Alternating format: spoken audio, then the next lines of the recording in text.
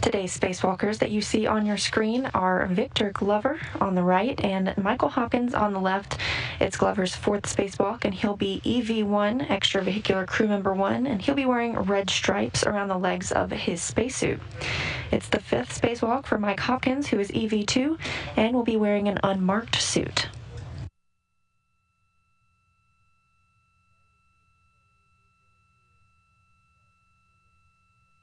Today, Glover and Hopkins will address a variety of tasks, including venting early ammonia system jumper cables and relocating one of them near the Quest airlock in order to reconnect the jumper cable to the current cooling system. The pair will also connect cables for the Columbus Bartolomeo payload platform, continuing work from a January 27th spacewalk, and replace a cable for an amateur radio system. Additionally, the astronauts will replace a wireless antenna assembly on the Unity module and install a stiffener on the airlock's thermal cover to provide additional structural integrity. They will then route cables to provide Ethernet capabilities for 2 high-definition cameras on the station's port truss or backbone.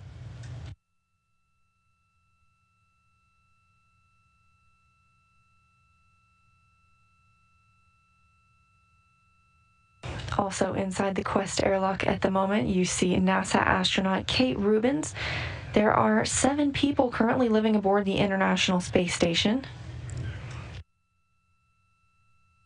That's Michael Hopkins, Victor Glover, Shannon Walker, and Kate Rubins of NASA, Soichi Noguchi of JAXA, and Sergei Ryzhikov and Sergei Kutsverchkov of Roscosmos. Airlock Houston on 1 for big picture words.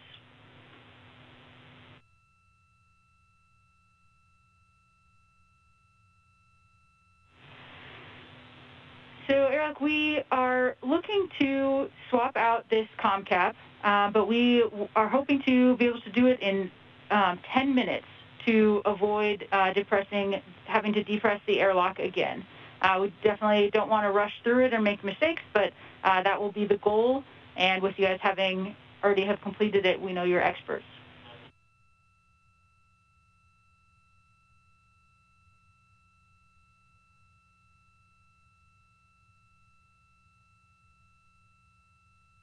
And that's 10 minutes from the time that we pop the glove on the suit to opening the helmet, remove the take HECA off before that 10 minutes starts. Can you give us the very specific start and steps? So, Kate, in step 9.2 of that break-in pre-breathe procedure, 2.107, there's a warning that they'll give you more words. It's step 9.3 through step 13 that must be performed in 10 minutes. 3, 2, 1, rest. Copy, Kate, and you copy end exercise.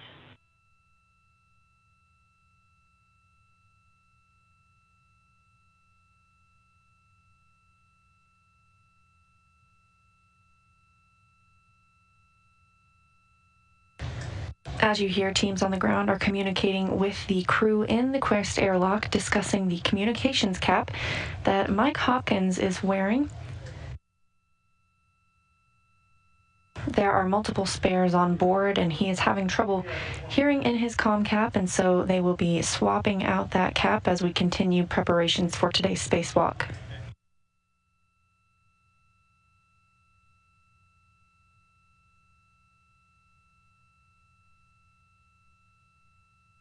Floating into frame is JAXA, Japanese Aerospace Exploration Agency astronaut Soichi Noguchi, helping the crew members prepare for today.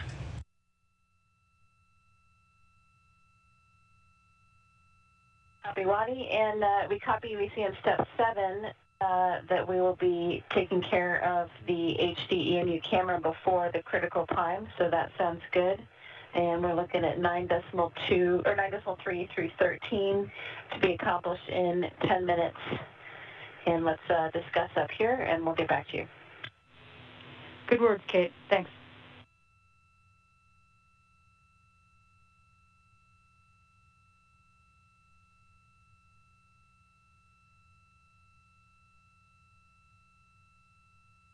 As you heard Rubens mention, they'll have a 10-minute time frame to complete the work of removing and replacing the communications cap.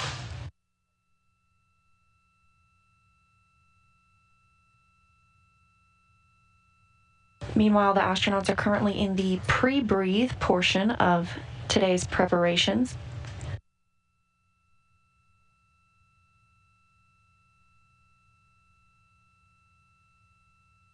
Pre-breathing consists of two phases. In the first, the crew breathes 100% oxygen through a mask to begin purging the nitrogen from their bodies.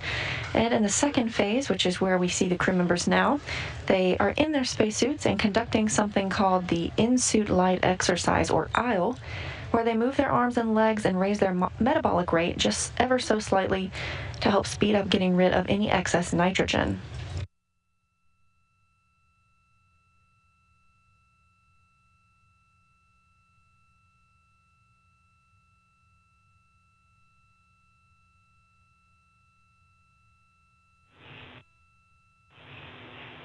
Airlock Houston on 1 for steps when you're ready to copy.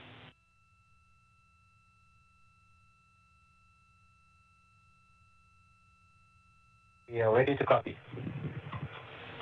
All right, so we will be in the same procedure that we were in earlier today, 2.107, break in EMU in-suit pre-breathe. You'll do steps 6 through 10.4.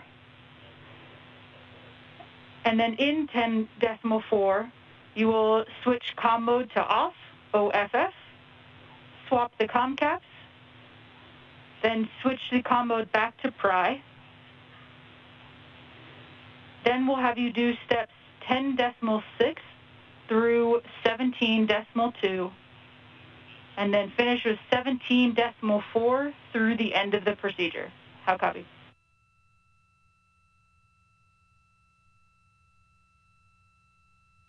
Starting step 6 through 10.4, then comm mode off, swap comm cap, comm mode back to PRI. I guess you want to do the comm check.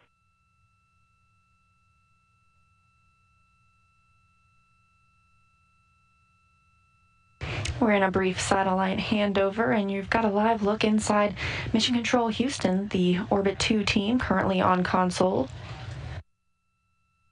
Leading today's team is Chris Edelin, the flight director, and Capcom for the astronauts inside the International Space Station is Kathy Bolt. However, relaying the tasks to the astronauts once outside the space station is Andy Mogensen, an ESA, European Space Agency astronaut. After switching the comm mode to PRI, and we actually will have you do the comm check after the 10 minutes, so we won't eat into that. Okay, I understand. So you will not do the comm check after comm PRI. So we go to the 10.6 through 17.2, then 17.4 through the end. Good read back, Soichi. And you 3, 2, 1, end exercise. And Wani, the only thing that I'm going to add to that we noticed the last time is when we're switching the comm caps, we're going to put 3 twists in the comm cap. We cut that for Ikes, but that's important because that's out of our usual. And Copy, Kate. Good catch. The procedure that you read to me, then steps 9.3 through 13 are the critical ones where the 10-minute timer applies. Those are good words, Kate. 3, 2, 1, start exercise.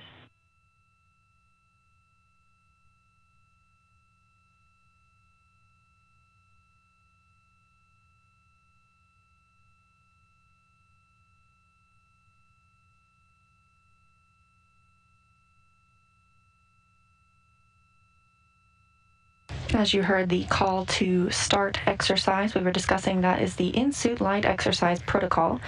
And it's a loose term for exercise. It's really just moving the legs on the spacesuit, help purge that nitrogen out of the astronauts' bodies.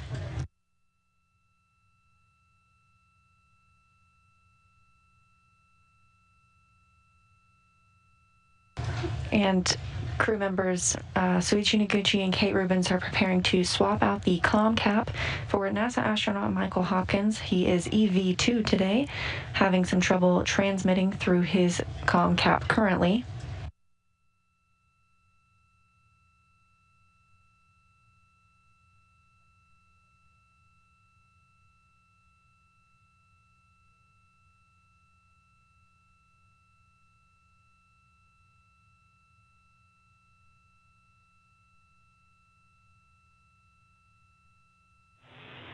Airlock Houston on 1, no response required, but both crew will be hot mic'd until further notice. Copy your thumbs up.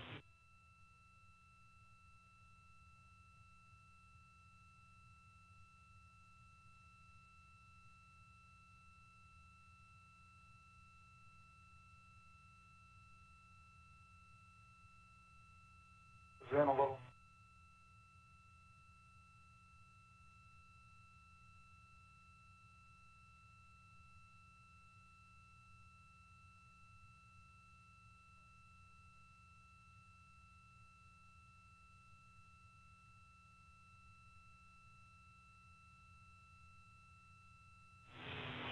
Airlock Houston on 1, just one clarification. We are on the 9th cycle out of 10 for exercise, and then once we're complete with the exercise is when we'll start into those steps in 2.107. Yeah, totally makes Copy, sense. So we wait until exercise complete. Copy.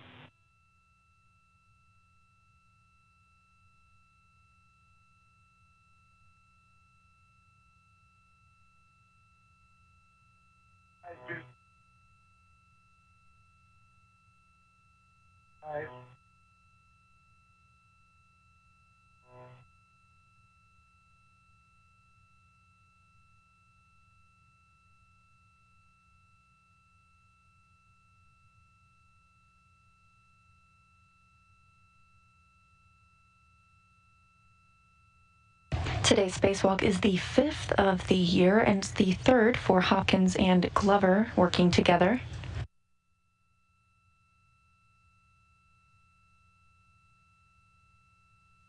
Earlier this year, the astronauts have continued station upgrades as well as preparing the International Space Station for new solar arrays.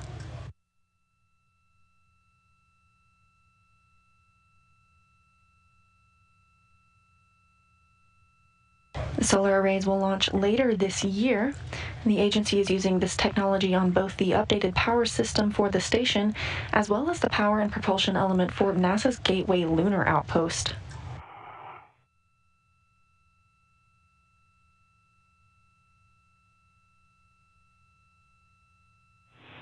Three, two, one, end exercise.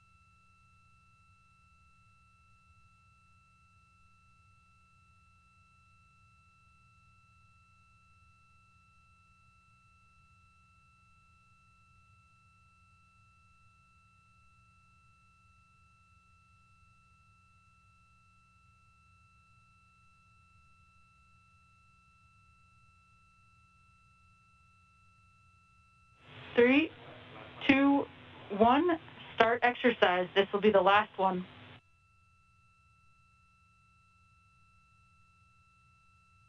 Go faster.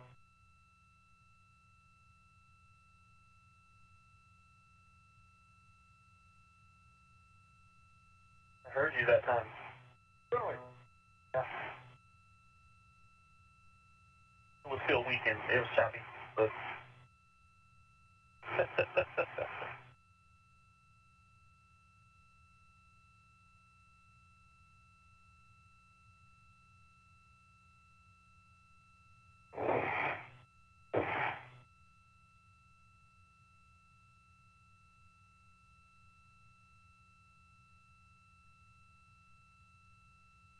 NASA astronauts Victor Glover and Michael Hopkins continue the pre-breathe portion of their EVA preparations today.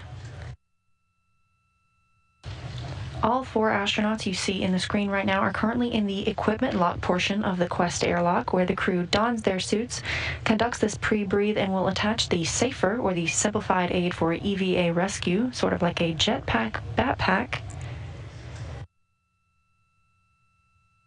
Once all of those steps are complete, the crew will move into the crew lock portion, the outermost part of the Quest airlock, where final communications and suit systems checks will be conducted with the ground. The spacewalk itself will officially begin when suits are changed to internal battery power.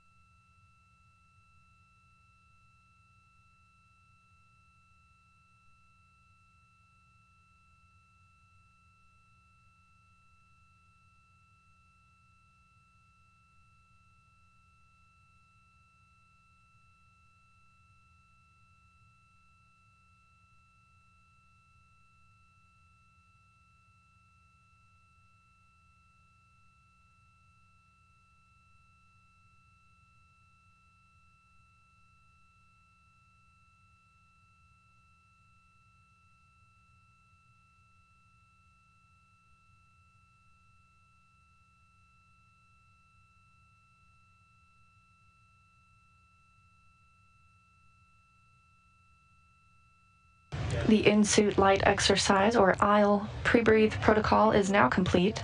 End exercise. And our in-suit light exercise is now complete. You are go to start into 2.107 to swap the comm cap.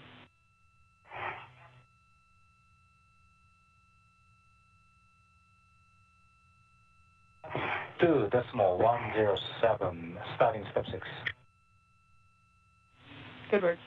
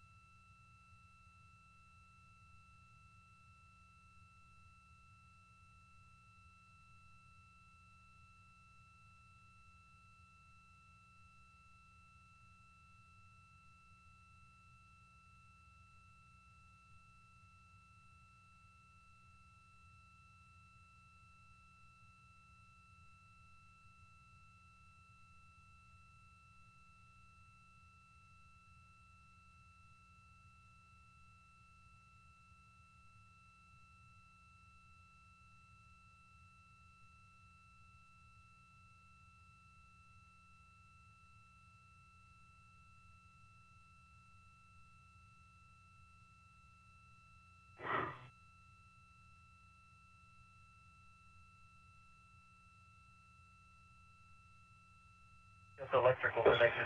Just electrical connection.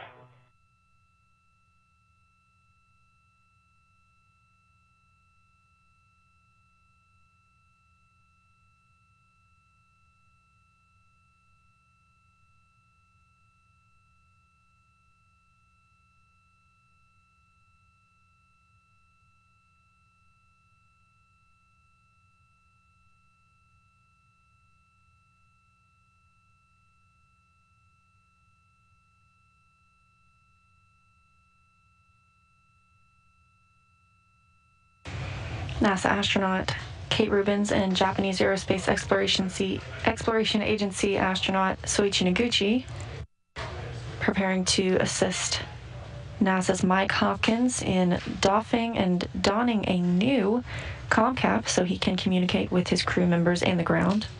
Time is 11:21. Copy 11:21.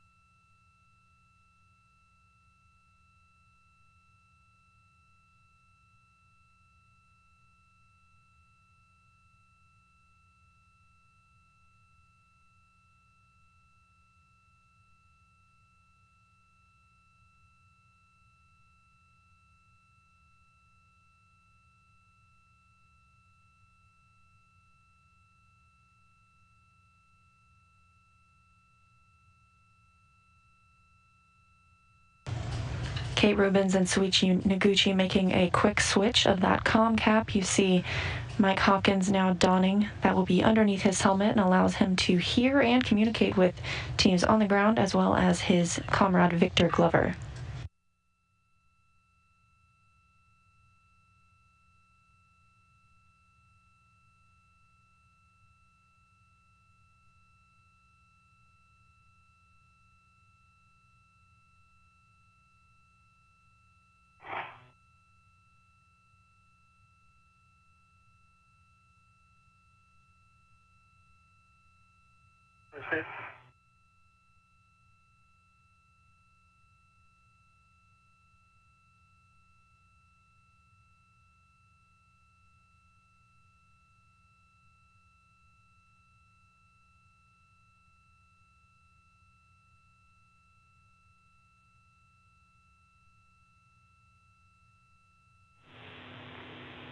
Airlock Houston on 1. Go ahead and move the comm mode to Pry.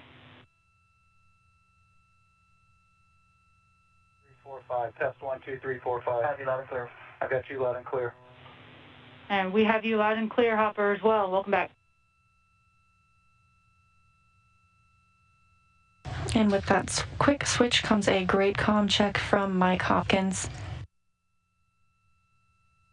Rubins and Noguchi now replacing his helmet.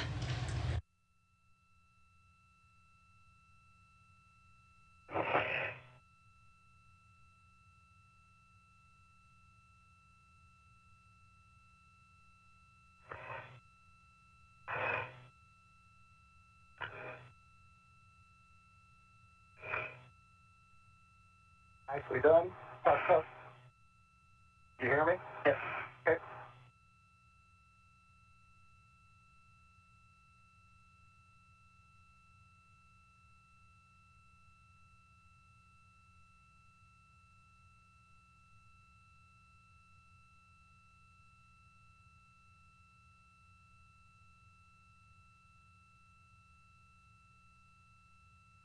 As we prepare for today's spacewalk, the International Space Station is flying about 17,500 miles an hour, 260 statute miles over the Philippine Sea.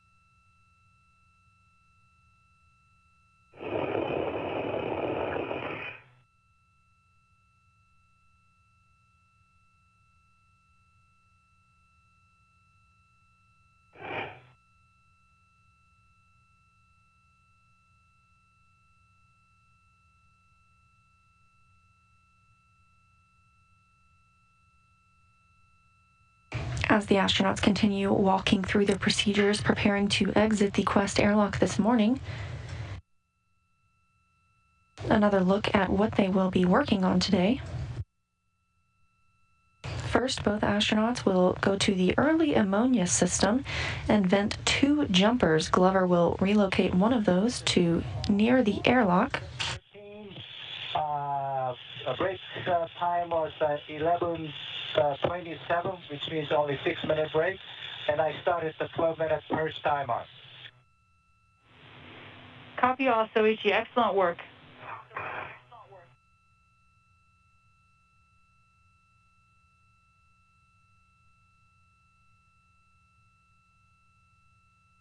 Soichi Noguchi reporting only 6 minutes for the time that it took to remove and replace Mike Hopkins' comm cap.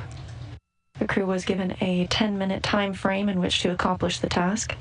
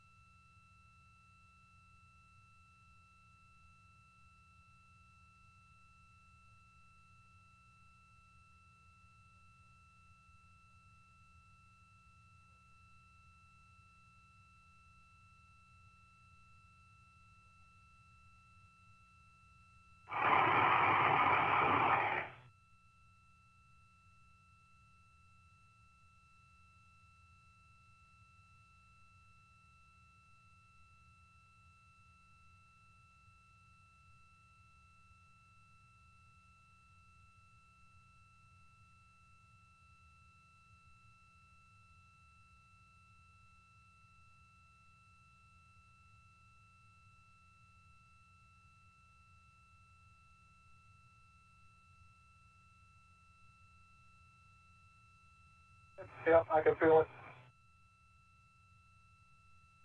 All right.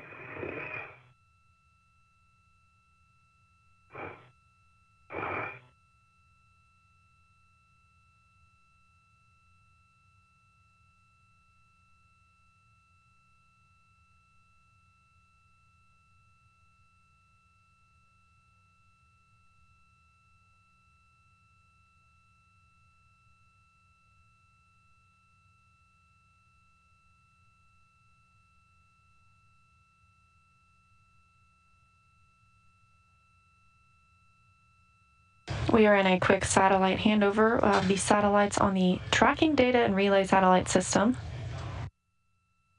These handovers of audio and video are tracked, and we expect to regain communications with the crew shortly.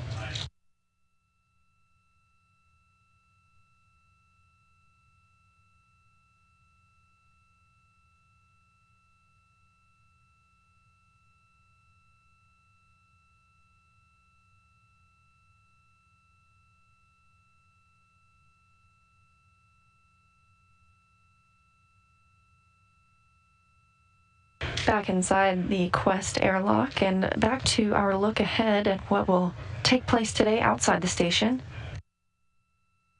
Victor Glover will also remove and replace a wireless video system external transceiver assembly known as WADA. There are 3 WETAs that receive video from wireless video systems. This one failed in December 2020, so he will remove the current unit and replace with a brand new one.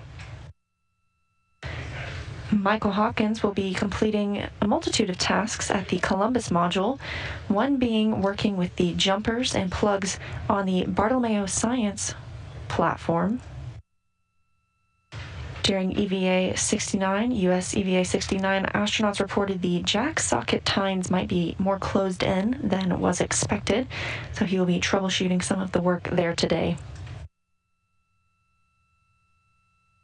While at the Columbus module, Hopkins will also reconfigure a ham radio, and he'll continue work on the Bartolomeo Science platform by fully closing 11 cable clamps that were originally used to hold down the cables during launch. Back at the airlock, both astronauts will work together on installing a stiffener for the airlock's thermal cover. This will help keep the thermal cover from blowing open.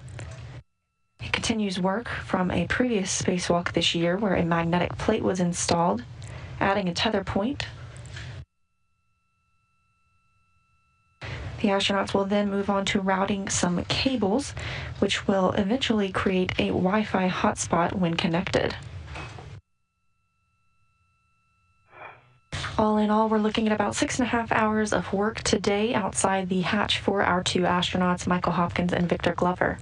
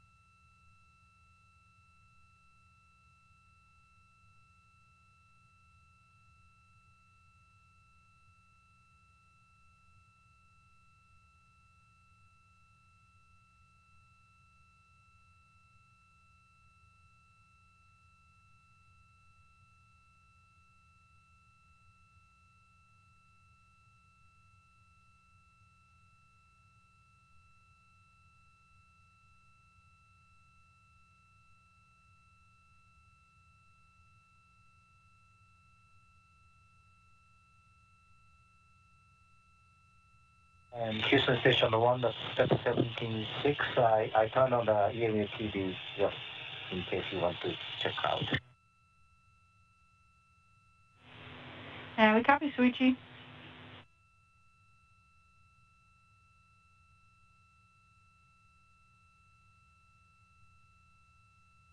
I'm sorry, the Yiga. Heka is off with the green LED on. All right, copy, Heka on. And Suichi, you can go ahead and turn that off, so just push button OFF.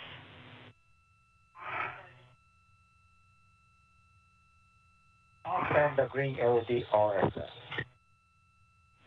Copy all. And yeah, Wadi, now it's only 7 minutes into the purge. I believe we have to go through 12 minutes for the purge, right? That's affirmative, Suichi.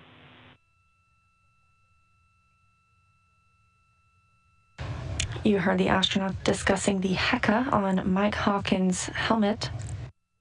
That's the high-definition extravehicular activity camera assembly. So Hopkins will be wearing a high-definition camera this morning.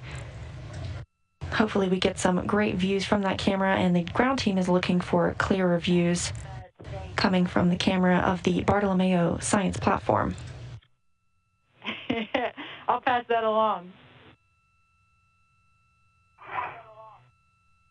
And tell Chris that the Kate and I passed the backroom EMU book certified. We'll go, Suichi.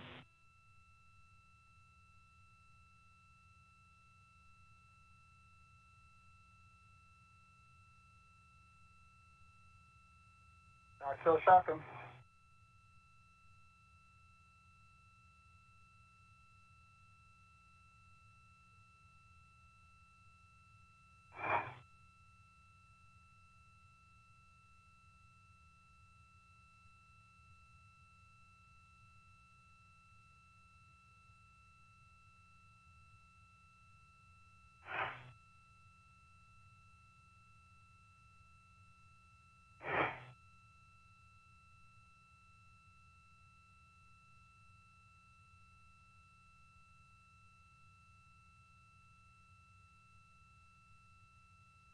Station 1 for the EMU, please. Go ahead, on one. Well, yeah, we still have like 3 minutes before step 18 complete, but we'll continue through the end. And then after that, we go back to the EMU delivery with the MEDOX changeout, I guess. That's affirmative, Suichi. You have a go in step 15 to proceed with the MEDOX replacement.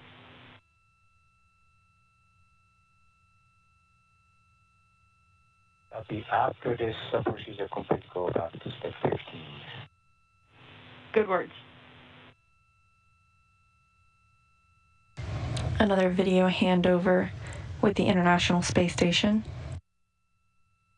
Crew discussing pre-breathe. This is to purge the nitrogen from the astronauts' bodies and maintain a 100% oxygen environment.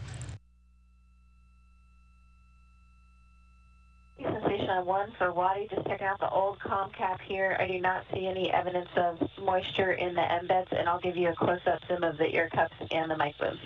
This is the failed com cap that we took out of Hopper's chute. Copy you all, Kate. And can we get the serial number from you as well? 1297. 1297, yep. Copy 1297, and we see it in the video.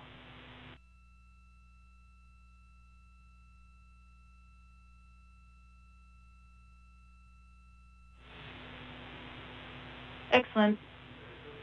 Thanks, Kate. And can we see the mic booms as well? Yeah, perfect.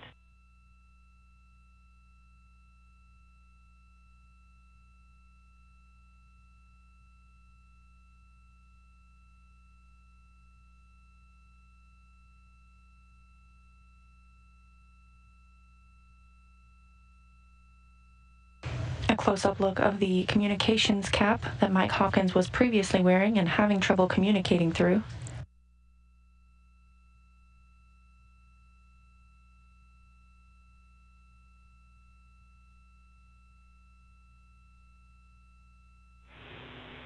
Copy. We see it. Thanks, Kate. And Kate, did you see any damage to the pins in that pigtail? No, but after we get these guys out the door, I'll get the macro camera and get some close-in documentation for you. I don't see any obvious damage. No Much appreciated. Thanks, Kate.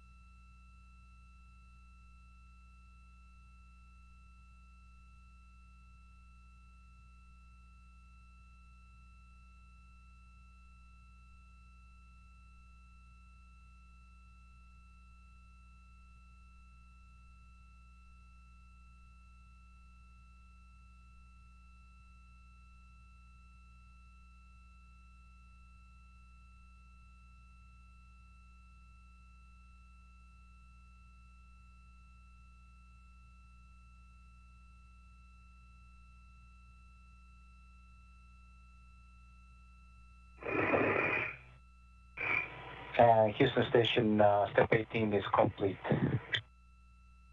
11:40. Copy purge complete.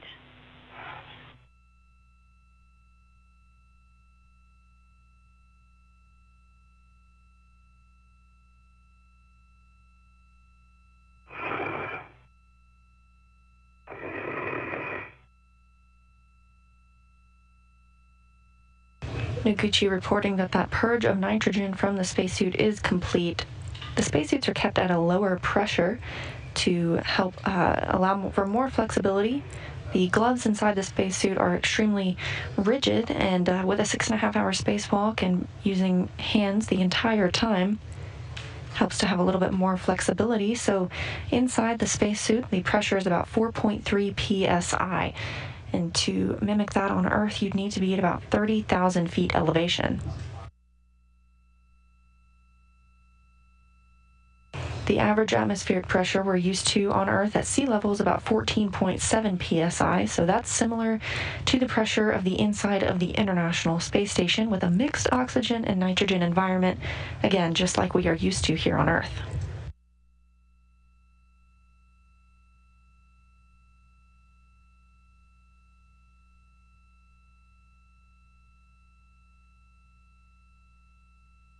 Moscow Station, space to ground 2.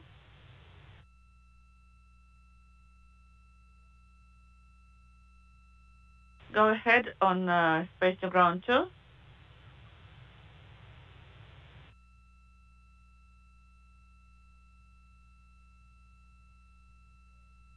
I did perform an inspection of the unit, and I have no questions. And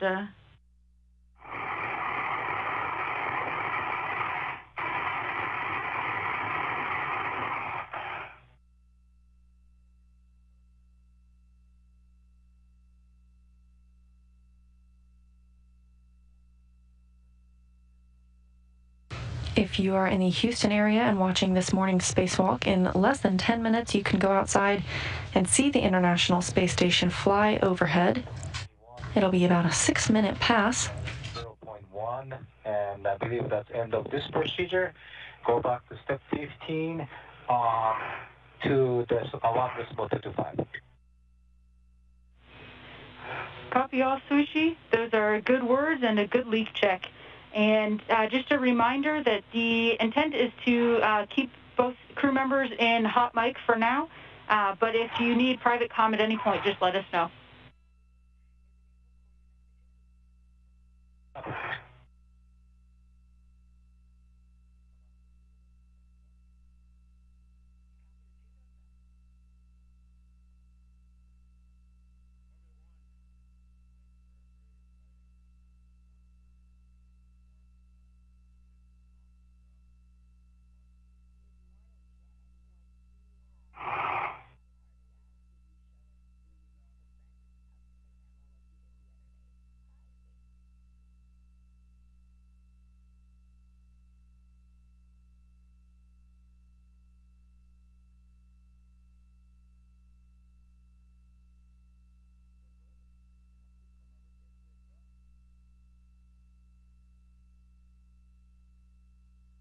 Houston Station on 1, double check we are allowed to start the Maddox change out at this time. Maddox replacement crude. That's affirmative, Sushi. You are go. Yep.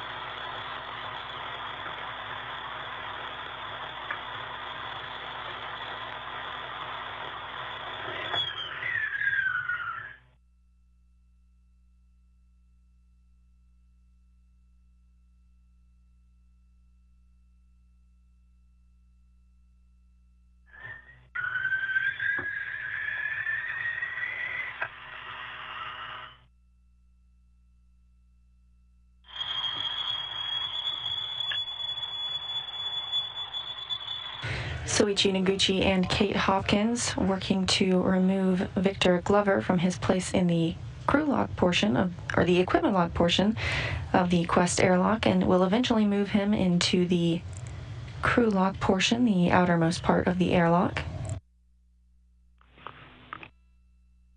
Working through another satellite handover, but in the meantime, here's another look at the team working today's spacewalk in the flight control room here at Mission Control Houston.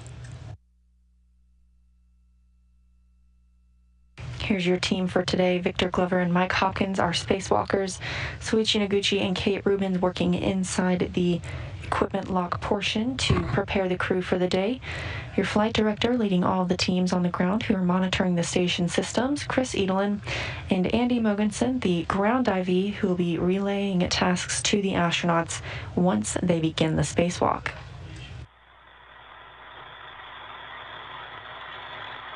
At the very top of your screen is Capcom Kathy Bolt. She is communicating with the astronauts while in the station, as well as with the astronauts who remain in the station during today's spacewalk.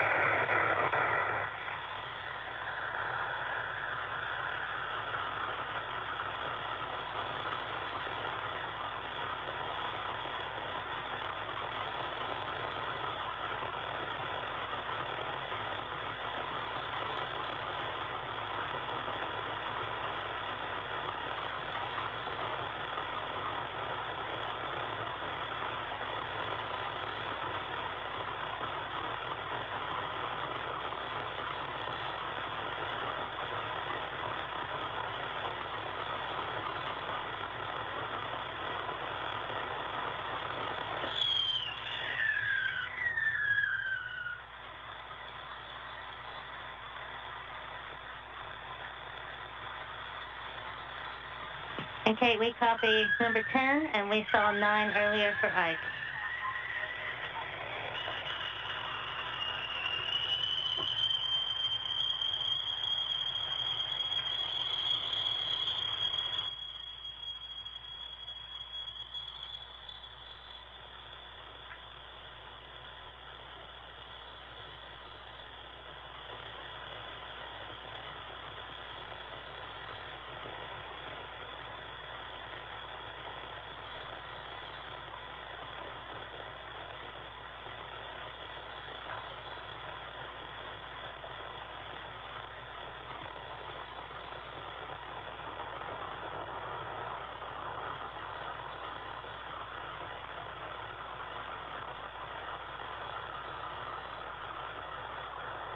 You just got to look at the crew members replacing the oxygen in the suits, preparing our spacewalkers today for a planned 6.5-hour excursion. We copy 1151. The International Space Station now flying over Houston, home of Mission Control Houston at NASA's Johnson Space Center.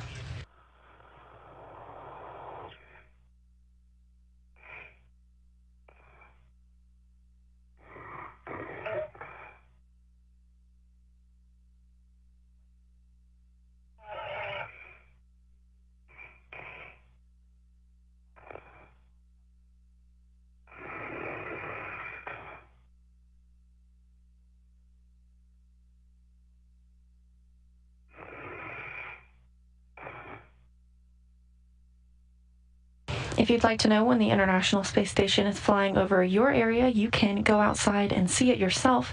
You can go to spotthestation.nasa.gov, put in your location, and sign up for alerts.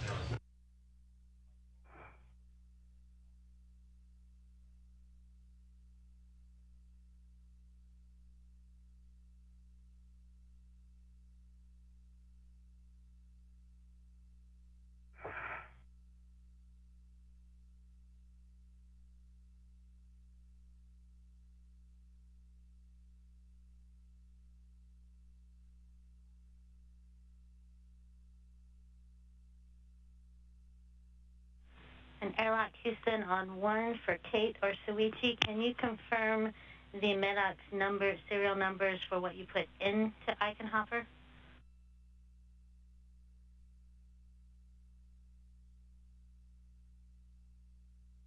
That was 1031 for Ike EV1 and 1032 for Hopper EV2.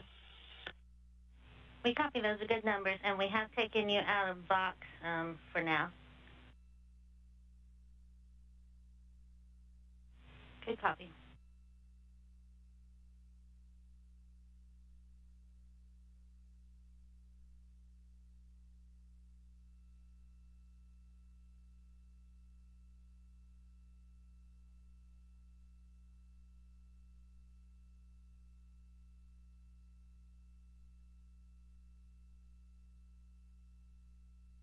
As the astronauts continue preparations to head outside the hatch for today's spacewalk, we are taking your questions. If you're on Twitter, use the hashtag AskNASA and let us know what you want to answer. We will try our best to get that done. This one asking, will these activities on Mike Hopkins EMU impact the start time? An EMU is an extravehicular mobility unit, also known as a spacesuit. These activities of replacing the communications cap that we saw earlier do impact the start time. We wanted to make sure Hopkins had proper communication with his crew member Victor Glover as well as with the ground. And earlier today we saw Victor Glover having to have his communications cap replaced for audio issues. So the astronauts were originally scheduled to head out of the hatch at 7:30 a.m. Eastern Time, but we will see that happen a little bit behind schedule this morning. Copy 1154.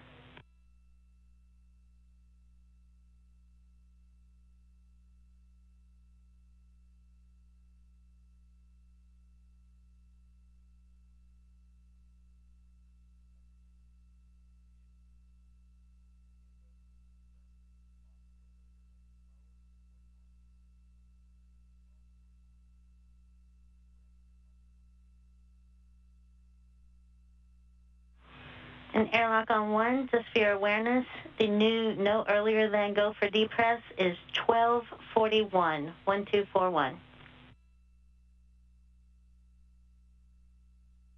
241, thank you.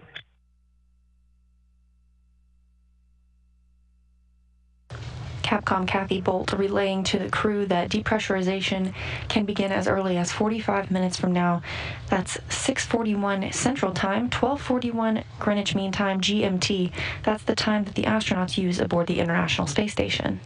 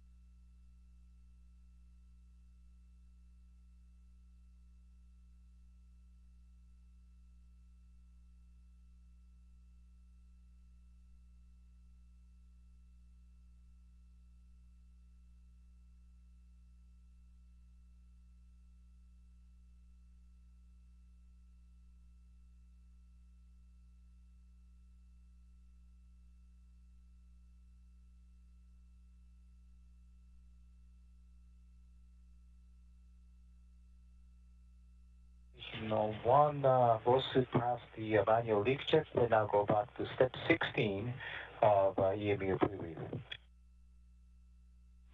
We copy and concur.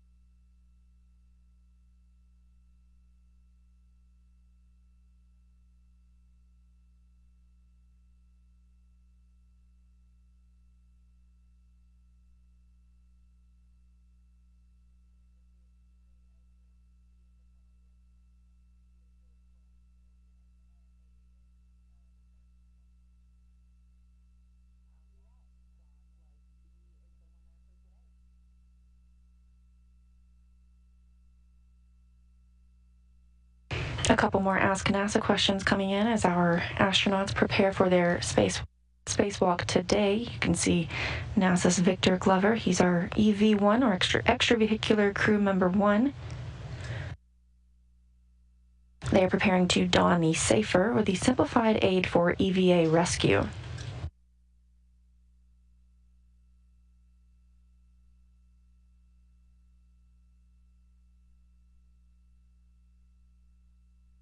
The SAFER is essentially like a jetpack backpack, only for use if a crew member were to become detached from the International Space Station. However, that's a very unlikely event as they remain tethered at all times.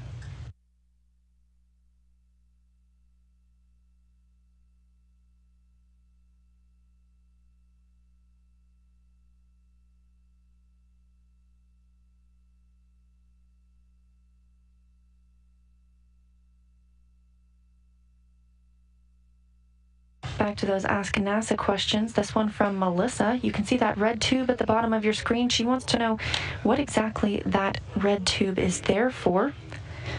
The red tube provides air circulation to the equipment lock portion of the Quest airlock, where you see our crew members currently.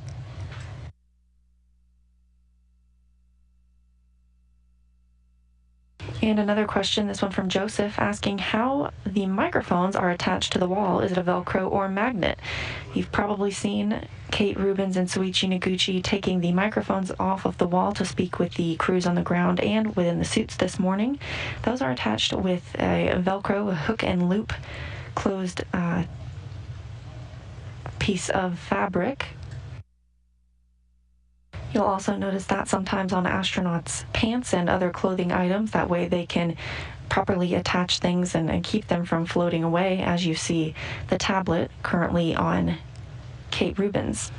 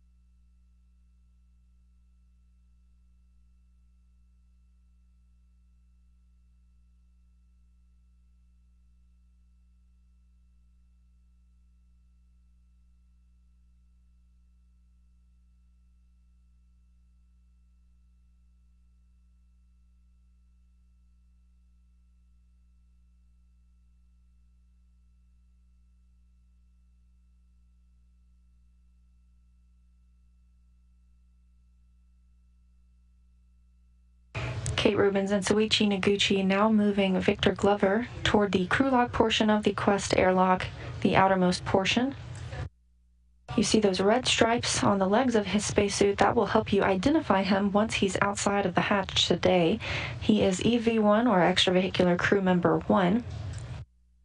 Meanwhile, Mike Hopkins, who is still attached inside the equipment lock portion of the Quest airlock, has an unmarked suit, and he will be EV2.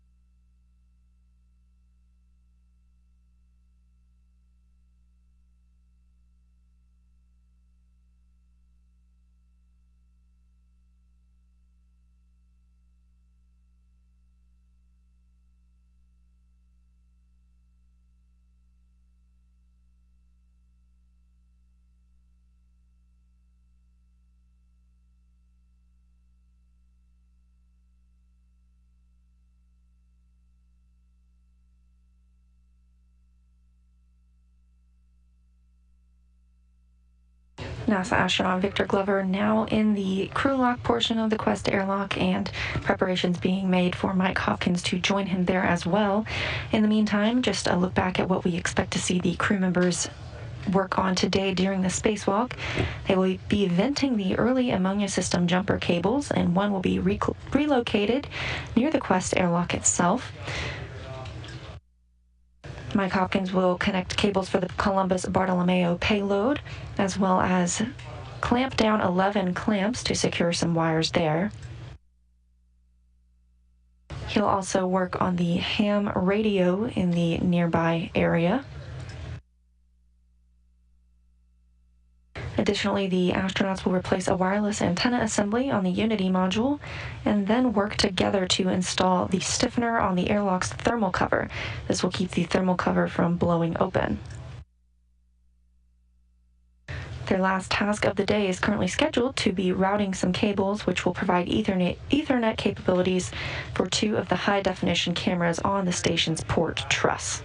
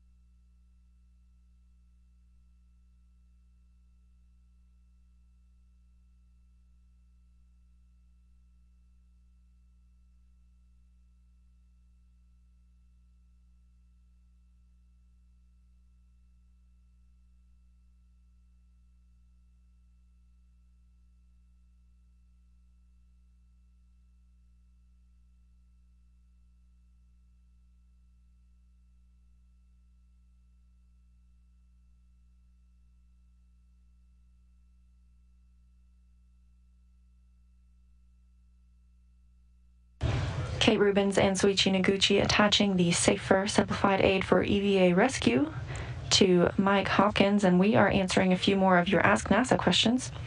This one from Jeremy asking, can the astronauts control the temperature in their spacesuit during the spacewalk? The answer is yes. Whether the astronauts are in the sunshine outside the station or in the darkness, they can experience up to 250 degrees Fahrenheit or negative 250 degrees. However, their spacesuits keep them cool by being white, a reflective color, as well as they are wearing a cooling and thermal garment underneath that allows them to keep cool during the spacewalk.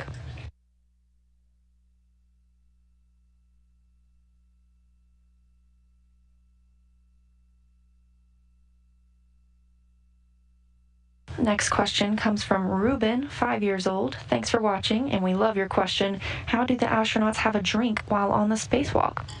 Of course, you can expect the astronauts might get thirsty in 6.5 hours or more of tedious work while outside the space station. The astronauts do have a drink pouch inside their suits, and near their mouth is a bite valve. Whenever the crew members bite down on the valve, they are able to drink water, and when they release, that valve is closed.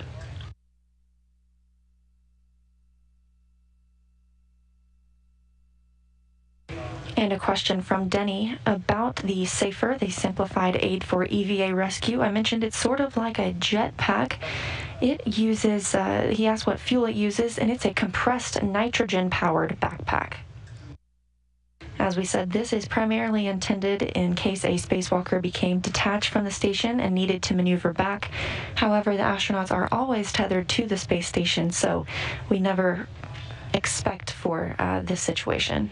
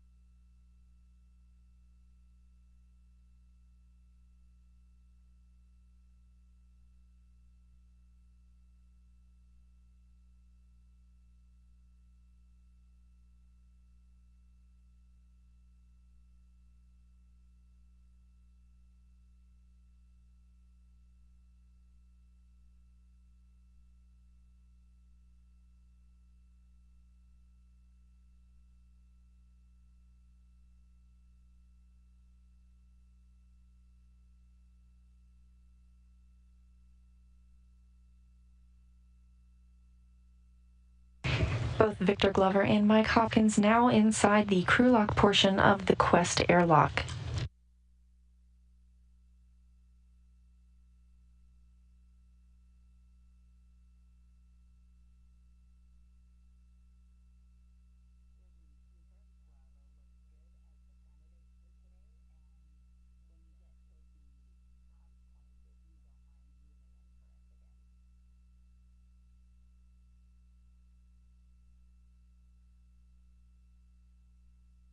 After everything is situated inside the crew lock portion of the Quest airlock, the hatch between the crew lock and the equipment lock will be closed.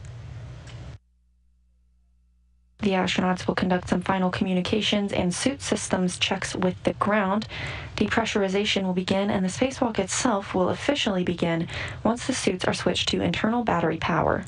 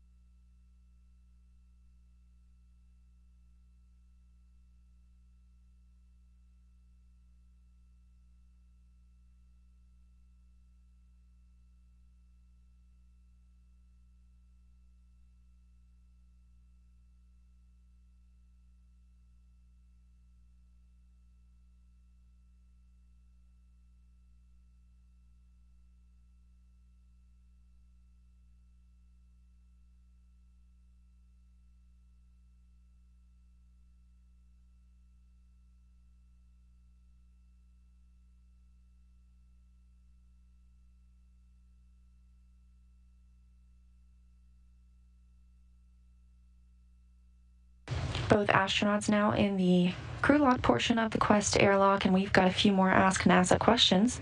This one from Brianna. Thank you for watching, and she wants to know how long the astronauts can be outside the space station.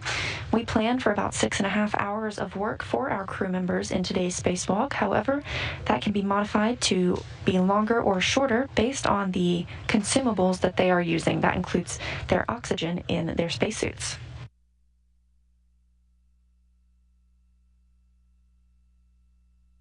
Nathan wants to know the website that gives notifications when the space station is flying over your local area. You can visit spotthestation.nasa.gov, type in your location, and sign up for email or text message alerts when you'll be able to see the International Space Station.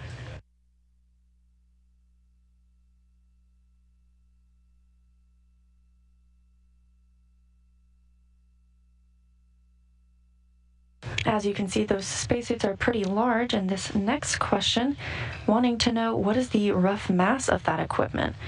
On Earth, the spacesuits themselves weigh about 315 pounds, but of course that number is reduced to nearly nothing when in microgravity.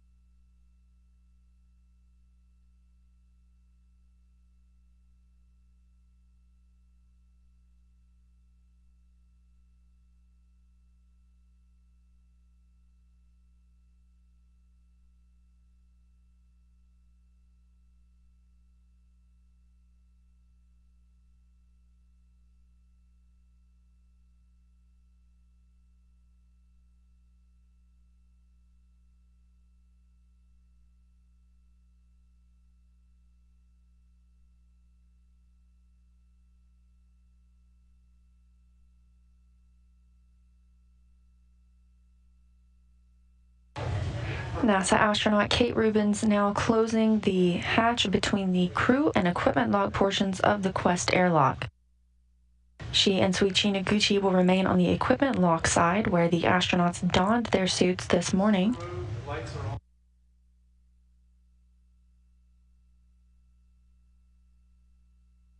Meanwhile, Hopkins and Glover are now inside the crew lock portion, fully suited and ready for today's spacewalk.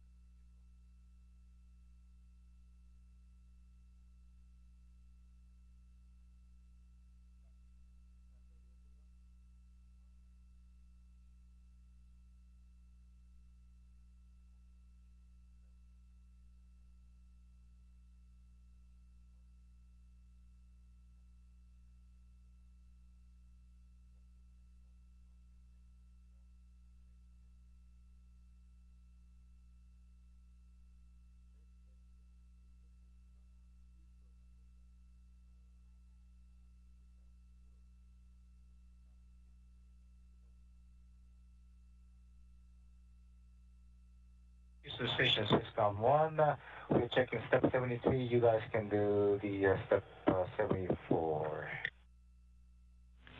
We copy. We'll put that in work.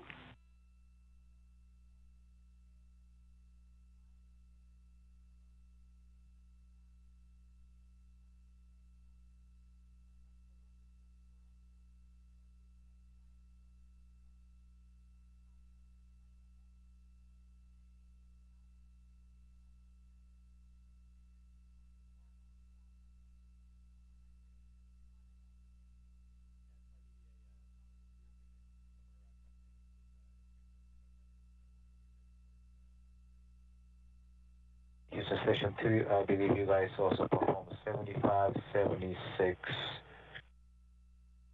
We're standing by for 77. We copy. We've got 75 in work, and we're going to wait just a few more minutes for 76. We are still 12 minutes to our go for depress time.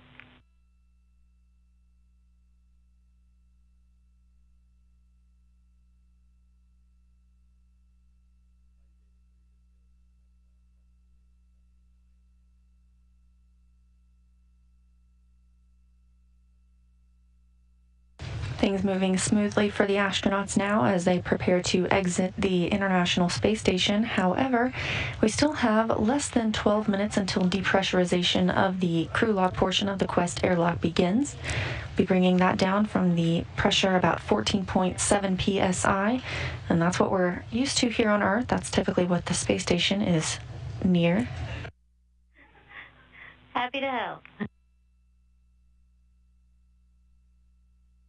We'll be bringing down that pressure inside the crew lock portion to near a vacuum, like the astronauts will experience in space.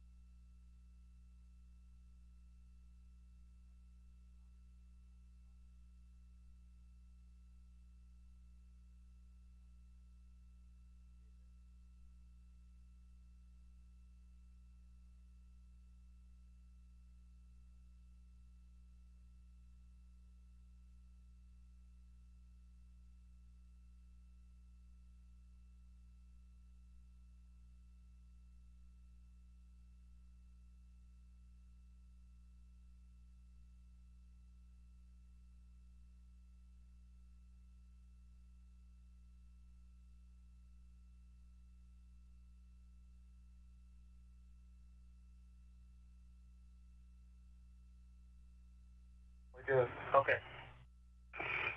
Let's settle back in here, stop moving around.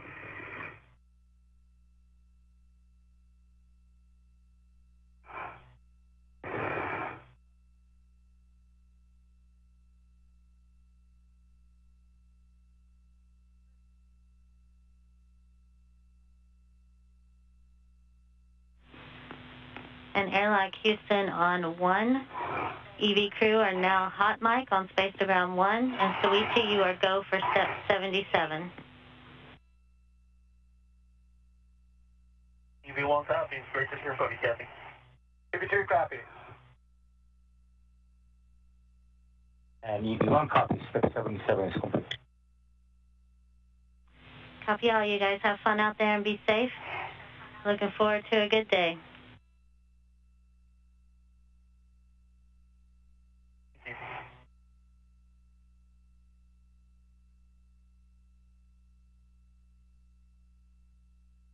We're in a quick satellite handover of the tracking data relay satellite systems. That was Capcom Kathy Bolt talking with the crew. She will be handing over her duties of speaking with the spacewalkers to Andy Mogensen, a European Space Agency astronaut you see there in the center of your screen. He will be relaying all of the tasks to the crew while they're outside the hatch. Meanwhile, Kathy Bolt will stay on console and be speaking with the crew members inside the International Space Station.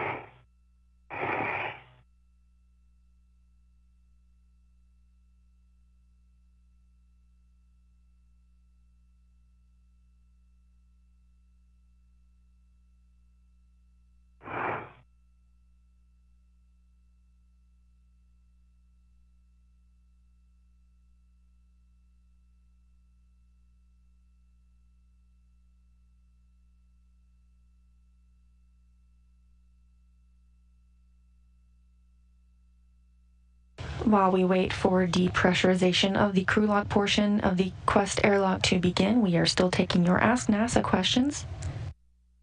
Dan wants to know where the crew members are from and if there are language barriers on the space station. It truly is an international space station, and in your screen here you see JAXA, or Japanese Aerospace Exploration Agency astronaut Soichi Noguchi. 4 of the crew members are from NASA and are American, and 2 of the crew members are from Russia of the space agency Roscosmos. Crew members learn to speak English and Russian, that way they can all communicate with one another aboard the International Space Station.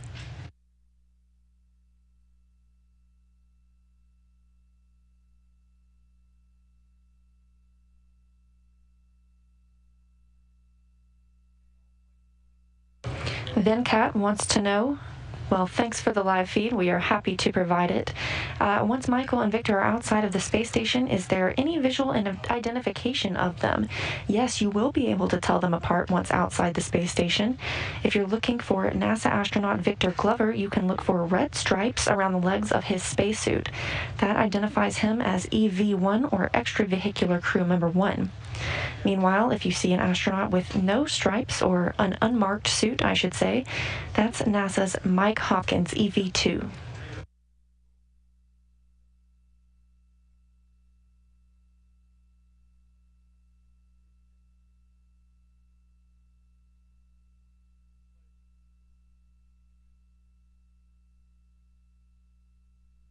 Teams on the ground conducting their go, no-go poll for depressurization today, and everything is looking good. This next question is from Nathan, age 6. Hi, Nathan, and thanks for your question. He would like to know how fast the space station travels and how many minutes it takes to go around the Earth. The space station travels at about 17,500 miles per hour, and it sees 16 sunrises and sunsets a day. So it takes about 90 minutes for the space station to go around the Earth, and every 45 minutes they see either a sunrise or a sunset.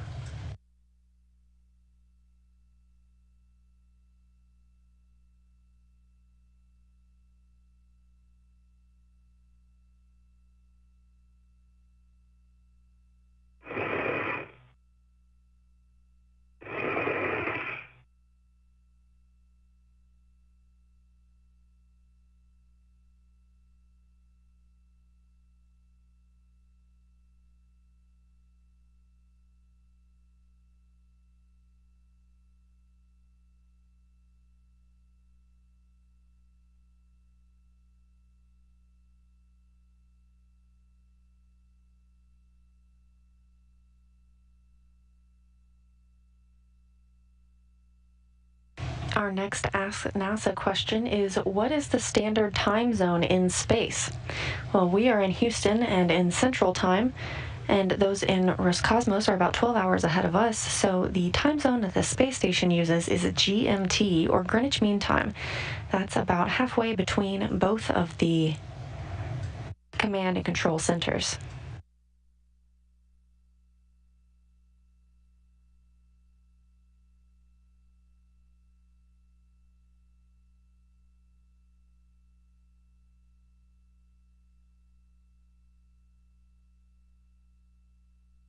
Just a couple of minutes until we'll be looking for that go for depress call. And this next question from Arya wanting to know how old the space station is. The first element of the International Space Station was Zarya, a Russian element. Zarya launched on November 20th, 1998. And just last November, we celebrated 20 years of continuous human presence on the International Space Station, meaning that for 20 years since last November, there has been a human in space at all times.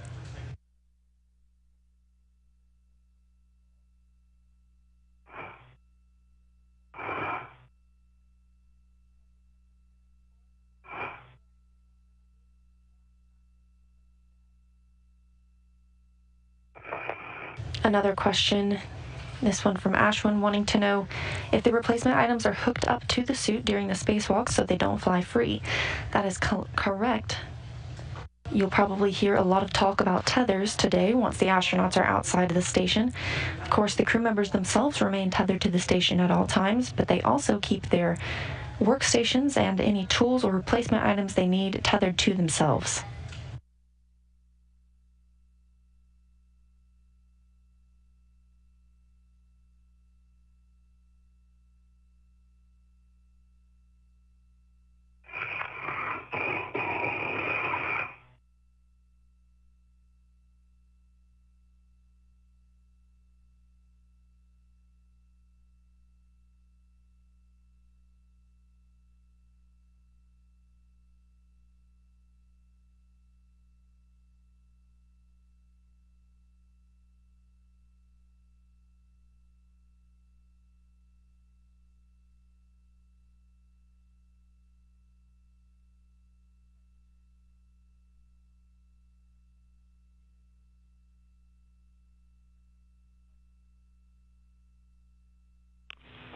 And Airlock Houston on 1, we are ready for depress. You can pick up in step 80, crew lock, depress, repress, Q card.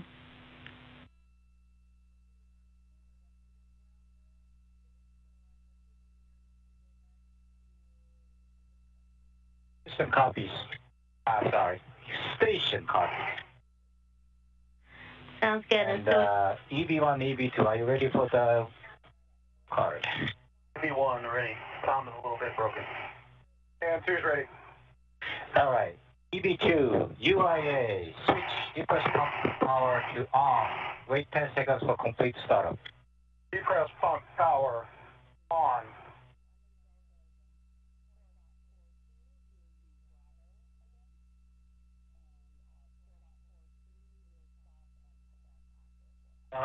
EV2, depress pump manual ISOs open.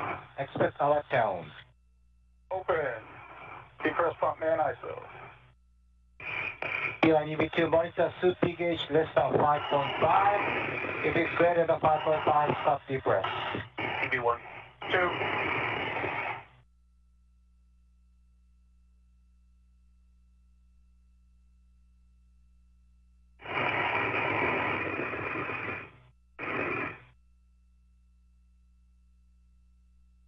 Depressurization has begun in the crew lock portion of the Quest airlock. This is a very slow process, bringing that pressure in the crew lock portion down to as near zero as possible, equating it to almost a vacuum, which is what the astronauts will experience once they are outside of the hatch.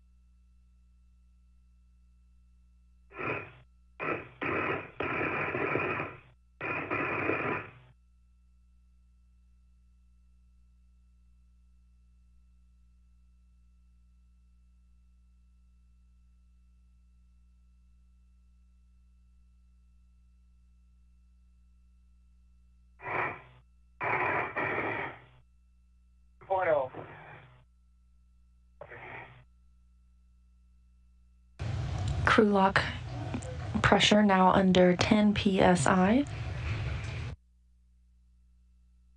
Depressurization will continue until a pause at 5 psi.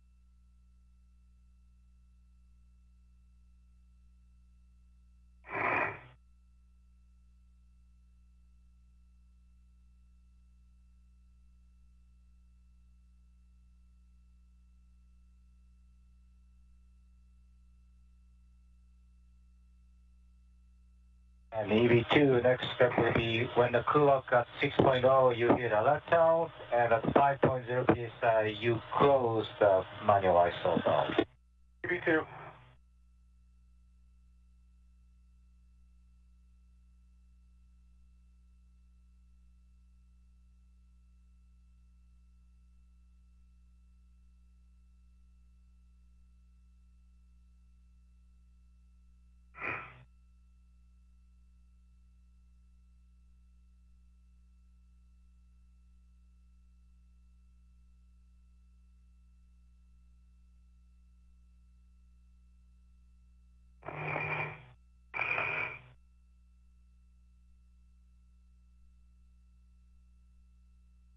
5.0.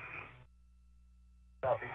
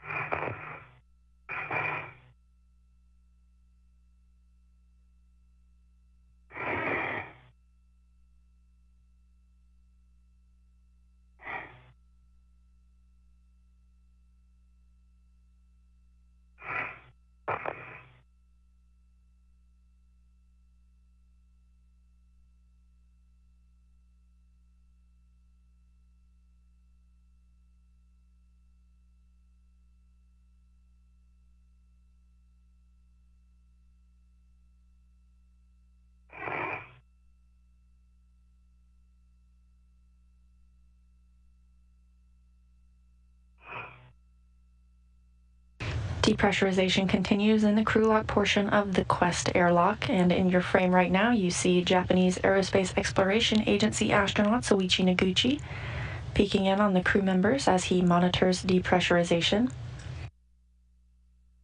We have another Ask NASA question, this one from Pippa. Hi Pippa.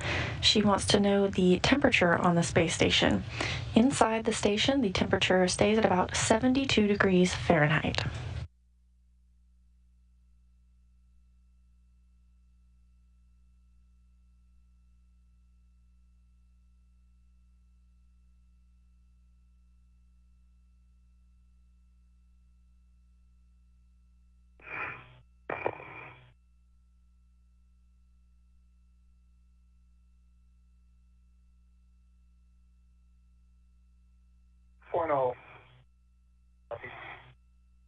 Copy 6.0. Next, when 5.0 psi, you close the manuals. D2.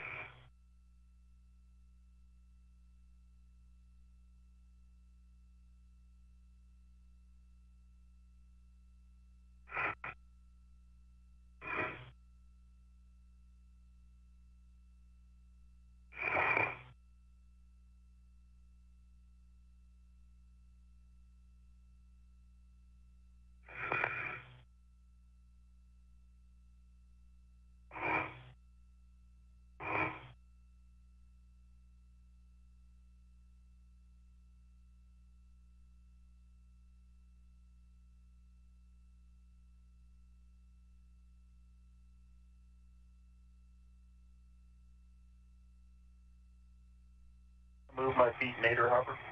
I'm sorry, Venus. Okay.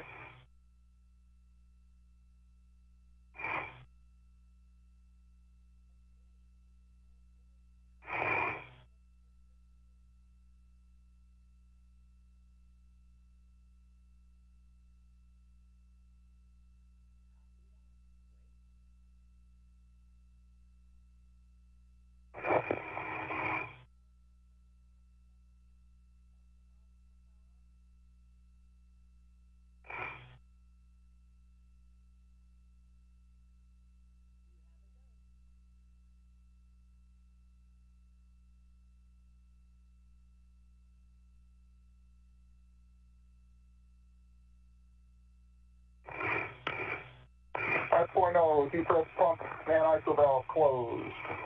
EB2. Next, EB1, EB2. DCM, switch display to status until lift check question mark display. Hold yes for 2 seconds, follow display the instructions. V1, 2.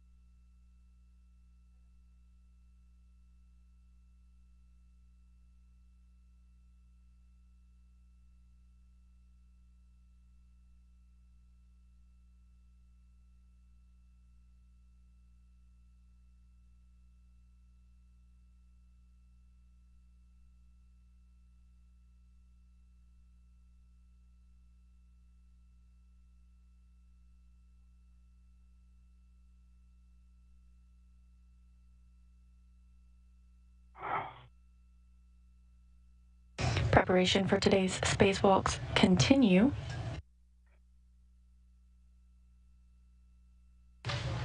The crew lock portion of the Quest airlock is currently being depressurized, bringing it down to near vacuum, just like space. Once they egress or exit the hatch today, the crew members have a variety of tasks ahead of them. Both will work on the early ammonia system to vent some jumpers, 2 specifically, and one will be moved to near the airlock, outside of the airlock. A wireless video system external transceiver assembly will be removed and replaced by Victor Glover. Meanwhile, Mike Hopkins will be working on several tasks at the Columbus module, including at the Bartolomeo platform, where he will be working to connect cables from a previous spacewalk this year. Manual ISO valve open. Press pump man ISO valve open. Check the electron.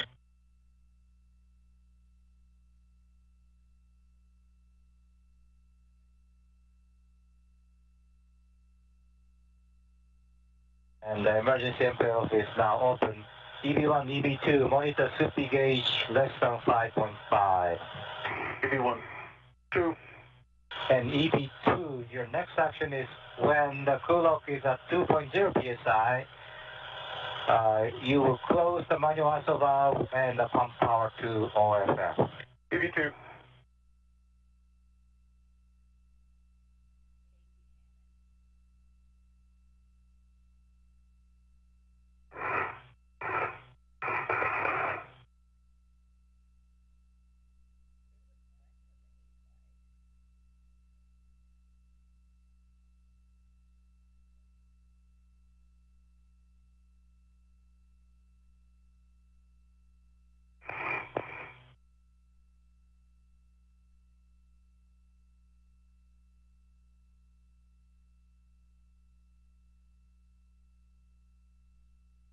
This handheld camera view coming from Soichi Noguchi inside the equipment lock portion of the Quest airlock, monitoring depressurization of the crew lock, where Michael Hopkins and Victor Glover are now preparing for today's spacewalk, depressurization continuing smoothly.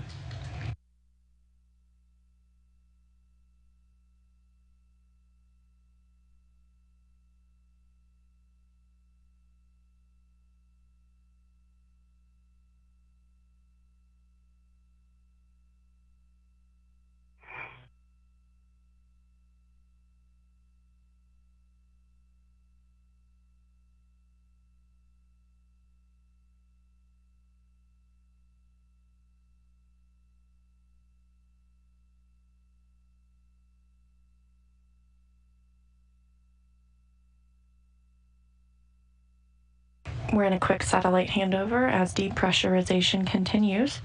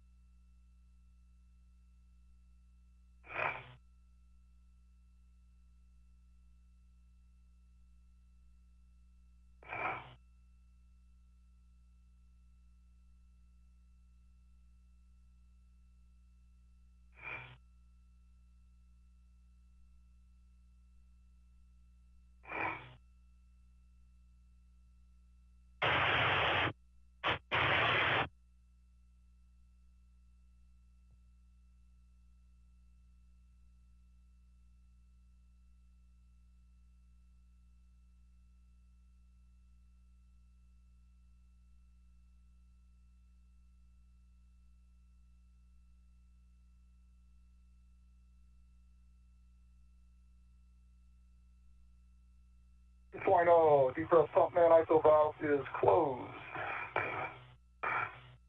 Copy, and you can turn pump power to OFF. Depressed pump power is off, OFF. Okay, I see it's off. It's been a pleasure serving you. And now the Space Ambassador of Denmark is going to take over. Andy. Thanks, Luigi. Thanks, Luigi. And Kate. And Kate, yep. Good afternoon, Ike and Hopper. I'm ready for an initial tether config if you are. All right, Andy. It's great to hear your voice. All right. WV1. Starting at the airlock D-ring extender, has a waist tethered small hook, which is closed, locked, black on black, good pull test. And then my waist tether is connected to that. Large hook to large hook, good pull test, both are locked, black on black. My waist tether small hook is to my right D-ring extender lock, gate closed, black on black. In my safety tether anchor load alleviating strap hook, the red hook is locked, black on black to the right D-ring extender. That reel, the red reel, is unlocked. That reel has a green hook locked to it. The yellow hook from that reel is locked to my green reel. It's closed, sliders locked, black on black, good pull test. And that anchor is locked, black on black, to Hopper's red reel.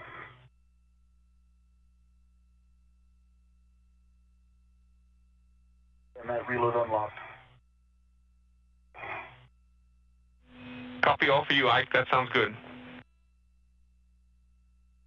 Okay, we're going to start for UV2 with my right D-ring extender for my waist tether. It is, small hook is on that. So close, start a lock, black on black, good pull test. And the hook is to my T-bar. Also on the right D-ring extender is my red small hook. So close, start a lock, black on black, good pull test. And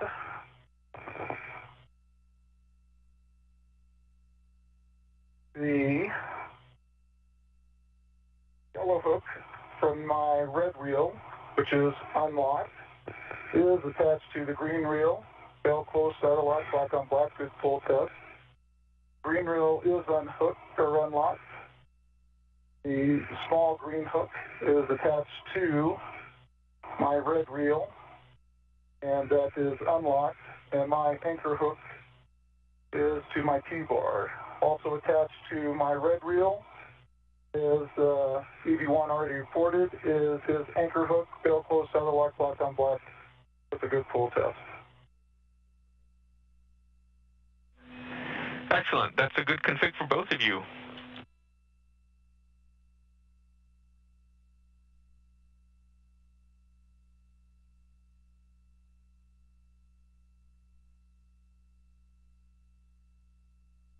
Mike Hopkins and Victor Glover reporting their tether configurations ahead of today's spacewalk. In this view, you can see through the window of the hatch that separates the crew lock and equipment lock portions.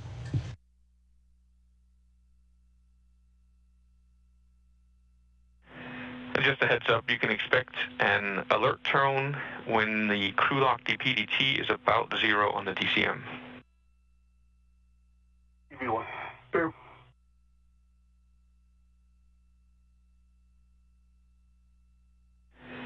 And we have about 10 minutes until we're at vacuum.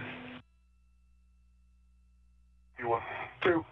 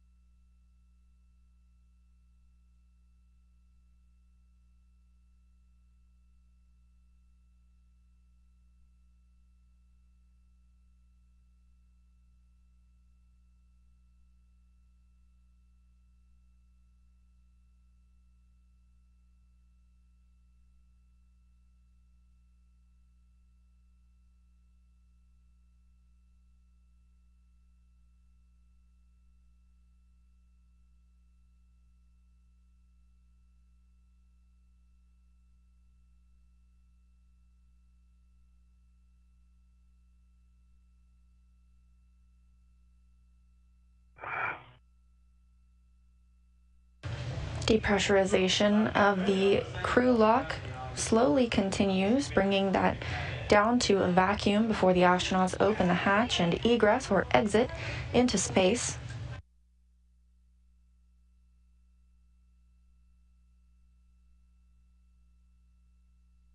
The spacewalk will officially begin when Mike Hopkins and Victor Glover, our spacewalking astronauts today, switch their suits to internal battery power.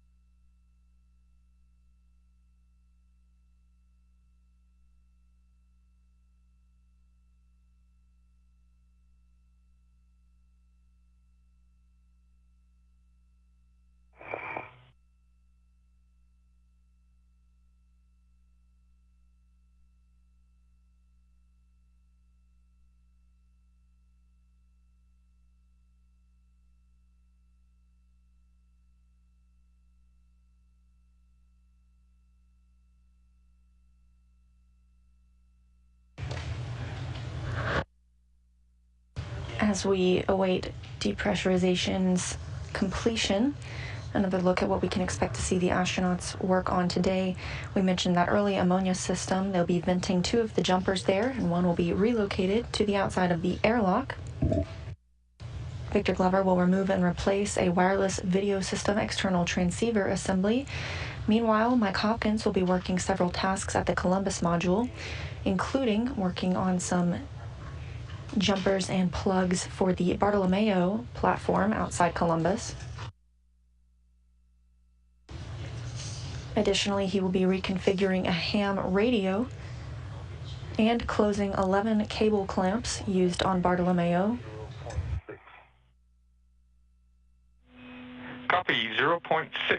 So when it reaches less than 0.5, then you can open and stow the EV hatch. Copy, and if you see that before I do, which is likely going to be the case, let me know and I'll get started. Copy, will do. Andy Mogensen, today's ground IV, reporting to the crew that they are almost ready to open the hatch. But back to the tasks we can expect to see. We'll also see the crew members install a stiffener on the thermal airlock cover. This will help keep the cover from blowing open. And their last scheduled task is to route cables to camera ports 8 and 9. These will create a Wi-Fi hotspot once connected.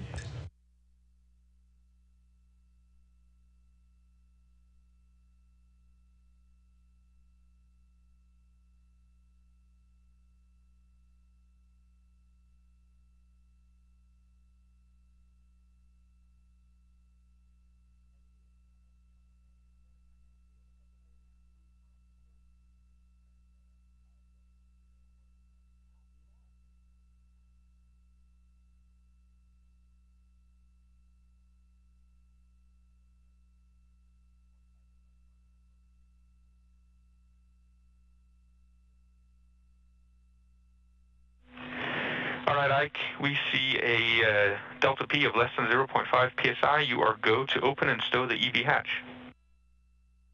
Copy, in work, and I see 0.5 on the gauge, just for your info.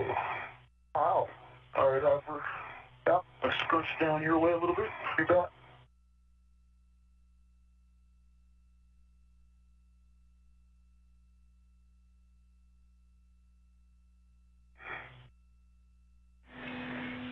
All right. That's an unlocked.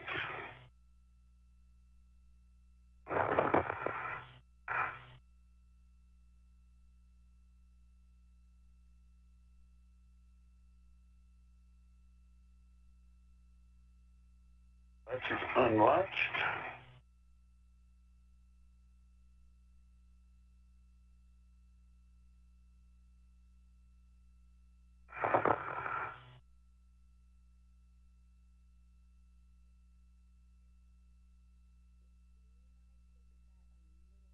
Nicely done, Ike.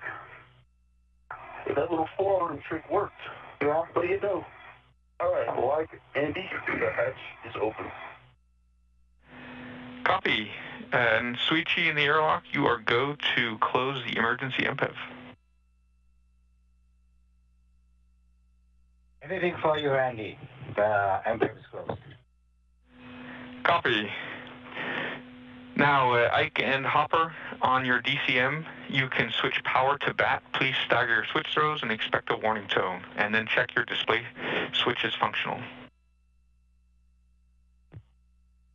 1, power to BAT. We're in another satellite handover of the tracking data and relay satellite systems, but just before, you saw NASA astronauts Mike Hopkins and Victor Glover open the thermal cover of the hatch. That's the exact thermal cover they'll be working on later today. Switch power to EV1 and 2 to off, and check that the 4 power LEDs are also off. Power EV1 off. Power EV2 off. LEDs are off. Copy. Now you can disconnect the SCU from your DCM, install the DCM cover, and stow the SCU in the pouch. EV1 in work. EV2.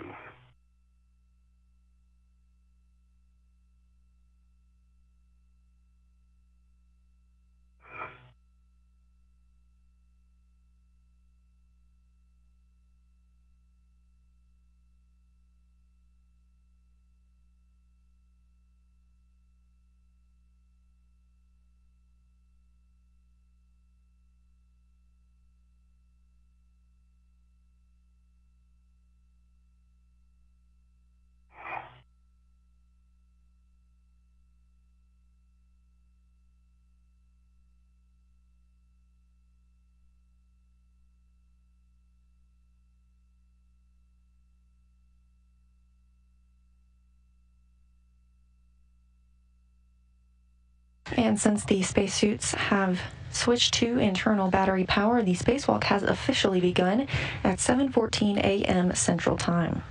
See you in the pouch. Copy. Hopper, you can now check that the depress pump man ISO valve is closed.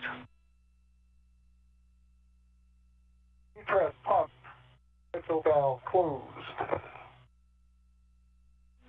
All right, both of you on your DCM, please take your temperature control valve to max hot.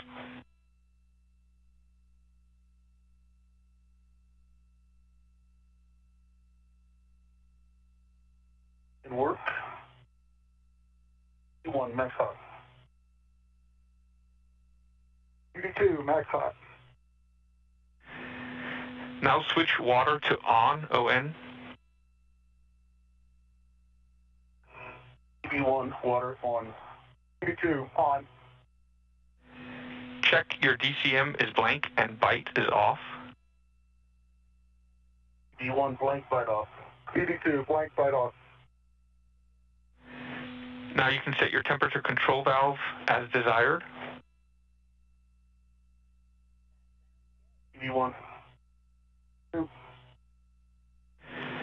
And check your suit P gauge and report please to us. EV1, suit pressure gauge is 4.2. EV2, 4.2. All right, you'll be exiting into night, but there's only about 5 minutes left, so you can set your visors as you'd like. One, two.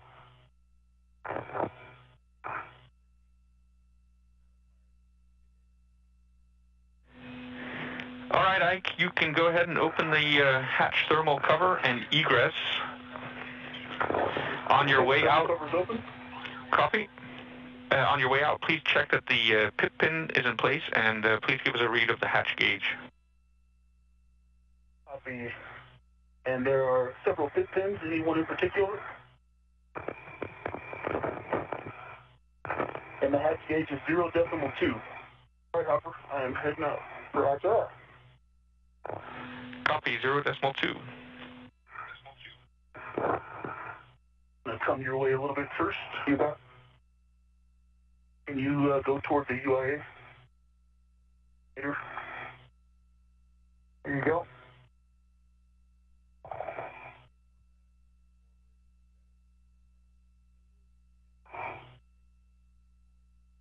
Thank you.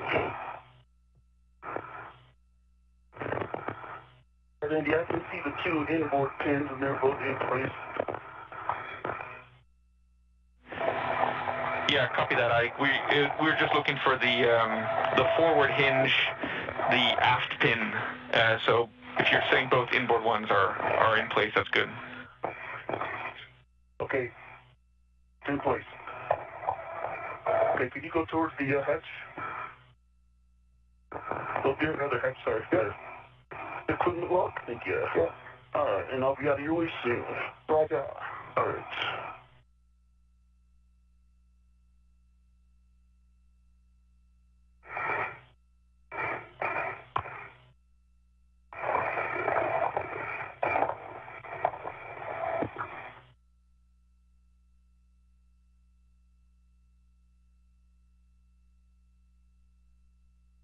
All right, ET1.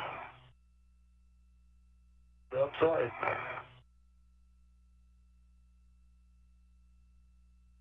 And Hopper, I'm aft and port, inboard.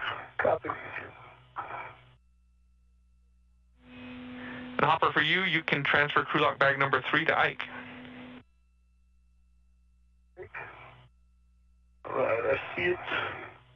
Get a red on it. Sure, yep, that says 3. Thanks for direction. Actually, let me present you the other side. A little better. Better, gentlemen. Thank you.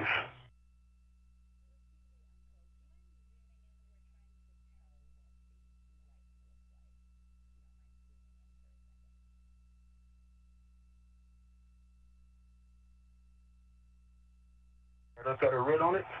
Okay, let me take the. I've got control. You can take the red off. Roger. Red is off. Thank you. And it's to just one of the rings on the airlock here. Perfect. And you ready for me to come out? Yeah, safety tethers are kind of hanging out in the hatchway. Roger. And the weather is great. Ship ability to rest.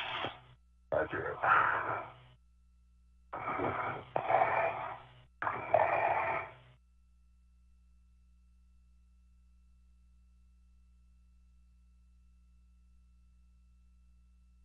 This view of Mike Hopkins egressing the Quest airlock coming from the inside of the equipment lock portion and the camera we saw Soichi Noguchi setting up earlier. Already outside the hatch, he is joining NASA's Victor Glover. You'll be able to tell them apart today by the stripes on their spacesuits. Hopkins is wearing an unmarked suit. Meanwhile, Victor Glover will have red rings around the legs of his spacesuit. Roger. Let me get my Heka. This Heka with a green LED. Roger. I see 1, 2, 3. Actually, your BRT tab looks a little different than the other two. Come this way. Roger. Okay, yeah, it's has a little bit of play, but it's up. You got 3 tabs up. Give me a yaw each direction. I'll check your safer handles.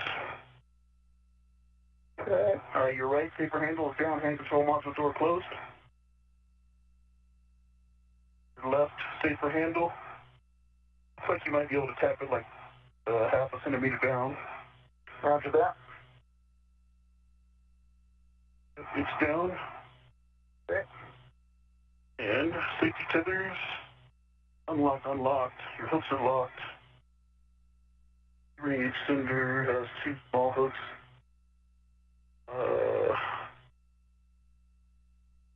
Look, that are locked. All right, now see you got a level down. You look good. Okay. I do not see your WBS light. Or your green light. Okay, stand by. But now, I got to... Okay, let me look at your tabs. I see 1, 2... And where's that third one? There it is. Tabs. Your left safer handle is up right now. Okay.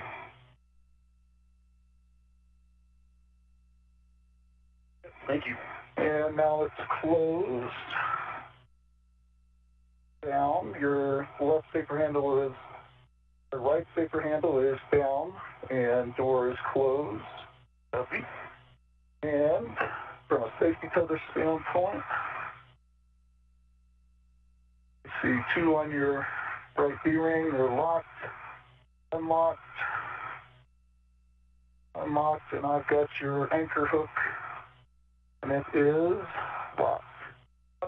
I show you in a good config. I'm going to lock that green hook as well.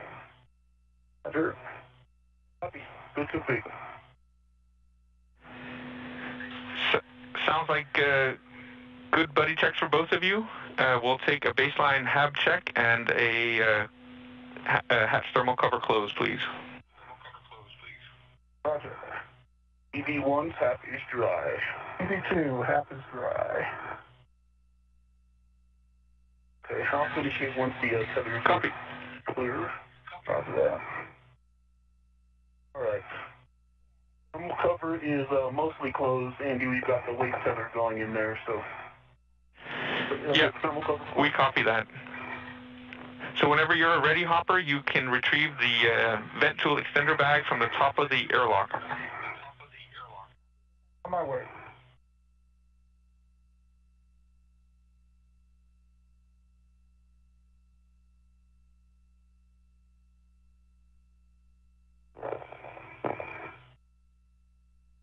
A quick satellite handover, but just before that, you saw the sun come up on the International Space Station. As we mentioned, the sun rises every 45 minutes, or sets every 45 minutes.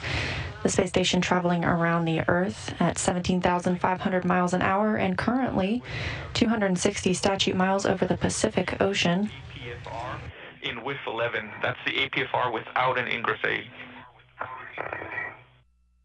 Okay, didn't work. 11.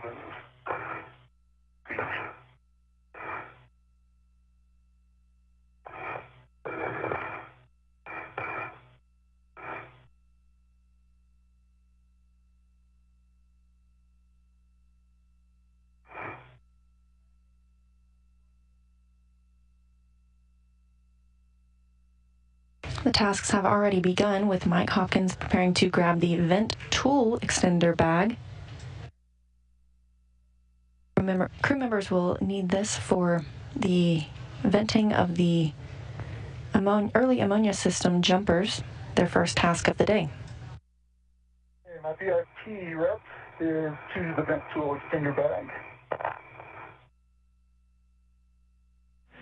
Copy, Hopper. You can put on your BRT and then make your way out to P1. Roger that.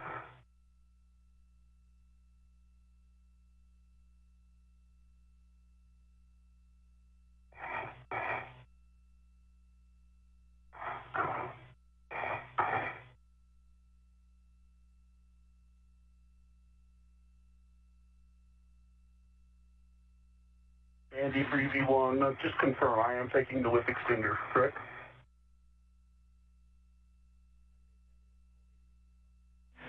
No, just the APFR. You can leave the whiff extender. Okay, thanks for clarifying. Just the APFR, copy.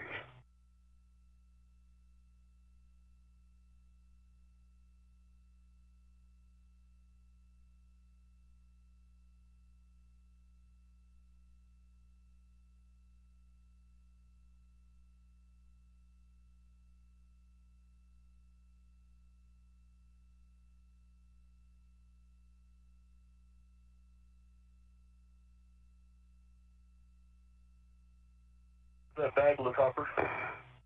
Old? Okay,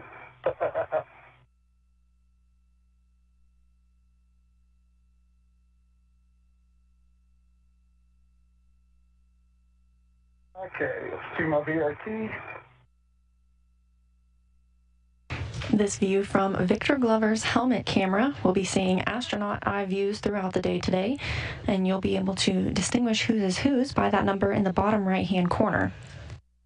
Victor Glover's camera is marked with the number 20, and Hopkins has the number 22.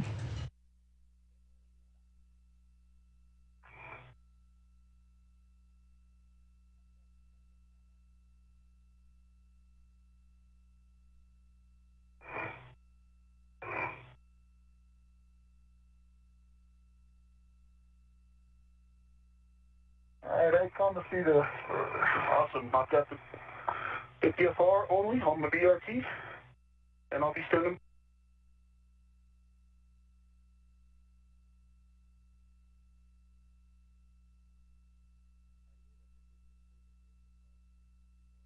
We're in a quick handover of the tracking data and relay satellite systems.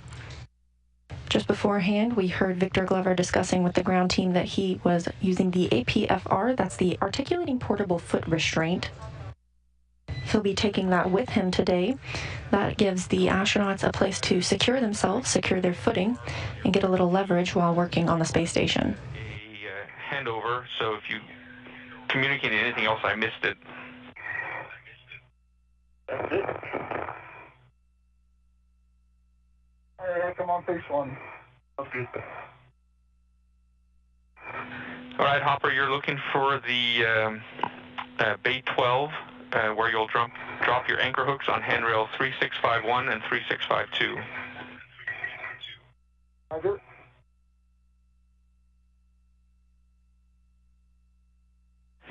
And just a quick reminder about a caution to avoid inadvertent contact with the deployed TUS cable along the zenith and nadir cedar rails.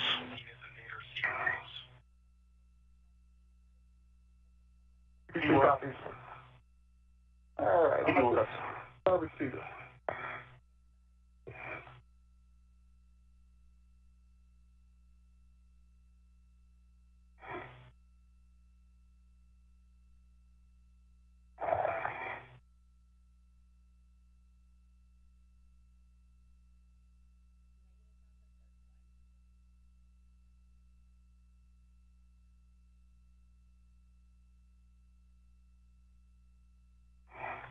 Okay, going out of the MT.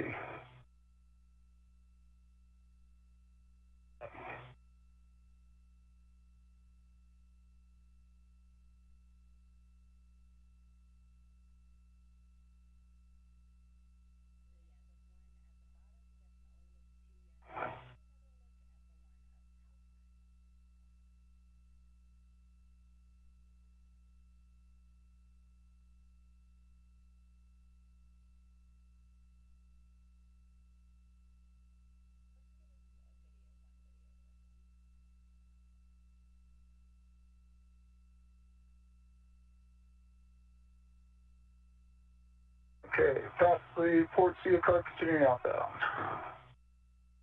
Making great time.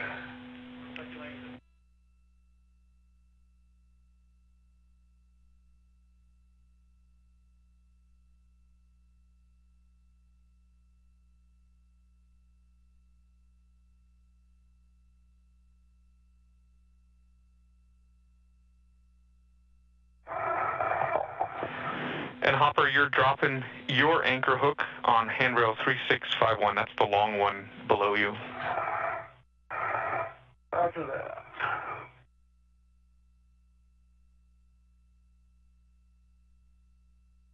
Okay, UB2's anchor hook 3651. Bell closed, auto lock, black on black. That's a good full test. Copy, and the reel unlocked? And the reel is unlocked.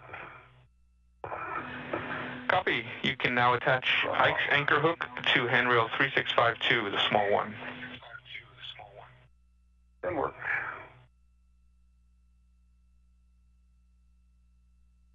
This view from the high-definition camera on Mike Hopkins' spacesuit. This high-definition view will provide for even better views during the Columbus work he'll be performing today, specifically at the Bartolomeo Science Platform.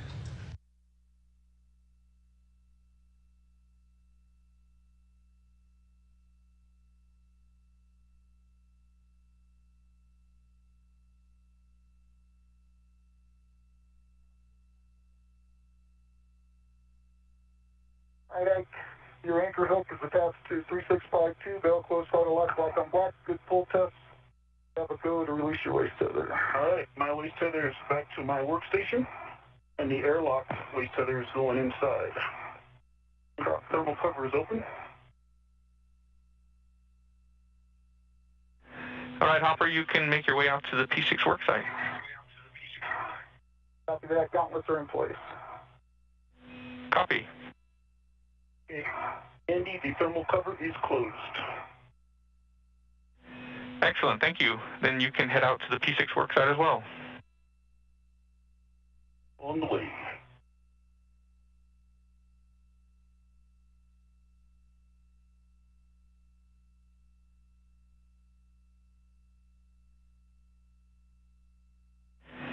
And as you're both translating, I'll read you a couple warnings. Just a reminder that the P4 BGAs are rotating. Please avoid contact with any of the rotating structure. Also, please avoid contact with the radiator. And finally, just a reminder about the sharp edge hazards out of the P6 worksite. The pip pins on the TTCR and STCR do not meet the EVA kick load, and so they would present a sharp edge if broken. And also, there's the outboard MT rail attachment lug that has a sharp edge. You want that? 3-2. All right, Hopper, I'm up on phase 1, coming your way. Roger, on up the Sarge.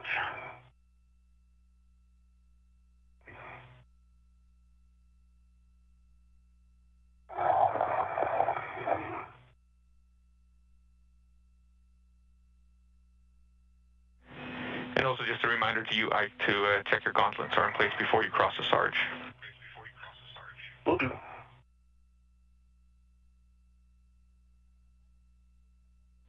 And let me know if you need guidance to get to the worksite. If not, Hopper, you're looking for P5 handrail 5223 for your green hook. Copy. All right, Hopper, I'm going under the MT now. Roger.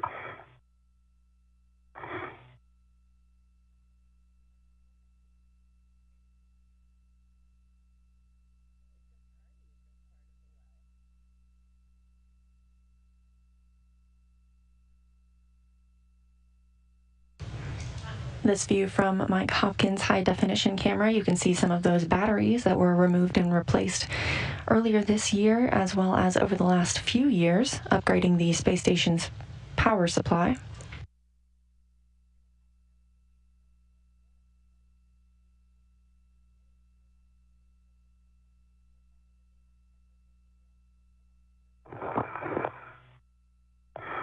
All right, now I'm passing our safety tether anchors.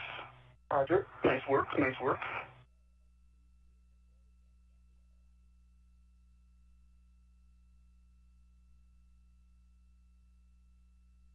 Throughout the day, you will hear calls made to the crew members. You may hear Ike and Hopper. Those are the call signs given to Ike, Victor Glover, and Hopper, Mike Hopkins.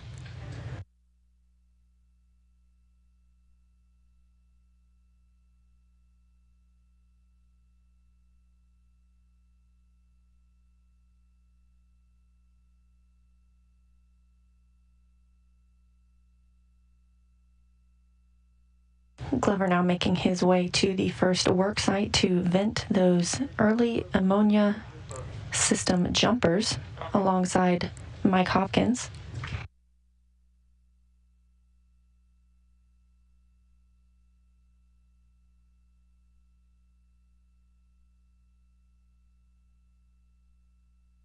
All right, he wants to cross the Sarge. Come your way, Hopper. Roger.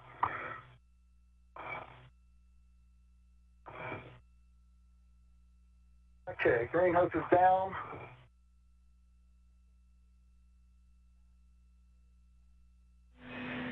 Copy. Green hook down. You can go ahead, go to the worksite and stow the bag that you've got with you. Roger, inward.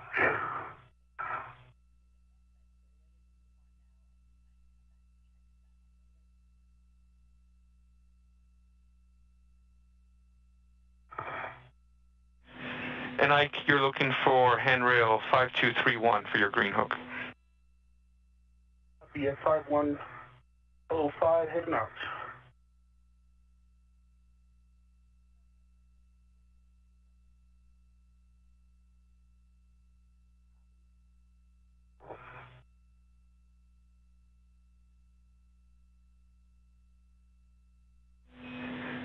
And Hopper, you're still in the bag just to zenith of those jumpers between handrails 5339 and 5342.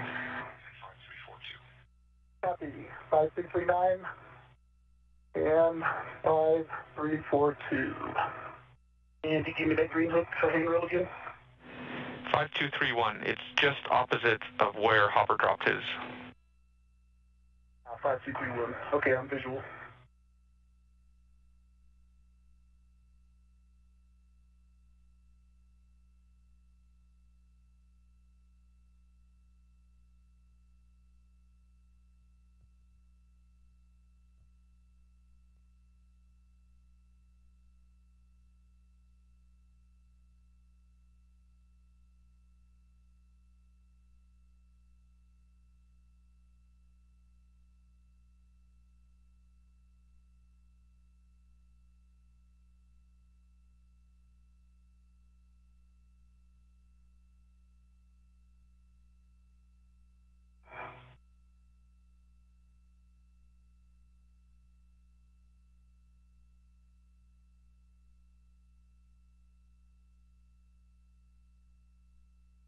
Andy, do you have any issue with me just dropping it right here on 5203, which is just right adjacent to it?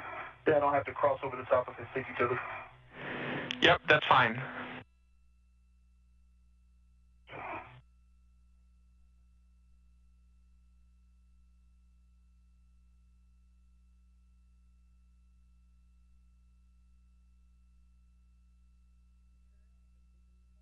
All right, 5203 it is. Green hook is in place.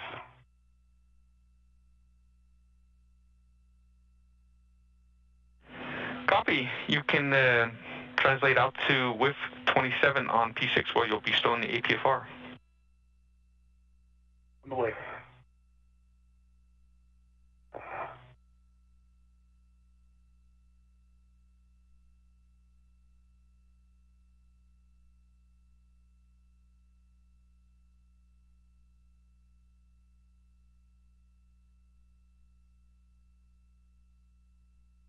Andy, both of my reels are unlocked.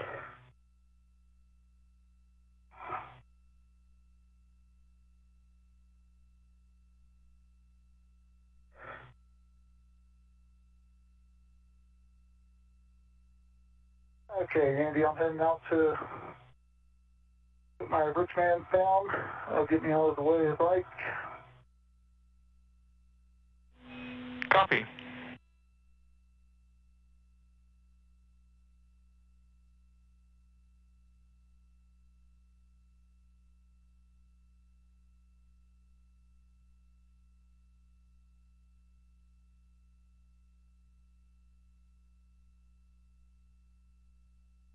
All right, Hopper, I'm at P6, the inboard corner of the IEA.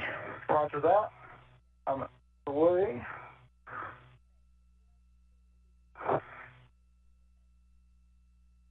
Okay, Andy. Give me that width number again. 27, so it's on the forward edge. It's almost about as far out as you can. There should be an APFR in the adjacent width 31. She'll be putting this one in 27, which is just next to that. That is a great detail, right next to the, sorry about that, Hopper. Right next to the other one, all right? See it?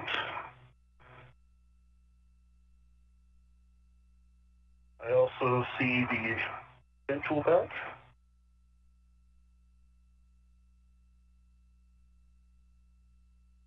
All right, Andy, I'm with 27.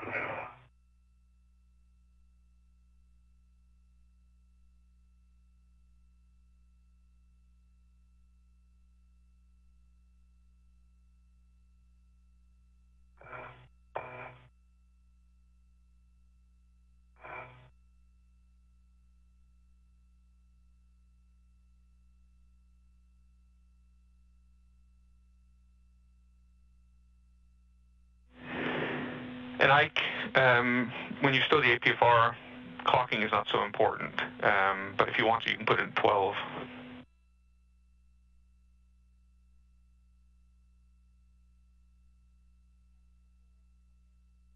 Okay, Andy, Richmond's tail lead is down, heading back to the bag. Copy. The first thing you'll be doing is retrieving the vent tool adapter and removing one cap from that. Copy. Andy, clocking to 12, it points the boot plate in toward the IEA. Perfect. That gives Hopper room to get past it later. The other settings, we have time, I think, so the other settings are Indigo, Indigo, Fox 12. So Indigo, well, it works, and it is in with a good pull test, good twist test, and it is black on black. Indigo, Indigo, Fox 12, it works. Good. Good read back. And just give us a check on the pitch knob as well, please.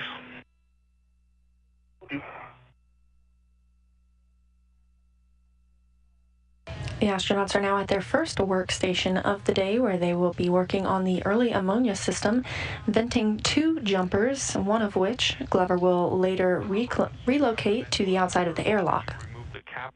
Go ahead and inspect the QD for us. Okay.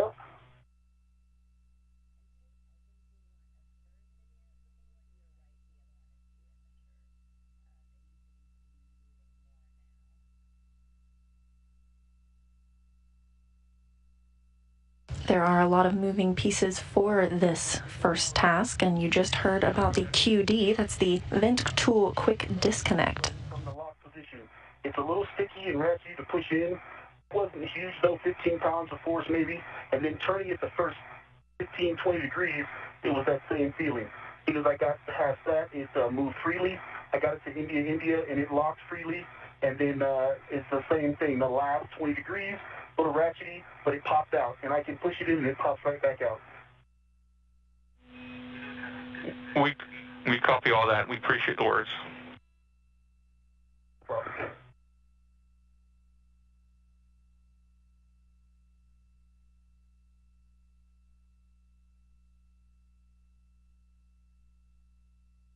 Okay, vent tool adapter, I got the captors off of it. Do an inspection, no fog, good sleeve, good seal. Copy. You can grab the vent, or they have the. You can remove the plug from the vent tool QD and give us an inspection of that too as well, please. Roger, in work. And I see a good lanyard. Once Hopkins has removed the plug from the Vent Tool Quick Disconnect, he will mate that quick disconnect to the Vent Tool adapter. Good fingers, good seals. Copy. So now we'll mate the vent tool adapter to the vent tool QD, and I'll read out the steps in Block C for you. Ready to copy. Okay, so verify that the female QD is ready to mate by making sure the detent button is up and the forward white band is not visible. Up and not visible. Go ahead and mate the QD and check that the forward white band is visible.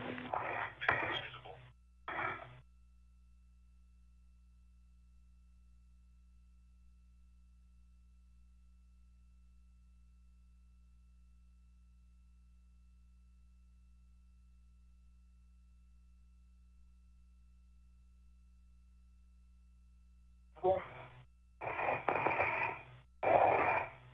Next, Hopper, perform a snapback test and check that the forward white band is still visible. Roger.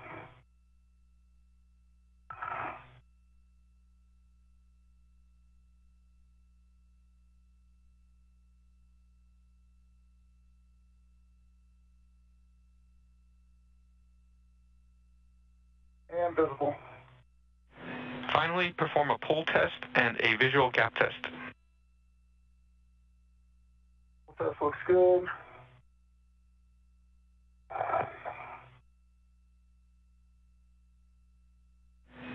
And Ike, once you've stowed the crew lock bag, then you can ret to the MUT end effector and attach the L bracket with nozzle to the MUT end effector ECOM. Okay, I'm not there yet. Let's, what were the settings for the APFR? India, box 12 is what I have set. That's perfect. Okay. All right, now I'll stow the bag, and where exactly am I putting that? 5333. Which is right behind you guys. Okay, those things that get out of the way.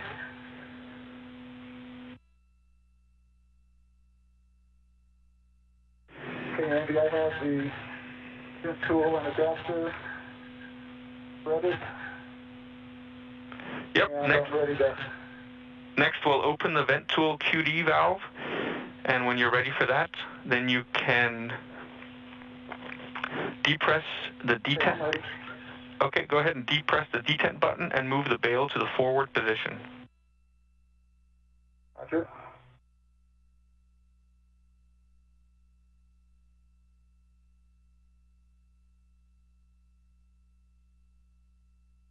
Okay. Forward position.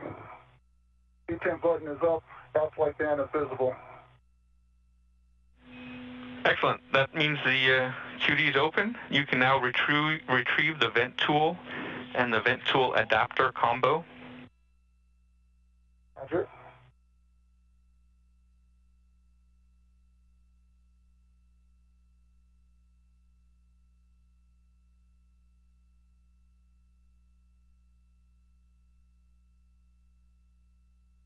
And I got an audible for you. Roger. I'm done. What's your audible? Will you can stow the bag since it's behind you, and I can start on the vent tool bag stuff? Yeah. Stand by. Roger.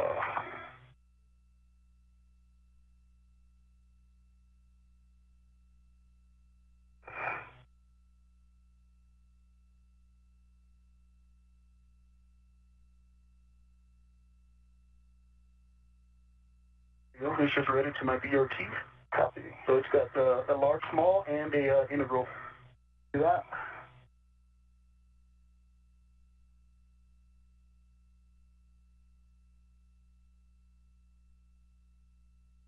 Okay, you can take your rip.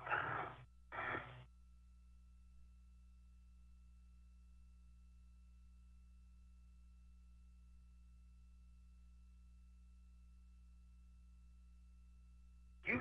Yeah.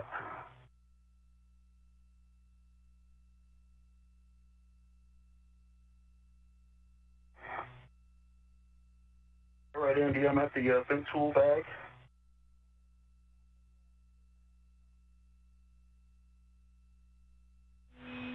Okay, so Ike, you can ret to the MUT end effector from the vent tool bag, and then you can attach the L bracket with the nozzle to the MUT ECOM fitting. The clocking is a yaw setting of alpha. And just double check that the French hook from the nozzle is attached to the L bracket. Copy. I'm ready to the MUT end effector.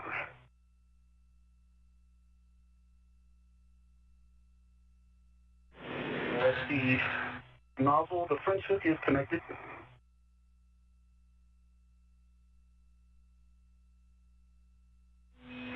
And you're putting that L bracket into the MUT ECOM so that the L bracket is parallel to the handrail, which would be in the MUT jaws. It didn't work. And Hopper, once you have a ret on the vent tool and the vent tool adapter combo, then you can translate down to M10 on the P6 long spacer. That's the inboard side of the connections. Roger that. I am there. Okay, you can remove the wire tie and booty and then the SPID from M10. Roger. Work. And just a reminder for a caution here, that handrail on the EAS jumper box cannot take BRT loads. Roger.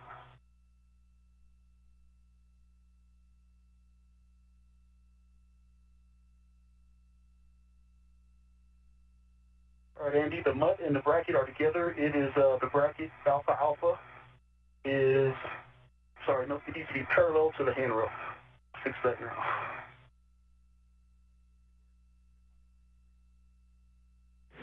Yeah, Ike, it looks like you're about 90 degrees off.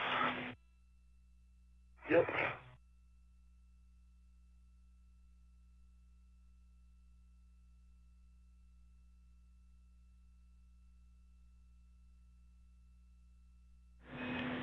And Hopper, once you've removed the wire tie and the SPID, you can put them in the trash bag, which is in the crew lock bag. Roger that. Okay.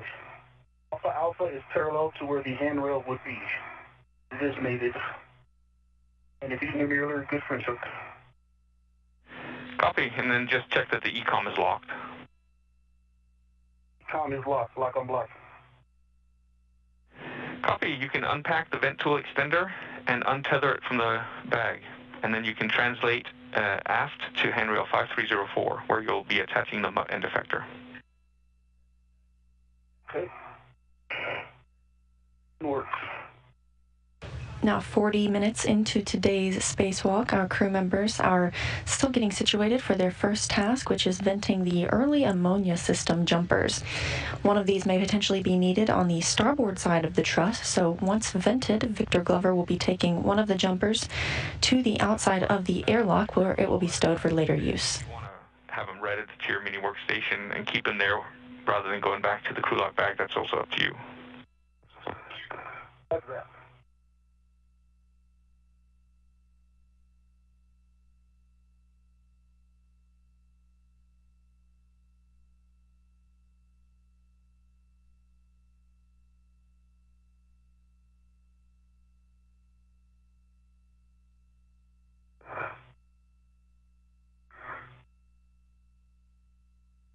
All right, Pepper, I'm going to go over the top of you. Roger.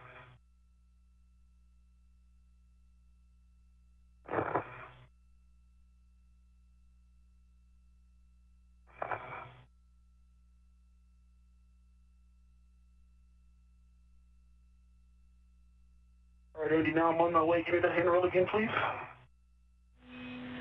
5304, and you'll be attaching the MUT so that the nozzle points aft. Up.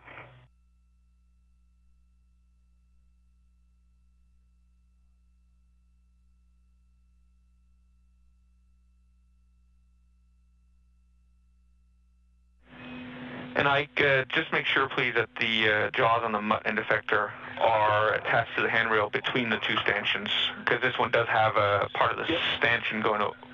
Yeah, part of the handrail going over the stanchion. Yep, I see that, and I'm at 5304, and I won't put it on those little cantilever parts.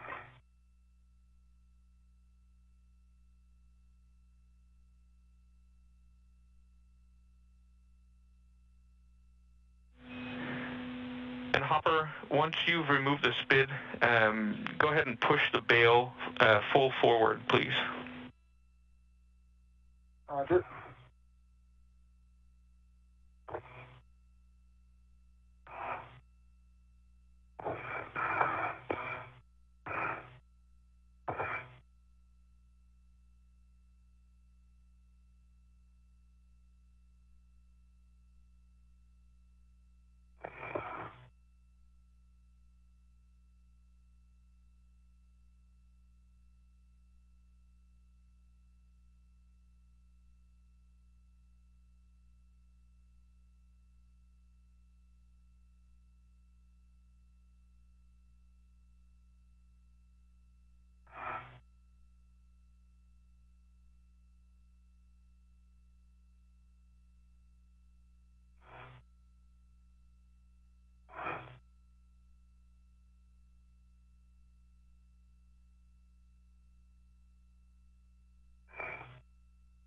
All right, Andy, Alpha Alpha is parallel to the handle.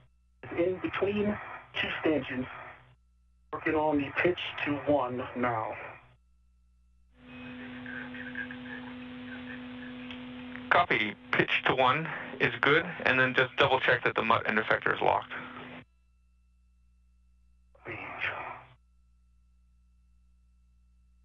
And work. The end effector is locked.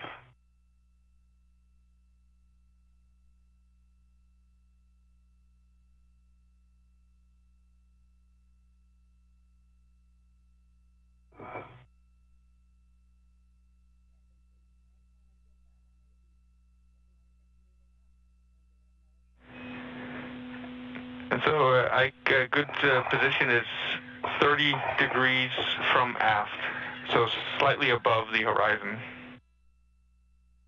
That's what 1 lines up with, I believe. I'm working on that now. Hey, this guy's stubborn.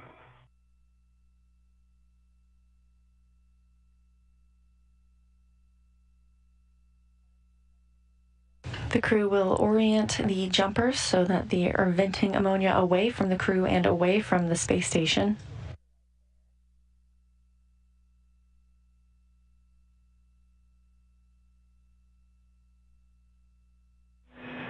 What are you working on, Hopper? Oh, that spit doesn't want to come off.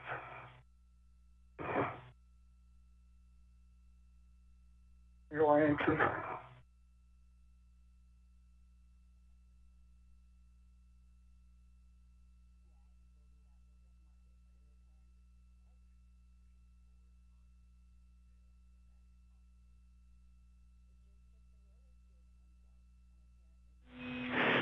And Hopper, you might try pushing forward on the QD bail, and that might offload the spid.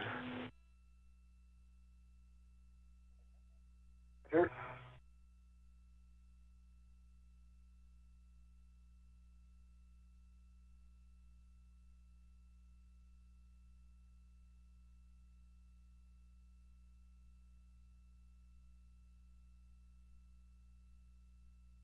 There we go. All right. Excellent, we saw that. Good move. And then just ensure that the bail is pushed forward fully, please. Pull forward. All right, you can remove the second cap from the vent tool adapter and inspect it for FOD and debris. Roger, and work.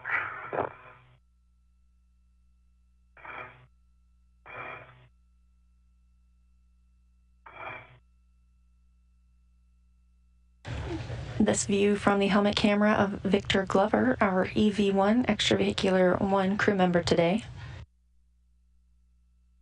The astronauts will be using a vent tool and a vent tool extender to vent the early ammonia system jumpers. It's about 6 degrees zenith from the horizon.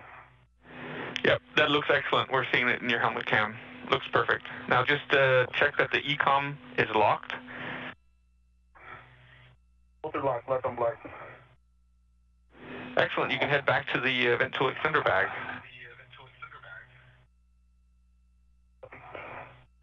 And there you'll be removing the plug from the vent tool extender. And if you need detailed steps, I've got them. Otherwise, you can go ahead and remove the plug.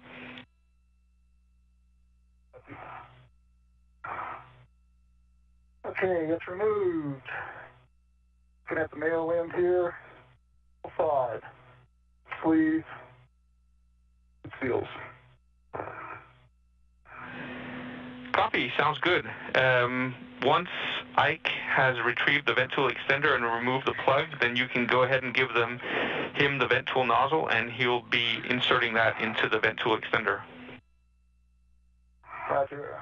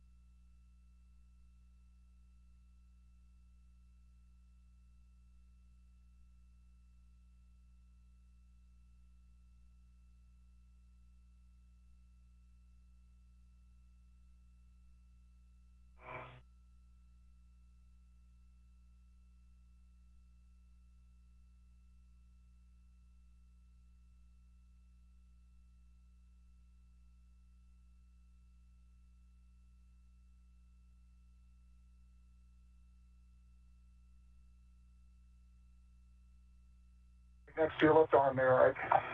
Again? Said the plug is right next to your left arm. Okay.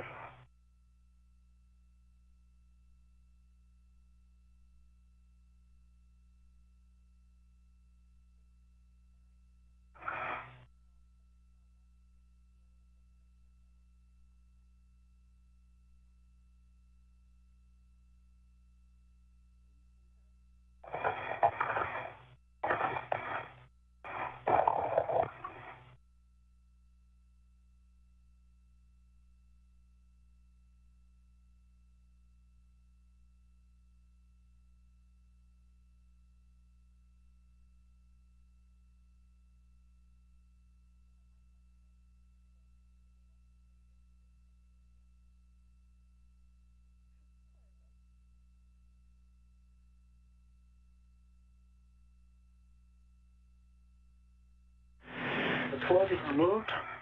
Andy? Copy. You can get the vent tool nozzle from Hopper and insert that into the extender. The vent tool is inserted into the extender. Lock soft dock is very, very soft, so it's locked right now, but it pulls out of locks very easily.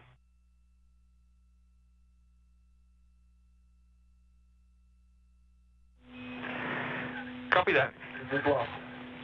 Okay, that's And Andy, go ahead and go to remove my rest from the tool. yes, you are go.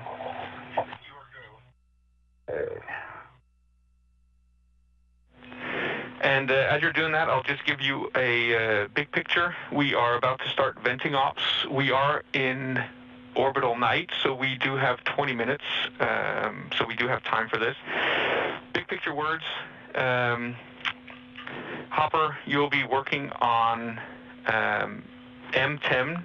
You'll be closing the QD, then you'll be demating it, then you'll be mating it to the vent tool adapter, and then you'll be opening the valve. Roger. I'm looking at M10. Hey, Hopper. Yeah, might be our key right here. Is that going to mess with you? Nope, not at all.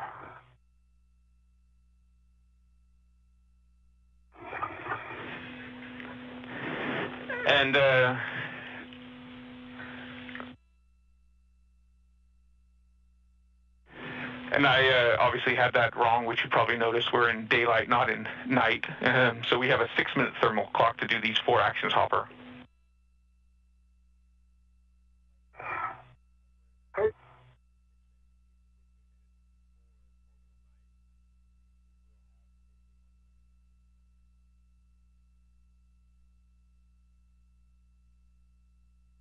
Let's review them already. So we're going to close this, mate, open. When that last open happens, that's when we start the vent. Roger. And just a clarification, we are 18 minutes from night, which means that the 6-minute timer will run into that 15-minute buffer before night begins, so it actually means that we do not have a limit on these ops. Okay, very nice. I like that answer, Andy.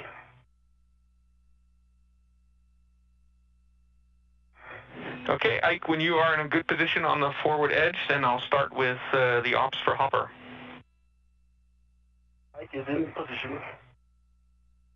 Copy. Are you ready, Hopper? Ready.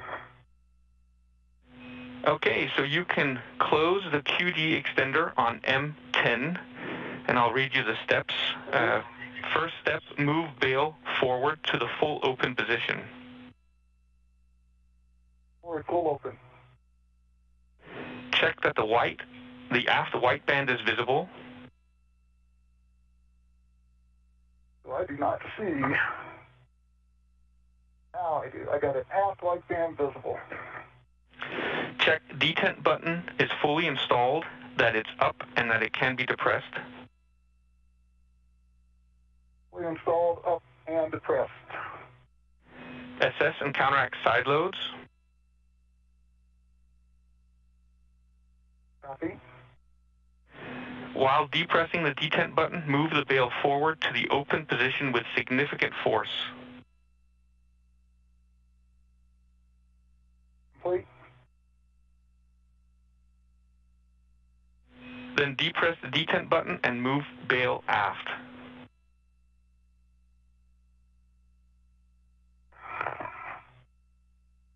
Pull out. Check forward white band is visible and detent button is up. Visible. Tent button is up. All right, we'll now demate so you can pull back on the release ring and demate the QD. Roger, in work.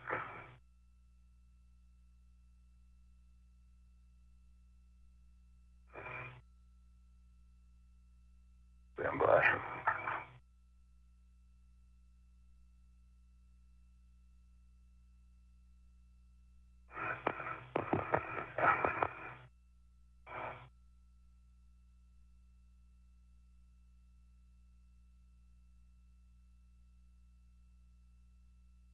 Know if I can help with anything.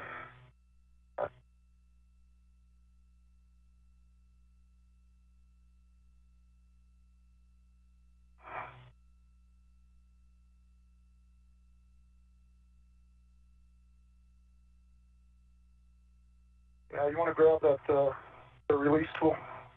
Release tool. Yeah. Copy.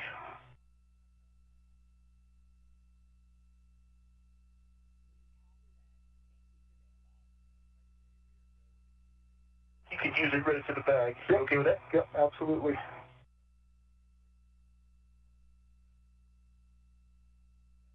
What you're expecting? Exactly what I was expecting. Okay, I'll give you some slack on the red. But you got it. I got the red. Roger.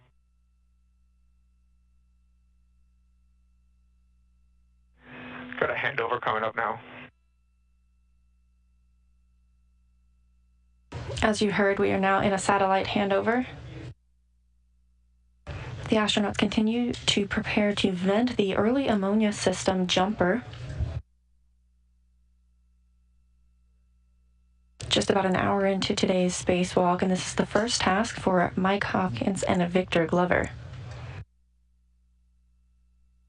At the early ammonia system, they will vent 2 jumpers, and one will be relocated to the outside of the airlock for future use. The bail on this one right next to you is also Yeah, in the no. way. This is a tight Yeah, area. Okay, is it in place? Yeah, it's probably in place. If you try, I'll hold it in place.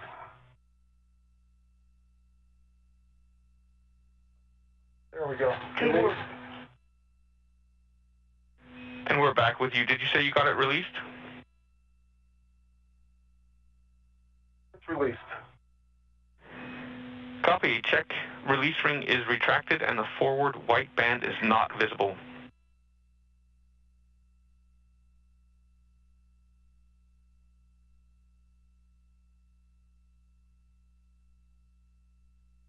I don't see a white band. No white band.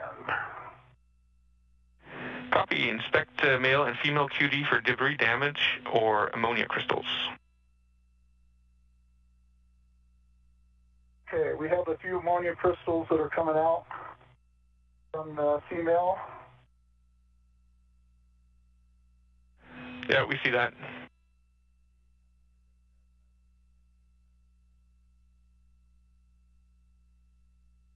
Okay. You can see there's a... Yep. Let's go ahead and mate that hopper. So you can mate the QD extender to the vent tool adapter. So verify that it's ready to mate. Check that the detent button is up and the forward white band not visible. Detent button is up, forward white band not visible. Go ahead and mate the QD.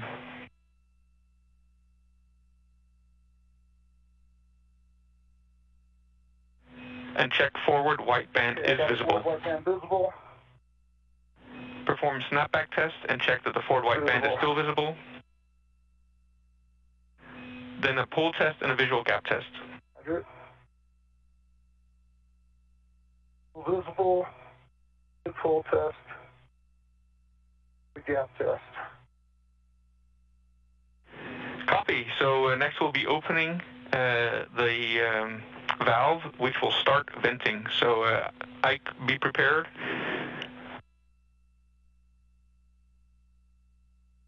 Ike is prepared. Hopper, you can depress the detent button and move bail to forward position. Pull forward. Off like band visible. Detent button is up. I see venting. Copy all.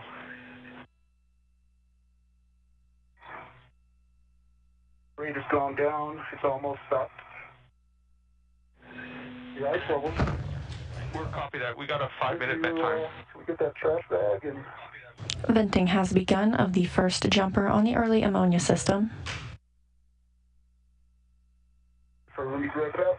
Roger.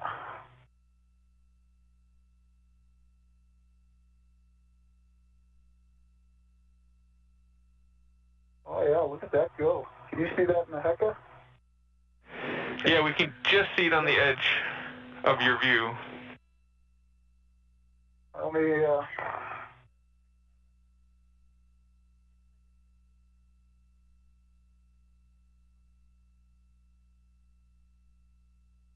okay, spit is in the trash bag. Copy that, Hopper. Next, you can release the wire tie between the two jumpers. The wire tie should stay captive to the jumper that you're currently venting. And there is no wire tie there.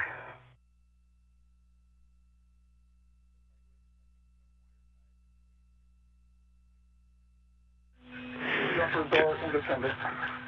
Copy, so no wire tie between the two jumpers. Is that correct? That's affirmative. Wow. Get the right view.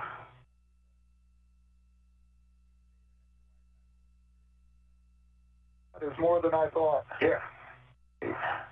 Still going. You expecting that much, Andy? We're checking.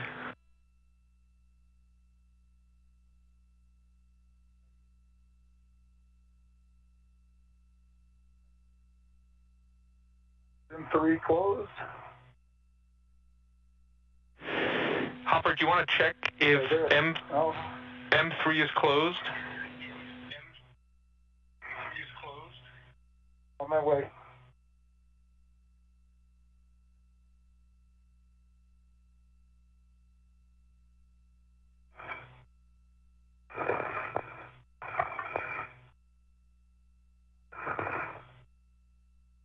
Venting continues of the first jumper on the early ammonia system.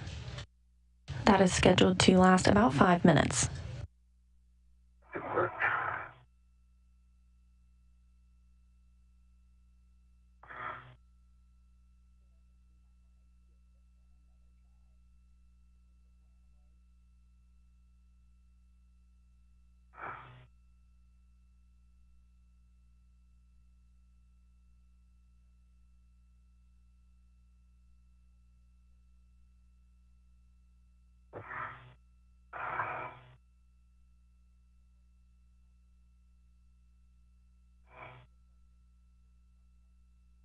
Okay, I'm at M3.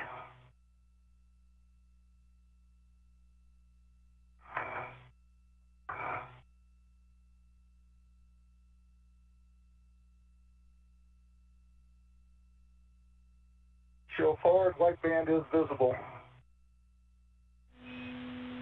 Just to confirm, Hopper, you said the forward white band is visible on M3, is that correct? That is correct. Okay, that's a good config. The QD is closed as expected. Okay. Still going. That would be consistent. Dying off and then go pick up. And Hopper, next for you, you'll be working on M3, so no need to put the booty back on if you removed it. Right. I think for right too, he needs to ret to this FH01, is that right? she'll be taking it once I release it. That's affirmative. Okay. Work. And it's actually right over your shoulder there, right? If you want to go outward a little bit. Here, hold on a sec. Let me reposition and I can get it.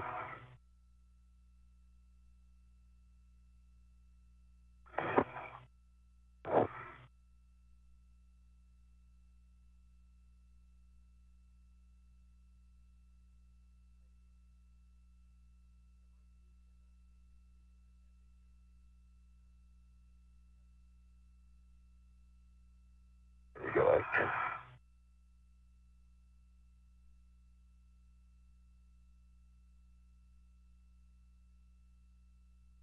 Got it? Okay.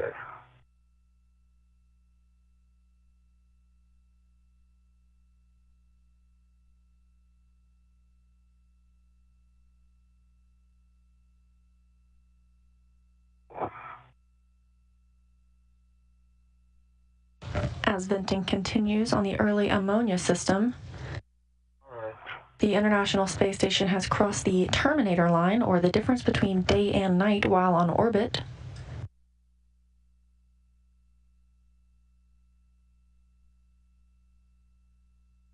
The International Space Station now flying 262 statute miles southwest of the Maldives.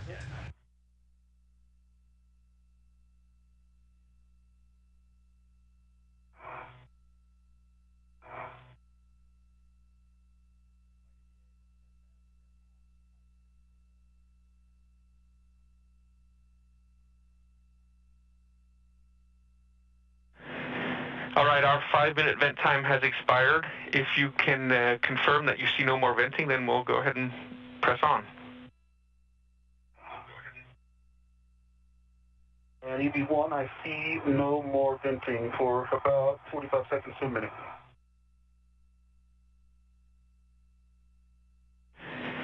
All right, Ike, you can go ahead and close the QD extender valve. I'll read you the steps when you're ready.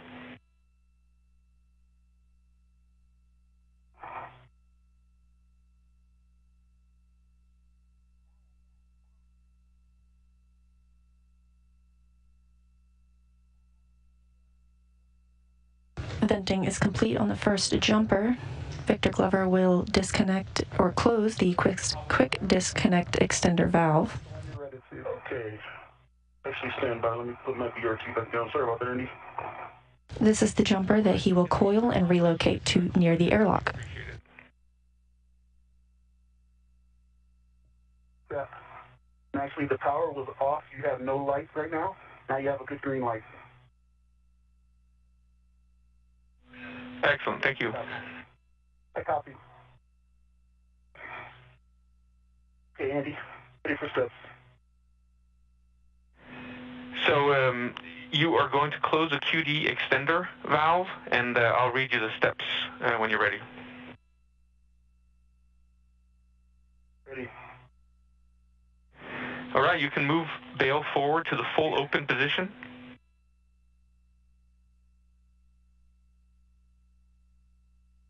Bail is forward, full open. Check aft white band is visible. Aft white band is visible. Check detent button is fully installed, that it's up, and that it can be depressed.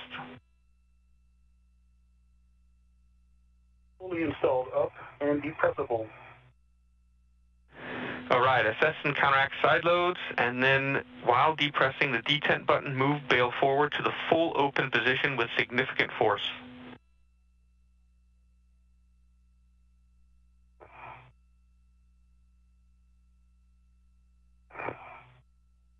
Bail is full open, full forward.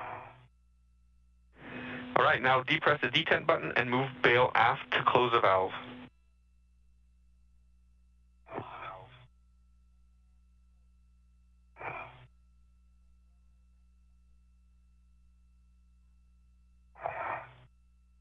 It is aft, and the button has popped up. Copy, and then just check the forward white band is visible now. white band visible.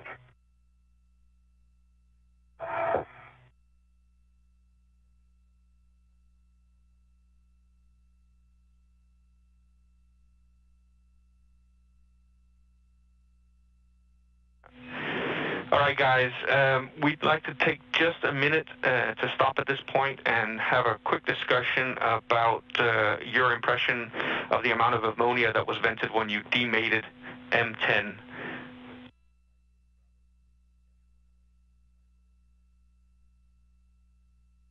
Hey, I felt like it was more than I was expecting just in this line, but it did stop.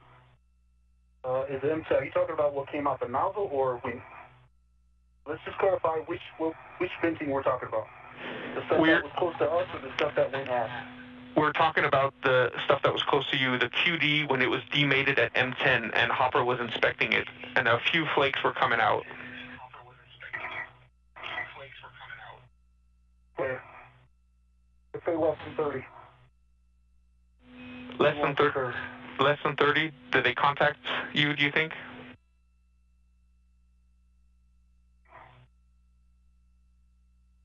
I had some contact my advisor. EV1 didn't see any contact, EV2 or EV1, but I was in a weird position with the sun.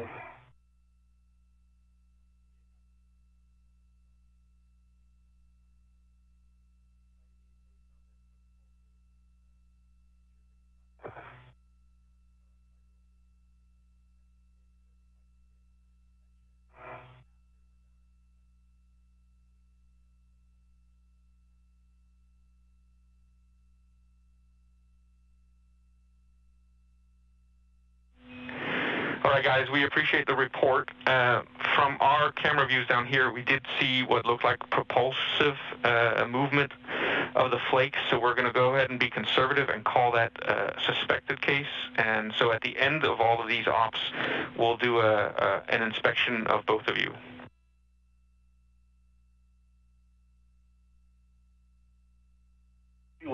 Two.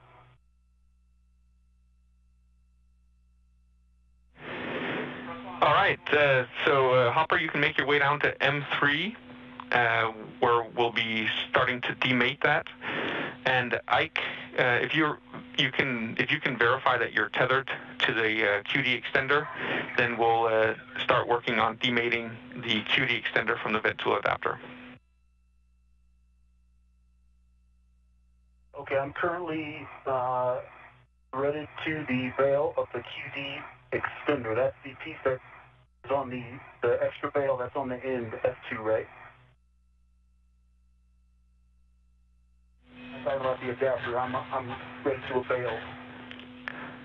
Yeah, that's fine. You're ready to the bail of the QD extender. That's good.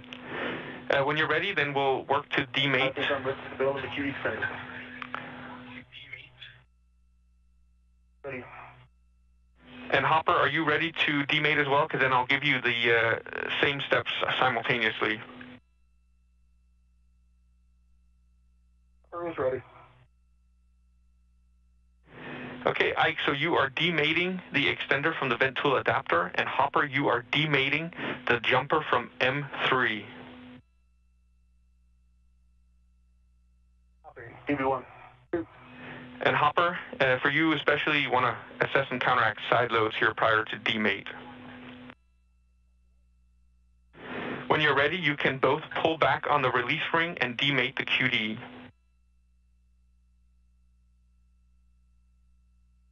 EV1, demated. EV2, it didn't work. Once it's released, then check that the release ring is retracted and the forward white band is not visible. EV1, white band not visible. All right, Ike. White band not visible. Copy. You can inspect the QD, the male and female QD, for debris damage or ammonia crystals.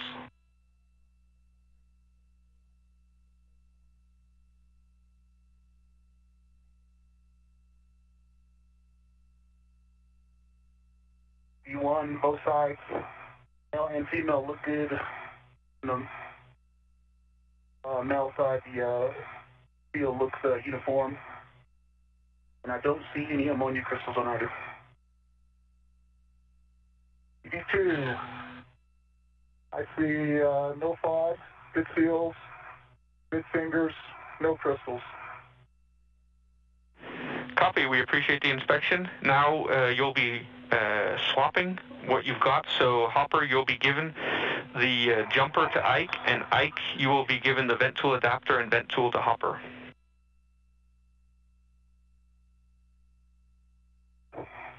Stop that right there at the end. I have the jumper in hand, Hopper. Roger that. Let me get on the RT here, and I'll come up and get it. Okay, copy. It's right there in the corner of the IEA. Roger.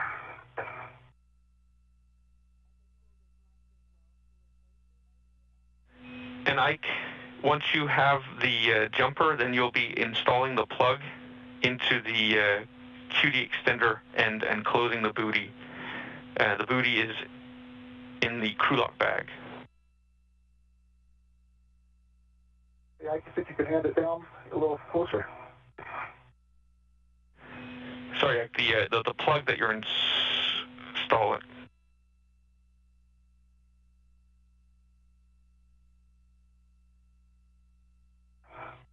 Okay, I have it. Thank you.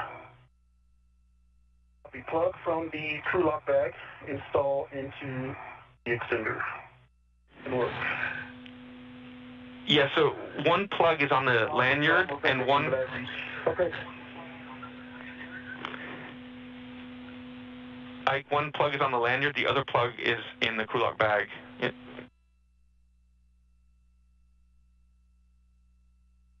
Copy. Do you care which I use? Well, you'll need to install a plug on both ends. I see what you mean. Okay. Yeah, so on the extender end, there'll be a plug on a lanyard. On the single QD end, you'll have to use a plug from the crew lock bag. Copy. Work.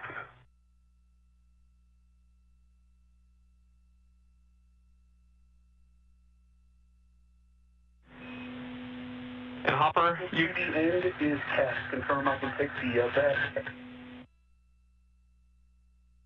Right band is visible. Forward right band visible. Yep, you can remove the red.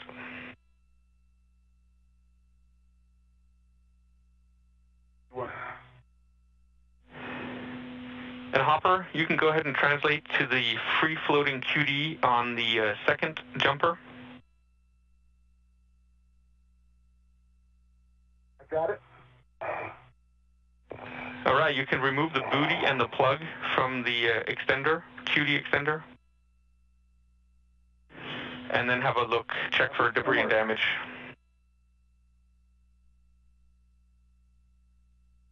Okay, plug is removed.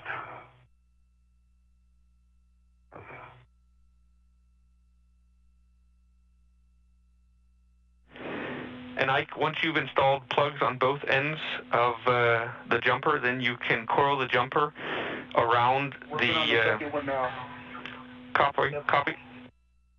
Bye.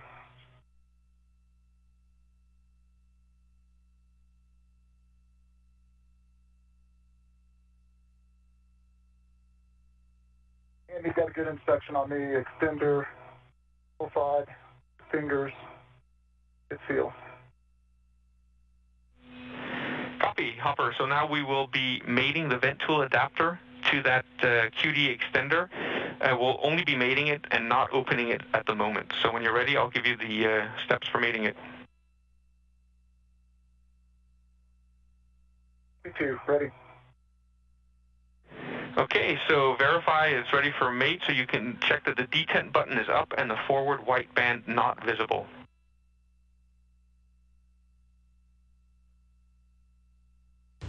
A quick satellite handover of the tracking and data relay satellite systems. We've just seen crew members Mike Hopkins and Victor Glover have vented the first jumper on the early ammonia system and now are working toward venting the second. We're coming up on an hour and 20 minutes into today's spacewalk, and because of suspected contamination of ammonia from the quick disconnect that the astronauts were working with earlier. They will inspect each other and conduct some tests while in the airlock upon the conclusion of the spacewalk today.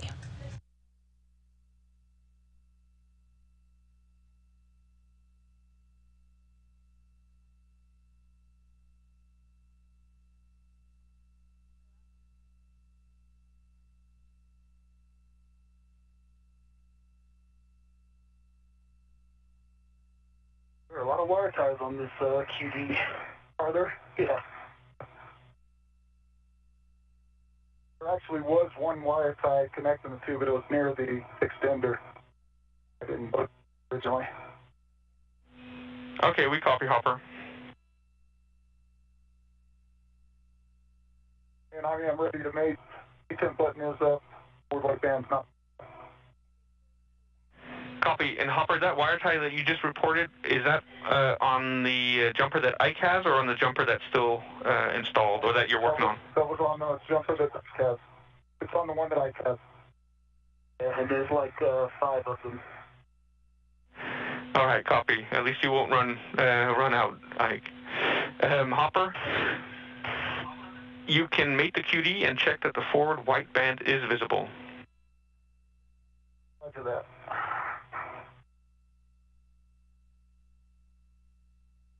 Made it, forward white band visible. Perform snapback test and check forward white band is still visible. Sure. Still visible. All right, perform pull test and visual gap test. Pull test complete. The gap.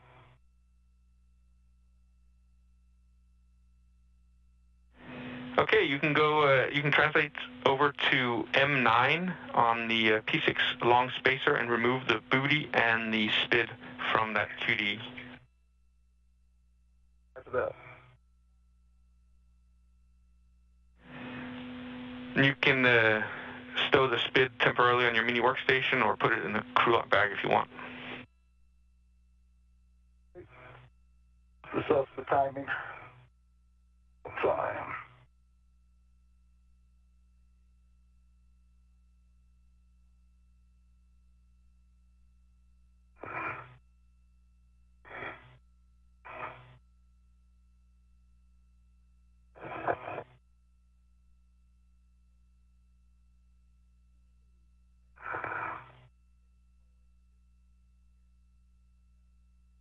While Mike Hopkins continues to prepare the second jumper for venting on the early ammonia system, Victor Glover is coiling the first jumper that was vented. He will relocate that to near the airlock, and it will be stowed outside the space station.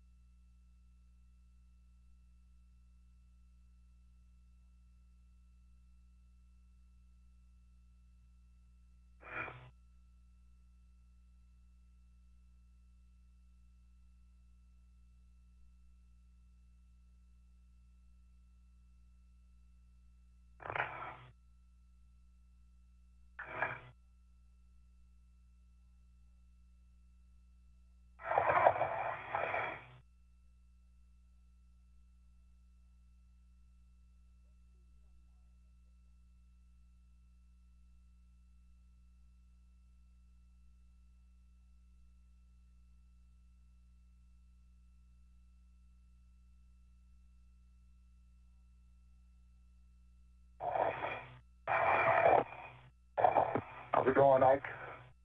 Slowly but steadily. I think I got the better of the two deals here. You talk about it over dinner.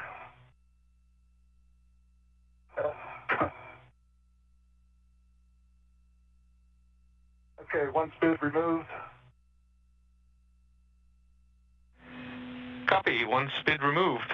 At this point, we have 17 minutes of night left, so we'd like to get working on the venting ops. Ike, you can finish coiling the jumper after we've vented.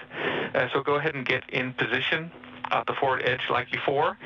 And then big picture, Hopper, you'll be closing the QD on M9, and then we'll be opening the QD extender that's attached to the vent tool adapter. Roger. E1. Boop.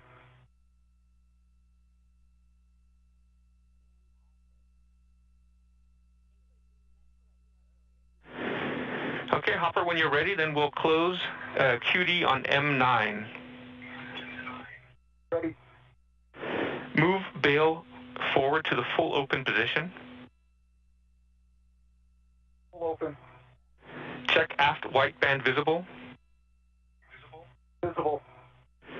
Check detent button fully installed, that it's up and that it can be depressed. Fully installed, up, and can be depressed. Assess and counteract side loads, and then while depressing the detent button, move bail full forward to the open position with significant force. Complete. Then depress detent button and move bail aft to close a valve. Aft forward white band is visible. Detent button is up. Copy. You can cover with booty best effort. Inward. And Ike, are you clear of nozzle? And clear of the nozzle. On the forward edge of the IEA. Copy. And Hopper, whenever you're ready, then we'll open the QD extender that's attached to the vent tool adapter, the other end of that jumper. Roger. Okay, I gotta get in position.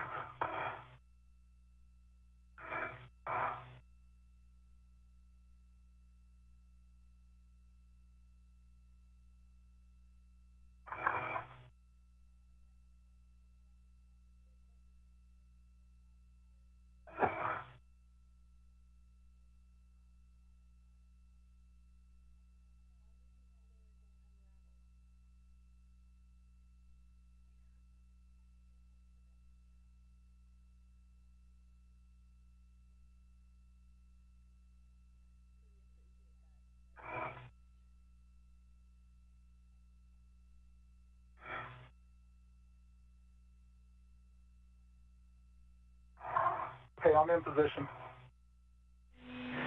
Copy. So you can now depress the detent button and move bail to the forward position, and this will start venting. Forward position, aft white band is visible, detent button is up. We are venting.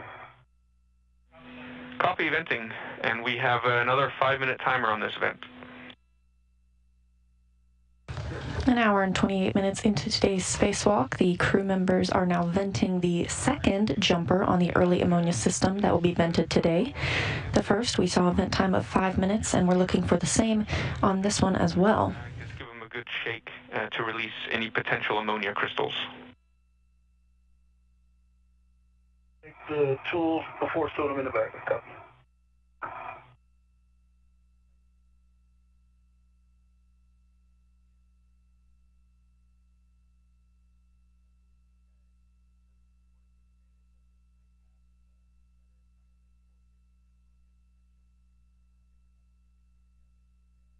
And Andy, while we're waiting, well, check. I've got a lot of like black smudge on the fingertips from the operations. Right index finger, a little bit of RTD damage, peeling. You can probably see it in the HECA.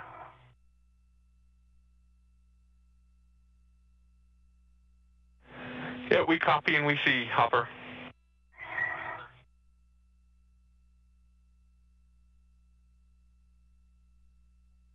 Otherwise, they look good.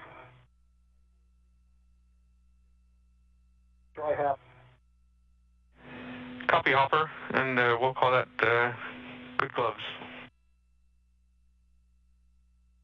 You want to have a dry half? I'll give you a glove check in a minute.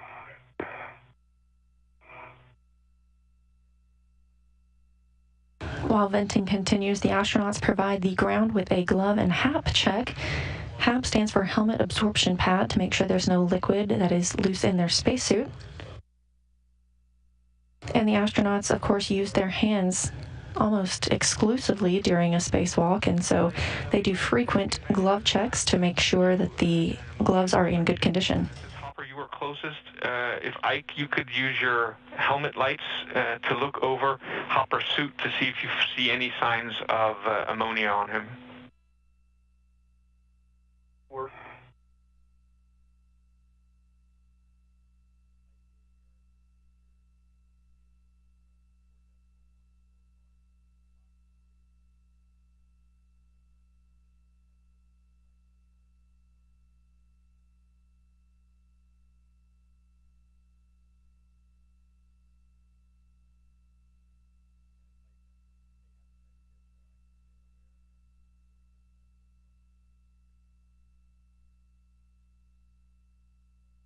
Andy, what I can see is clean. Okay, the top of your helmet looks clean. Normal. Okay, what I can see, Hopper looks normal.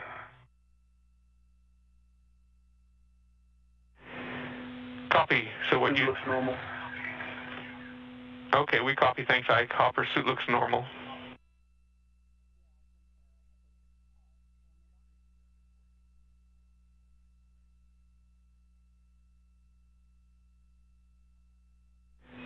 And while we wait, Hopper, if you want to take a quick look at Ike as well, we'd appreciate it. Stand by.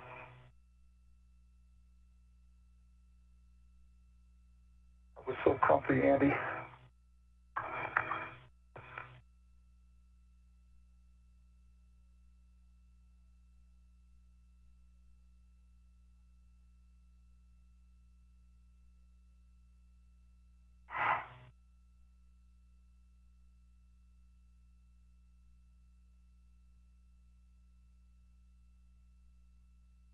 The crew members are performing a visual check of each other's suits to ensure there is no ammonia present. It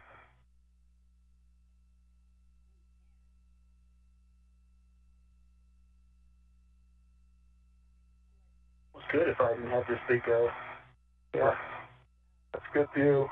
I can see the top of your helmet. I can see your lights, your cliffs, your shoulders, your arms. And I see nothing that's stuck, Andy.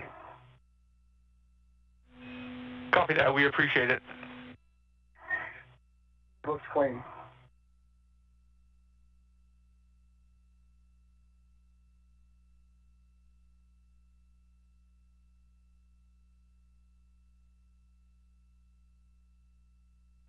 All right, so once the vent timer has expired, Ike, you'll be working to coil the jumper around that vent tool extender bag, and then Hopper will be working to close the jumper QD extender.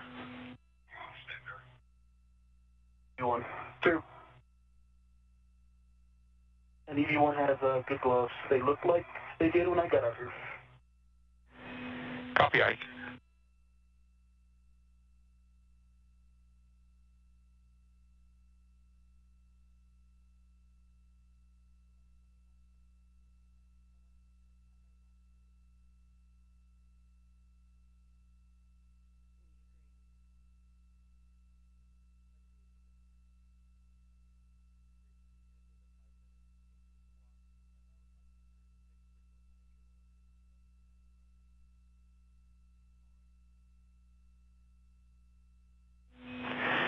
All right, our 5-minute vent timer has expired. If you could have a look at the vent tool extender and see if anything is coming out, we'd appreciate it.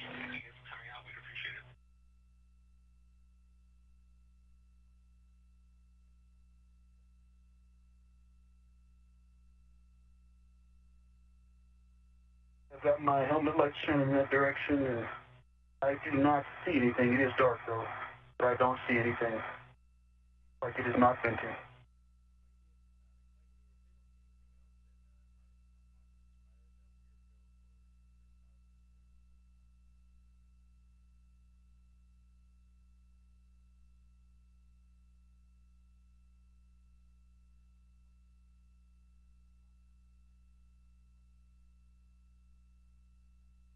Copy, Andy. Yeah, we're copying. We're just trying to drag our feet a little bit to give it another minute or so. No problem.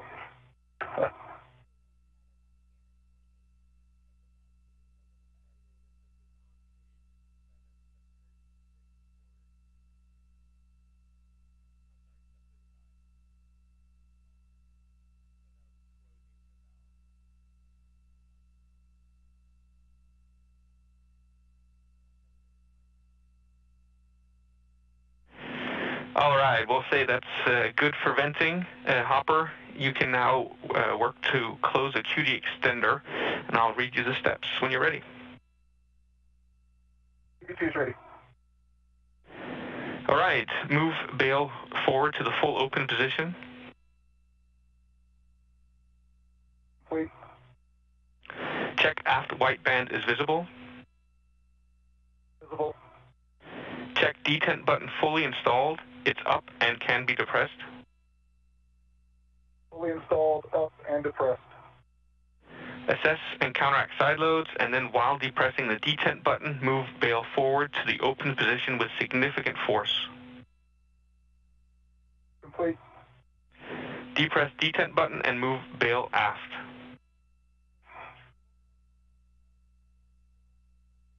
Complete. Forward white band is visible. Detent button is up. Copy. Jumper is closed, so you can demate the vent tool adapter from the QD extender, and I'll read you the steps when you're ready. Okay, hold on one sec. When I do this, vent tool adapter is going to be, and the vent tool extender will be floating free. Okay, so the rest of your distance is still made. Yeah, I just wanted it might come over towards you. Okay, thank you. Don't be surprised. Okay, and they're hooked together as well, so yeah, okay, secure. All right, Andy, I'll I'm be on ready. the lookout. Hopper, did you say you're ready? I'm ready.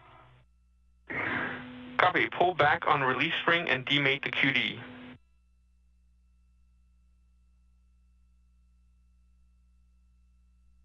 Complete.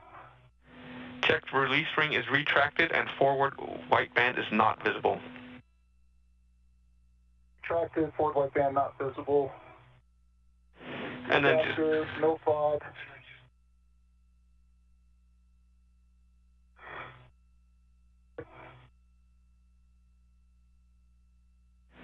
Copy, you read my mind. Sleeve, good feel. Yeah. Looks like, Ike, when you take this up, like there's a few, ammonia flakes on the inside on that sleeve. Again? This adapter. There's looks like some white flakes on the sleeve on the inside. Okay. What do you need me to do with it? I've got my hands full of this extended. No, we don't need to do anything. Okay. Just giving you a heads up when, I think that's the part where shake it and try and dislodge those. Crush.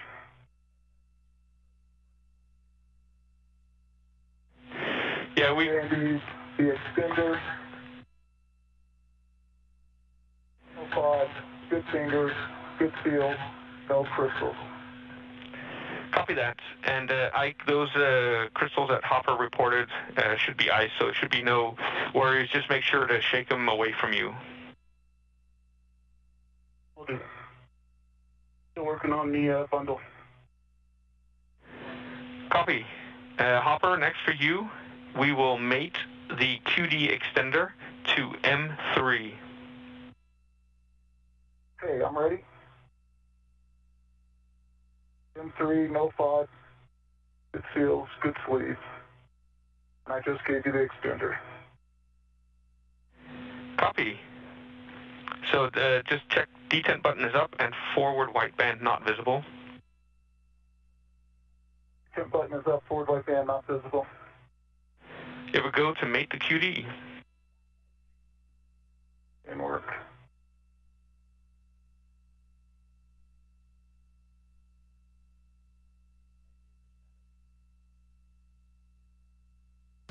Both jumpers for the early ammonia system have been vented now.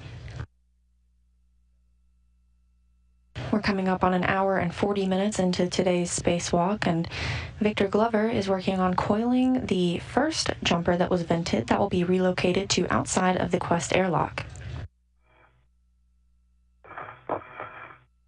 The second jumper will remain in place on the early ammonia system. All right, perform snapback test and check that the forward white band is still visible.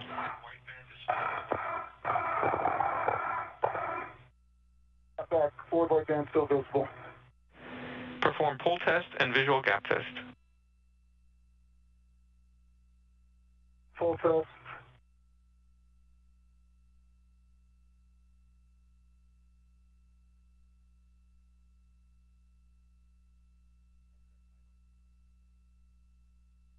And good gap test.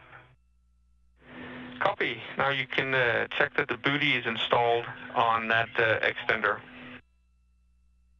Roger that, in work.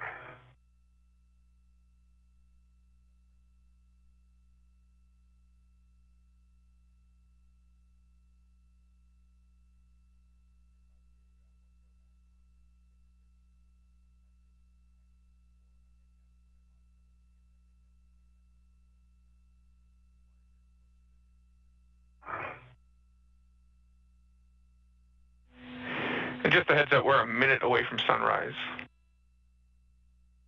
Roger, thank you.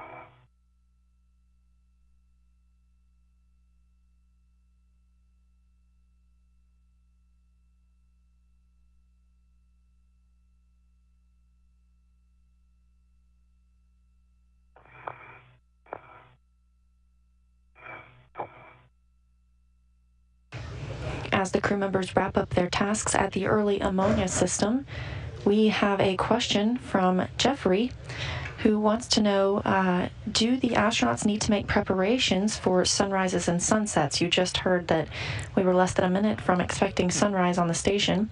The astronauts do have opportunities with that announcement to make some preparations. They can lower their visors if they'd like some shade. QD from M9. They can also turn on those headlamps like you see here if they are entering a night pass.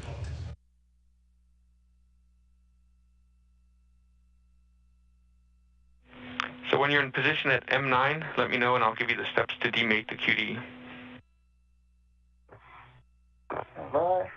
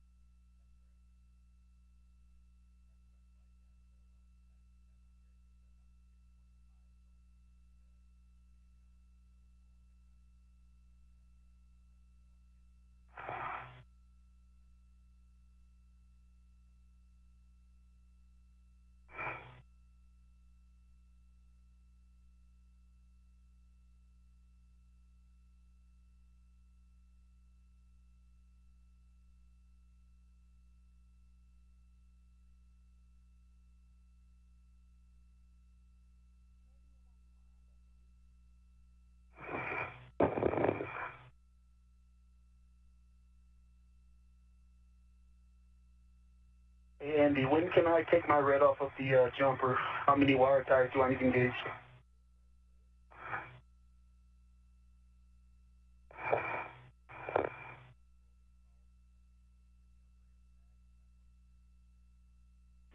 Hey, Ike, we'd appreciate if you could get the adjustable installed between the jumper and the bag handrail before you remove your red.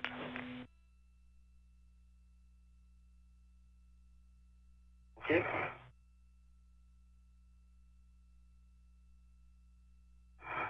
And Andy, I'm in position.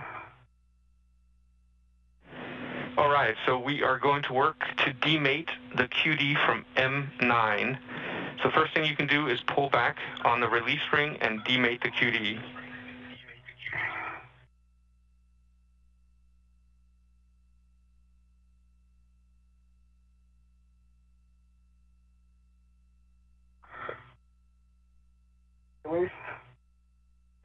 check that the release ring is retracted and forward white band is not visible.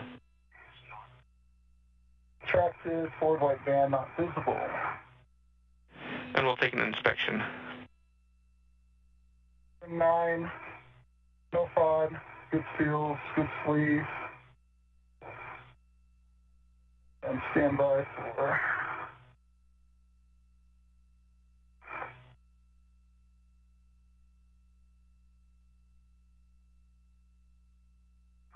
And the QD, same, 5, good seals, good fingers. Copy, so...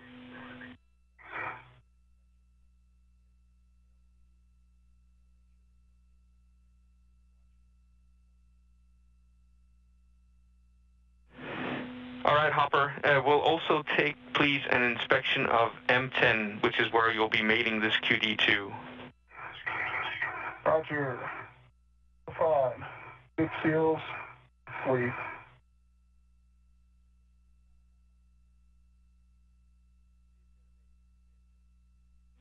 Okay, we're ready to mate the QD to M10.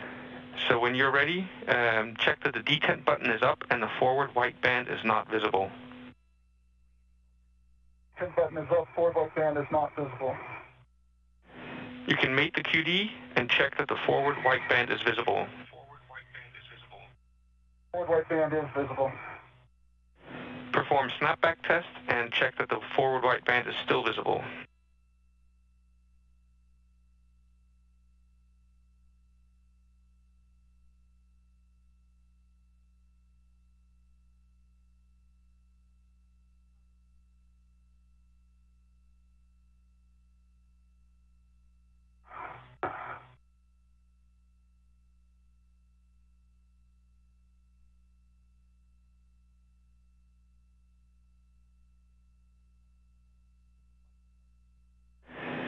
And Ike, you might have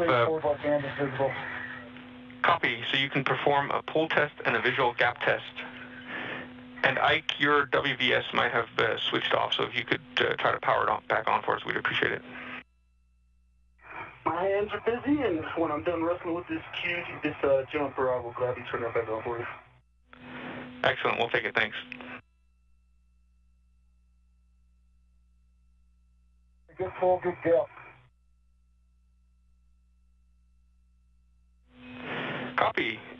We'll take that as mated, so you can install the booty over the QD pair and use wire ties as needed. Okay, and you don't need this lock, correct?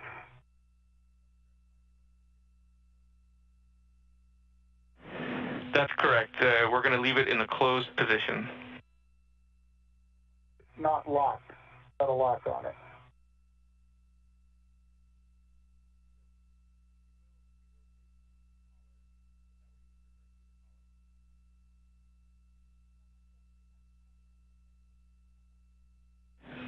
Hopper, you mean locked with a SPID?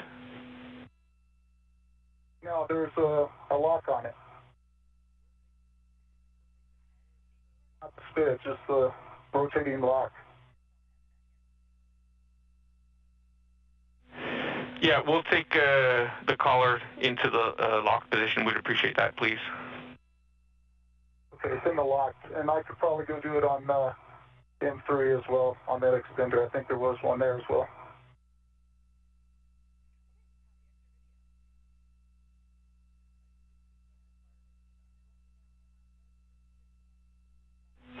Yeah, Hopper, we'll take it. It's not actually required, but we'd appreciate it. No problem.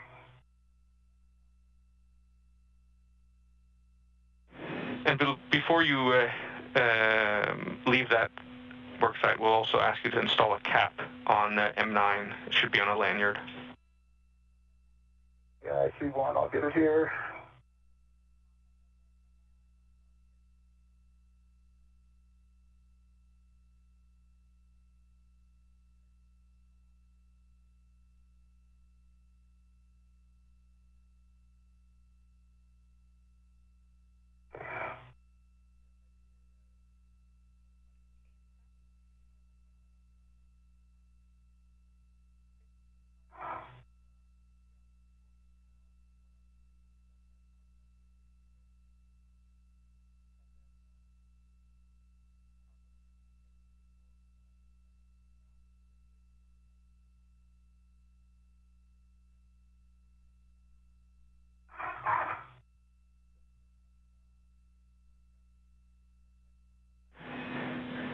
And Hopper, once you've installed the cap and you're finished at the worksite, you can retrieve your fair lead and then help Ike with stowing that jumper around the bag.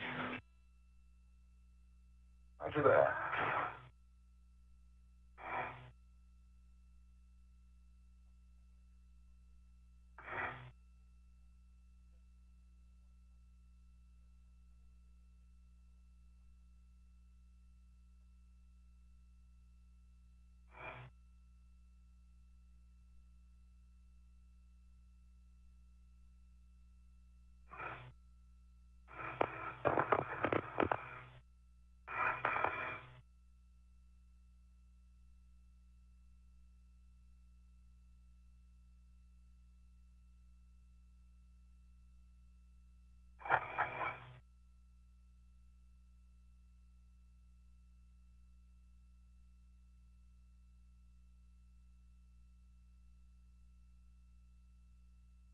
The first task of the day is almost complete, with Mike Hopkins finishing up at the early ammonia system, both jumper cables having been vented. Meanwhile, Victor Glover is coiling the first cable that was vented. He will be taking that back to the Quest airlock and stowing it outside the International Space Station for future potential use. Collars in place. M3. Copy.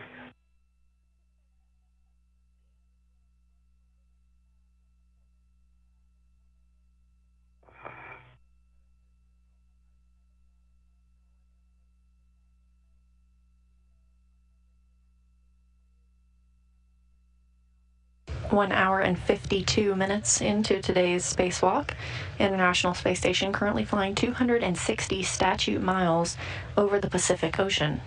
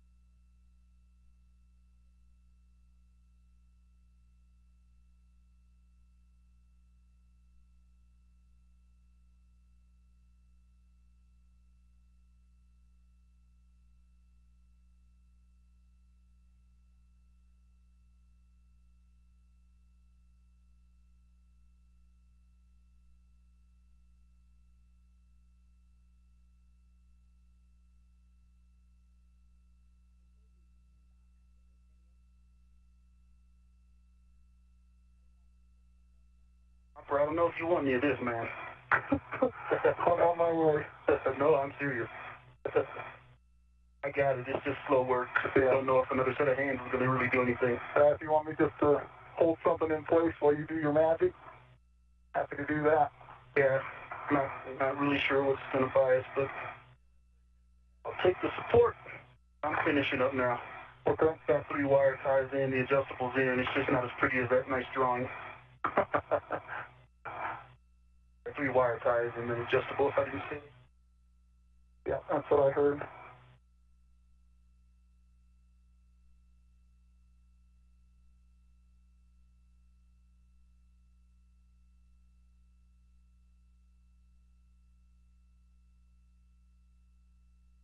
right, here we go. So I got a perfect job for your hands. All right, let me get a local down and I will be ready.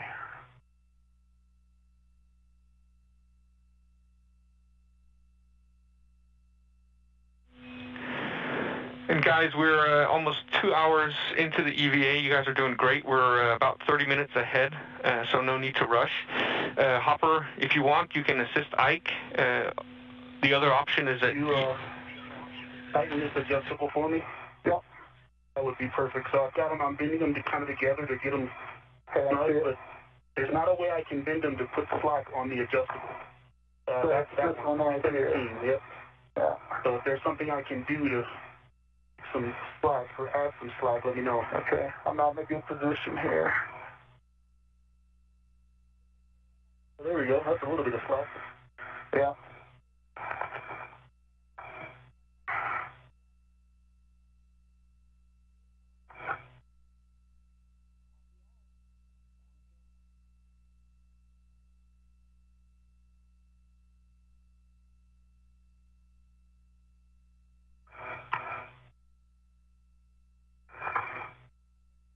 Okay. So, you want me to pull? So what do we need to do to make that, to be able to snug that down?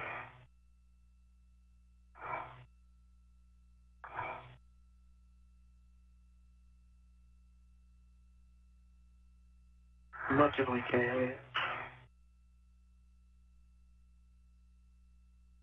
That's just about as far as it'll go. Thank you. You bet. That's about as far as it's going to go. That looks pretty, right? Yeah. Oh, wow. Yeah. Thank you. It wasn't pretty getting there.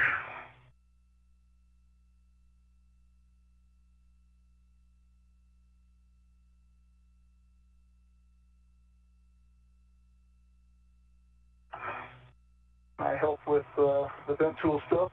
Absolutely. Okay. I'm going to put my spit in the trash bag first. So my safety tether is kind of wound up with all this stuff, so that's the first thing I wanted to get undone. Yeah. And that's the wire ties I was talking about? Yeah. That was not very helpful, and I couldn't use them to tie it down either. Too many? Am I in your way? No. Well, What do you want to do? I'm good. I can see my safety tether. That's all. I just wanted to make sure I was clear. So, yeah, what you're doing is what we expect. So if you just... Okay. Are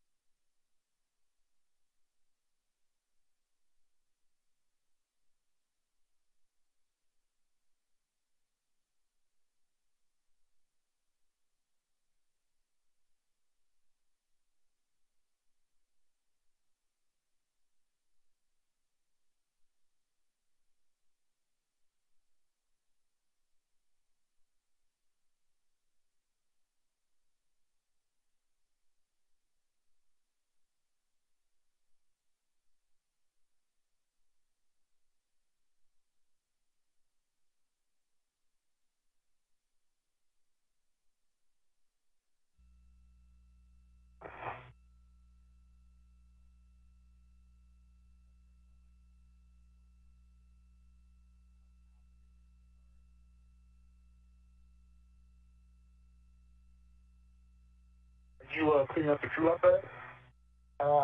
Well, I was just putting this spit in the trash bag, getting it off my rack, and then I can do an inventory on it if we want. We got to get this vent tool in the bag. So Yeah, I'd say do that next. I agree. You want me to go get it since I'm on this side? if you could, that'd be perfect, because I'm in a good position to Yeah. coil it. Okay. I am with you. Okay, it's in the trash bag.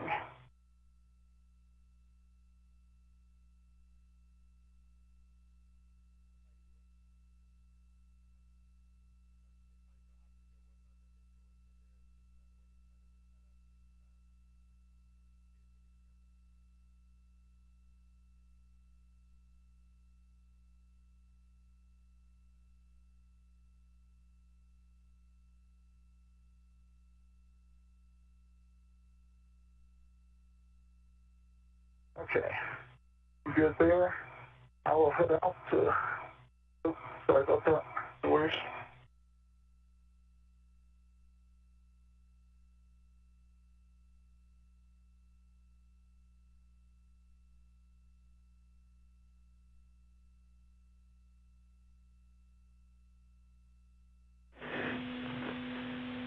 All right, guys. Hopper, am I understanding that you're going to work on the vent tool and adapter and extender?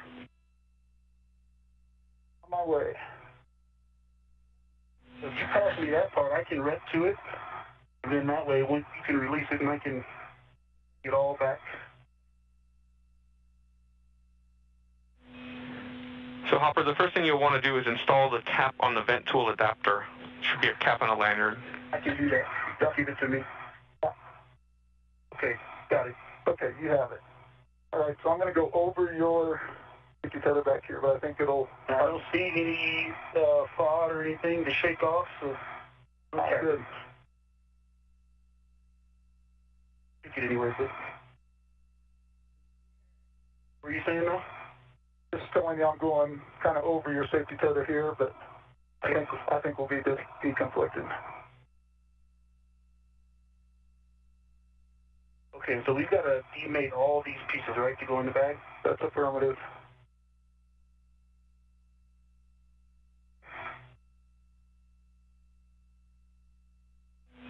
And we also do have to close a QD, and I do have the steps for that, so we close it properly.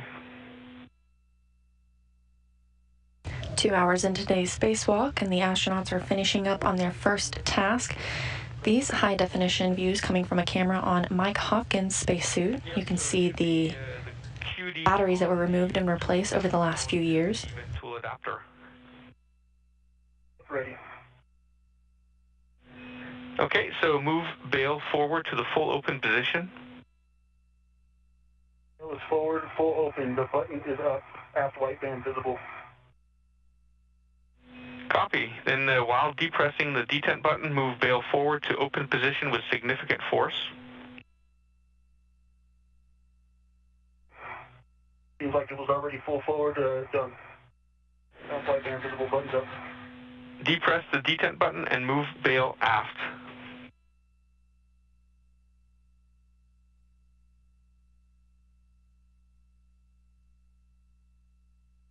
And we got a handover in 20 seconds now.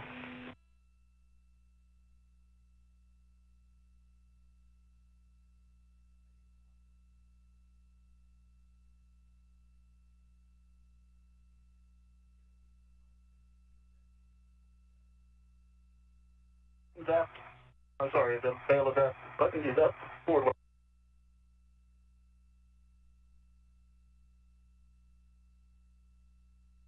We're in a quick handover of the tracking data and relay satellite systems. This is Mission Control Houston. You've got a live look at the teams that are helping make today's spacewalk happen.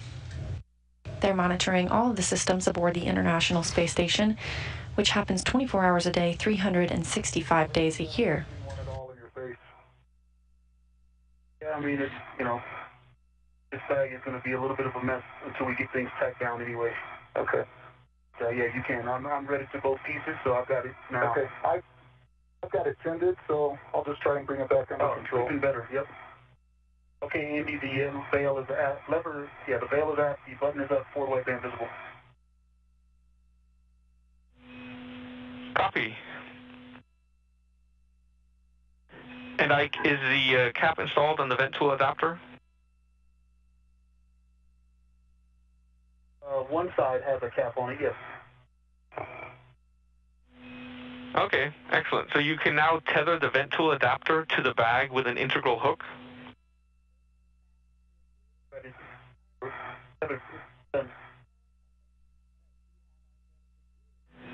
And then when you're ready, we can demate the vent tool adapter from the vent tool QD.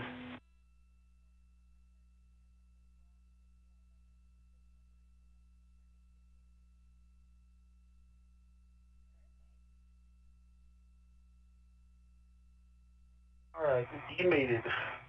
And I'm assuming I need to cap both of these, both sides of this? That's affirmative. No FOD symmetric seals. Adapter looks good. No FOD symmetric seals. Caps going on.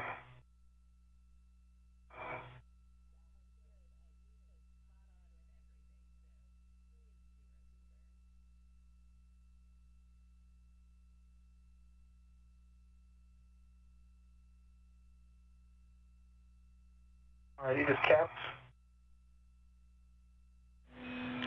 Copy. So next step will be to remove the vent tool from the vent tool extender. Just want to make sure that both pieces are now redded. So once you've removed the vent tool from the vent tool extender, make sure that Hopper's also redded to that extender. Do. Stand by. I'm not ready to it. I do have just my mini workstation to it. Yeah, I'm not going to disconnect it. Okay. You don't need to be ready to it if you get over here.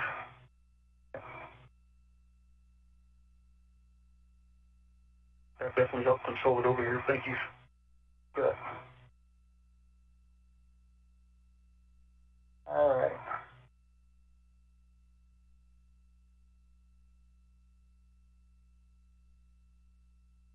All right, Andy, cap is on the adapter, and the cap is on the vent tool.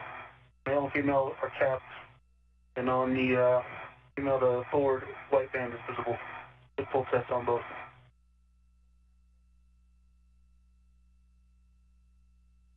Also now coming to the bag. Past me.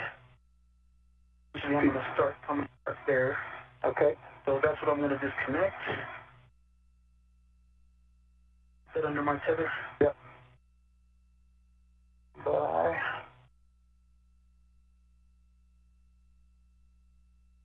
Go.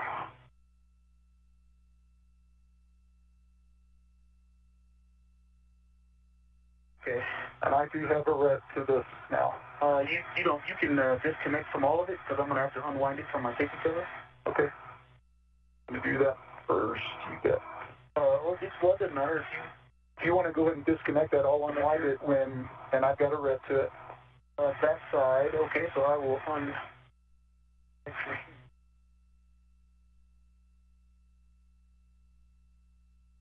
Okay. You can unwind that? But I will. Hold on, they're also connected here. Their side is hold on for a second. Okay.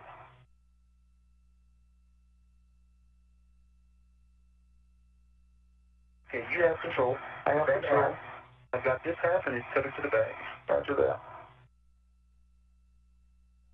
And I'm unwrapped from your safety tether. Thank you. I'm going to install the plug.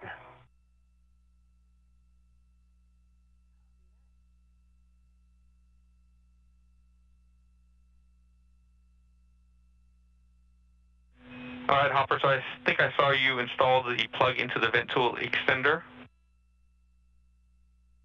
Affirmative.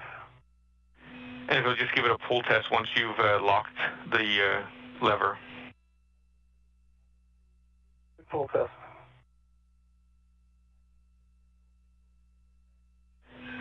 Copy. And Ike, the vent tool, you can go ahead, if you haven't already, you can use an integral hook from the bag to secure that vent tool.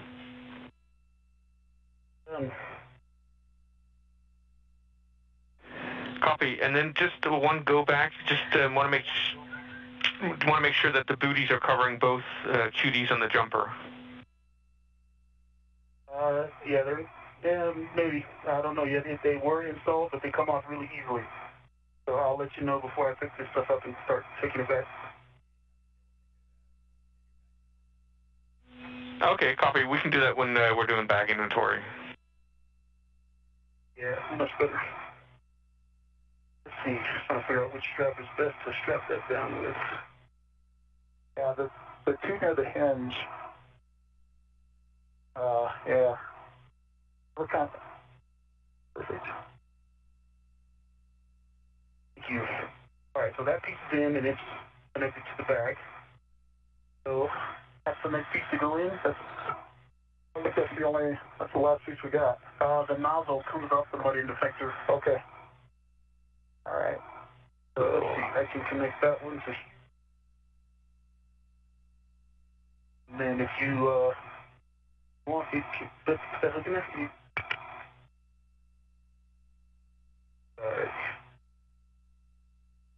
Okay. And then at the kind of mud end effector interface. I'm sorry. Yeah, the mud end effector. Not that one. Leave that on the bracket and then just take the mud end effector off. Here. I see. Here. Yep, right there. Okay. So you got to run to the mud end effector. Negative. To the front, the jaws of it? Yeah, that's what I meant. With you. Okay, yeah. And then I'll have the rest of it. Okay. So I'm going to undo it here. Stay firm. So just be aware if you undo it there, then the mutt needs to be secured separately to the bag. Whereas if you undo the nozzle from the L bracket, there's a lanyard between the nozzle and the L bracket. I was just putting it together, putting it back in the way I took it out. But if you want me to do that, happy to do that. I would leave it all connected, so I didn't have to rip to it. But what do you want us to do? It's up to you. I was just making a suggestion to make it easier, but it's either way is fine.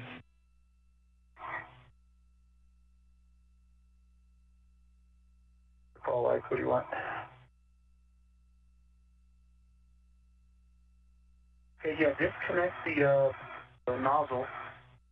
They stay connected, so... Yeah, they've got this lane in between them. And technically we're both ready to it, so now we just gotta get it in the bag. All right.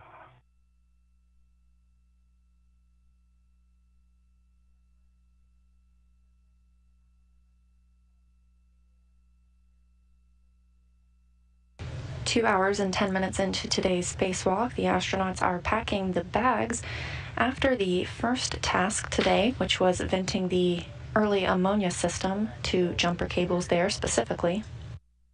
Yeah. You hear a lot of talk about tools and tethers. At all times, the astronauts themselves are tethered to the International Space Station, and their tools or workstations are tethered to them as well.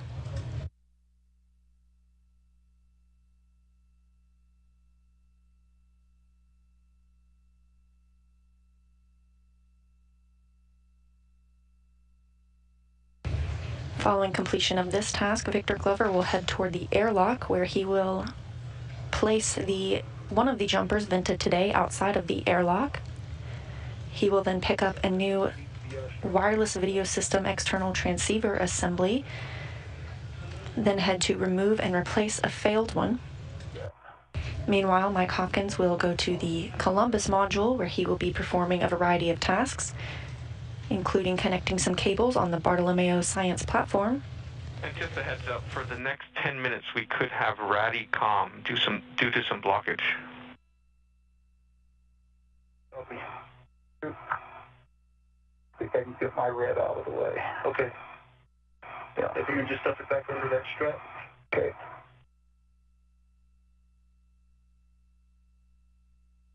Is the end effector? Yeah, can work.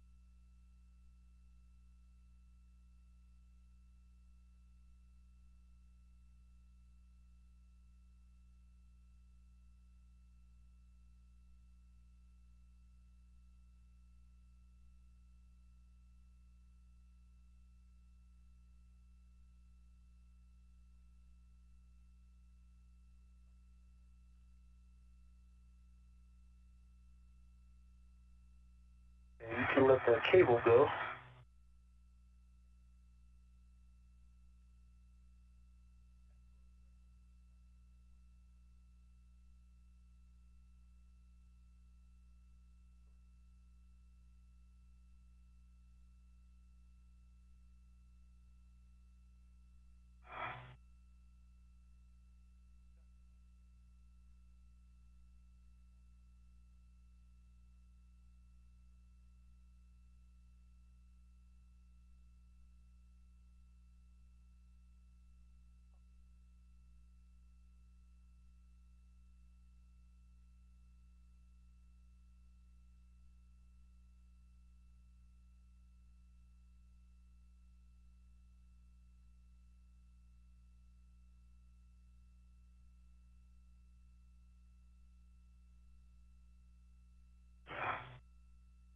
Okay.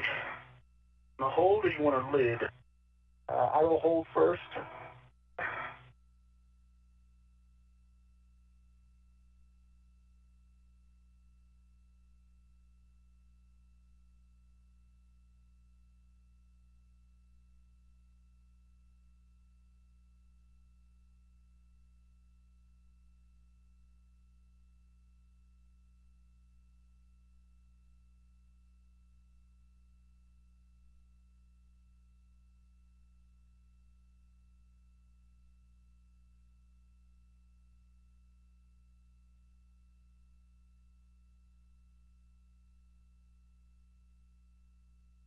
I used to like quarter turn fasteners.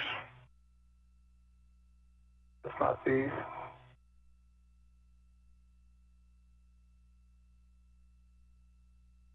Okay, can you pinch the bag shut? Yeah, that's fine. We can stuff it after, but can you just like pinch the lid right there? Yeah.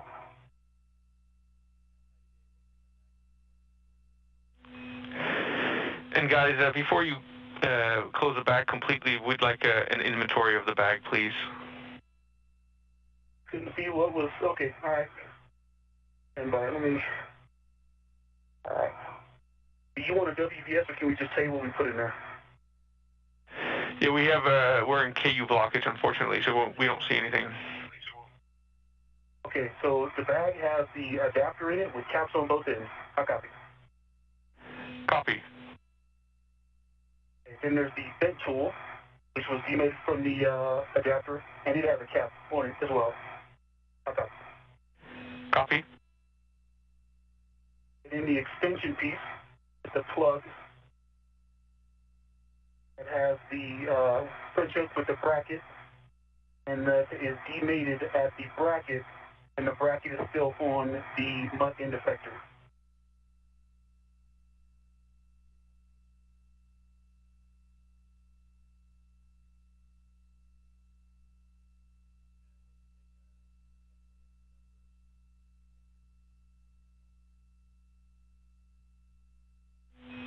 Okay, we copy all, Ike, and at last, we just have if you could just check the booties on the jumper QDs.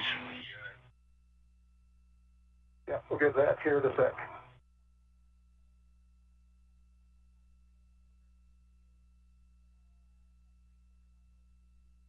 Is there actually Velcro right there?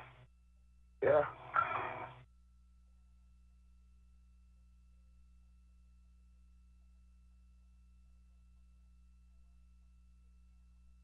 Oh, yeah.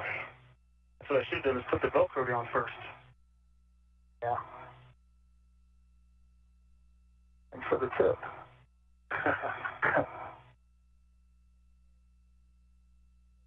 Well, you're welcome. Can you do the other side too? What's it to you? Okay, and you can do the booties.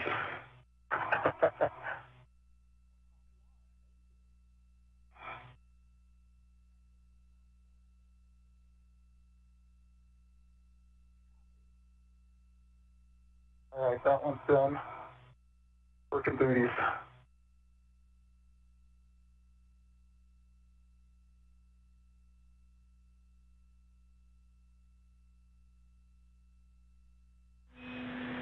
And whatever it's convenient for you, Ike, we'd appreciate it if you could turn on your WVS. There are all these wire ties down here if you use one of those. I think it's going to be necessary. I didn't either.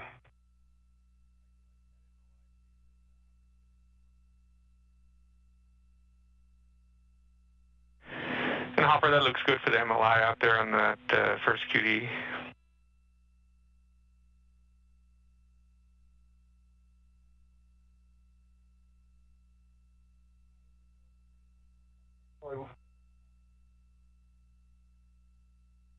On the jumper. Oh, yeah, no. I have some on my PRT too. One of these. Okay, yeah.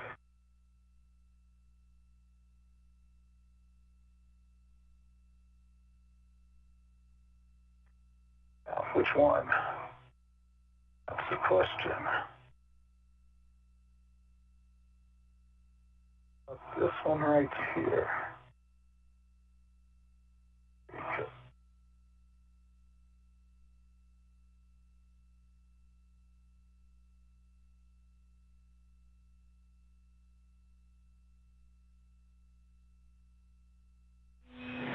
And Ike, whenever it's convenient for you, we'd appreciate it if you'd hit your power button on the WVS. Work.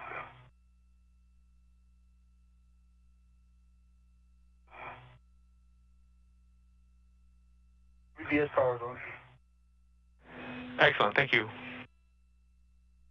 Welcome. Ciao.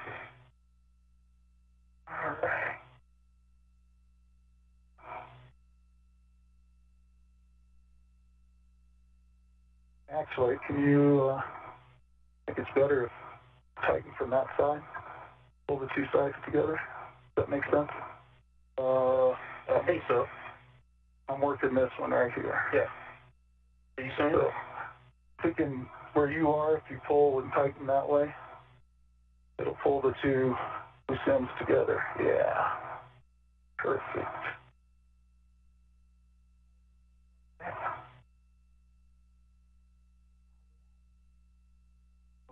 That looks like it's doing anything. Yep.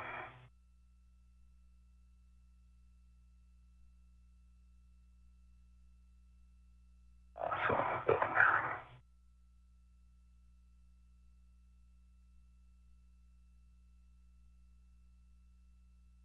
2 hours and 20 minutes into today's spacewalk. This view from Victor Glover's helmet camera.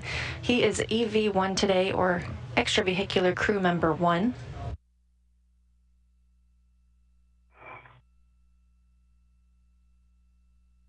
The astronauts are still wrapping up their first task, venting 2 jumpers on the early ammonia system.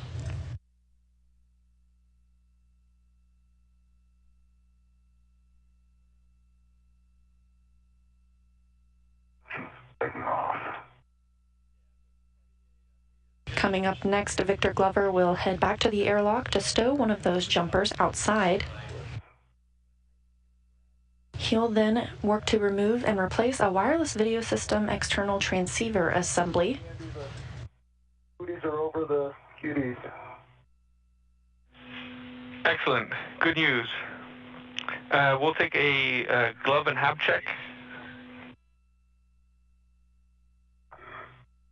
D1 has a dry hat.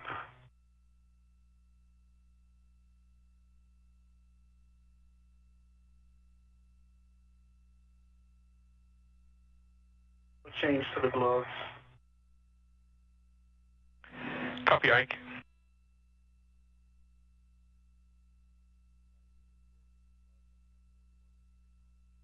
D2 dry hat. We'll change to gloves. Copy. So Ike, go ahead and check your gauntlets, and then you can grab the vent tool extender bag and head back to the airlock. Just remember to pick up your green hook from 5204, was it? Yes, my gauntlets are in place.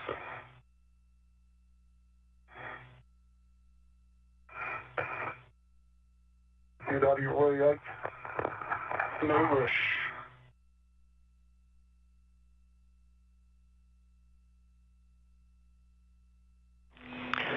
And Hopper, once you have room, then you can grab the crew lock bag, and then you'll be heading outboard to the APFRs. Roger.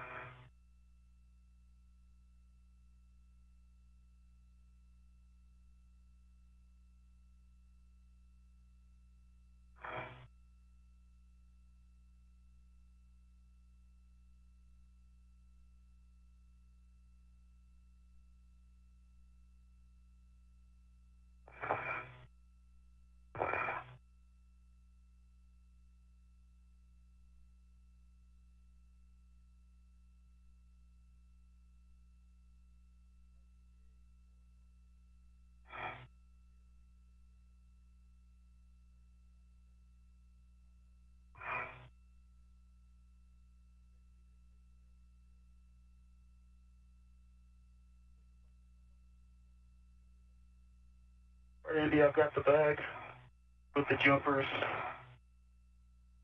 It's clear. I'm going to get my green hook. Copy. You can head back to the airlock. Hopper. Okay. All right. Set. See ya. Okay. All right. See ya. Sure. Yeah. Victor Glover now heading back to the airlock, the first task being completed. And we've got a few more Ask NASA questions coming in. This one mentioning some major upgrades happening on the space station, but how will that happen without the space shuttle? The shuttle indeed was a very important part of building and upgrading the space station, and now we're fortunate to work with commercial providers and Roscosmos, who are able to use their vehicles to help deliver upgrades to the space station. Over the last several years, we've upgraded the batteries on the International Space Station, which were delivered by the JAXA, Japanese Aerospace Exploration Agency, HTV vehicle. We have other cargo delivered by Northrop Grumman, and of course by SpaceX, who will be delivering the new solar arrays on their Cargo Dragon later this year. At some point, we'd appreciate an inventory of crew lock bag. You don't need to open it up. We'll just take whatever you can see through the that plexiglass. Okay. All right, so here's what I can see. I've got a camera. I've got a bale drive lever attached to, looks like an integral ret. I've got the quick release tools attached to the integral ret. And I've got a trash bag attached to the integral ret. Excellent. That should be it. That should just be an adjustable large, small on the outside, I think. And that's affirmative. I do have a large, small on the outside. I am ready to it with my BRT ret. This time. Excellent. That's a good config for the crew lock bag. You can grab that and then head out to the APFRs. Roger.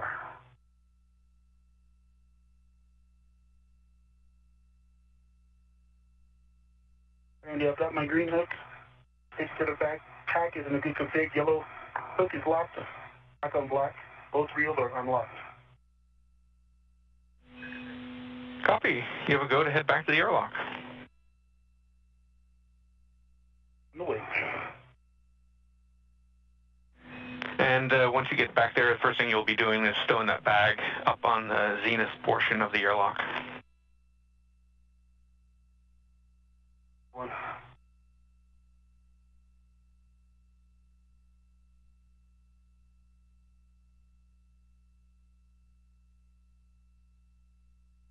Okay, I'm heading out.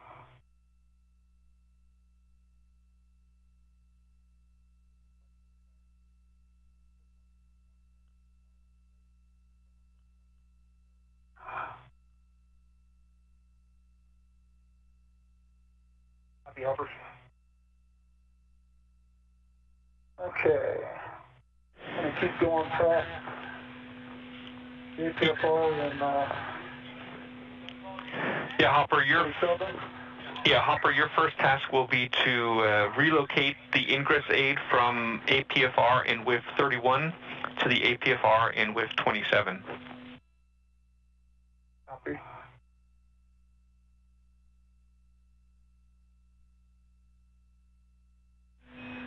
So the first step will be to remove the wire tie.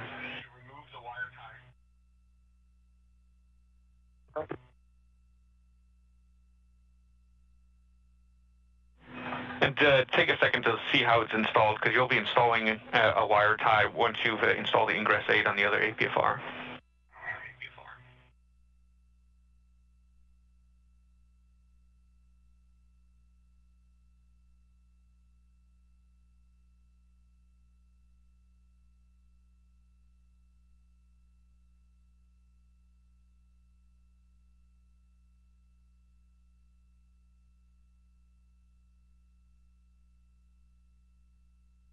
This view from a high-definition camera on Mike Hopkins' spacesuit. And clearly in the picture you can see the APFR, that's the Articulating Portable Foot Restraint. That allows the astronauts to secure their footing and gives them some leverage while working outside on a spacewalk. He is moving the ingress aid from one APFR to another for future spacewalk preparations.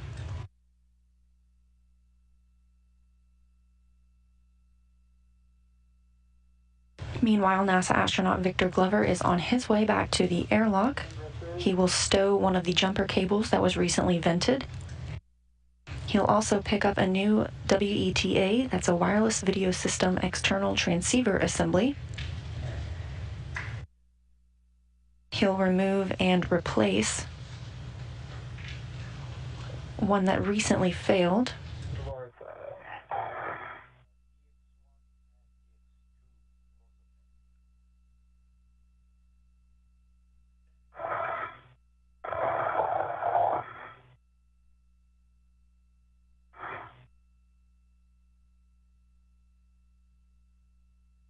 RTI is released. Copy. You can ret to the ingress aid and then transfer it over to the other APFR. Roger.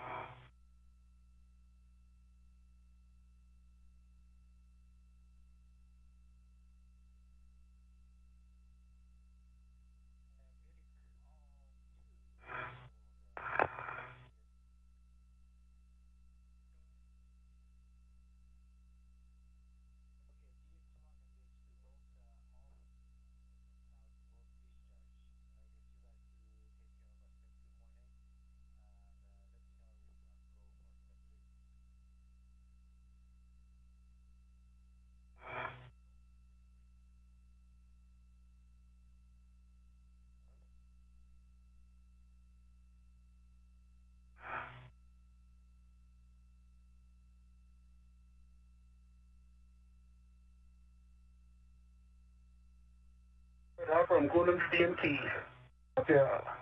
Well, usually the return trip seems faster, but not this time.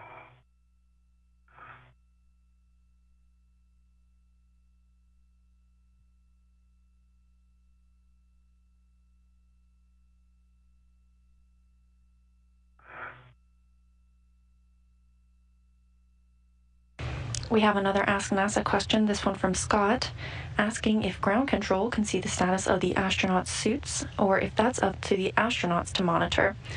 Mission control team here on the ground has constant observation of the suits and are constantly monitoring the consumables, including the oxygen. That helps determine the length of the spacewalk.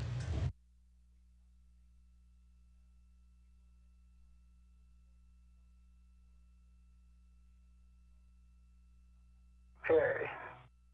There's black on black. Good pull, good twist test. Excellent. And you can install a wire tie. Ideally, we'd like a new wire tie. I knew you were going to say that. And I did ask EVA for confirmation. That's all right. And Hopper and Indy, I'm going down to see the spur. Roger. Copy.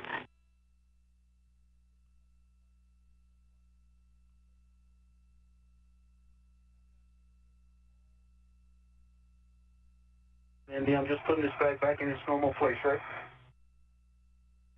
That's right. The bag handrails should be facing port.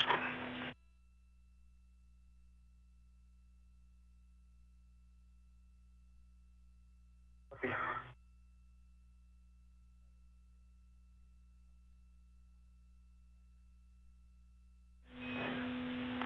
And there's a diagram on page 3 of your cuff checklist if you want to have a look.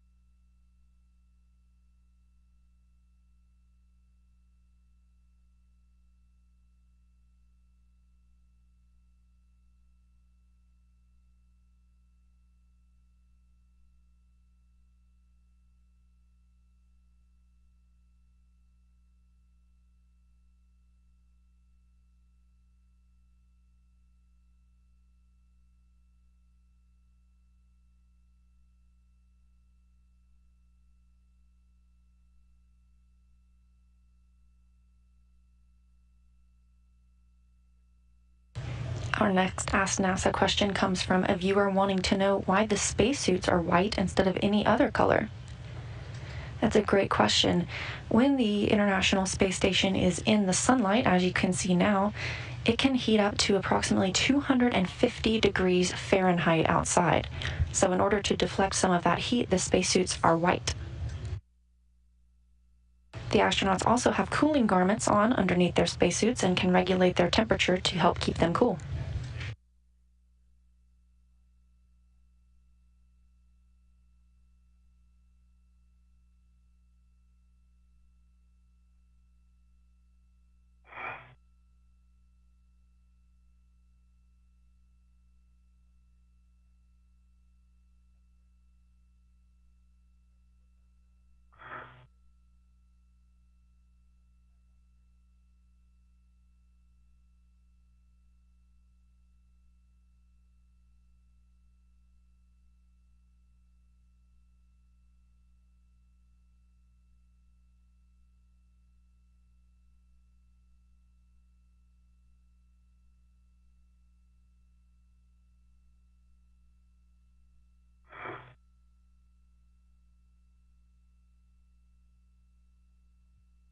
Okay, wire tie is installed. Excellent. You can now bundle your crew lock bag to the APFR in WIF 31. Roger that.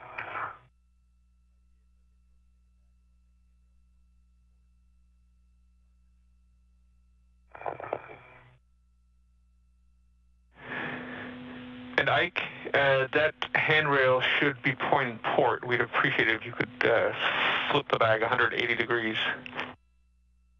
Oh, that's it. Okay, it works.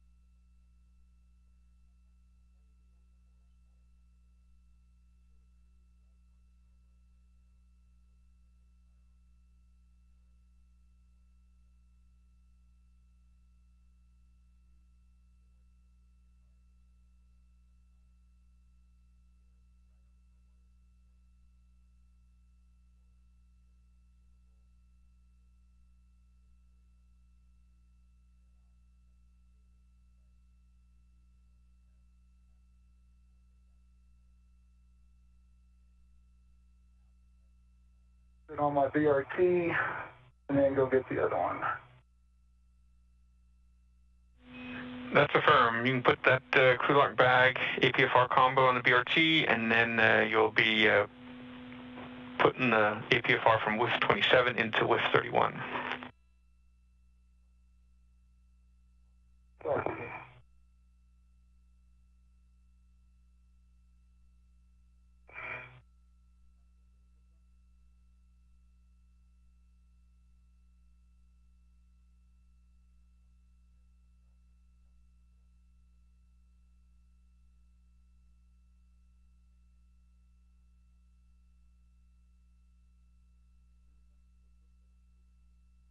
Okay, and how's it run?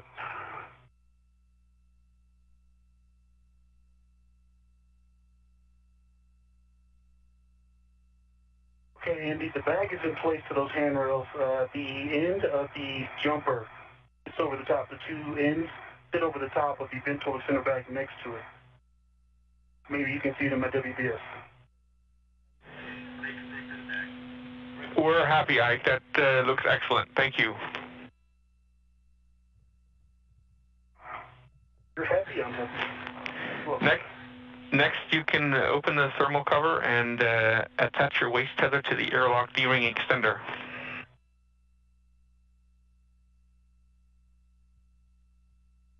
work.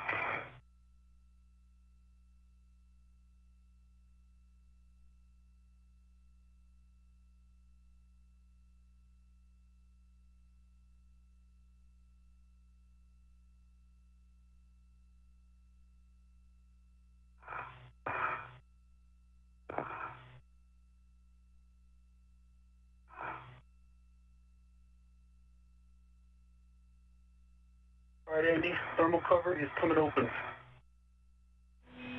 Copy.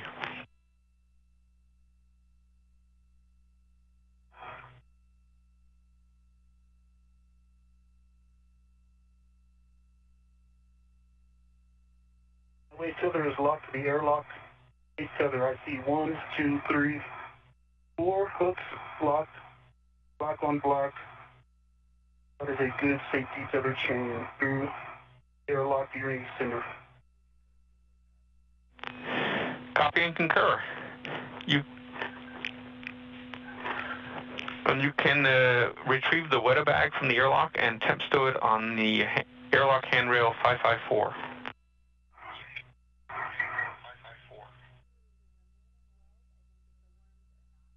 Work.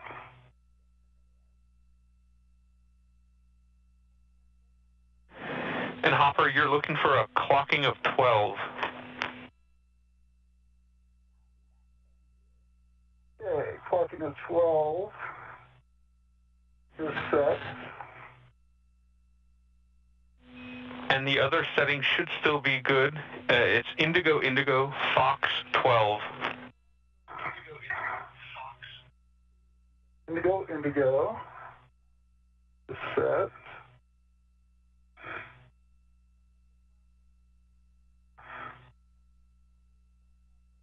And I see Fox 12. Just need to get my rep back. Give you a good pull and twist test though. I do see black on black. Good pull, good twist. Copy, and then just a pitch knob check, please. Roger.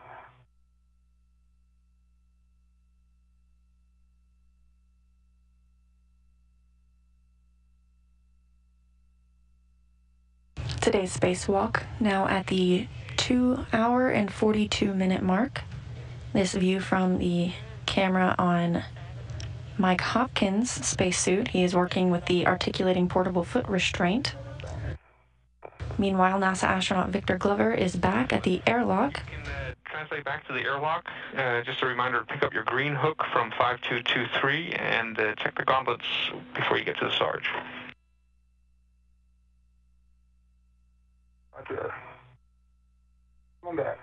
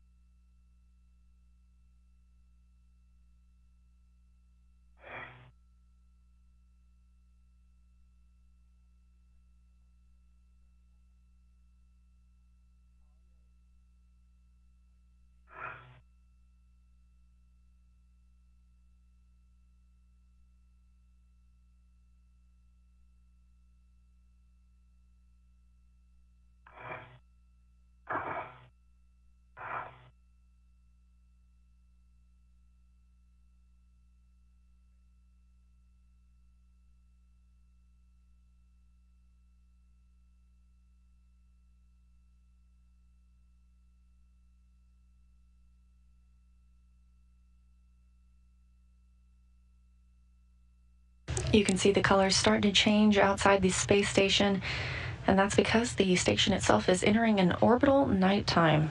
International Space Station is currently flying 260 statute miles over the Arabian Sea.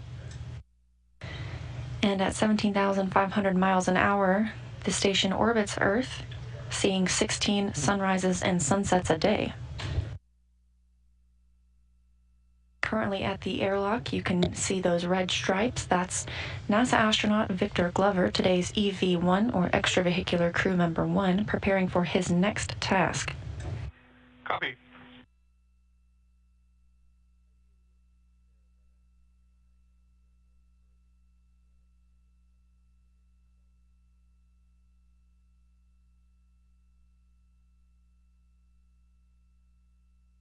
Coming up next for Glover, he will be removing and replacing a Weta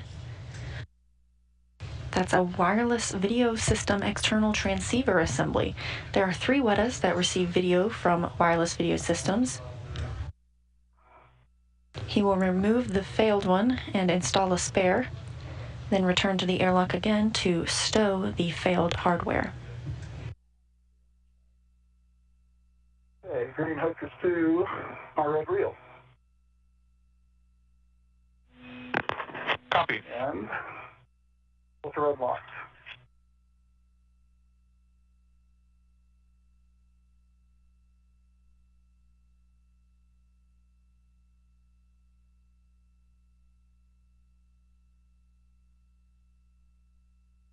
NASA astronaut Mike Hopkins is currently out of frame, but has recently completed his tasks relocating an ingress aid for the articulating portable foot restraint.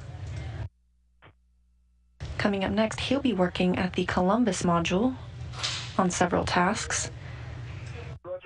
He'll be working to connect cables from the Bartolomeo platform.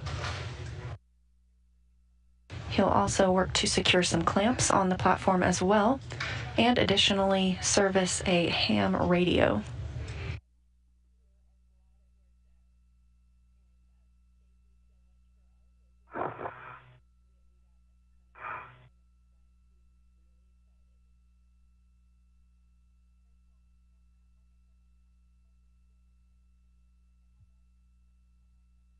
Gauntlet's already in place.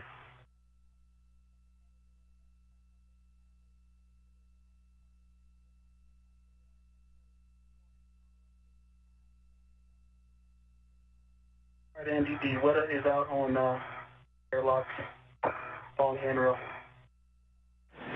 Copy. Now, next you can retrieve crew lock bag number 1. That's the Bartolomeo Columbus crew lock bag, and put it on the airlock handrail or D-ring extender.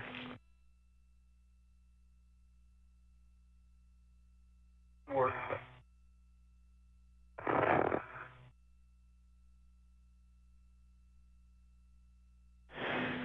And Hopper, you're stopping at the anchor hook location to retrieve both your anchor hooks. Yeah.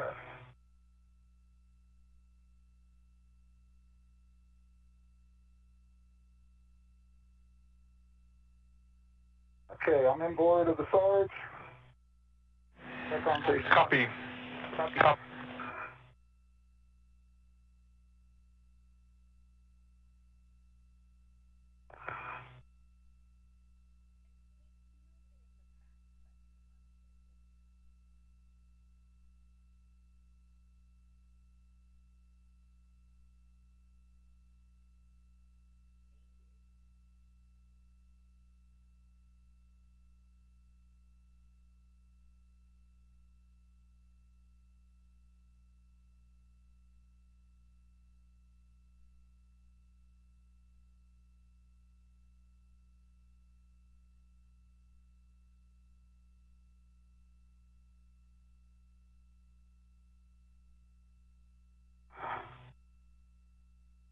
Okay. At the anchor hooks. We take the EV1 anchor hook and putting it to my red reel. Okay? Yep, that's affirmed. And Ike, you're still connected to the airlock waist tether and D-ring, right? Good waist tether to the box waist tether. You have a go, Hopper. Roger that. No rat. The astronauts are getting set up for their next tasks on today's spacewalk, now 2 hours and 50 minutes long. And we have a question from Mary's 10-year-old who wants to know how big the space station is. That's a great question. The space station is 357 feet if you measured it end to end. So if you put it on top of an American football field, it would be almost the exact same size, including the end zones.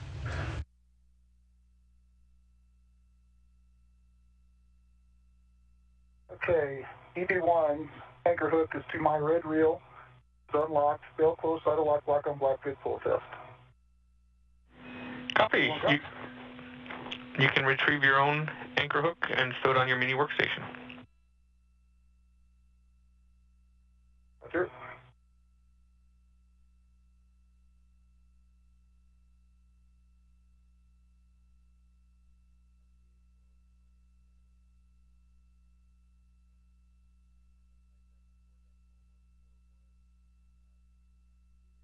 We have another question, this one from Joe, wondering how many astronauts are in the International Space Station. Right now, there are 5 astronauts inside and 2 outside, so in total 7 astronauts are living at the International Space Station. 4 of those are NASA astronauts, Mike Hopkins, Victor Glover, the 2 that you see outside today, Shannon Walker and Kate Rubins. We have Japanese Aerospace Exploration Agency astronaut Soichi Noguchi, and 2 Roscosmos cosmonauts, Sergei Ryzhikov and Sergei Kutsverchkov.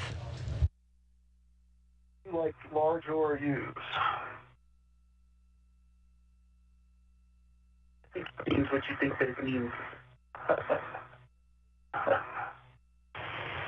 Nicely said. Okay, I'm at the port data cart. And I'm off. When you get to the airlock, your bag is on the forward part of the airlock circular interrupt. Roger that. And Hopper, just a reminder to give a double tap to both port and starboard cedar cart to brake release pedals, please. Double tap. Zombie land double tap. Nice. 1, 2.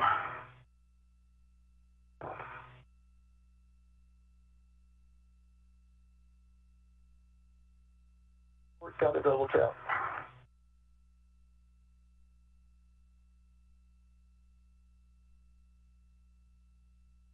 Well, that got me thinking about Twinkies. Like, I was just thinking it'd be a good Twinkie night. Wouldn't that be a good Twinkie? It'd be.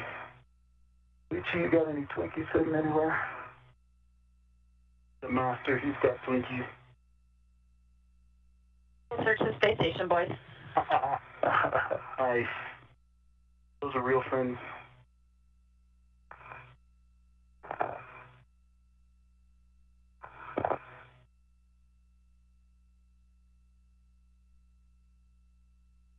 Okay, I come at the starboard, coming around, do a double tap here.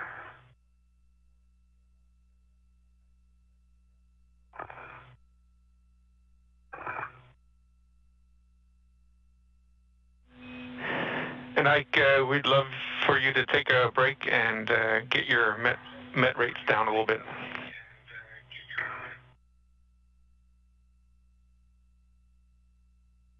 I am taking a break.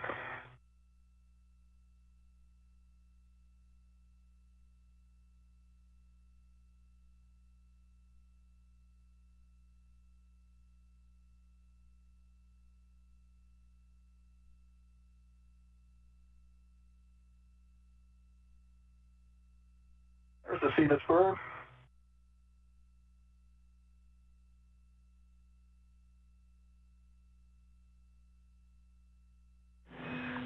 And Ike, while you're resting, we'll take a glove inspection and a hab check.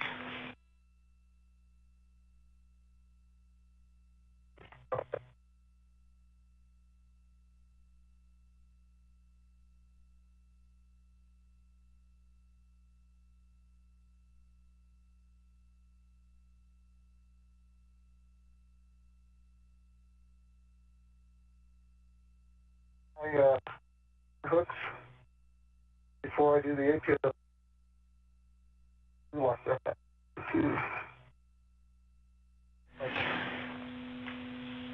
Some smudges, cosmetic stuff, no change to the glove, Randy. Copy that. And Hopper, you came in a little bit broken before. Next for you, you can put your anchor hook to the aft D-ring, and you can then, after that, put Ike's anchor hook to the forward D-ring on the airlock.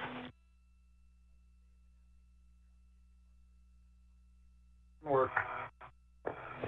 And if you want to drop the APFR first, that's also fine. Let's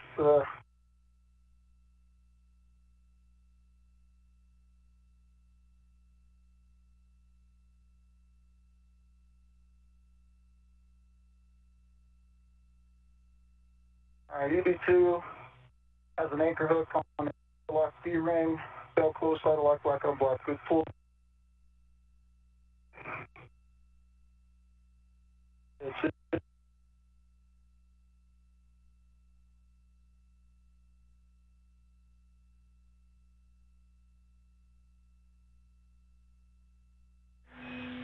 Hopper, say again, your comm dropped out. All right, EB2's anchor hook is on the aft airlock D-ring extender, bell close, idle lock, black. EB1's on the forward airlock D, bell close, idle lock, from black good pull test. That shows him 2 good configs. Copy and concur. And Ike, you can release yourself from the airlock D-ring. Released. All right, Ike. Well, here's our airlock D-ring extender. Whatever you prefer. Let's see. I'm going to try and present it to you. That's all right. It's not working very well right now.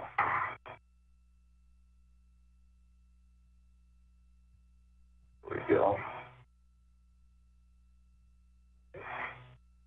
Grab this rip off the D-ring extender. Okay. Above the HFR there. Hand over in 10 seconds. Okay. Hand over in 10 seconds. I copy.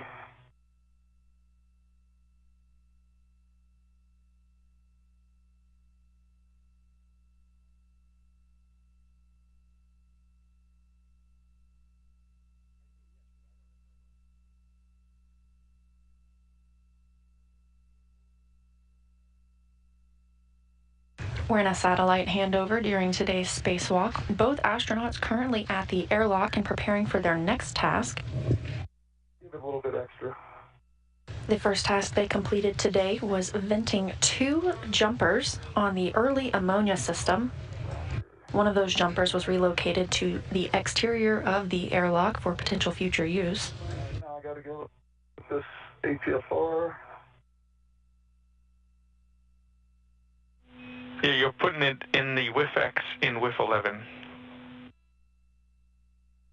WIF-X in WIF-11. That's a clocking of 12.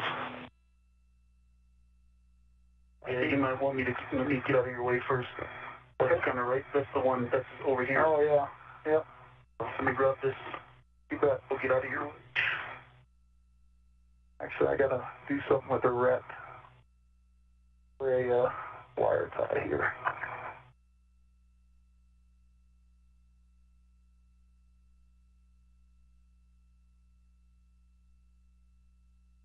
All right, Andy, I just take the WITA and get out of Hopper's way.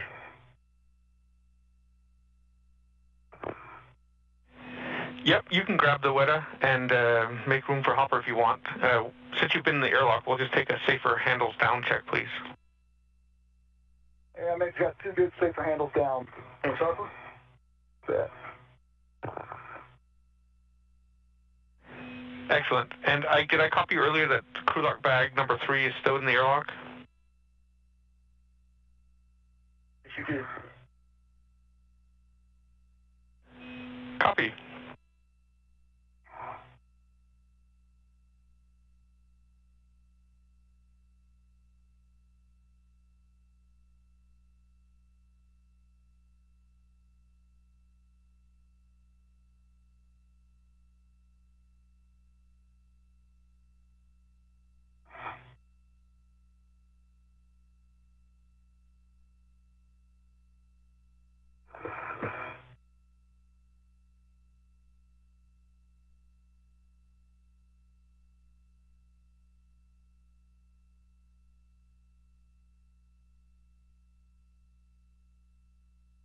All right, Andy, I'm going to get the thermal cover closed.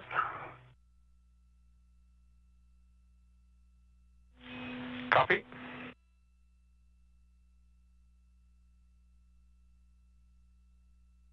Okay, thermal cover is closed. All right, Hopper, I'm getting out of your way. Roger, I see ya. Happy wedding. Thank you.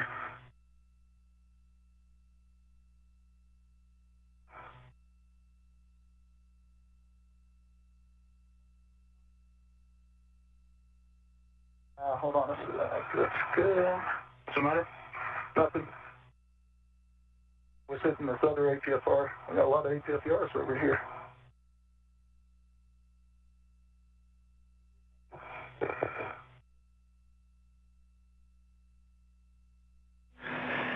Yeah, Ike, that other APFR that Hopper was referencing, that's the one you'll be grabbing to bring up with you to do the WETA R&R.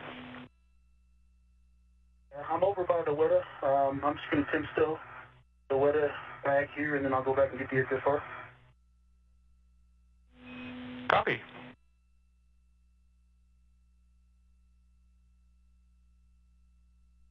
Okay, you want a clocking of 12. Yes, please, 12. And then Tango, Tango, Fox 12.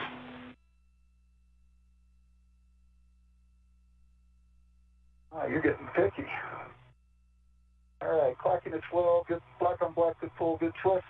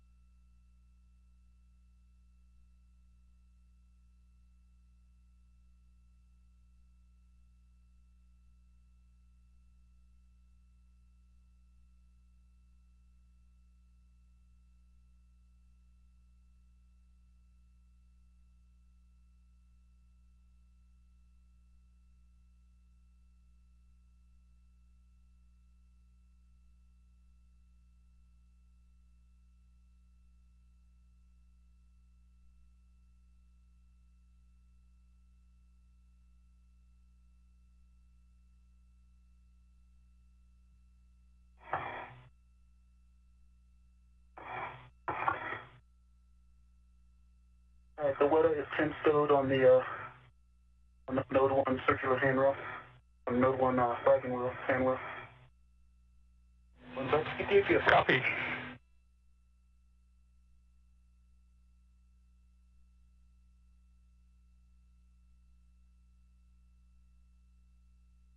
Okay, Andy, it's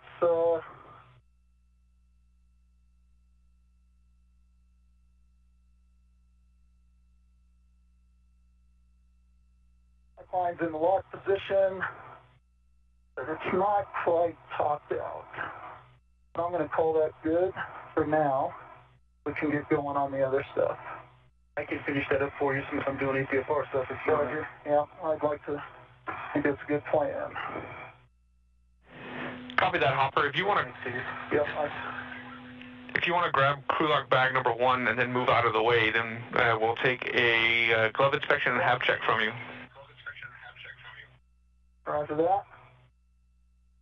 Like, I think it's almost there. Might be able to get this one last little on the pitch knob.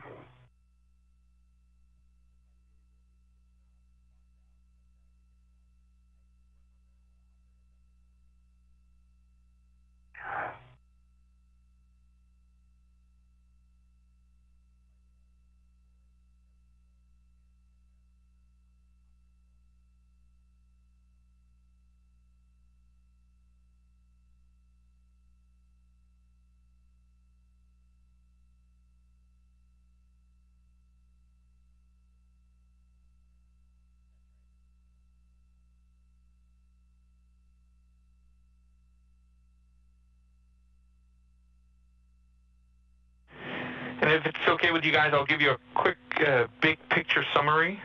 We are exactly on the timeline.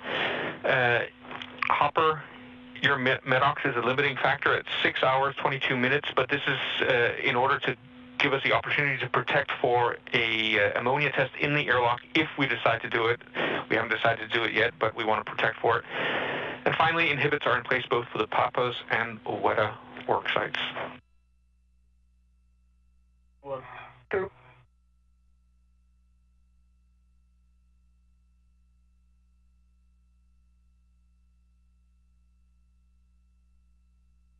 It's been 3 hours and 6 minutes since the astronauts switched their suits to internal battery power, beginning today's spacewalk. You'll be clear once you start moving away. Okay, I am just about ready. No rush. Both astronauts are at the airlock at the moment, preparing to move to their next work site. For Victor Glover, with the red stripes around the legs of his spacesuit as extravehicular crew member 1, he will be removing and replacing a Weta. That's a wireless video system external transceiver assembly. Mike Hopkins will be heading out to the Columbus module, where he'll complete a variety of tasks with the Bartolomeo Science platform, as well as reconfiguring a ham radio. Appreciate it.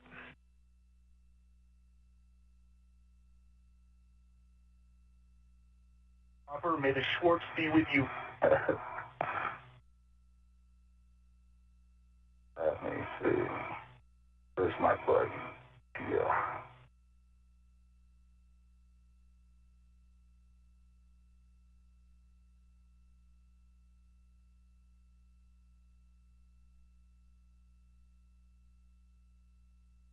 Hopper, is the pitch setting correct? You're just trying to get the knot off? Yep, that's it. Okay.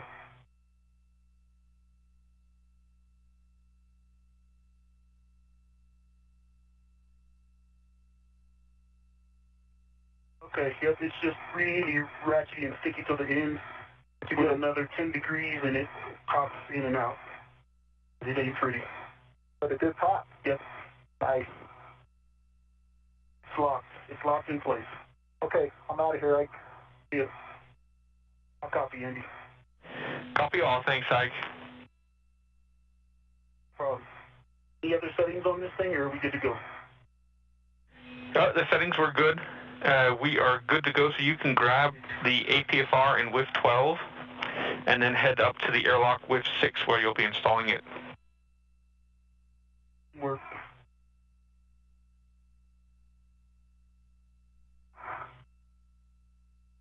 And Hopper, you can make your way to the Columbus worksite. You know it fairly well, so just let me know if you want any details. Roger that, I think I'm okay. And dropping my green hook right after I get out near CMA 3. That's affirmed.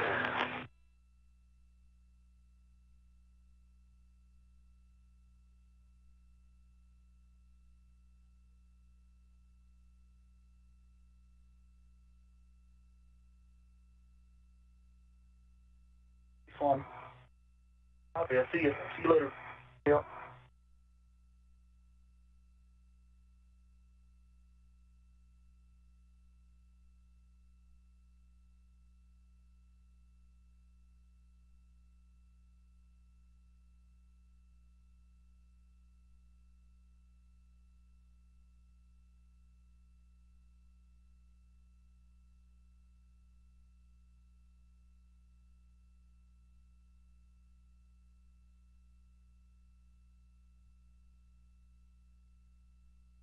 On the lab.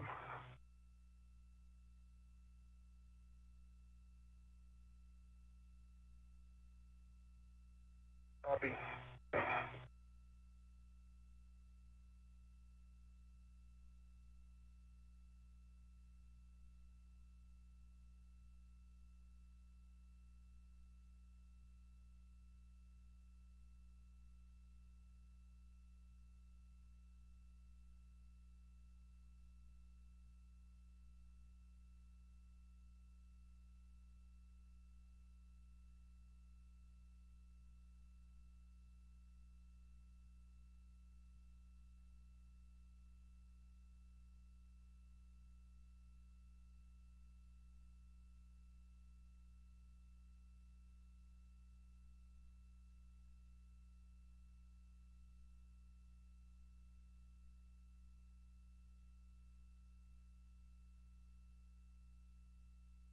The gas spanner.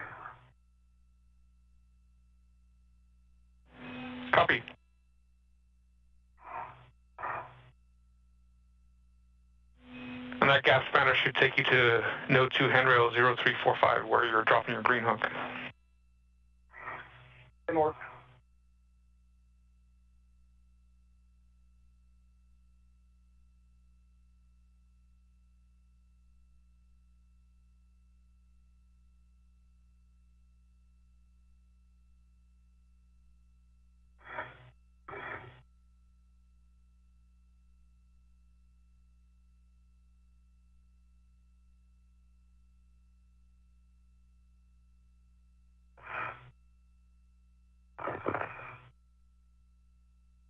All right, Andy, I am out with.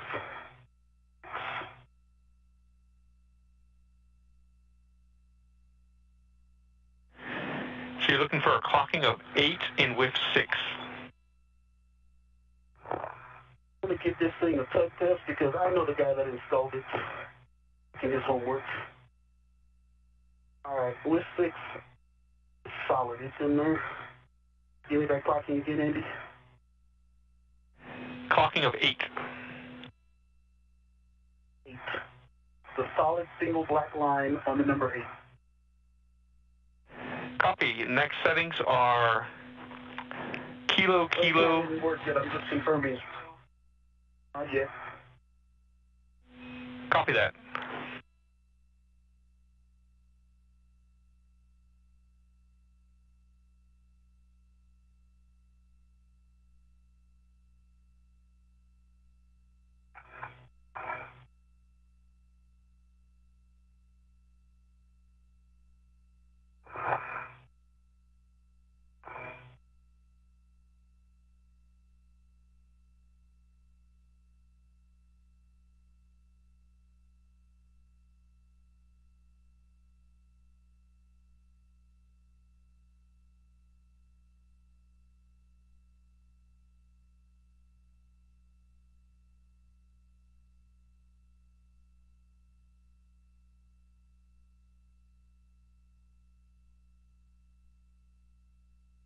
All right, here's our buddy. Say hi for me. All right, Andy, it's in. Clock to 8. All right, clocking of 8, and then it's kilo delta 1. Kilo Delta 1.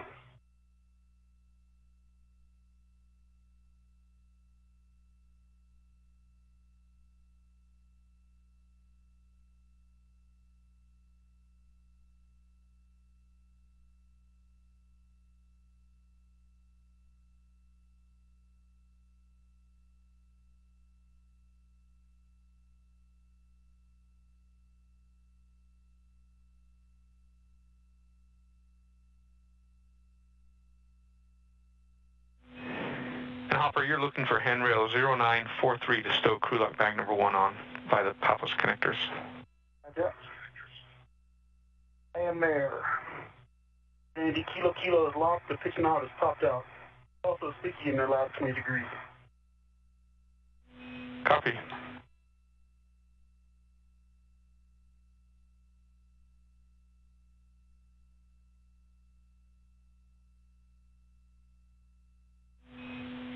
And Ike, did you give it a pull and twist test and a black on black check? Pull and twist test. Black on black. Excellent, thank you.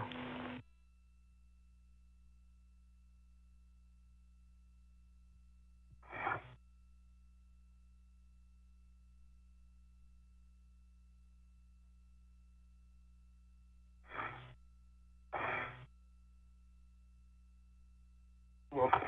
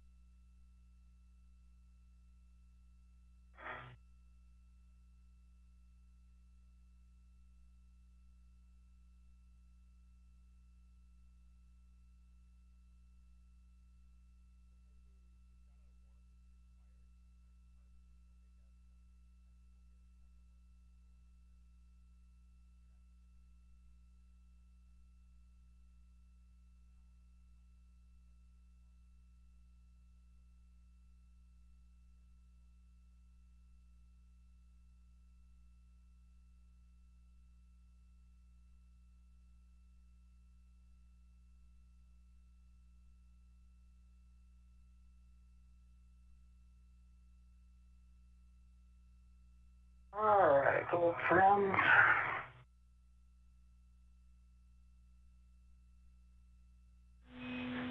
All right, Ike, if you can still reach your weather bag, then you can ingress APFR. Copy. Kilo Delta 1.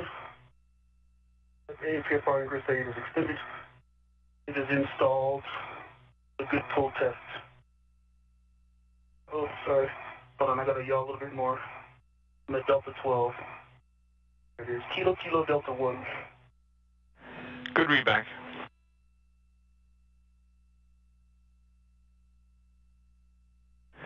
Just a reminder on the warning to avoid contacting that white thermal coating on the weather. Roger.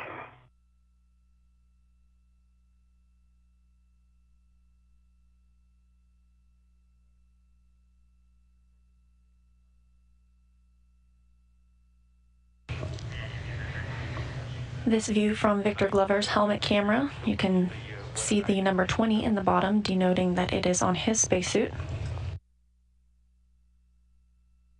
He's preparing to remove and replace a WETA, wireless video system, external transceiver assembly. To do so, he'll need to release 3 fasteners before he's able to remove the failed unit. He'll then replace the new unit, install 3 fasteners, and then return to the airlock with the failed piece.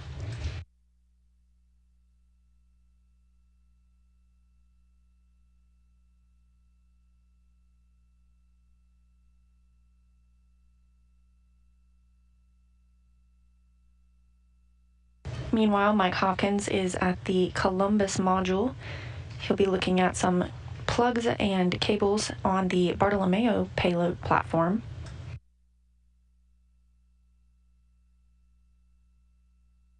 During US EVA 69 earlier this year, there was some difficulty connecting some of those cables, so he'll be troubleshooting that today, as well as providing more information about the area.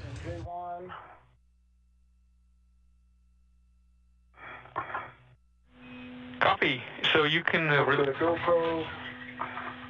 Excellent. So you can release the long wire tie, go into the P1 lever, leave the wire tie attached to the handrail, and then you can demate, inspect, and try to remate the P1J1 connection. That didn't work.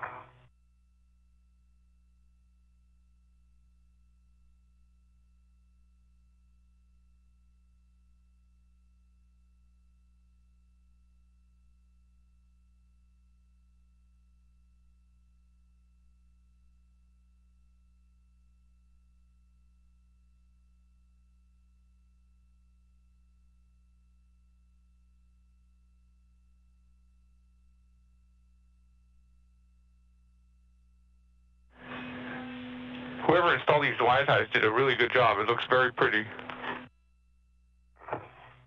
Yeah, kind of a pain.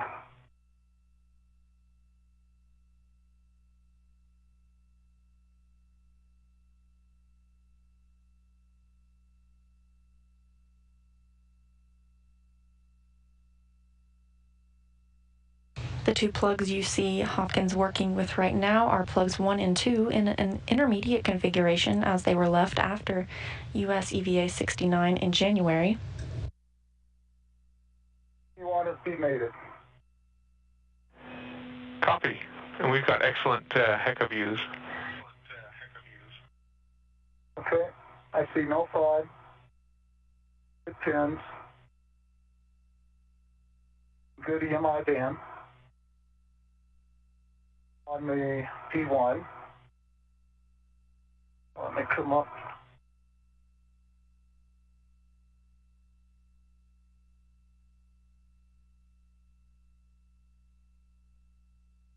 Again, no fraud. And they are definitely close and tight. No gaps.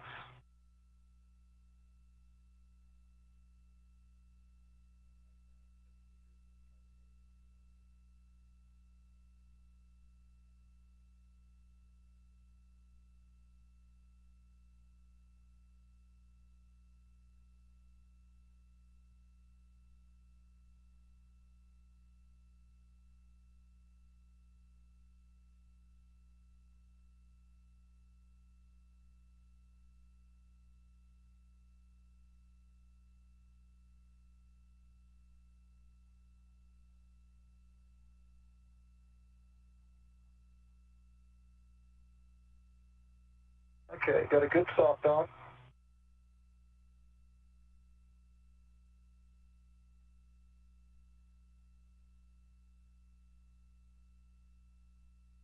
And no joy. Copy. No joy. So let's go ahead and try with the broom tool to expand those tines. After that. And I'm in the APFR. Copy. You can grab your PGT. Settings are Bravo 1, counterclockwise 2. Copy on the cal first.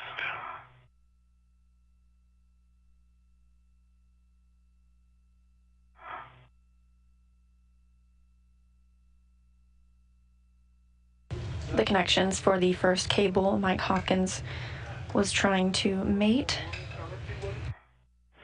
did not fully complete, so they are working through some troubleshooting options as was planned.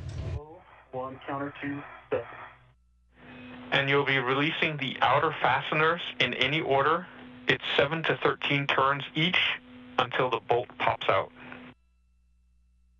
The outers first, any order, 7 to 13. Work. All right, I definitely see the floating around that Ike was talking about.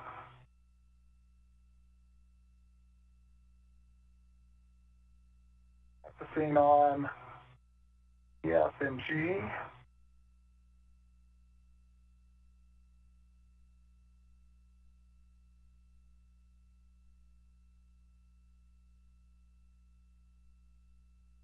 During the initial spacewalk to work on these connectors, there was reported that the jack socket tines might be more closed in than were initially expected, so Hopkins is using a tool to attempt at expanding those tines. In what way? Picture that. It bent it up. I guess when I pulled it out, something caught. Or maybe I put a little side load in. Reason to practice.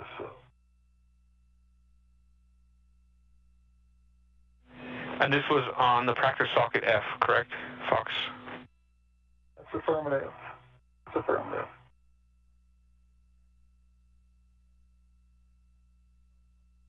Andy, both the outer bolts are released. Copy. So now you can tether to the failed wetter with your mini workstation RET.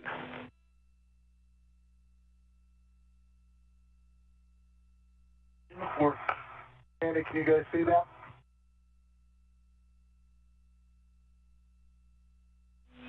Not really. No? Okay. All right, so I'm going to start with alpha. It's just going to be a straight in, straight out.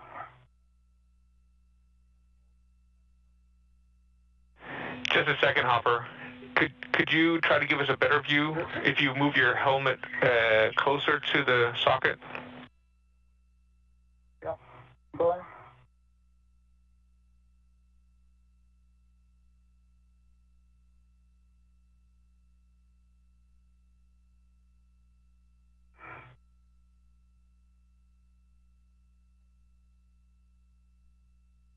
Out there.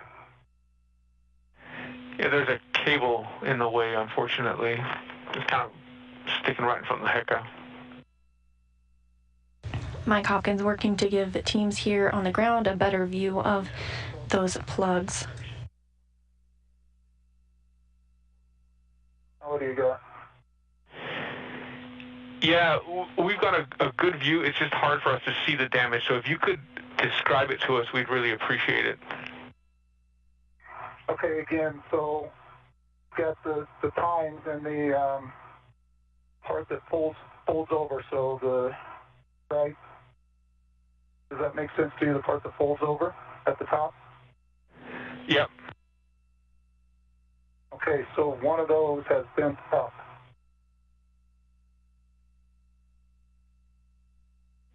Okay, I understand. So as if it almost kind of grabbed a lip on the broom and the broom pulled it out? Is that what you mean? Right. Or I could have put some side loads into it that caused it to bend that way as well. Which if we went to the pen straightener, I think you'd have to be careful about that, because it'd be real easy to bend them back.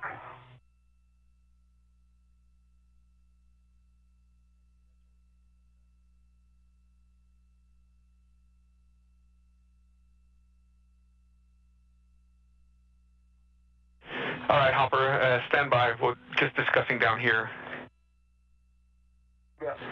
In the meantime, Ike, I'm guessing you've read it to the failed wetter, in which case you can release the center fastener 25 to 31 turns. The bolt does not pop out, but the box will be jacked off the back side. I have the wetter in hand, the failed wetter, no bent pins on the stanchion side or the plug and jack sides look good. Both sides look good. No FOD, and I'm getting ready to put the round scoop on it.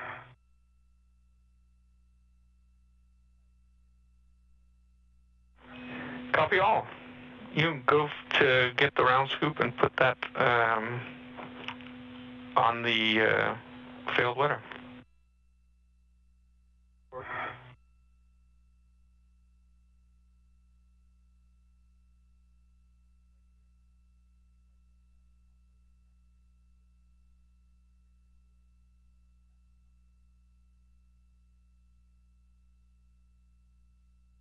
Teams on the ground here continue to troubleshoot and provide options for the Columbus Bartolomeo platform outside of Columbus. All right, Hopper, I'm back with you. Let's grab the pin straightener and then have you practice on one of the practice sockets to see if you can expand the tines using the pin straightener. Okay.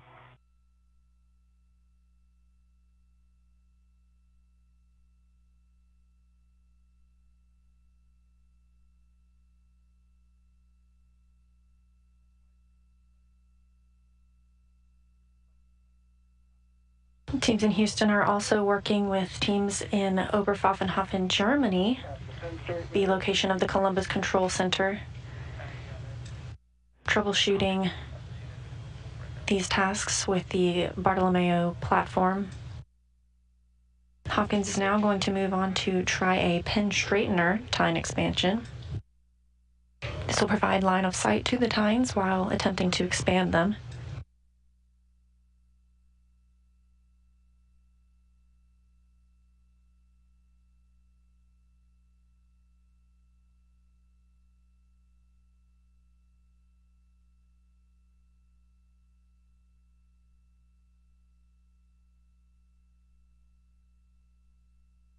Yeah, practice on G. Not seeing any noticeable difference.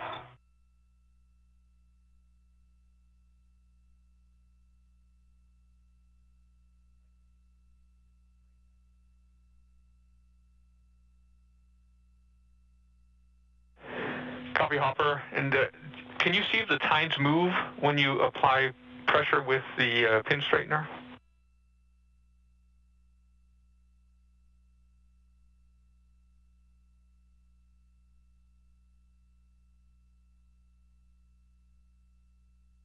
Yes. There is movement, but then it snaps back. Copy.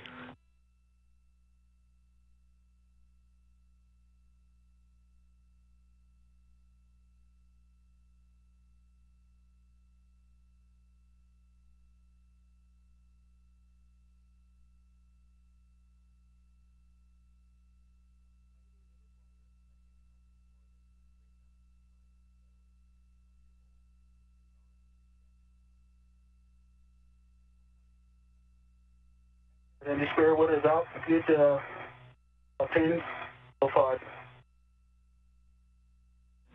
Copy, Ike.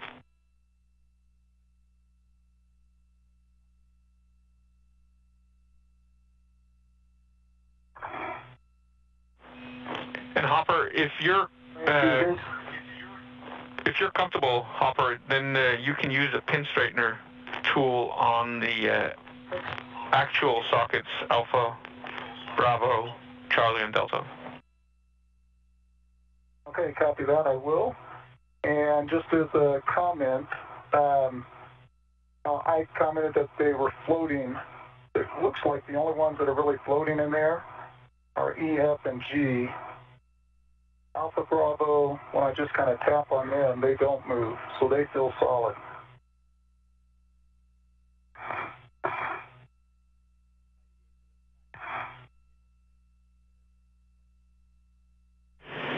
And Hopper, that is what we would expect since the practice sockets don't have cables attached to the back, so that's why they're able to float. Okay.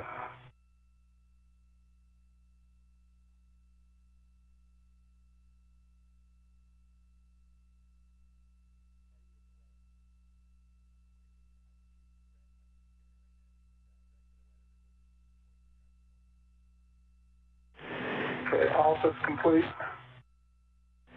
Copy, Hopper.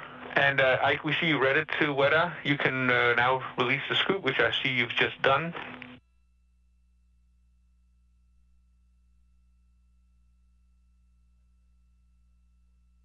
This view from Victor Glover's helmet camera as he works to remove and replace a WETA.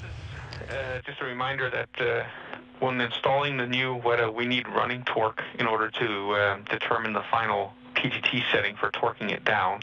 So just a reminder not to release the PGT trigger until the correct number of turns has reached. If you do release the PGT trigger, please report the running torque and the turns to us before you restart the bolt install. Copy.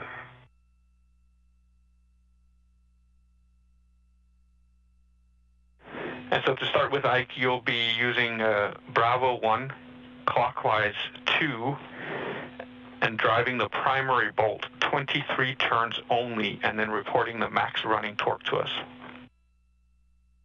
Got it.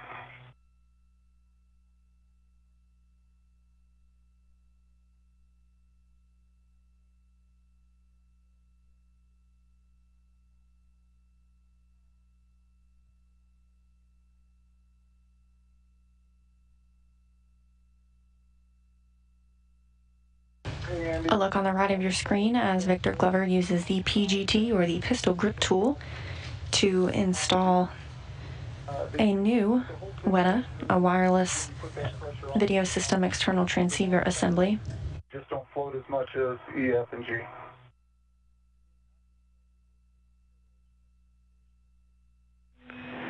Copy that, Hopper. We'll take some photos of the sockets now, and then after that, you can try to attempt to make P1 to J1. Copy and work.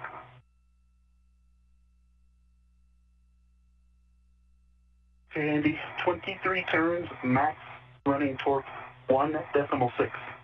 And that started at turn 21.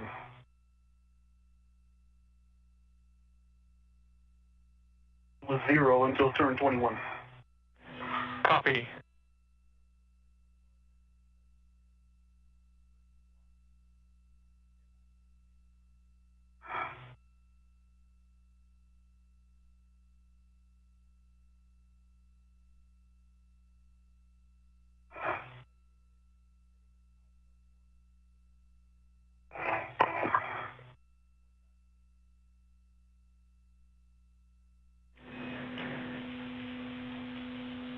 All right, Ike, you can set your PGT to Alpha 1 and leave it in motor, and then drive the primary bolt to torque, an additional minimum turn count of 1.5 turns. Okay, I want to get this failed one in the bag first. I'll call you back when I'm ready for that. Okay.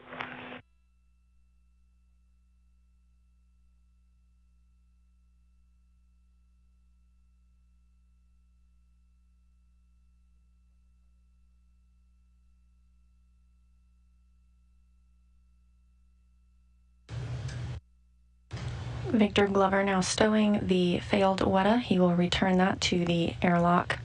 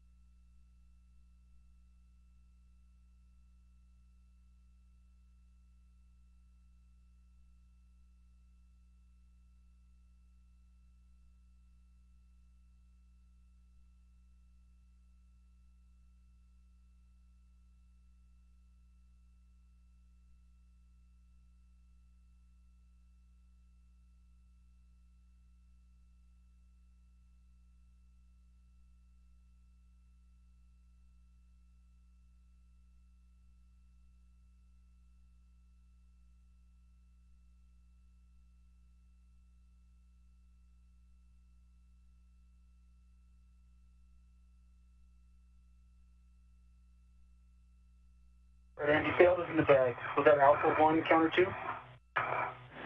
Good read back. Sorry, Alpha 1, clockwise 2. Yep, clockwise 2.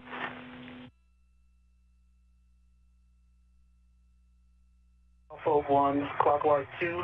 The torque and minimum of how many turns? Minimum 1.5 turns. Copy. All right, Andy, good stuff, back. Copy.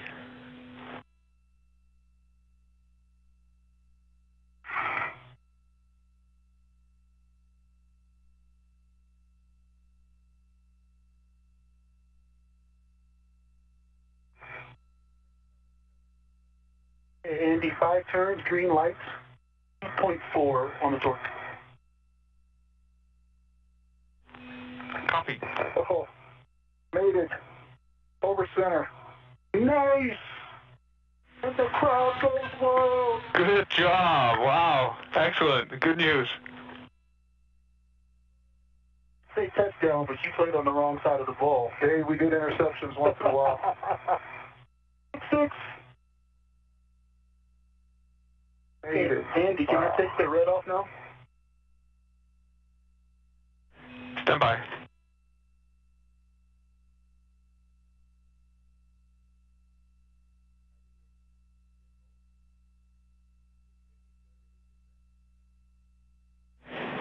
All right, Ike, that's a good install. You can remove your reds.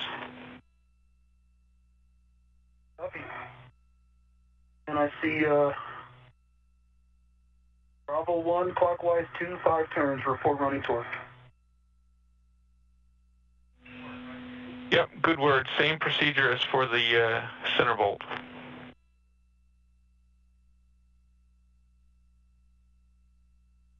Copy.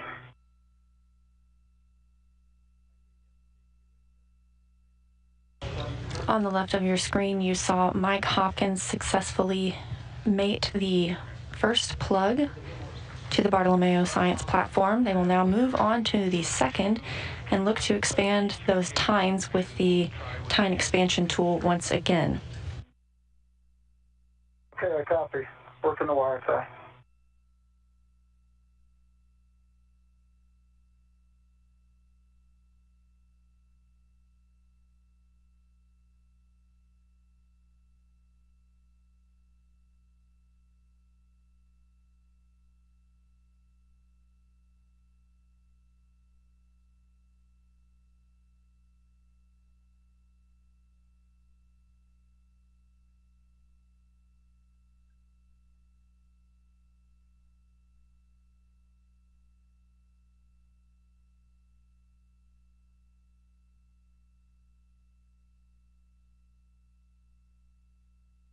Okay, P2. Good pin, no pod. EMI band. And I just a reminder, 5 turns only on the outer bolts, and then report max running torque, please. Okay, I drove the zenith bolt 5 turns 0 is the running torque. You want me to do the same on the nadir while I'm waiting? Stand by. That was just one bolt. Stand by.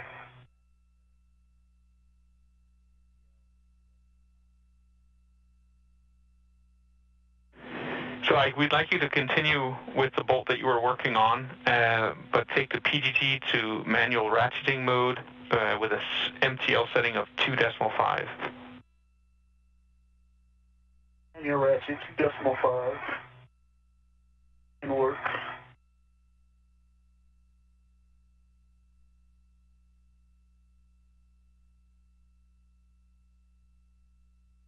Alright, I'm in ratchet clockwise. 2.5 sets. Now what? Torque? And you're turning it until it torques out.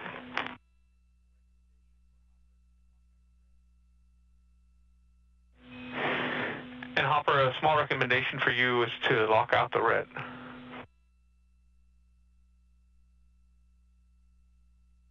Thank you.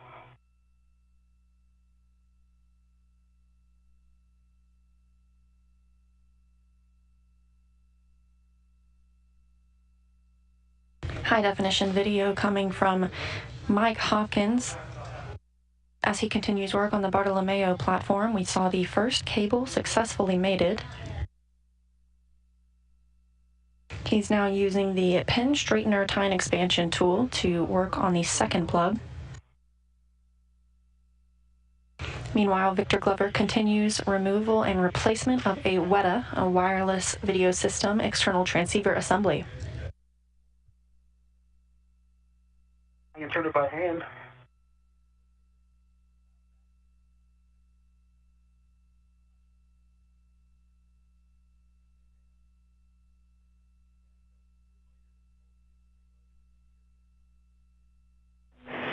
And just a reminder that the bolt is spring-loaded, so you might have to push in to get it to engage properly.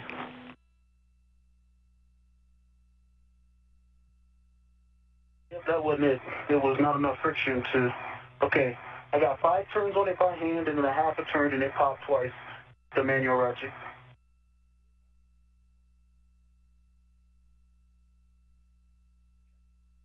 Copy. Stand by, we're checking.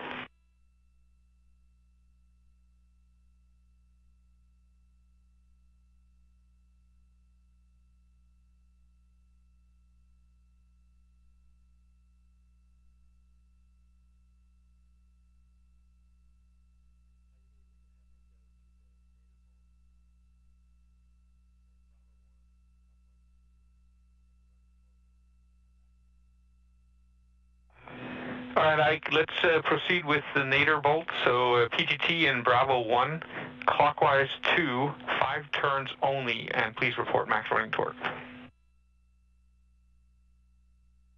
Bravo 1, clockwise 2, 5 turns only, running torque. Okay.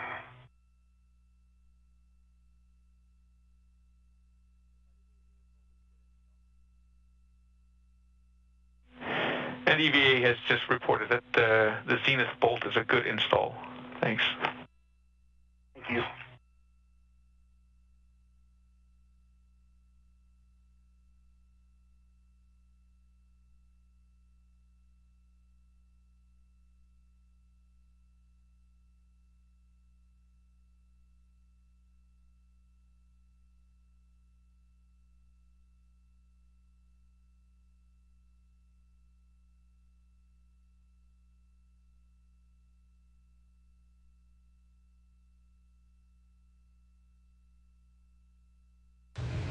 We are 3 hours and 46 minutes since the start of today's spacewalk, and this is the team leading the crew from the ground, the Orbit 2 team in Mission Control Houston.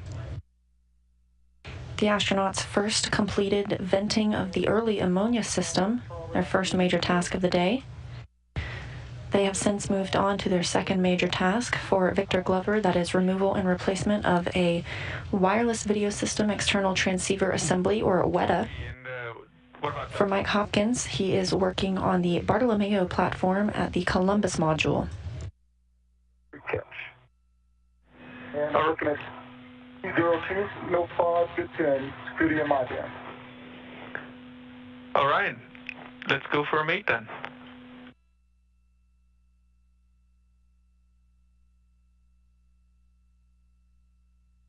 The voice you hear speaking with the astronauts is Andy Mogensen, a European Space Agency astronaut.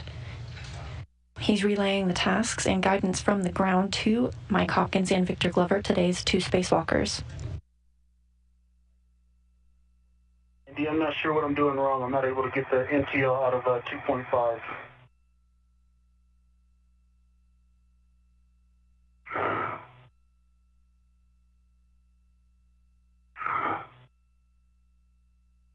High definition view from Mike Hopkins trying to connect that second cable on the Bartolomeo platform. So Ike, if you want to get it out of 2.5, you can move the collar to counterclockwise and then pull that little piece in and turn it. Yeah, that's what I'm trying to do, and I'm not getting it to move out of 2.5. Okay, stand by.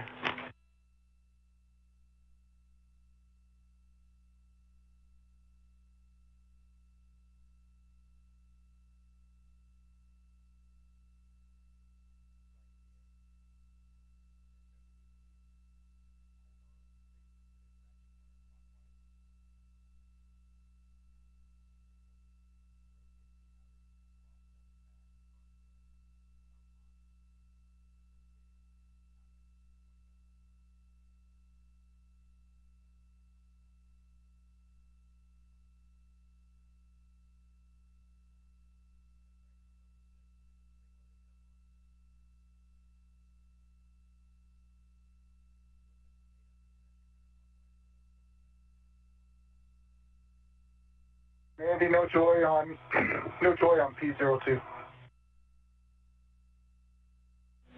Copy, Hopper. Stand by. And Ike, could you double check that you're in ratchet counterclockwise? I tried it in ratchet counterclockwise, ratchet clockwise motor. I'm not getting it to move from 2.5.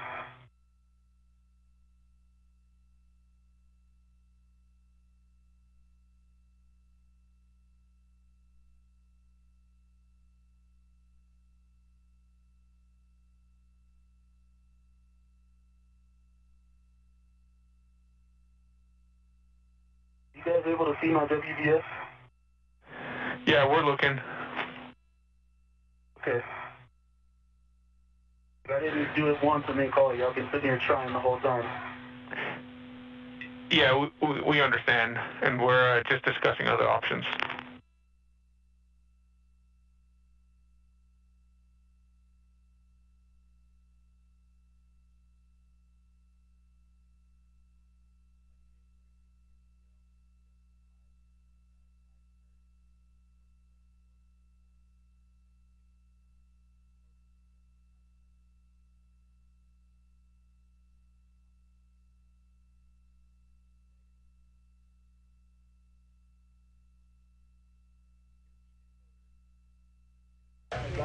Mike Hopkins continues to use the pin straightener tine expansion tool. Clockwise and just ratchet it and let it get right into it clicked in. Anyway, it's in 30.5.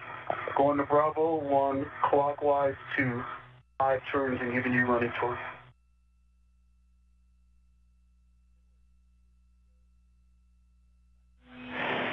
Good words, and you're go to drive the 5 turns.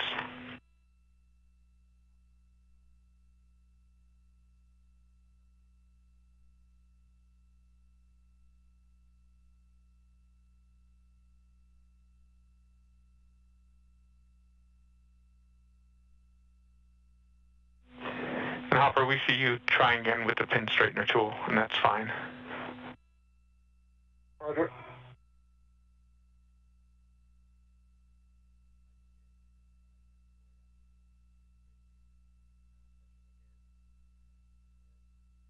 Copy, 5 turns, 0 on the torque. Copy, 0 on the I'm torque. going to have the same issue. There's not enough friction to ratchet it, so I can give you turns by hand, or I can turn it with the PGT. Let me know what you want to do.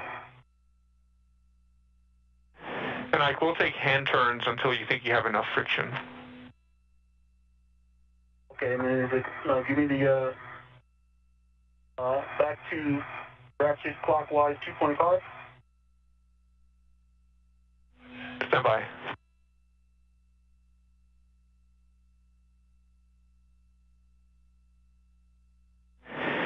That's affirmative, Ike. So back to ratchet, clockwise, MTL 2.5. Sure you want to do that? Okay, I'm going to do these hand turns first.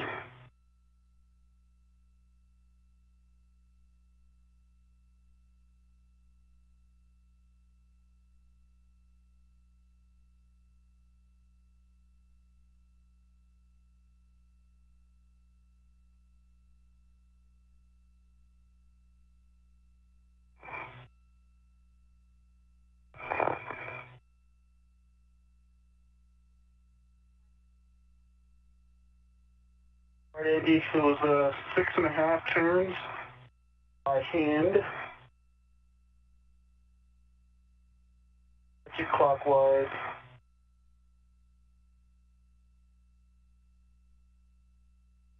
356.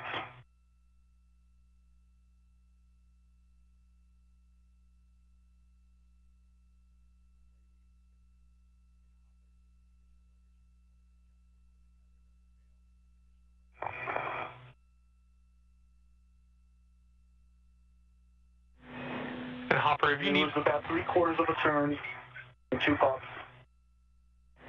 Copy that, about 3/4 of a turn. And Hopper, if you need additional leverage, you can use an adjustable, the hook from an adjustable onto that bail. Okay, getting pretty good leverage on it. We'll see. Or put the strap of the adjustable over the lever. Okay.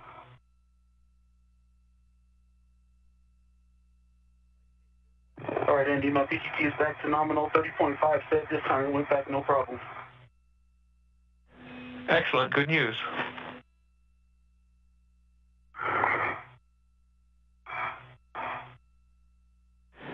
And that's a good WETA install. If you ever go to power it up, fills at me. Thank you, and that's in work. And next we'll take a bag inventory. The bag has the failed WETA with a round scoop on it, and then there's a round scoop on the outside. There are reds to both of those round scoops back to the bag. Then there's an adjustable external and a red external. Perfect. So you can egress APFR and stow WETA bag on whatever airlock handrail is convenient. Good work.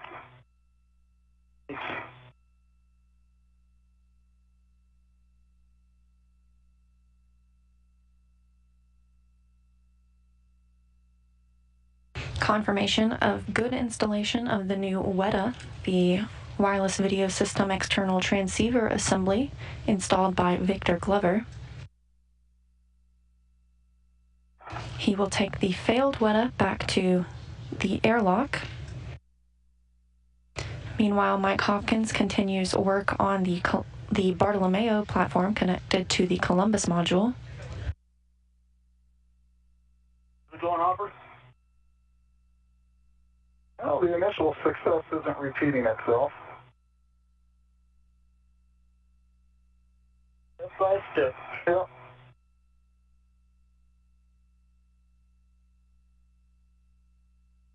Already been worth it, though. Got one.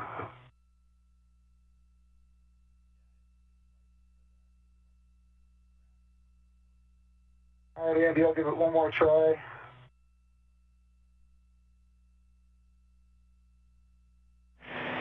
One more try with what? With the pin straightener? No, I'm going to give it one more try here and then demate it, see if I can't get it final.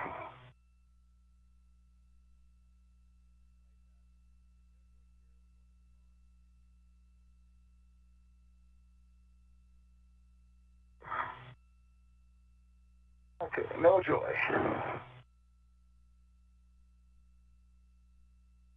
What would you guys like to do next? Hopper, we'd like to move on to P4. P4, okay. So I can just leave this disconnected for now? Or do you want it partially? We're going to leave it like this for now, but before we leave the worksite, we need to return it to its initial config. Okay. And you just confirm you don't want the wet egg in the airlock, you just want it temp stowed while we start on the stiffener?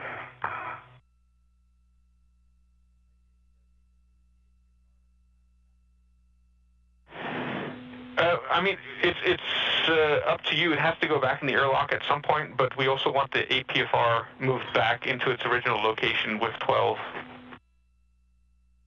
I'm going to put the wet egg in the airlock. It's good for us.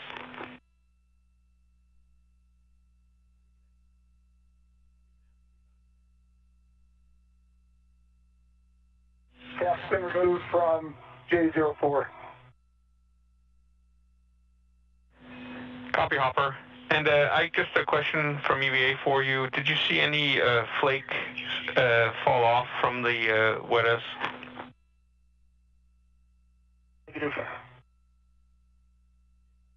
Talking about the white paint, right? That's affirmed. Negative.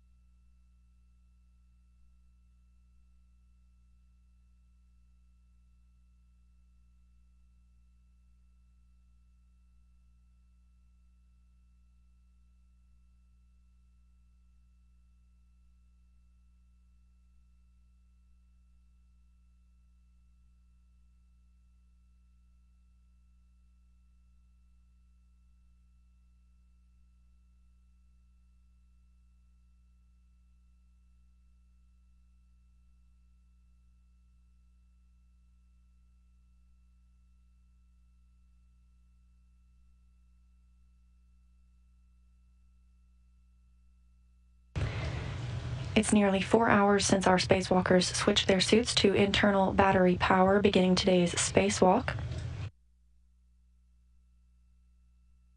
We saw the crew members successfully vent 2 jumpers on the early ammonia system, one of which was relocated to the outside of the airlock. Victor Glover removed and replaced a wireless video system external transceiver assembly and will soon relocate the failed unit to the airlock. Meanwhile, Mike Hopkins has successfully connected 1 jumper on the Bartolomeo platform, and it continues to work at the platform to troubleshoot the connections.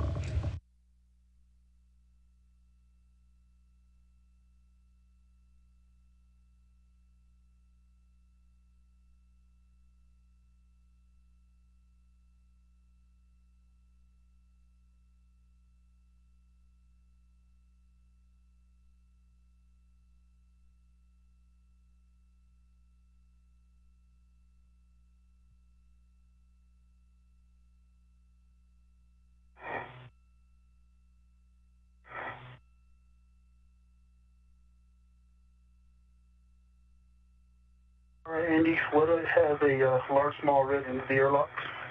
I'm back to get the APFR. Actually, you want me to stow the cable reel back now? Stand by. But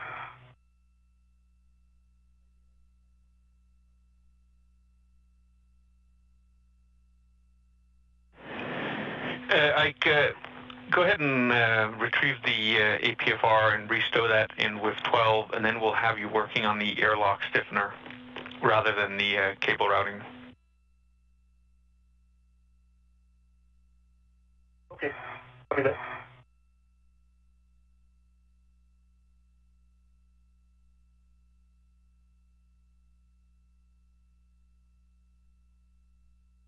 Andy, I've got the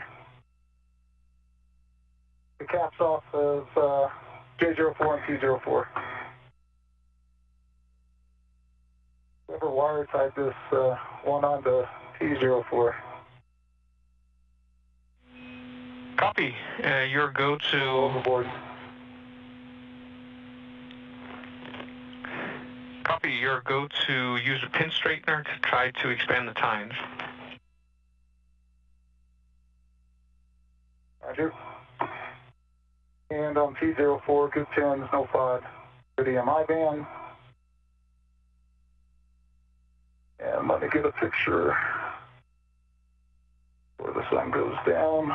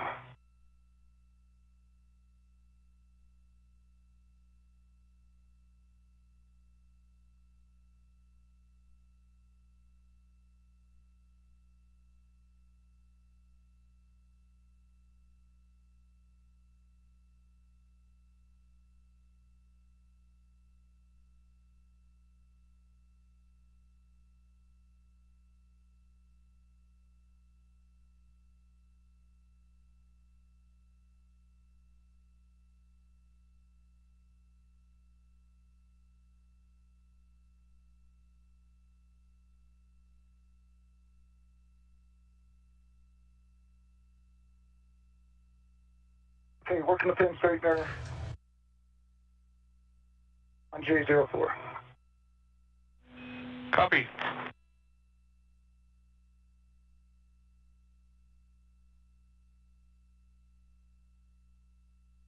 As the crew members continue work outside the space station, we are continuing answering your Ask NASA questions. This one, what purpose does the little mirror on the left hand of the astronaut serve? Great question.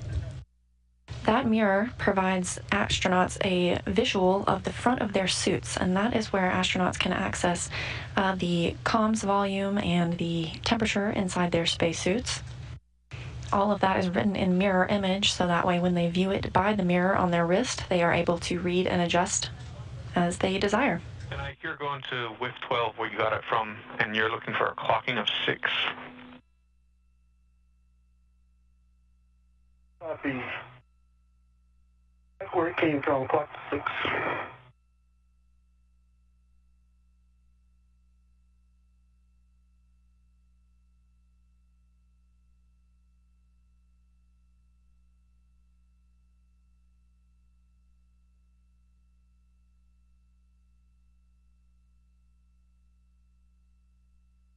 We have another question from Mary's 6-year-old who asks, how high above the Earth the space station is and where it is over the Earth right now. Space station is currently flying 266 statute miles over the South Atlantic Ocean, coming up on the west coast of Africa.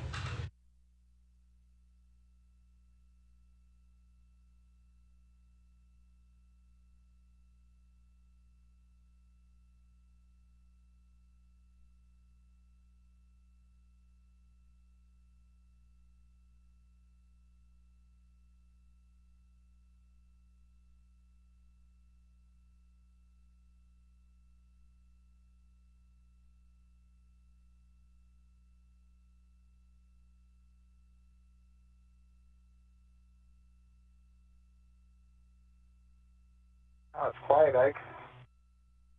I was taking in the view, and the ocean is beautiful. That blue is something, isn't it? It is.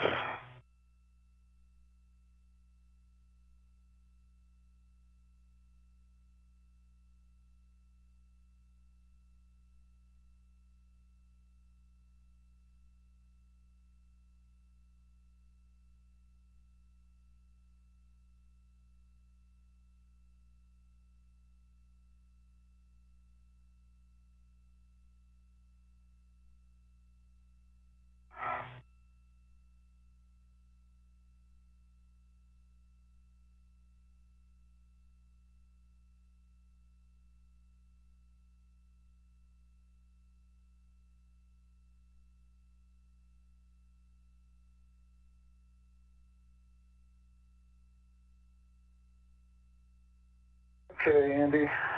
I'll take a picture and see what we can do with P4J4. Copy.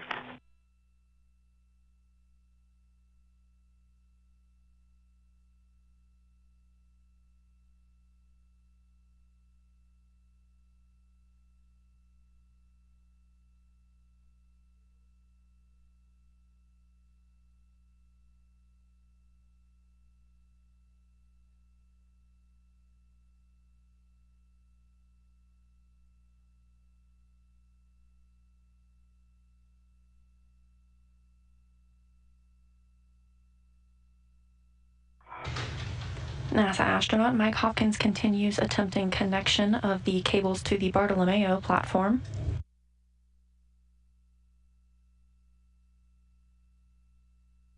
All right, Andy. APFR is with 12 o'clock. It's good. Full and twist test, black on black. Copy. And the rest of the settings, Kilo, Kilo, Fox 9.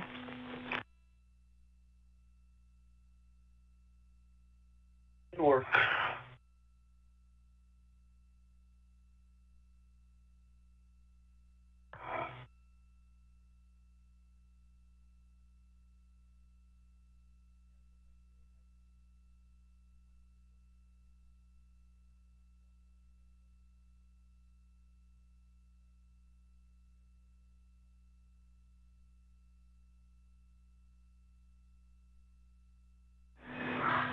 And Hopper, one technique you might want to try to use is to use two hands. So once you get it over center like it is, put one hand on the back shell and one hand on the lever and push together.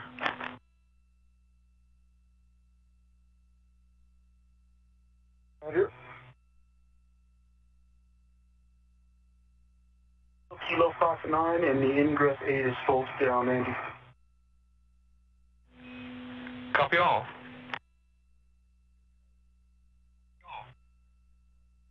And the problem with that, Andy, is the BRT is not strong enough. Copy that, Hopper.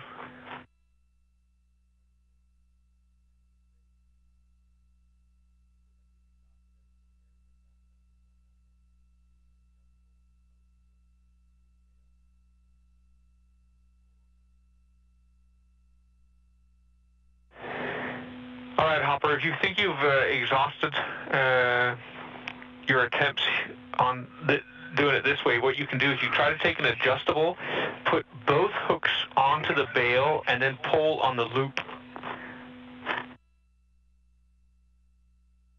Okay.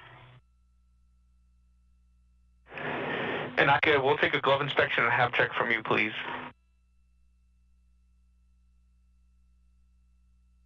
Copy.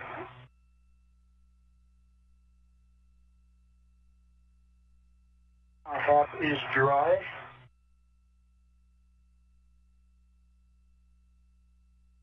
Gloves are in work.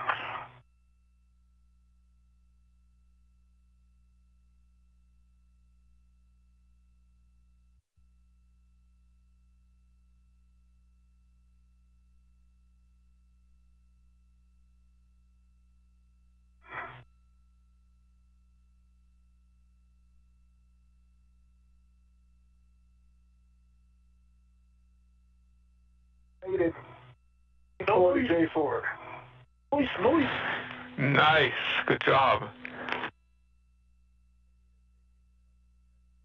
So we try P2 again. Yep, let's try that same technique on P2. And copy nominal gloves, Ike.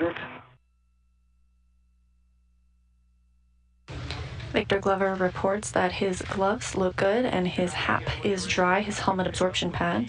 Stiffener install.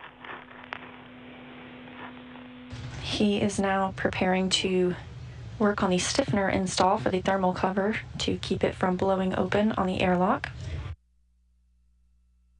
Mike Hopkins has successfully connected another cable on the Bartolomeo platform and will continue to attempt doing the same with the second cable.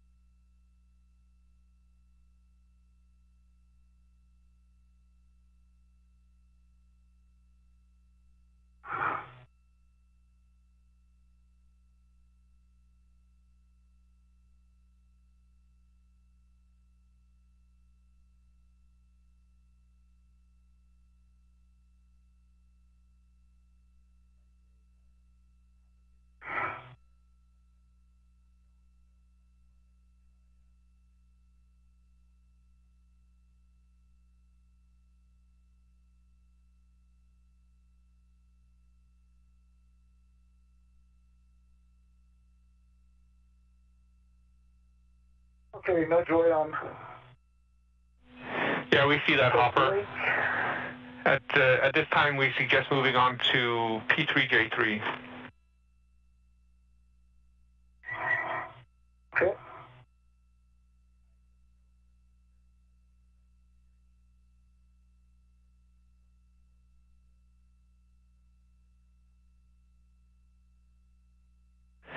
And Ike, that looks really good. Good position, good orientation.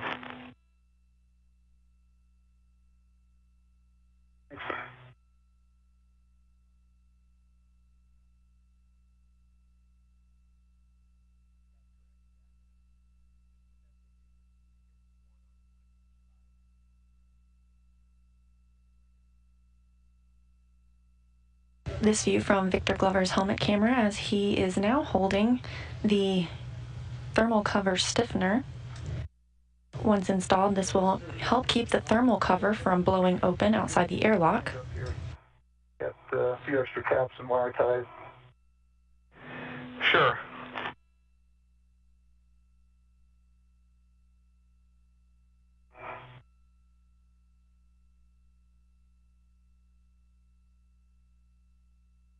Teams on the ground continue to work with the European Space Agency in Oberpfaffenhofen, Germany, troubleshooting the tasks at the Bartolomeo payload, where Mike Hopkins continues to work on connecting cables.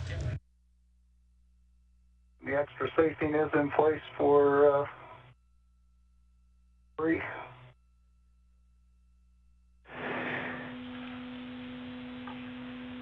Yeah, Hopper, extra safing is in place for P3J3.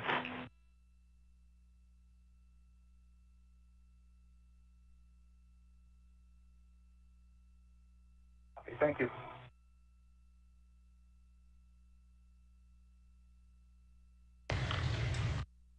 During venting of the early ammonia system earlier, the first task of the day, there was some suspected ammonia flakes that may have come into contact with the astronauts' suits.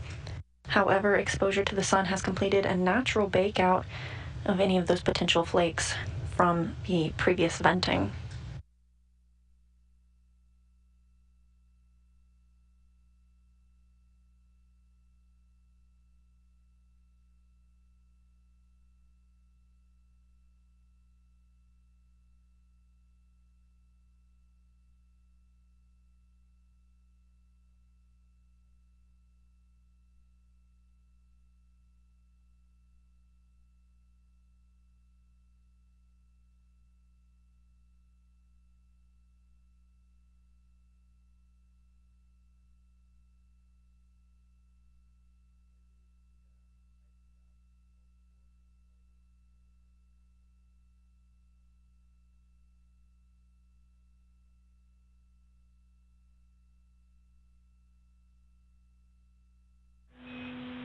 And Ike, if you could give us an estimate of the turn count, both what you've done by hand and then also later what you do with the PGT, we'd appreciate it.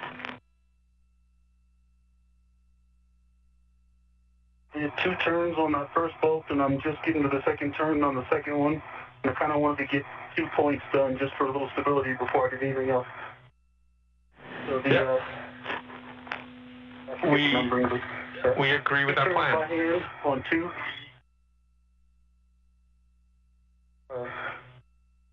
Now I'm going to alpha 2, clockwise 2. Double bolt 6 and 1. Turn so far by hand. All bolts should be hand started before you start to drive. I'll start all 6. Yes, please. Okay. Yes, please. Work. I like that better. All right, P3, good pins. 05. The MI band. And working the pin straightener on A03. Copy.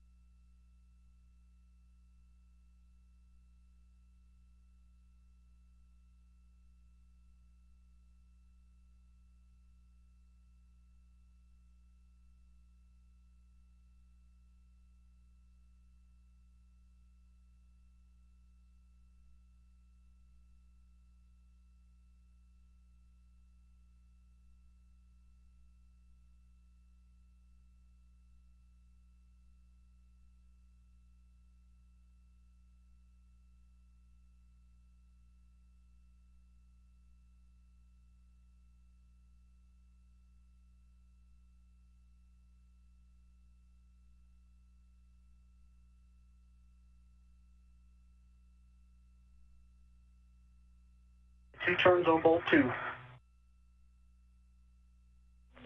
Copy.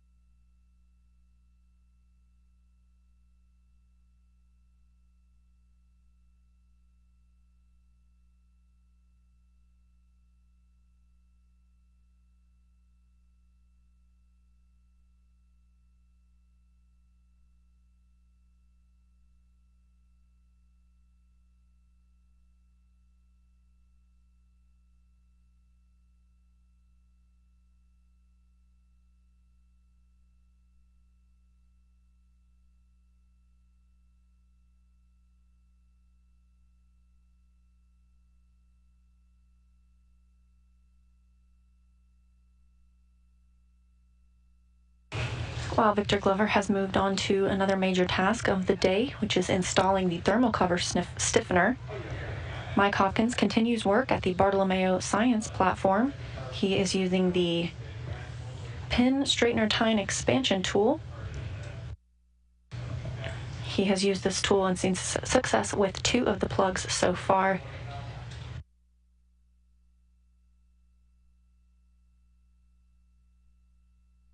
All right, Hopper, got 1-4 of these bolts so far, so the stiffener's going well. How you doing? Well, I've got 2 of 4. Nice. About to try P3 and P3. Did I get the right?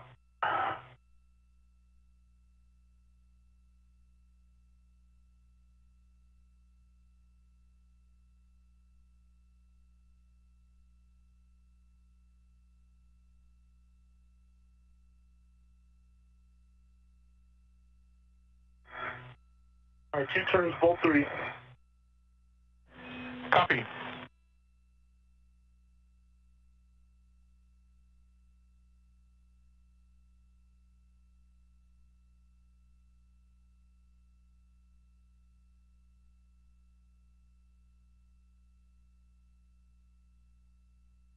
Okay, good stop, Doc. P3. P3. 3J3.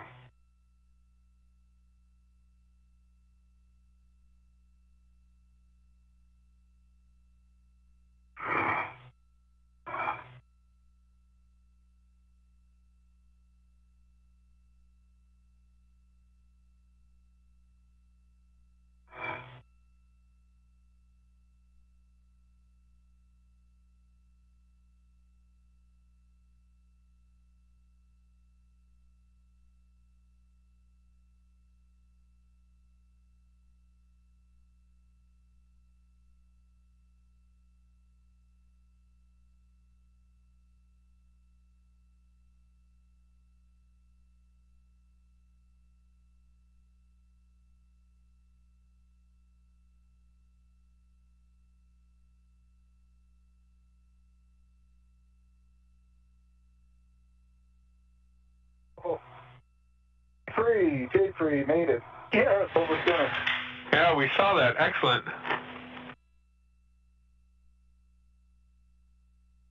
Using the same technique as on the 4th plug earlier, Mike Hopkins has successfully connected the 3rd plug to the Bartolomeo platform.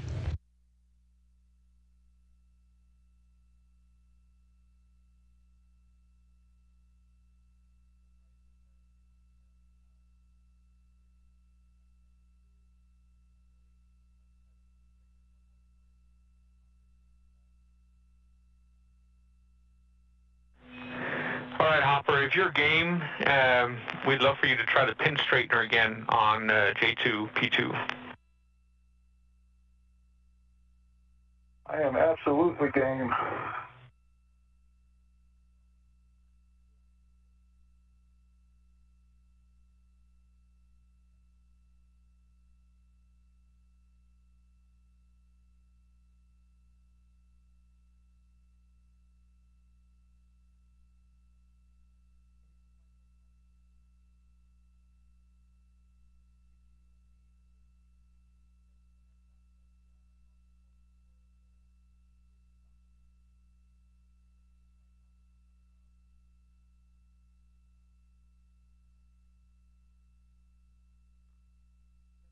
Mike Hopkins continues to use the pin straightener tine expansion tool to expand some of those tines that were reported initially during EVA 69, US EVA 69, to be a little more closed-end than nominal.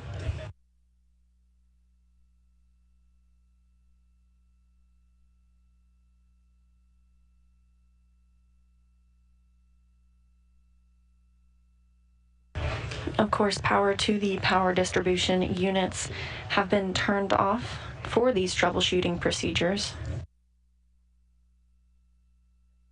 Meanwhile, Victor Glover continues to work on installing a stiffener on the airlock's thermal cover. 5. 2.5 or 3. Copy.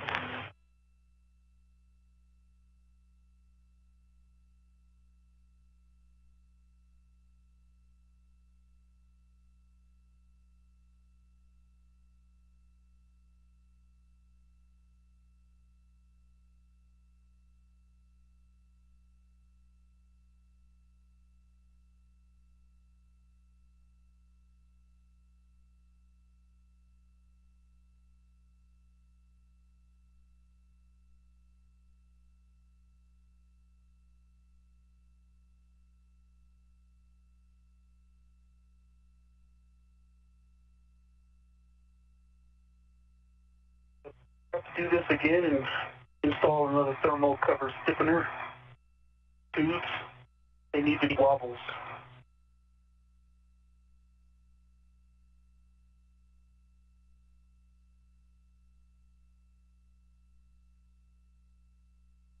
Yeah, that makes sense. Getting the thermal cover to line up with that, is that Yep. Yeah. The first one I was able to obviously get over center. The rest of them I'd have to do some tugging, and I'm on the last one. And all that tugging is caught up with me. Yeah. I'll take a break and try it again in a second, but it's my drift, Andy. On 2. Yeah, we copy that, Ike.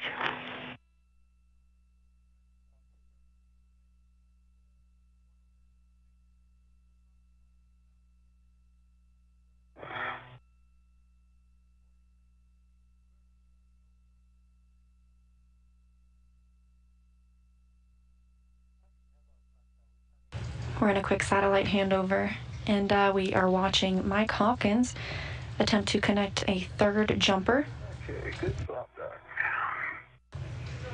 or the second jumper by number, we should say, but he's connected 3 jumpers to the Bartolomeo platform so far. Victor Glover is near the Quest airlock, and he is installing the thermal cover stiffener. We are now 4 hours and almost 30 minutes into today's spacewalk.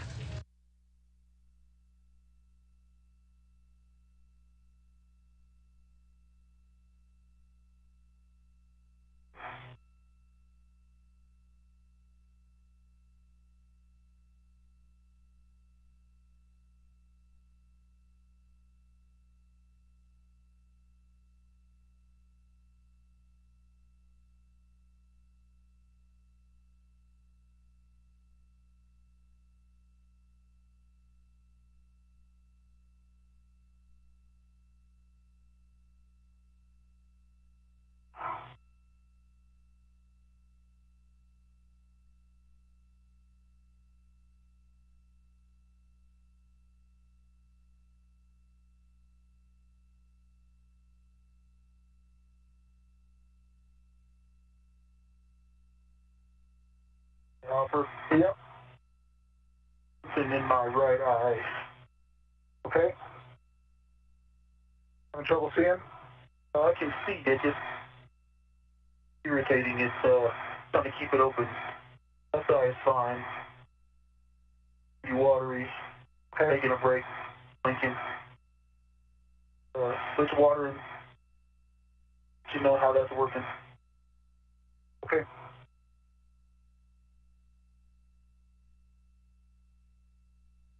Yeah, when I open my right eye, it's a little irritated. Completely irritated? Yeah. Okay. Andy, you copying? Yeah, we copy. So, is that water irritating your eye, Ike? Is that right? Negative. Something, I don't know what. It hurts to keep it open. It's irritated if I keep it open. When I close it, I'm fine. Slightly irritated, and it's watering. Tears. It's creating tears. I'm blinking. That's working. But if I try to keep it open, my left eye is fine. And for your information, I did not use anti-fog on my helmet. I didn't use any. All right, we copy you did not use anti-fog, and we copy it's your irritation in the eye that's causing your eye to water. It wasn't water in your eye, but something else that's irritating it. That's correct. Only chemical in this EMU is the paste on the electrodes.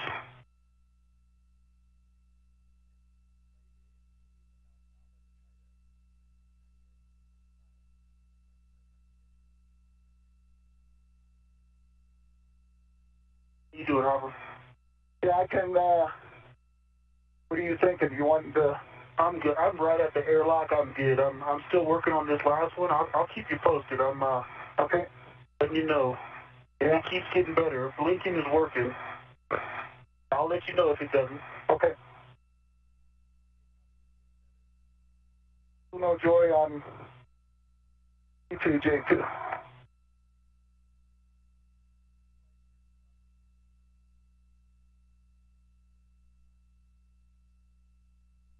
Victor Glover reporting some irritation in his eye, but that it improves as he continues to blink. He is at the Quest airlock installing a thermal cover stiffener, and Mike Hopkins continues work on the Bartolomeo platform outside Columbus.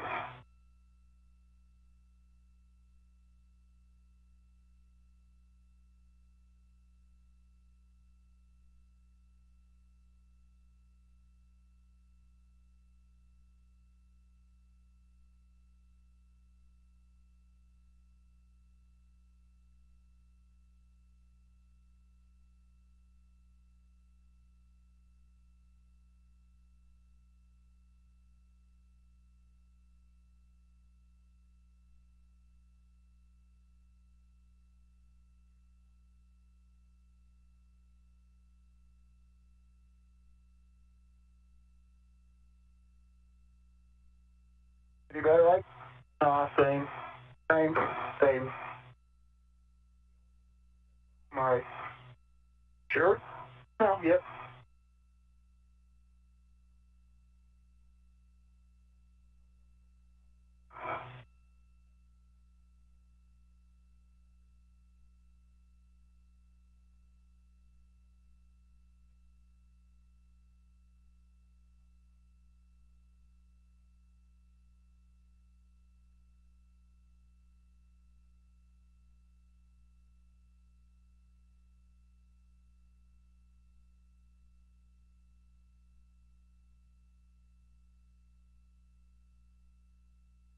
I'm still Fly Navy. Super Supra. Flight saying you're flying IFR.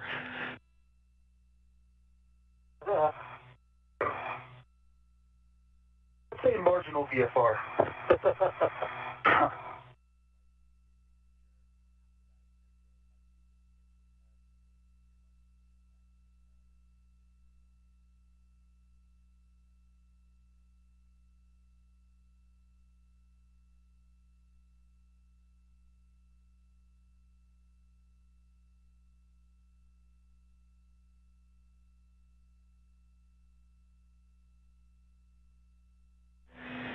Hopper, the only other thing we can suggest is that you use two adjustables so you get kind of a extra long loop, which might give you more leverage. Okay. Roger. All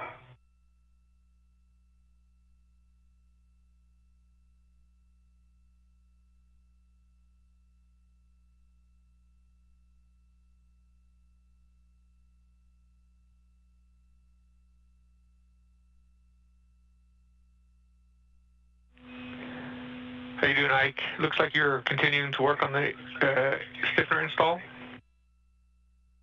Yes, sir. I'm going to try. So, Doc, this is the one where I actually need 3D vision, and it's not helping. But I'm going to try putting the bolt into the thermal cover, and then see if I can line them up that way.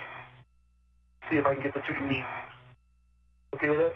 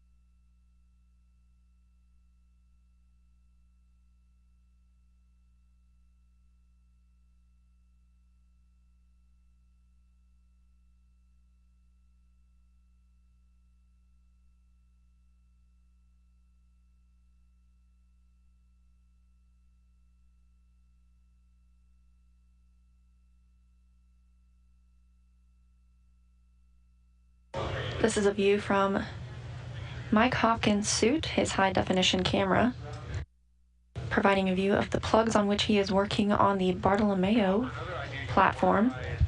One hook to the strap on that adjustable, and then the other end around the handrail, so you're pulling up maybe, just to give you a different direction to pull in. Yeah, we can try that.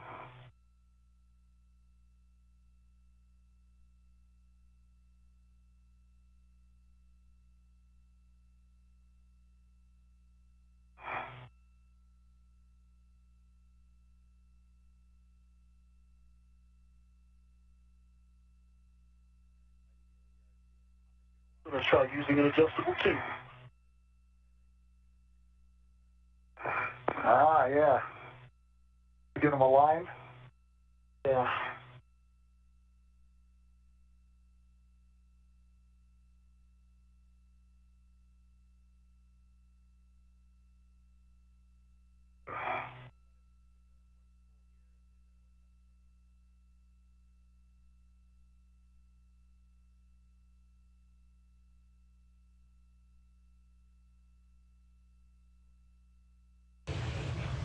Victor Glover continues work outside the Quest airlock on the thermal cover.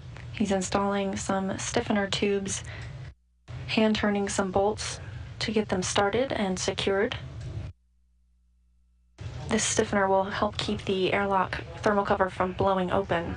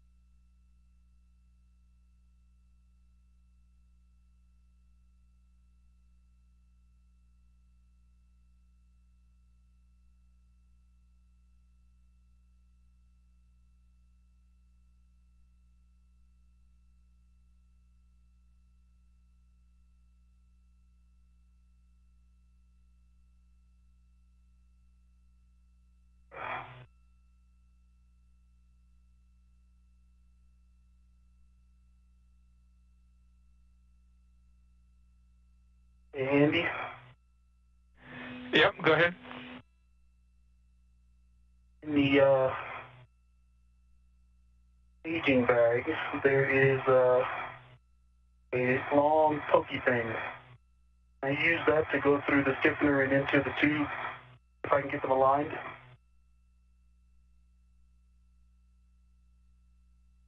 Stand by.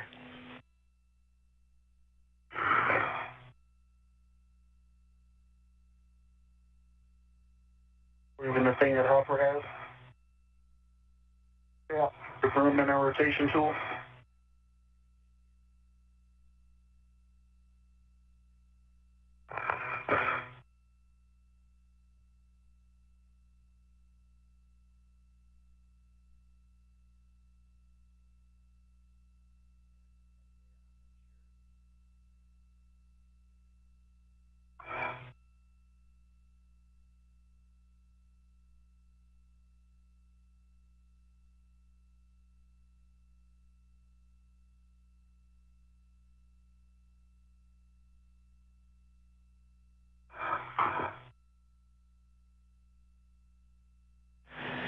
Ike, you are go to use that tool from the staging bag if you think that'll help. All right. That'll work.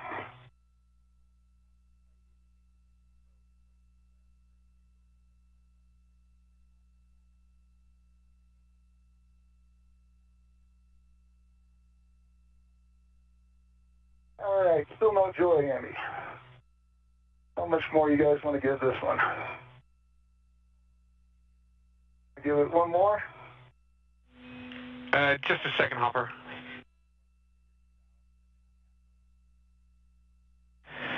All right, Hopper, let's try to do the plug extender eval, just so we get an idea of what might be wrong, and then after that, we'll probably just plug it. Okay.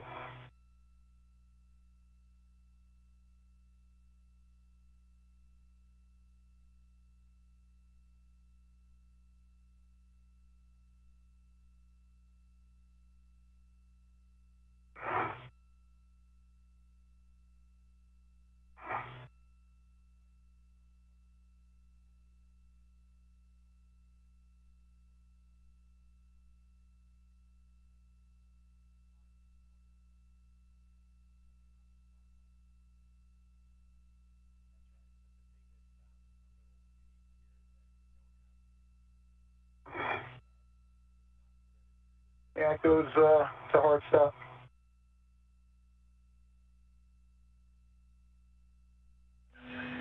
Copy to hard stop. Yeah.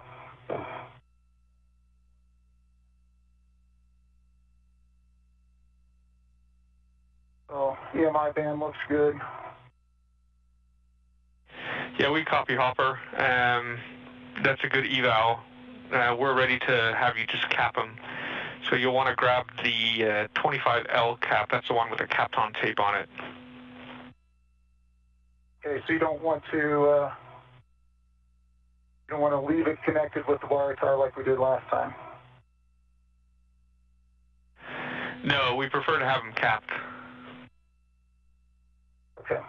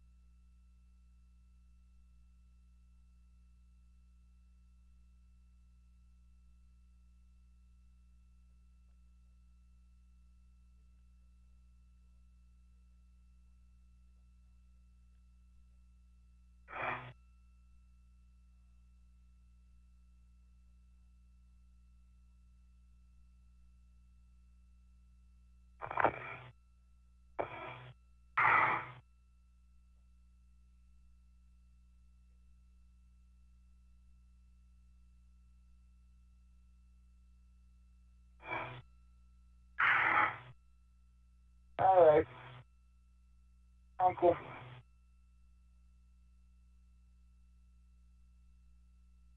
Hey, Hopper, we appreciate all that extra effort, but I think we're ready to move on. So you have a go to cap the two ends. Roger that. And Hopper, we'd appreciate you taking pictures of the connectors prior to capping them. Yep. Get one right now. How far I was able to go.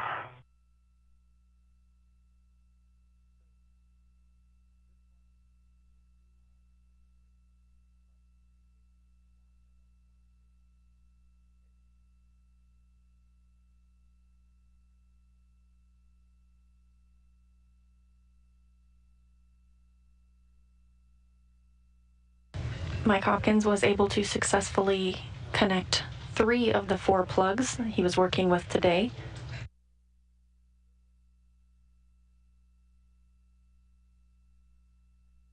The European Space Agency and NASA teams have agreed that Hopkins will take pictures of the area and then cap the plug and the jumper.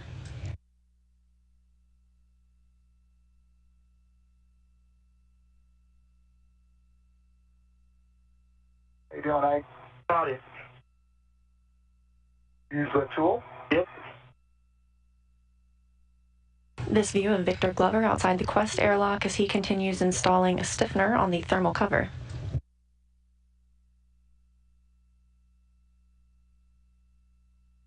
Let's call that 3 turns on only one that's left. Copy.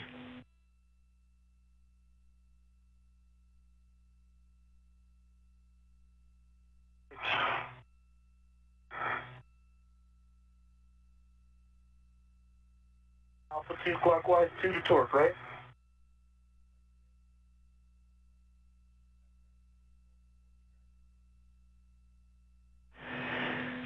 And Ike, we'll take a pull test on each hand-started bolt prior to driving with the PTT. Pull test, okay. Can I just do it right before I drive each one, or do I have to go around all 6 and pull?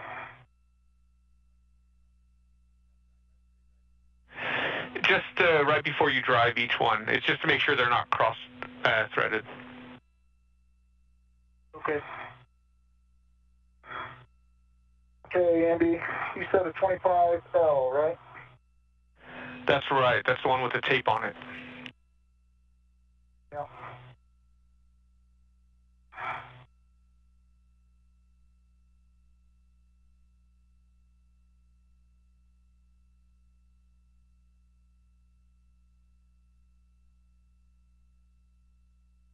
That mounted easy. Over center.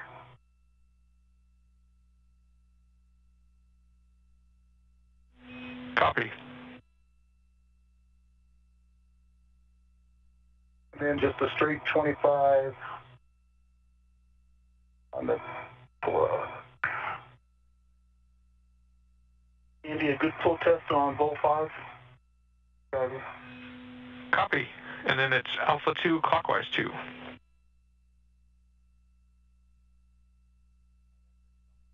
Four turns. Green light, 3.8 on the torque. Copy. Had a good pull test on 4 as well.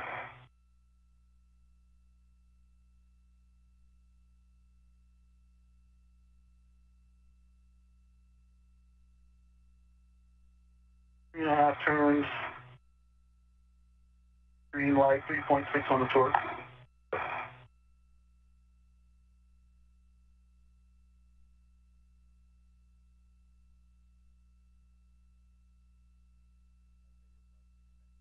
Stand by, Ike.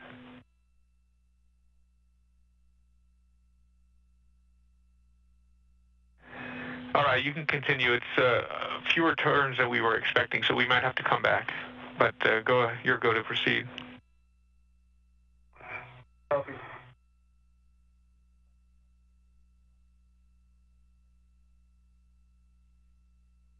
Okay, Andy.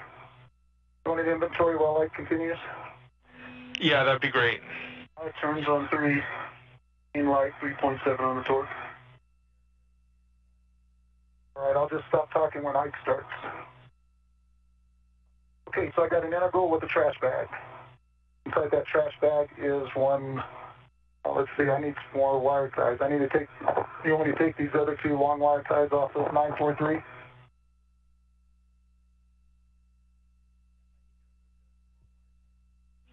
Yes, please. Okay, stand by then for the inventory.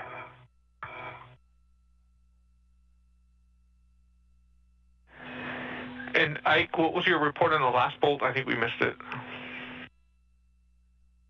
1.5 turns, green light, I think it's 3.7 on the torque.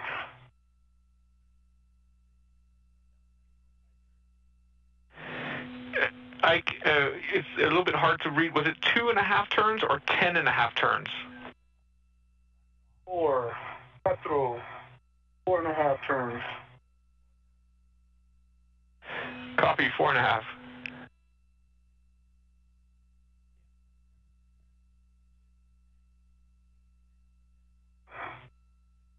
This flow test on 2.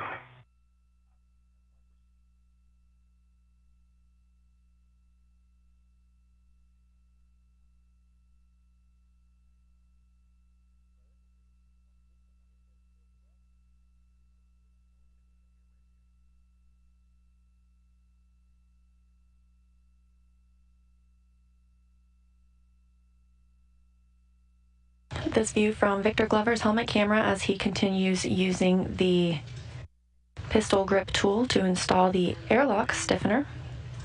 Green light. I hit the trigger again, I lost the torque. Hit it again.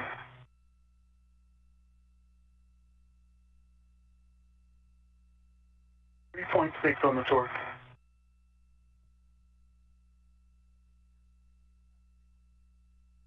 And what was the number of turns?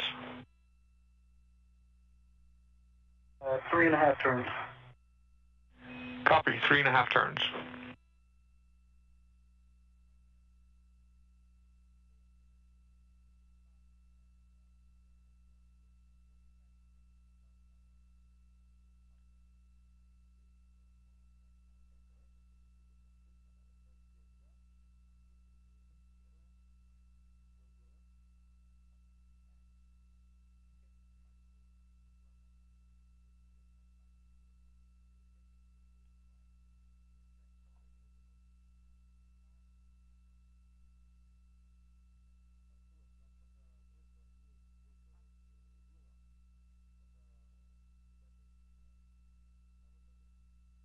Full test on 1. Copy, Ike. This is a high-definition camera view from Mike Hopkins' suit, and the small tool you see him holding is actually his trash bag.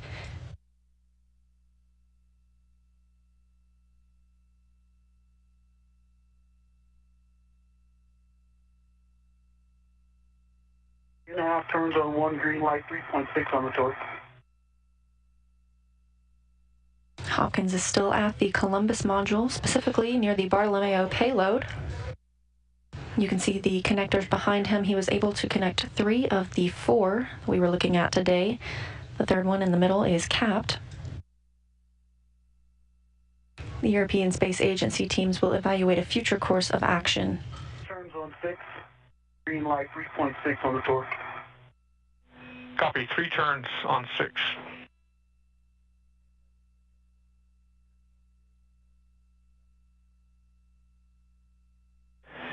All right, Ike, give us a second to discuss turn counts. Get all the seconds you need.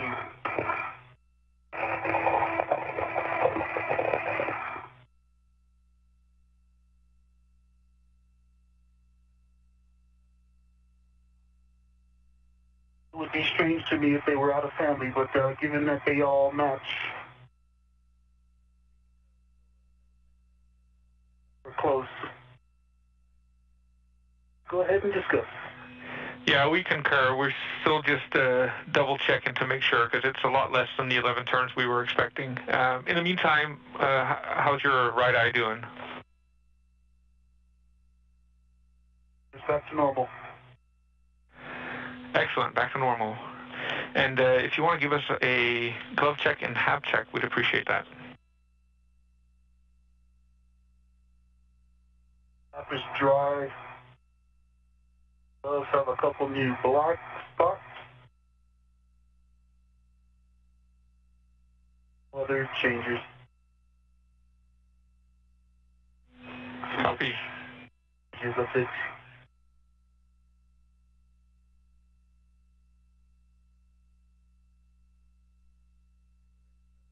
Victor Glover here in the center of your screen at the Quest airlock, working on installing a thermal cover stiffener, reporting that his eye is back to normal after earlier mentioning that it was slightly irritated. Glove check here. Sure, we'll take that as well. Okay, so on my left thumb, you can probably see a little bit of threads. You guys get that?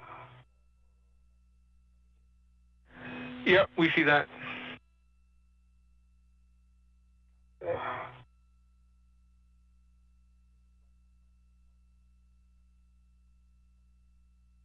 More. It's just the RTV on that right index finger.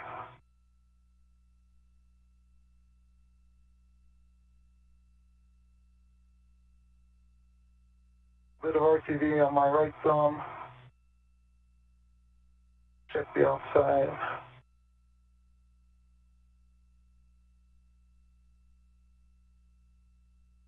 Doing that, they look good, dry half.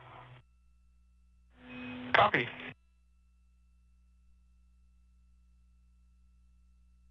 Okay.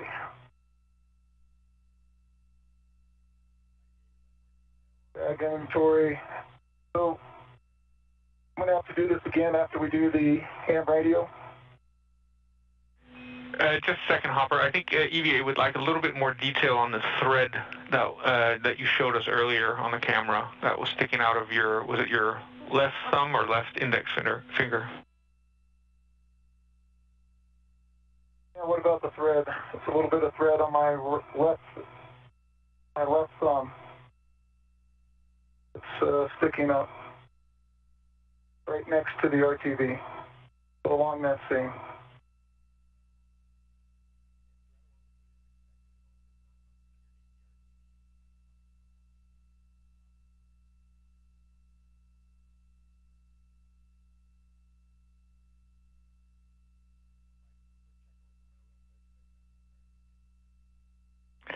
All right, Hopper, we're just double checking with the mirror, but as long as it's from the seam, we think it's okay.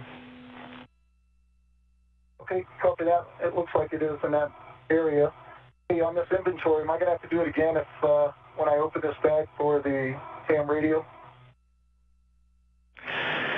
Good call. We can skip the inventory now, and we'll go to the ham radio worksite. Okay.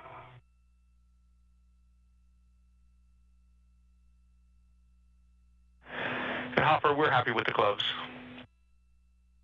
Okay, good. Thank you.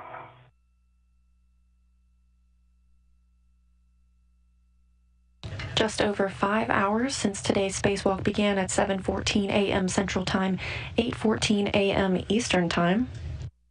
So far today, the crew members have vented 2 of the jumpers on the early ammonia system and relocated one of those jumper cables to the outside of the airlock for potential future use. Victor Glover removed and replaced a wireless video system external transceiver assembly. Meanwhile, Mike Hopkins successfully connected 3 jumpers on the Bartolomeo platform and capped 1 other. The thermal cover is flush with the stiffener, and also that each bolt head is flush with the tube or receptacle.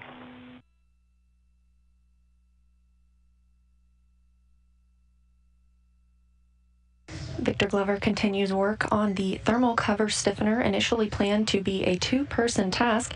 However, to allow Mike Hopkins more time at the Bartolomeo payload, platform. He has continued this work.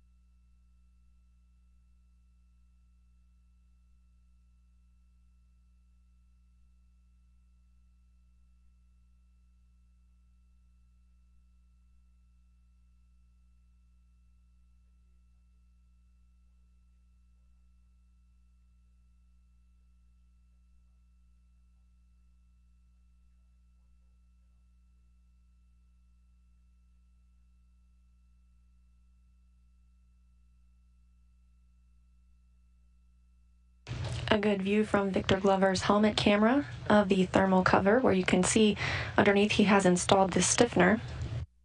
This will help keep the thermal cover from blowing open, doing something what the team calls potato chipping.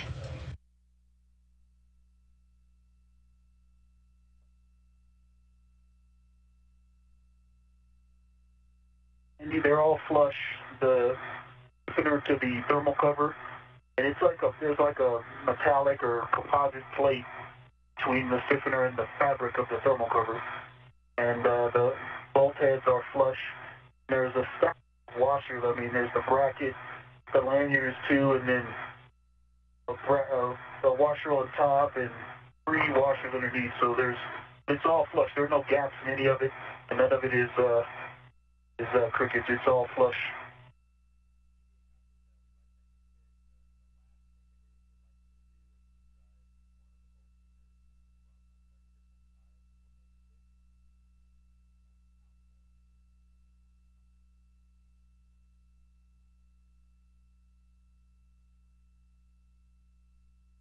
Stand by, Ike.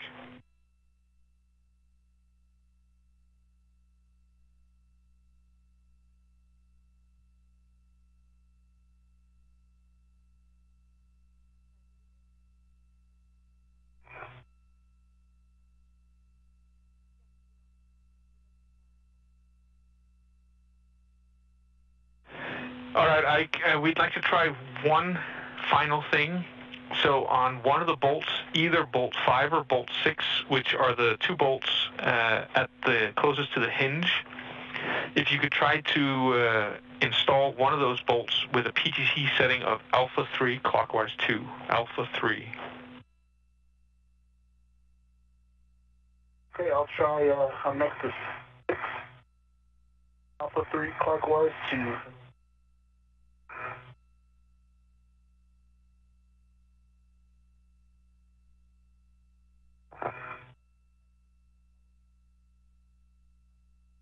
Okay, Andy, one last echo look at the work site here. All right, you're go to translate to the APCU panel on the other end of Columbus. Okay, copy that. Heading that way.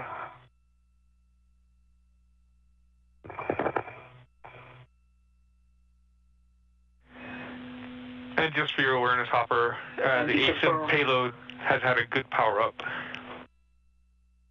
Oh, that's good to know. Thank you. So we confirmed it was alpha 3 clockwise 2. That's affirmed. Alpha 3 clockwise 2. Got a quarter of a turn on both 6, alpha 3 clockwise 2. An additional quarter turn. Quarter turn, green light 5.0 on the torque. Stand by.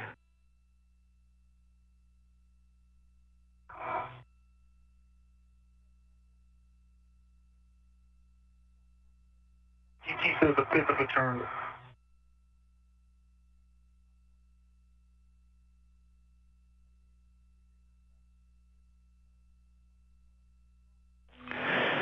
Ike, we appreciate that extra effort. We're going to say that this is a good install, and we're done with this task. I concur.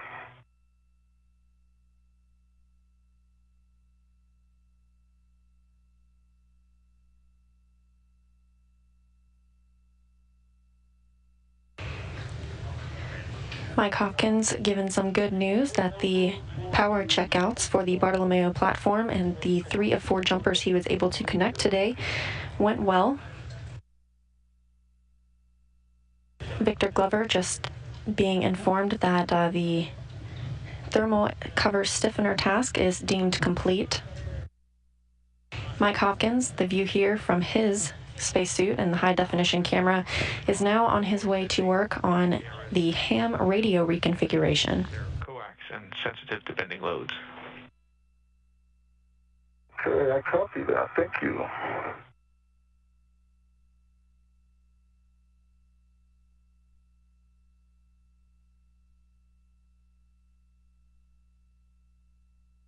I am at the work site. All right, if you need to, you can stow your crew lock bag, and otherwise you'll be working to demate the antenna P2 from the APCU J2. Roger that. I am going to stow this crew lock bag.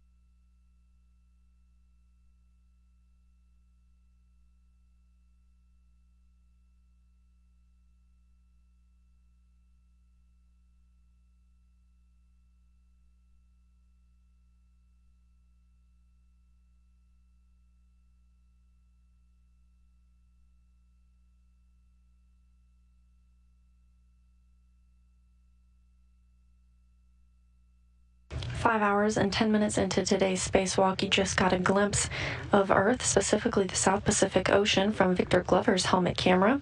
International Space Station flying 266 statute miles above us all. You have a go to demate P02 from J02.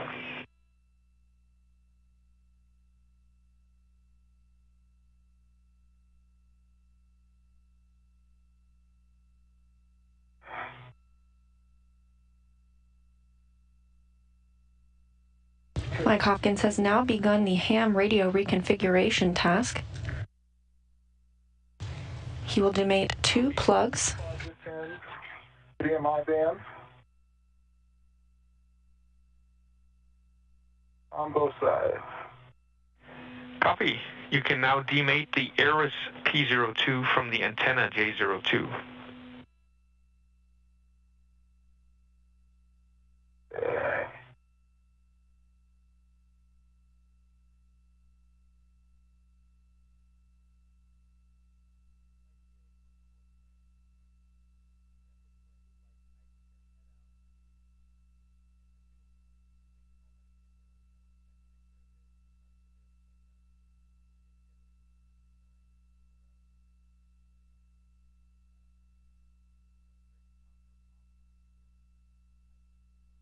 Andy may have to uninstall bolt 1 on the stiffener. The direct is between the fabric and the plates.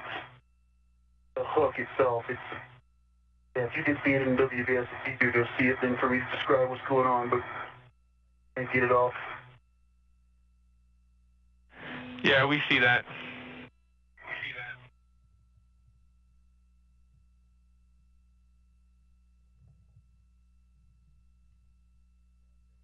Uninstall 1.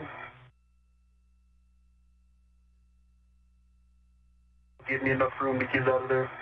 And I know what you're thinking. That's not the reason they didn't go to torque. That is a long way from 11 turns. It's going to be the same amount of turns when we reinstall it. Yeah, the other bolts either. We agree, and we're good with your plan to release one of the bolts. Okay, give me a settings, please. Step. Alpha 2, counter 2. The Alpha 2, counter 2.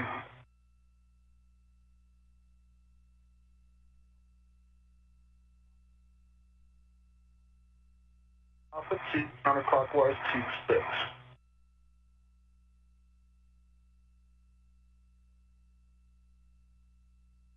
Bolt 1. Okay, J02.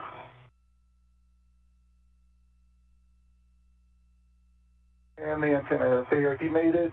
No fog gets in to the MI band. Copy.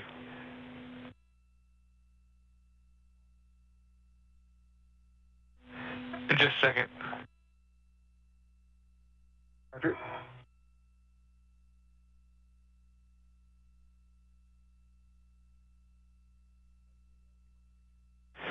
All right, Hopper, if you can grab the camera and take pictures of the ARIS P02, the antenna P02, the antenna J02, and the APCU J02, we'd appreciate it.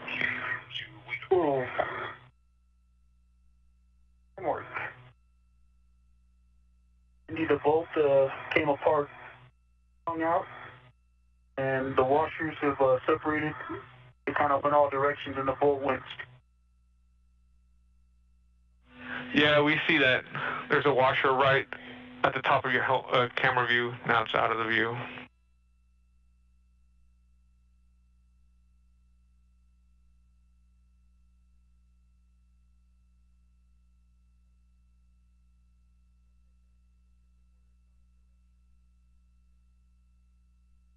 I think the bolt, I can see it going straight nadir. Bolt going straight nadir.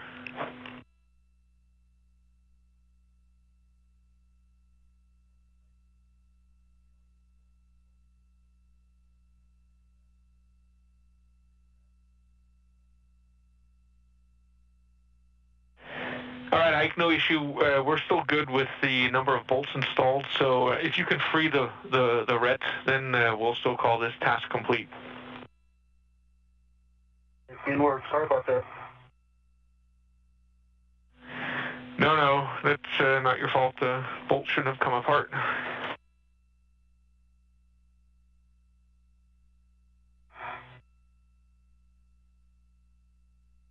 You know where I can get another bolt like that, I'll install it. And the RET is released. Copy.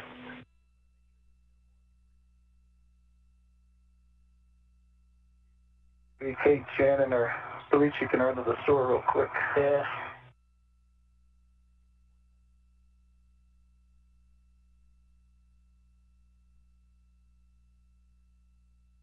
Okay, no bolt in there, but it's back with the thermal cover over the tube.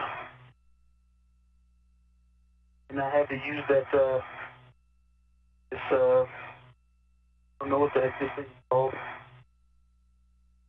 Long pokey thing I got out of the casing bag. Yeah, I think we call that the probe. Probe. There you go. I had to use the probe. Works like a champ.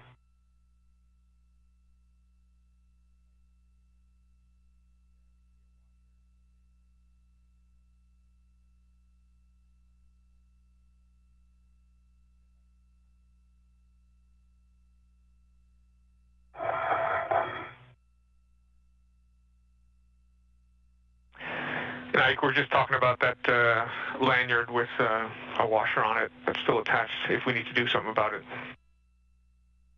Copy. Yep. What you talking about?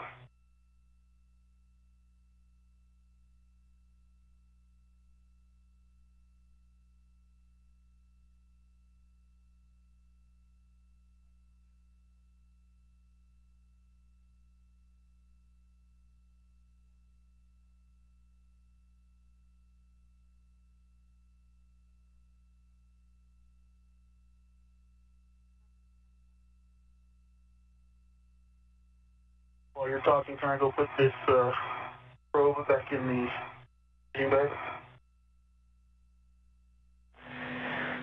Yeah, you can put the probe back in the staging bag. Work.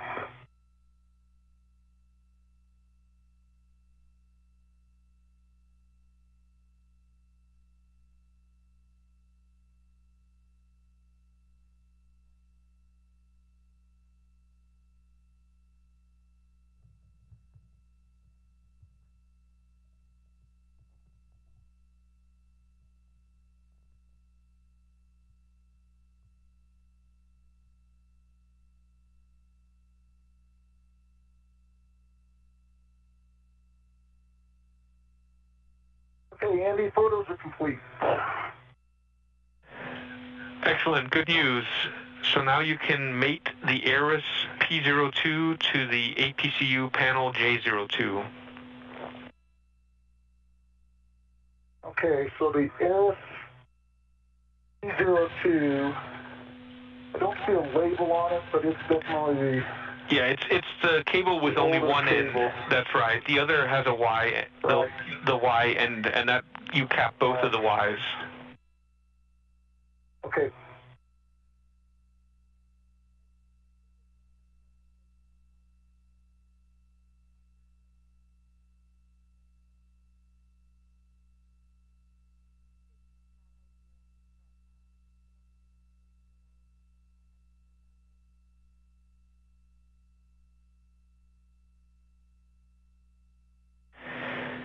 And Hopper, if you need further confirmation on the ARIS cable that you're mating, there should be a label that says HMU895.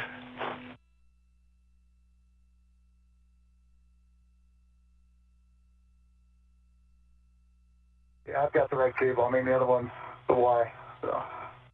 Yeah, exactly. I figured that was a better description. Yeah, that's perfect.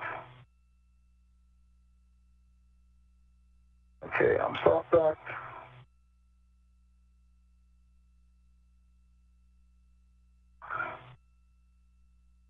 Over center.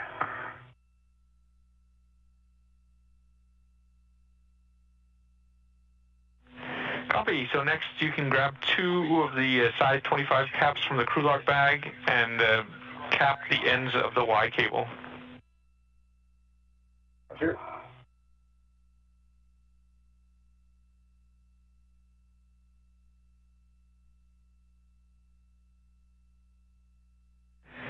And those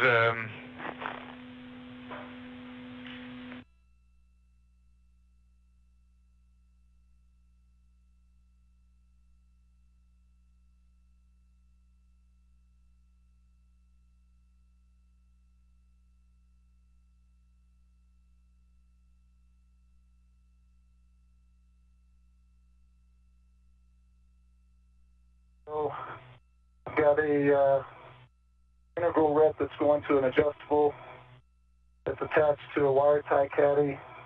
Like it's got 3 smalls and 6 longs, and then that's also attached to a connector cleaner tool. Copy, Hopper. So we just had a handover, so I got an integral ret with an adjustable to a connector cleaner and a wire tie caddy. Yep, that's the first part. And I've got an integral ret to a GoPro. And then I've got the camera that's attached to its own ret. That's one side of the bag, so I'm going to close that side up. That's all right.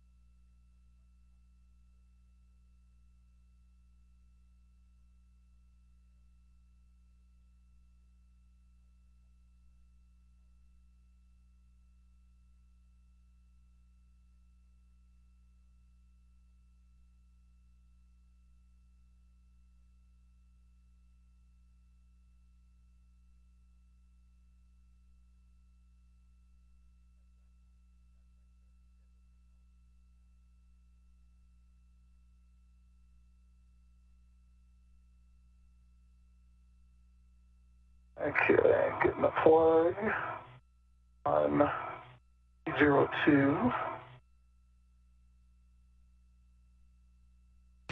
This high-definition video coming from the spacesuit of Mike Hopkins, today's EV2 or Spacewalker number 2. He is working to reconfigure the ham radio.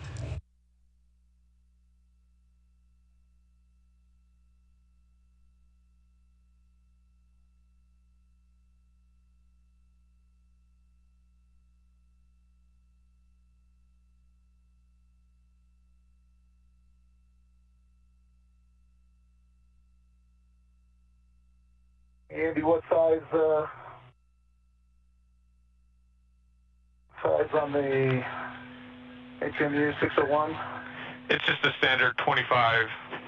No tape on them. Okay. Roger.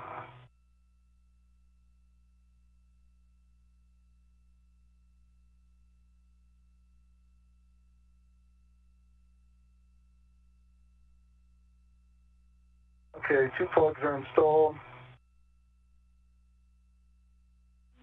Copy.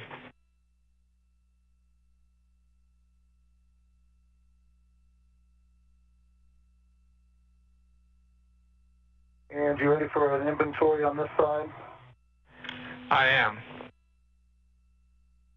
Okay, there's an integral that's got a trash bag. There's 3 wire ties in that trash bag.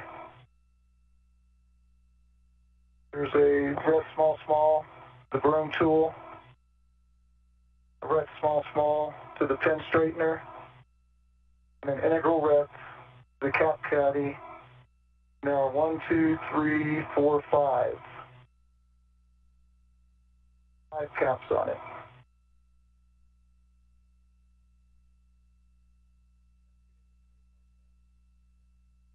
And then on the outside, you've got the large, small adjustable. Excellent. That's a good bag inventory. You can put that on your BRT, and I think at this point we'll take a quick discussion with you about the forward tasks. Okay. And one additional thing for you, Hopper, we'd like the ends of that Y cable restrained with a wire tied to a handrail, please. Yeah, that makes sense. The only other thing I want to talk to you about, I don't know if you can see the bend radius of this earth antenna cable coming in. Are you able to see that in the HECA? Are you guys happy with that?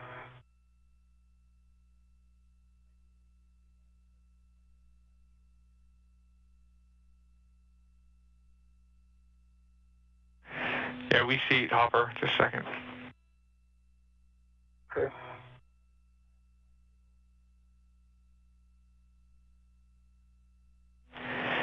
All right, once you've closed the crew lock bag, let's get you working on tying off the end of the Bartolomeo cable, and then if we need to do anything about that bend radius, we'll let you know. Okay.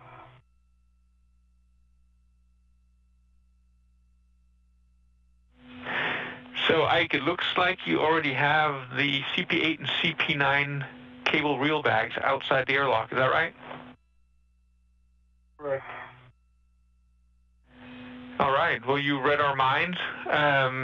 What we suggest going forward, we're about 5.5 hours PET, so we suggest not doing the Bartolomeo cable clamps, but then getting both of you working on the CP9 and CP8 cable routing. So Ike, you'll be working CP9, and Hopper, you'll be working CP8 if you agree. Well, maybe. Super. Excellent. Looking at the time, there's a good chance we won't finish the CP8 cable routing, and so we'll likely have to tie down the bag somewhere along the way. Roger.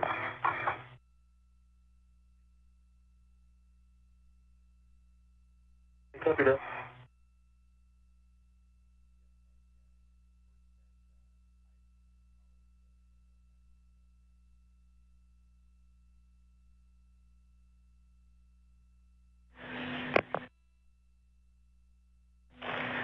right, Ike, so you can go ahead and get started with CP9, and we'll need you to take the nadir path below lab over to the rat's nest port side. All right, will do.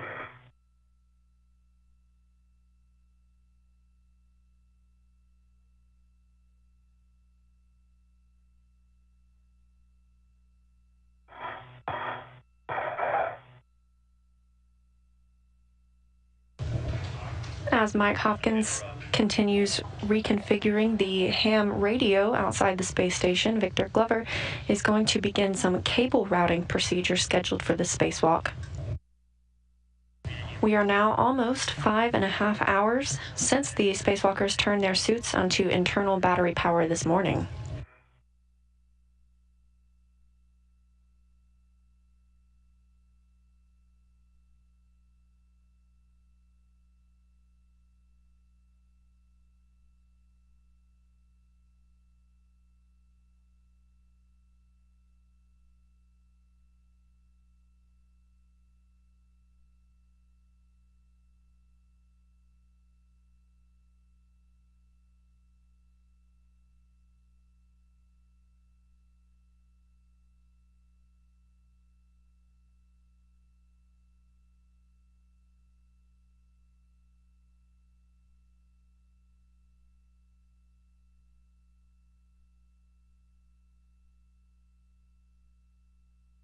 All right, Andy, they're tied down.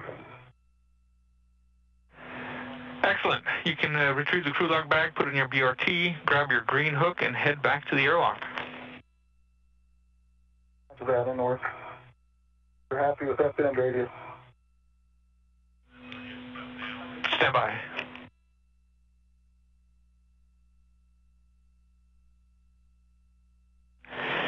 Yeah, we're happy. There's not much we can do about it in any case, so go ahead and stow the crew lock bag in your BRT, grab your green hook, and head back to the airlock. Roger.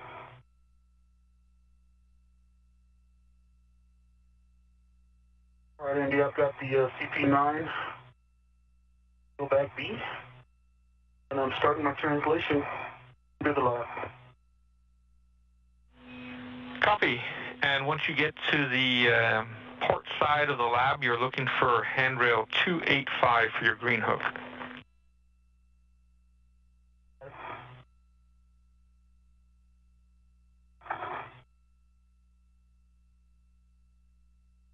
I'll put your reel bags on the airlock circular handrail. Oh, I thought you were going to take it out for me. I like it. No, I'm kidding.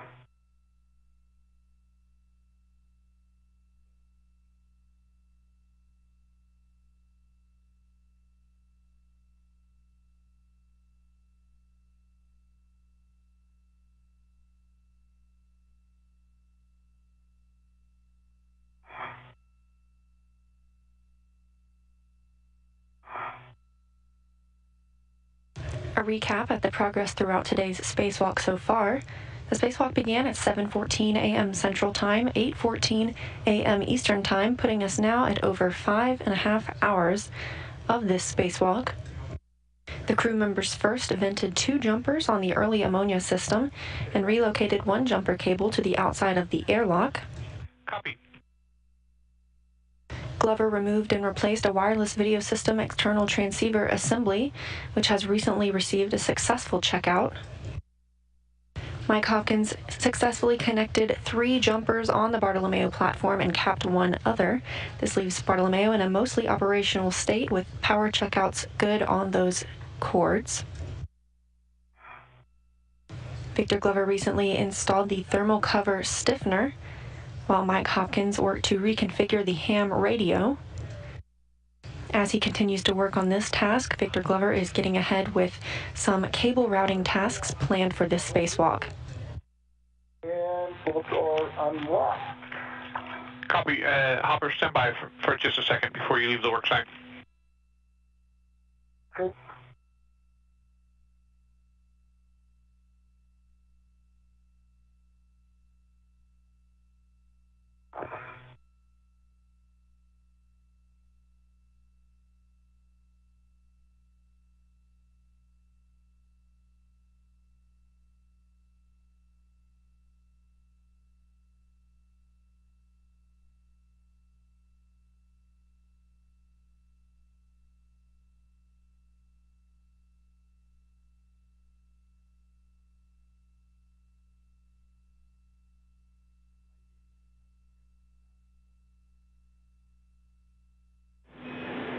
Ike, I think you need to go lab forward.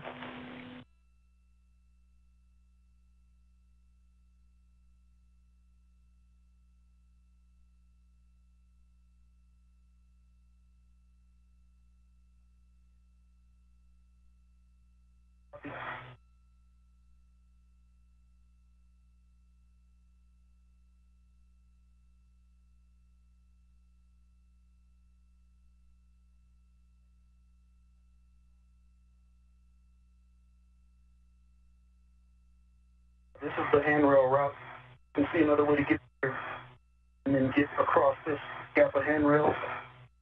This spanner, that's the one I was looking for. Yep, it looks right. It looks like you're on the right track, Ike. I'm looking at 285 now, getting ready to drop my green hook. Copy. Yeah, this is where I was going.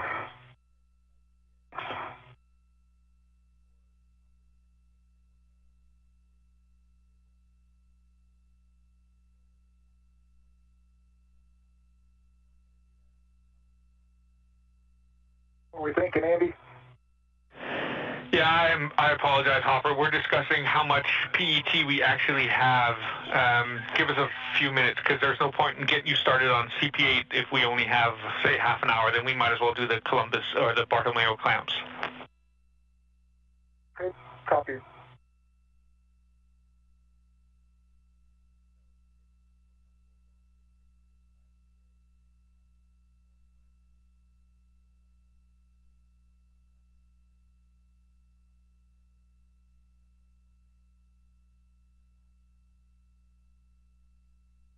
All right, Andy, green hook at 285. Copy. You can translate aft on ESP1 to the lab end cone, and then on the port lab strut.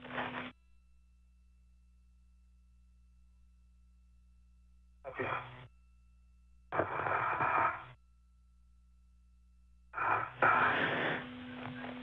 All right, Hopper, we've made a decision. We do have enough time to go to a PET of 6:45, so we'll get you headed back to the airlock and start working on CP8. Okay. Moving out.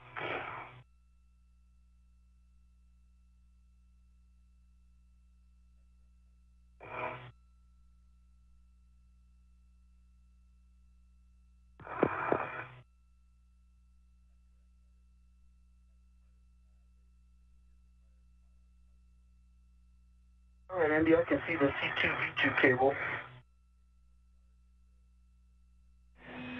All right, so you're then looking for the spider cable W4300.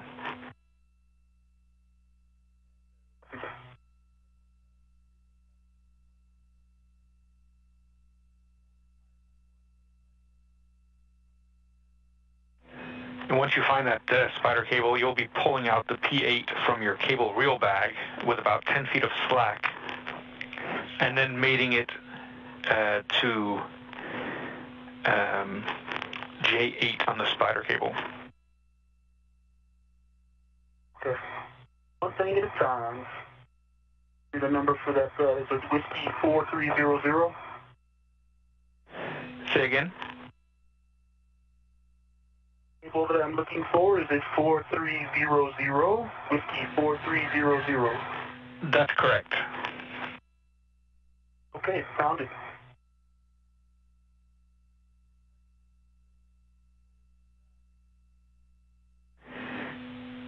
So you'll demate the cap from P8 in the cable reel bag, and also demate the cap from the J8 on the spider cable. P8 and J8. Okay, in work.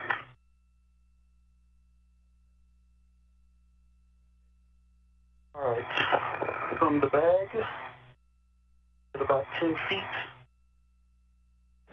And just a reminder that the cable goes on the forward side of the inner board most strut. So forward of the C2V2 cables. Thank you for that reminder. All right, gentlemen, on the Petersburg. Happy.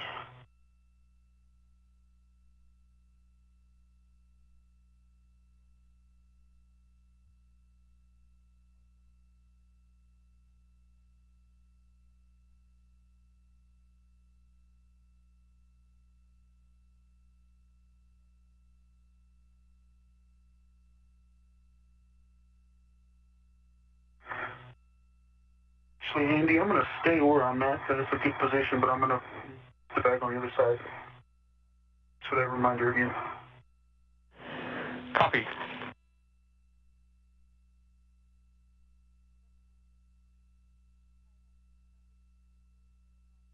And Hopper, you can just temp stow the crew lock bag on the outside of the airlock and then grab CP8 wheel bag. Roger, that'll work. And before you leave the airlock, we'll take a glove inspection and have check, please. Roger.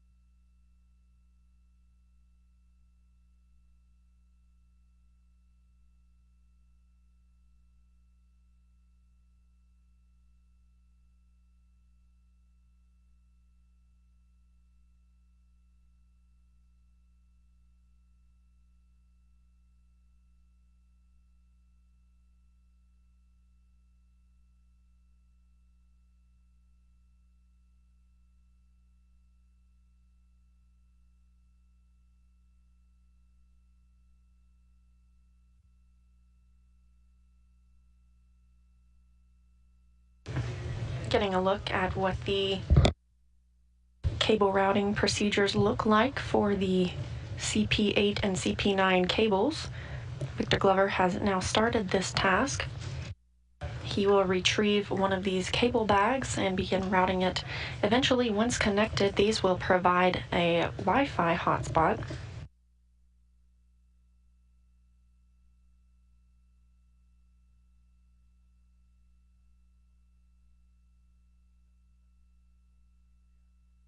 Andy, I've got about 10 feet of cable out. Cap is coming off.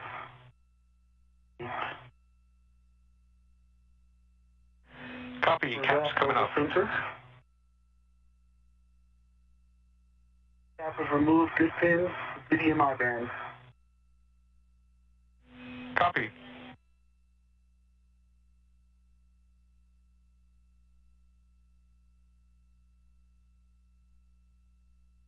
I'm looking for which one to made it to.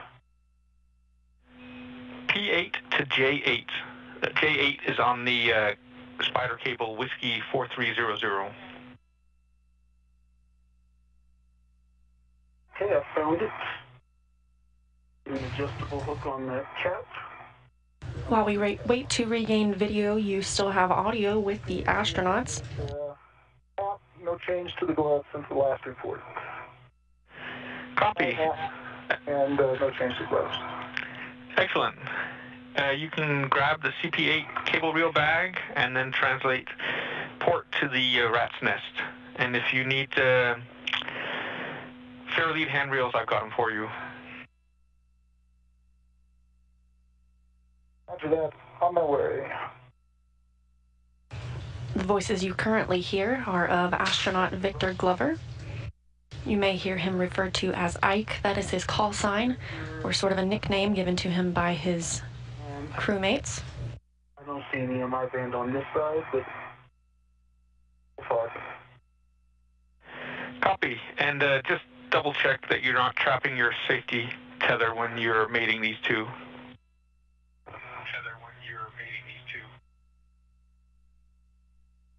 I will verify that. Speaking with the astronauts here in Mission Control Houston, you have Andy Mogensen, European Space Agency astronaut. See the spur here. That's affirm. Right? That's right. Up the Theta spur, and then zenith.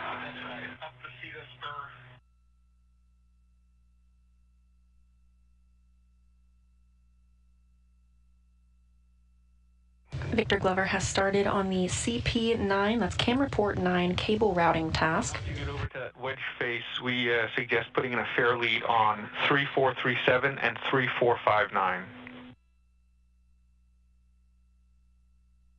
437. I'm there. All right, Andy. Lever is forward over center. J8P8 made it.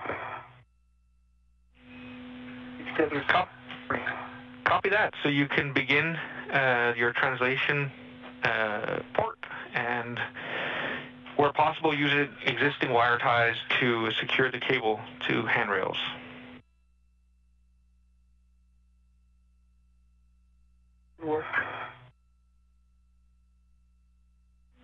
And just a caution to avoid contact with the target radiator beam once you get there.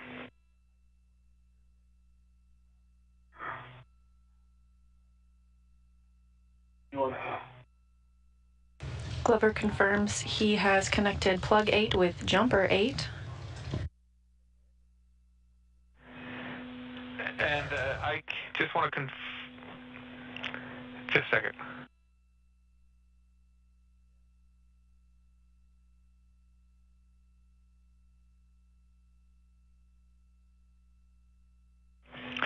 All right, Ike, again, just double check that the cable is routed on the forward side of the inboardmost strut.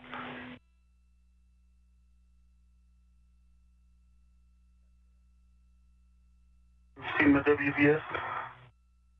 No, we don't have KU right now. Okay. Going directly from the spider cable to, I'm at handrail 3521. It's not going around any of the stanchions. It's forward of what I see as the inboardmost stanchion, like the C2V2 cable. That sounds good to us.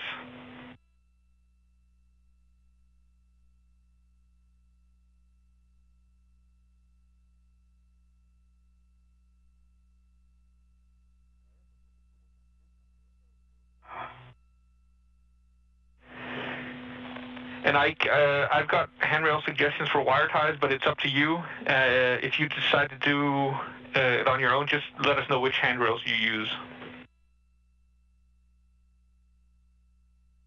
Okay, yep, I got it.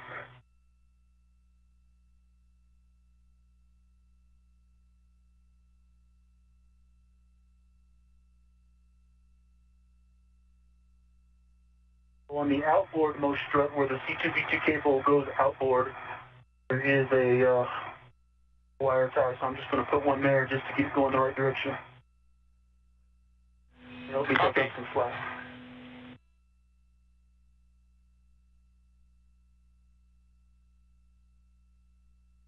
After reporting a good configuration, Victor Glover has now begun routing the CP9 cable.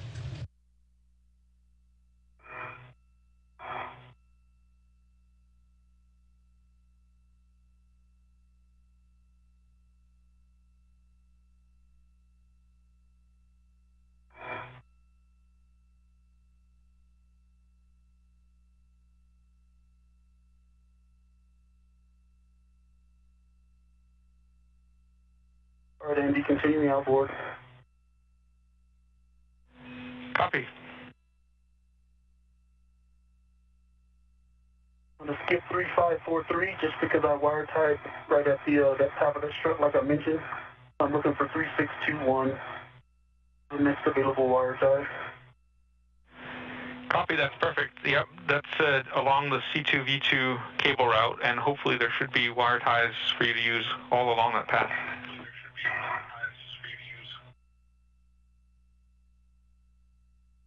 Okay.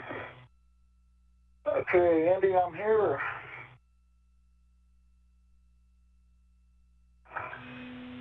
All right, so you can pull P7 connector from your cable reel bag with about 10 feet of slack, and you want to route that forward of the inboardmost strut. So basically, the same route that Ike routed his cable. I see.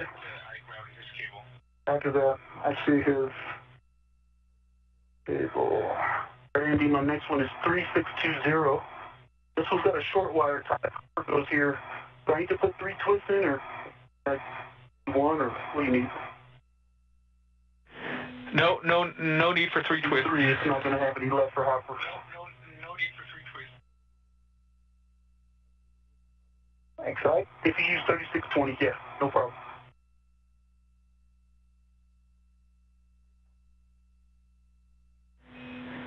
And Hopper, you can demate the cap from P7, and then you're looking for J7 on the spider cable, Whiskey 4300.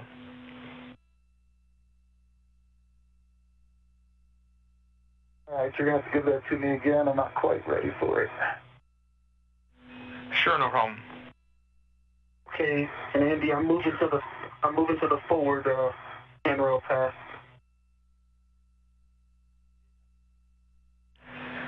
Yeah, we copy. I'm looking for 3637.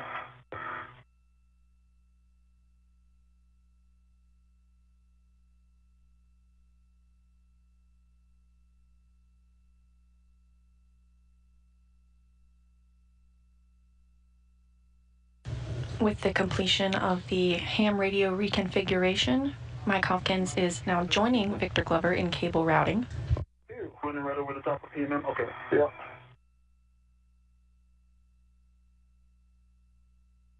Why isn't my wheel or my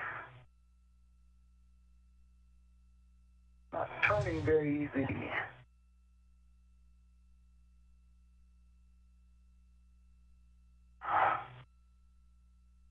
Suggestions, Andy? Yeah, we see that. You're having trouble pulling the cable out of the reel bag, right? Yeah, it's tightening up.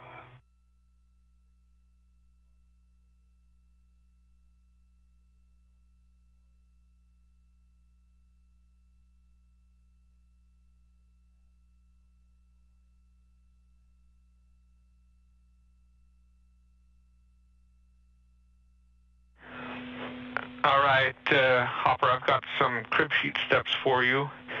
So first of all, you can pull black tab on the MLI flap to open the bag more fully.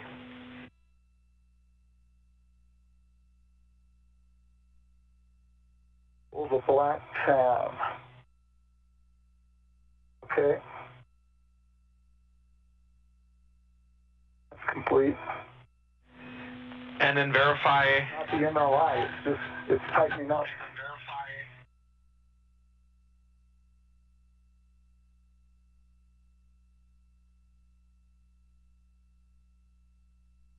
It's not turning.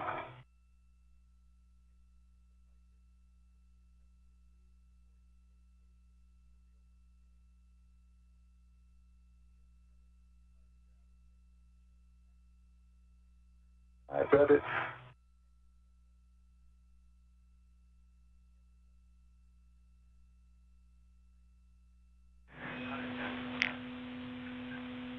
Stand by, Hopper. Roger.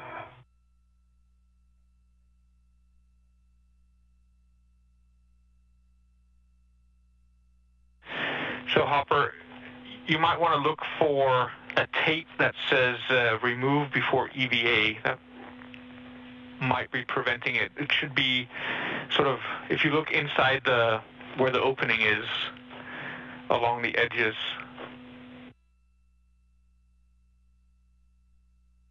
Looking.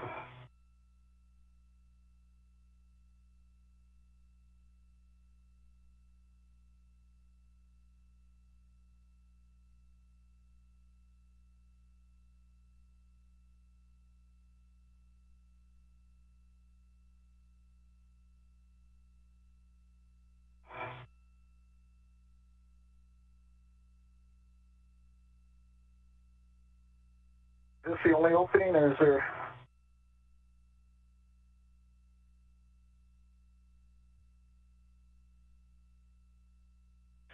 Now that tape would be inside the opening. The next thing you can do is check if the cable is caught between the reel and the housing.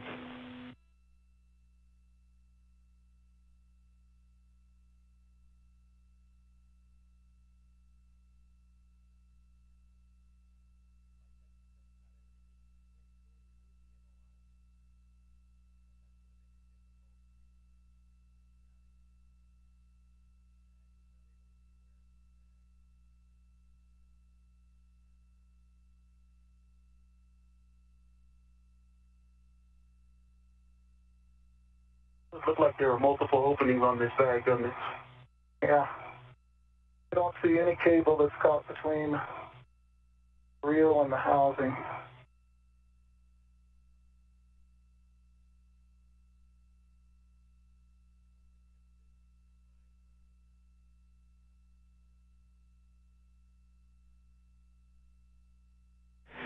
Hey, Oliver, we're going to need a few more seconds to talk about this on the ground, see if we have any more ideas.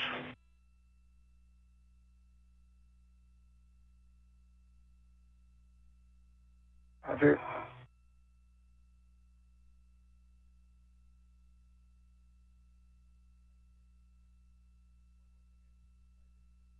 Victor Glover continues routing the CP9 cable. Yes. There we go. Excellent. It says remove before EVA. There we go. Excellent. I thought those things were supposed to be red.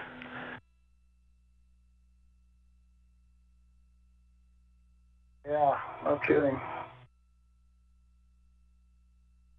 Mike Hopkins dealing with the snag in the CP8 cable and may have located the source. Currently 5 hours and 55 minutes since the start of this morning's spacewalk.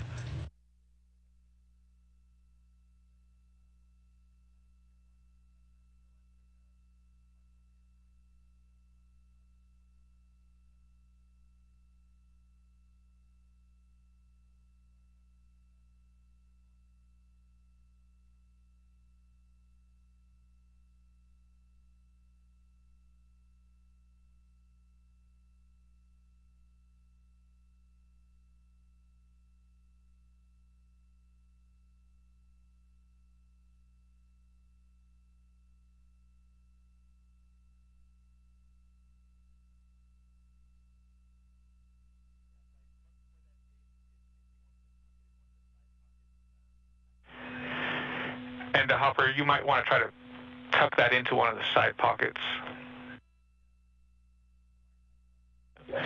Behind the wire tie caddy or something. Okay, Andy, I'm at 30. Yep, got it. I'm at 3687 at the base of CP9. Say again, sorry, Ike. I'm at handrail 3687 at the base of CP9. Copy that. Excellent. So you can reel out excess cable, so you get the other connector out, and then you'll be removing the connector from the cable reel bag and routing it to 3687 where you are.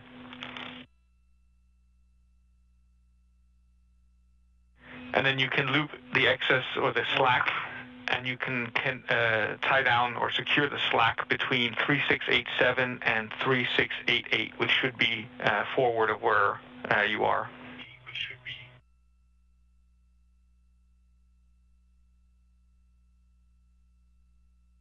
Yeah, good work.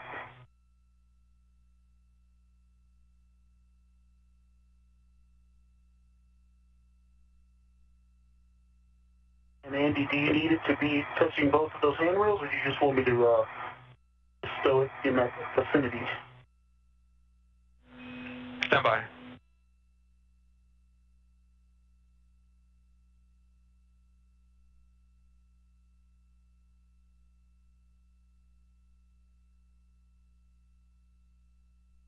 That works a little easier, Andy. That's good news. And Ike, you can just loop it around that one handrail 3687.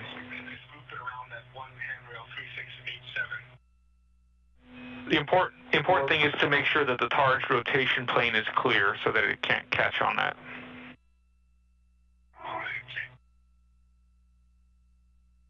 Okay, we can talk about that in a second before I secure it down. All right, Andy, which one of these am I going for? You are going to Juliet 7 on the spider cable. Juliet 7. Yeah, the labels are just past the connector on the wire. Yeah. They're not in an awesome location.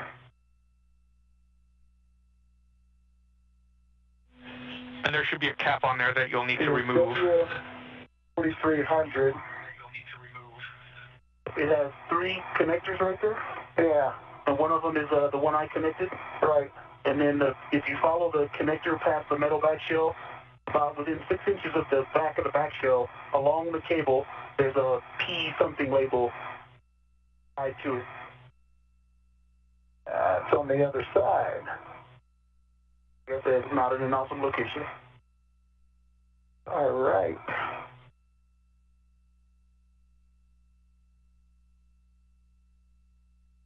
And there's a wire tie right on top of it. A7, P7, tally-ho. All right, and just a reminder before you make the connection, double check your safety tether doesn't get trapped. Sure.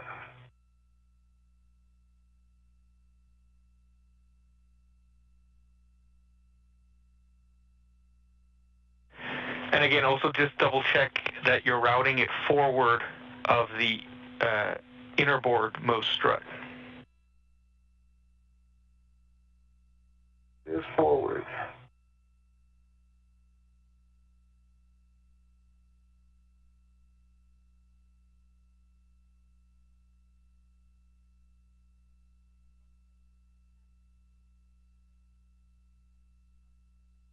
Today's spacewalk now at a total time of 6 hours. Both crew members are working on cable routing, and once connected, these cables will provide a Wi-Fi hotspot. That connection won't take place today. This is simply routing those cables in preparation for future spacewalks.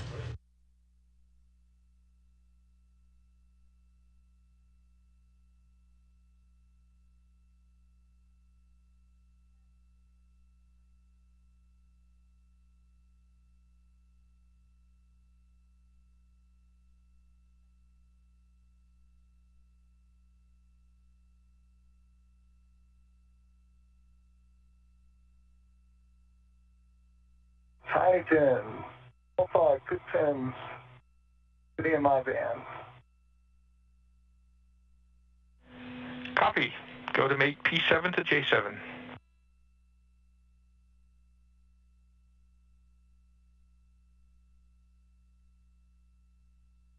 Made it. 7J7.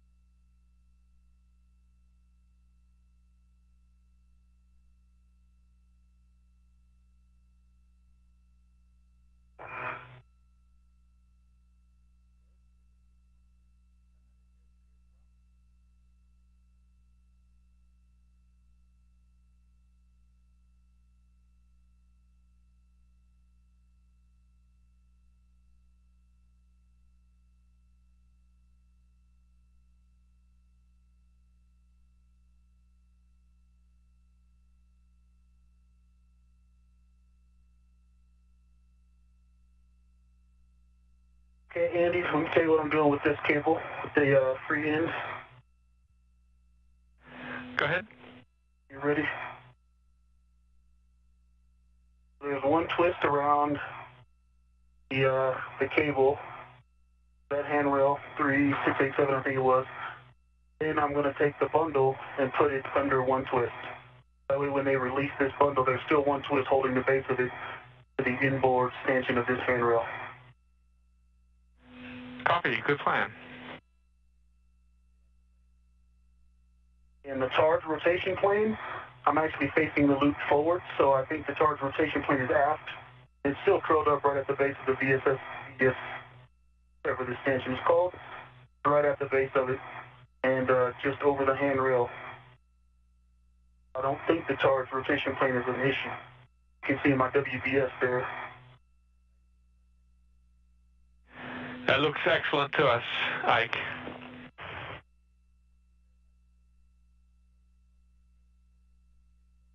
I was just shooting for average. You going, Hopper? Good. I got your first wire tie. Beaching us. And that was actually one that was on your path. So nice. I used it as well. I was supposed to go to 3621.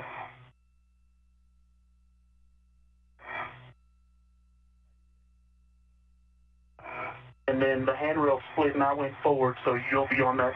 You're just going a straight shot. Roger. So should I wait out here, Andy? Is it a conflict for me to, what do you want me to do now? Ike, we'd like you to reclock the CP9 sunshade to align it with the camera body. Okay. It'll work. And just a caution not to translate or maneuver on the CP9 ORU due to the expansion load limits.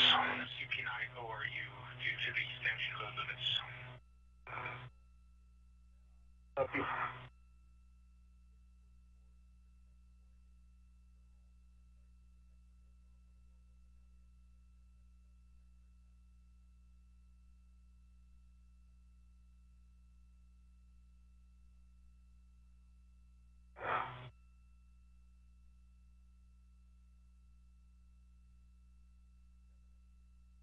Say that last part again. You don't want me to translate what? Don't translate on the CP9 ORU.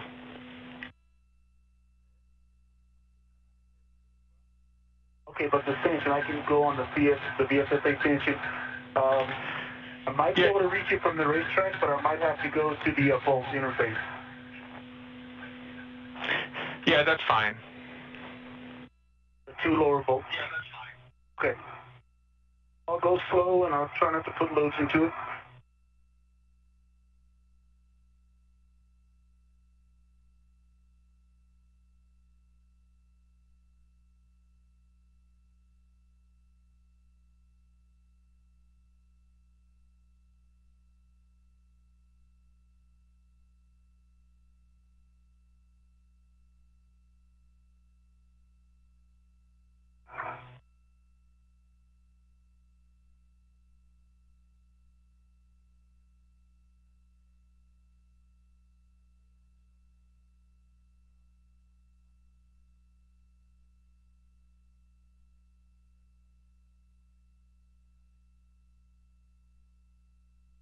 And it wants to be crooked.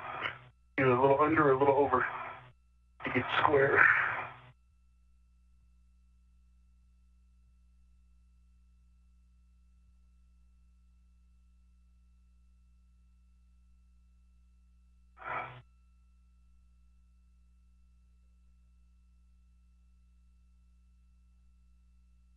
You're getting a look inside the International Space Station Flight Control Room. Flight controllers all monitoring the systems and the suits and the astronauts aboard the International Space Station during today's spacewalk. All right, Andy, that's about as square as I can get it. Can you see? Well, we don't have KU just at this moment. Okay, well then it's perfect. We wouldn't imagine anything else.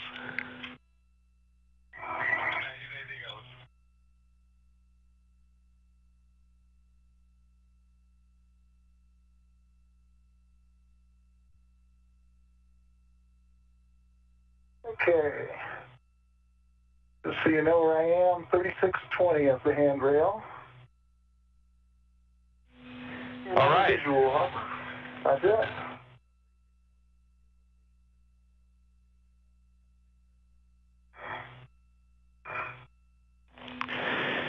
All right, guys, I think... The gas in the handrails, right? So I think handrail 3620 is a good place to tie down the CP8 cable reel bag, and that's what we would suggest that you do. So we'll get it tied down nice and tight, and then we can head back to the airlock. Okay, 3620 is a short handrail. You want? Do 2 copies. Okay, prefer it on a longer handrail?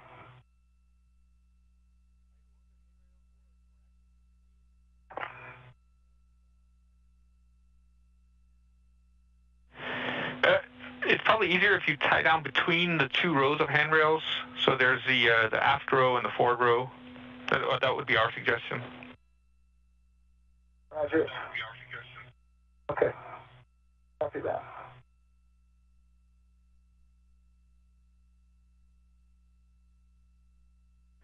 And just a reminder to push the bag opening up against structure.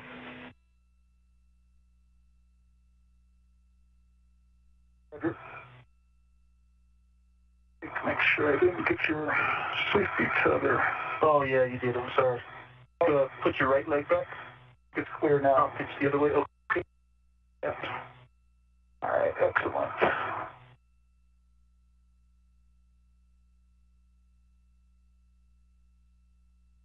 Today's spacewalk has now been going for 6 hours and 10 minutes. Second set of hands is going to be greatly appreciated here. Give you what I got left. Ain't a whole lot. The astronauts are routing the CP8 and CP9 cables. Victor Glover's cable has been routed to the desired location. Right on my workstation, if that helps. There's two adjustables right on there. Cable routing will end a little early for Mike Hopkins, and they are tying the bag down outside where it can remain indefinitely. However, both of these will be accessed on future spacewalks and eventually connected to provide a Wi-Fi hotspot.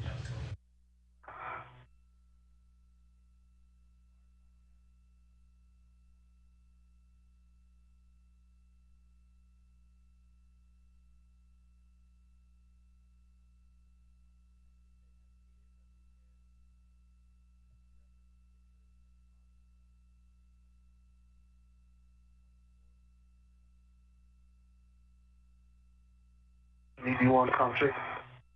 I've got you left.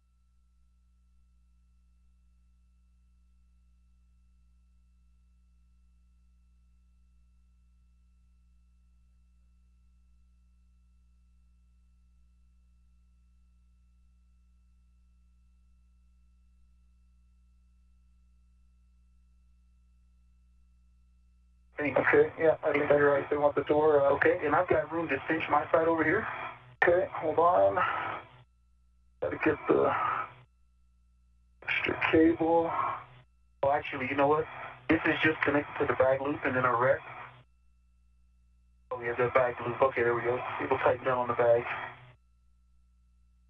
Yeah.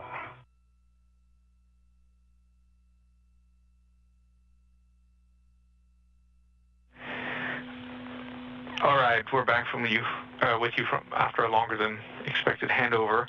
Just a reminder to bring back to the airlock the two wire tie caddies and any additional rets and adjustables that aren't used to tie it down. Oh, okay. So we're going to, all right.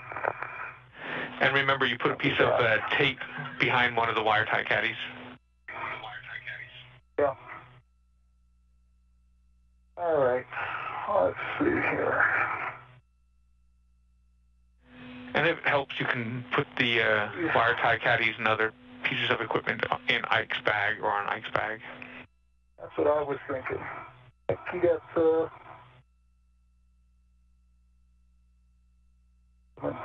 yeah.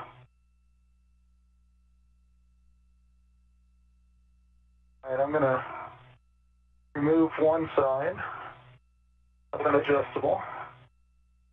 Okay. Well, let's see. So just remember, the hook goes through both the bag and the wire tie caddy loop. Roger. Okay.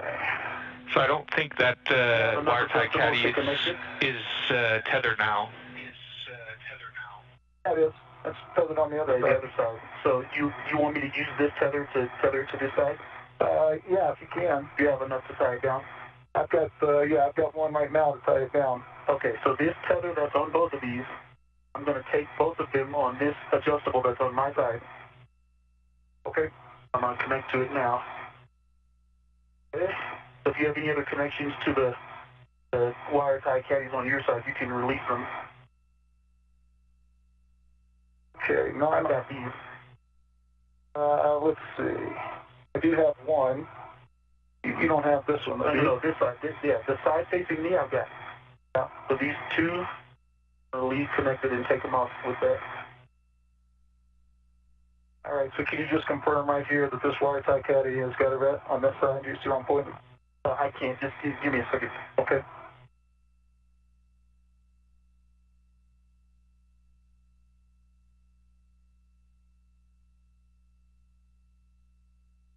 Andy, there's a large small here that I think we want to take in too. Is that correct? Leave it. Okay, hold on, please. Yep.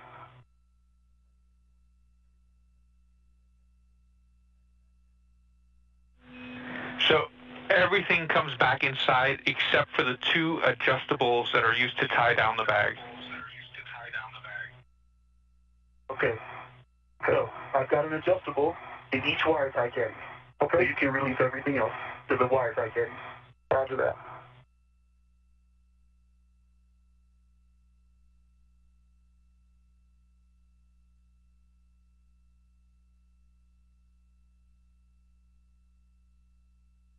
Okay. I've got the one on this side. This one's released. Pick it up. Yeah.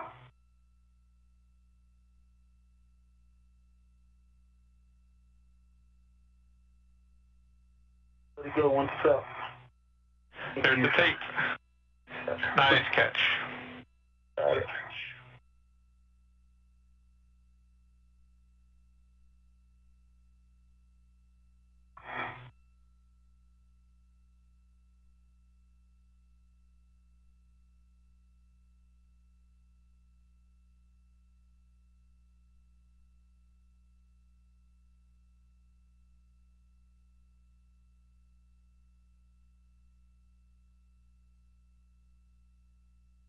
Bag tied down? Okay, I've got a rep to the bag. I'm going to, let's see, where's the opening? Need the opening going up. I'm still ready. I can take this off.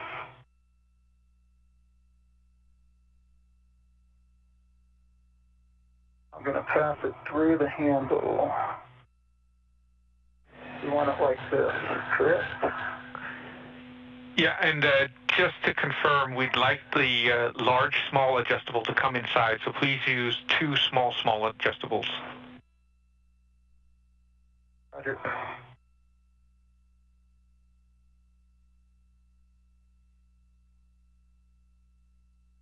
Okay, I'm trying to put these wire tie caddies in the bag. Roger.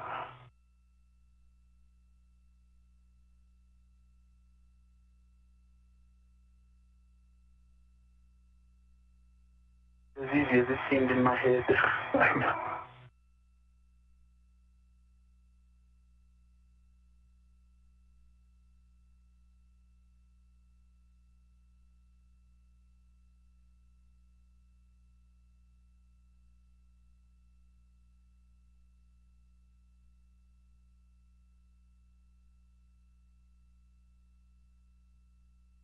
NASA astronauts Mike Hopkins and Victor Glover outside on today's spacewalk working to tie down the CP8, that's Camera Port 8 cable bag.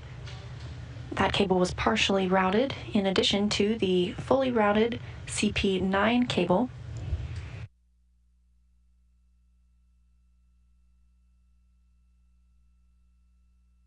This is the last major task for the astronauts today. All right, Andy, I got a small. It's coming off the CP8 bag. Going on my MWS.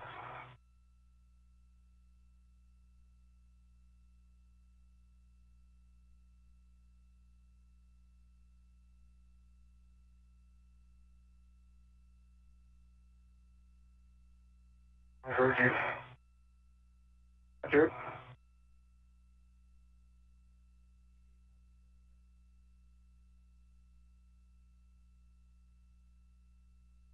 switch, small.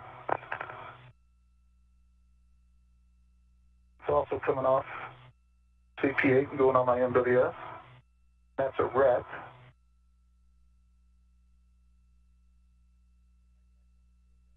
Okay.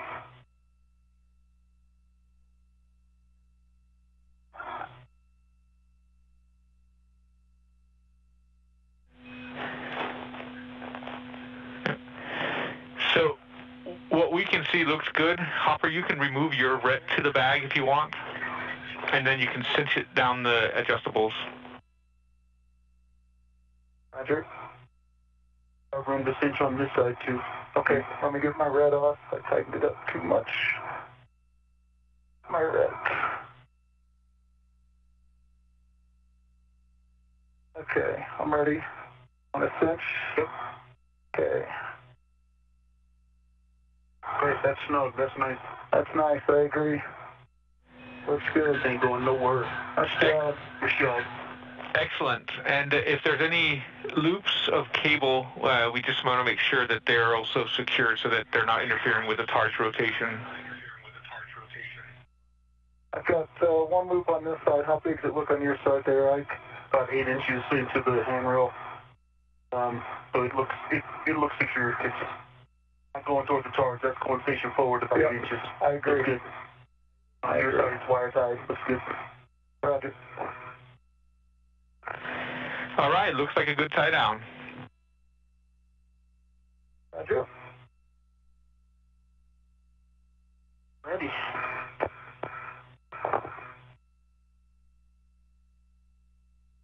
Ready to head back? I am ready. Roger.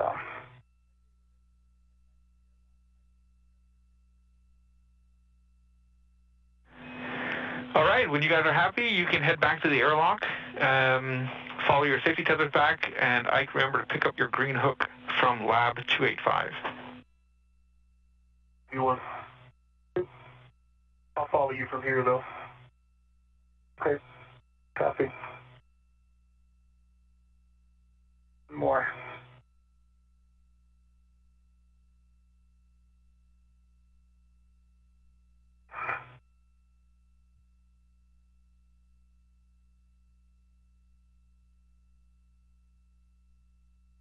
Now that looks like the picture. That's a nice job on that bag. That came out all right, didn't it? Yeah, it did. Must be the same person who did the wire ties on Bartolomeo Pappas. I don't know that person because that was... It was a little hard.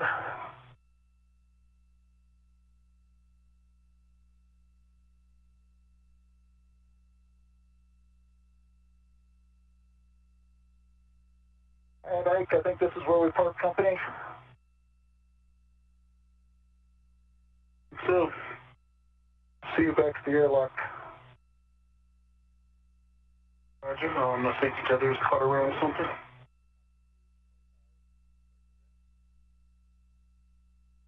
Crew members have wrapped up their tasks for the day, and the sun rises on the International Space Station as it orbits 260 statute miles over the North Pacific Ocean.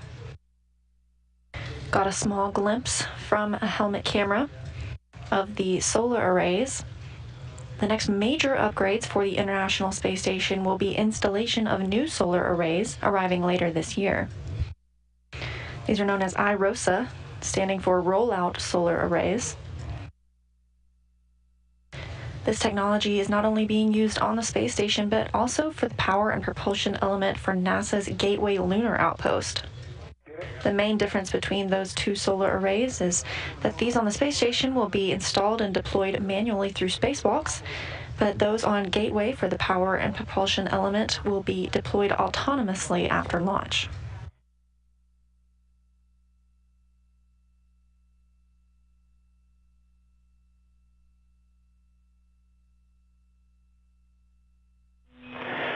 So while you guys are translating back, I'll just give you an update on the ammonia situation. You've now had 3 full bakeouts, and combined with the fact that you didn't see any contamination on your suits, and that the propulsive stream wasn't directed at you directly, then our recommendation is that we do not do an ammonia measurement test inside the airlock. But of course, we want your opinion of it. What do you think? I think we're okay. I'm comfortable with that too. Yeah, Andy, we like it. Excellent. Then we'll forego the ammonia measurement test. 1, 2.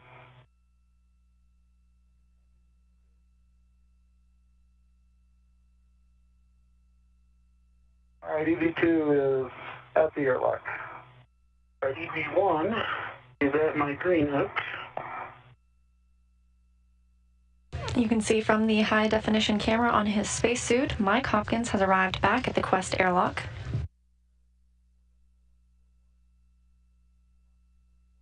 As Victor Glover makes his way there as well, just a quick recap of what our astronauts accomplished today. It's now been 6 hours and 25 minutes since the start of the spacewalk. That began at 7:14 a.m. Central, 8:14 a.m. Eastern. The crew members vented 2 jumpers on the early ammonia system and relocated 1 jumper cable to the outside of the Quest airlock. Copy that. Victor Glover removed and replaced a wireless video system external transceiver assembly, which recently received a successful checkout. And Hopper, if you want to get your waste tether connected to the airlock D-ring extender, you can go ahead and do that. It'll work. Mike Hopkins successfully connected 3 jumpers on the Bartolomeo platform. That task had recently given astronauts some trouble on a spacewalk earlier this year. He also capped 1 of those jumpers, leaving 5 out of 6 connectors mated and Bartolomeo in a mostly operational state. European Space Agency teams will evaluate a future course of action. And the small hook is also good. Copy that. And I think I heard you say that you're going to retrieve that Columbus Kulak bag that's outside temp stowed. It's in work.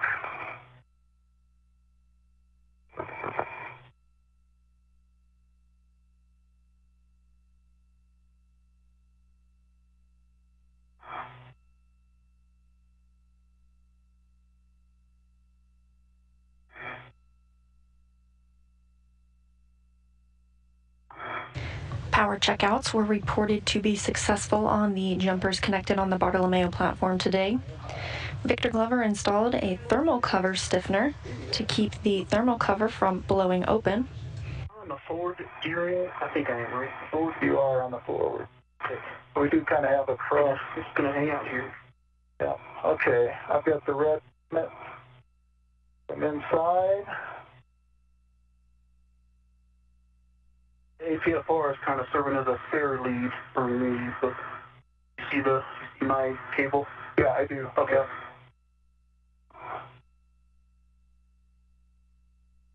See me? Would it be better if I undo that? I'm about ready to go in. Okay.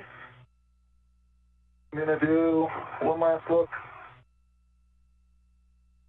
All right. Okay. Yeah. Other tasks completed today include Mike Hopkins reconfiguring the ham radio. All right, let's go in.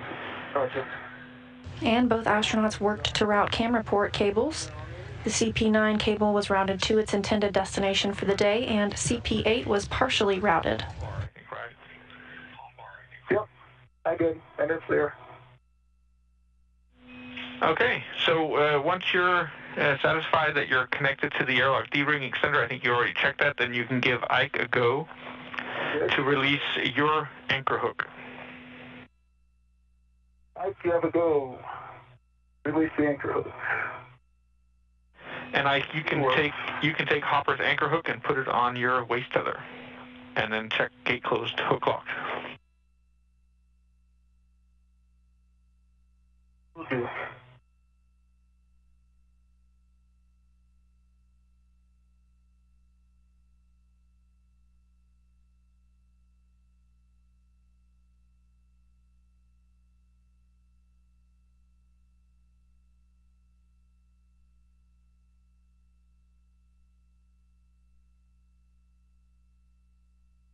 Right, Hopper, your anchor is off of the aft steering. Roger. Black on black, gate closed to my waist tether, which is also locked. Black on black, gate closed. Roger. Open the FCU now. Roger. I've also got this reel bag. Okay. Another, actually, you know what? It's got all red on it.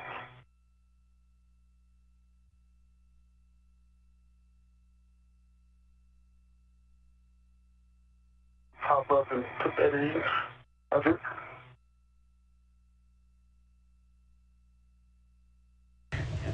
Both astronauts are back at the airlock, but the spacewalk itself and its clock will not be complete until repressurization of the crew lock portion of the Quest airlock begins.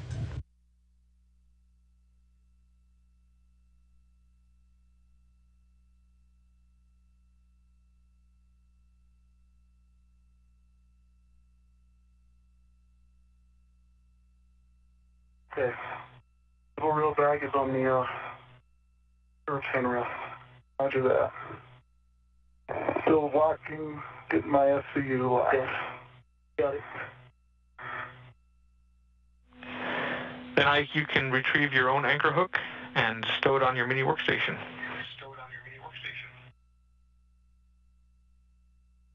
Yeah, I've got to get safety tether chain through my waist tether. Still locked. Lock on block. And I will grab my anchor. Okay. There we go. I am locked. Nice. I've got both anchors up. Let me pull this P8 pin, or CP9.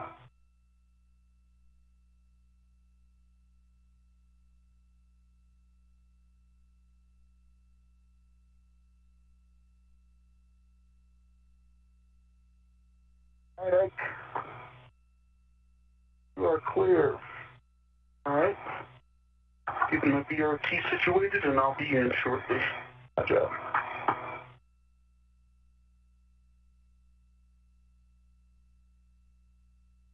All right, here I come.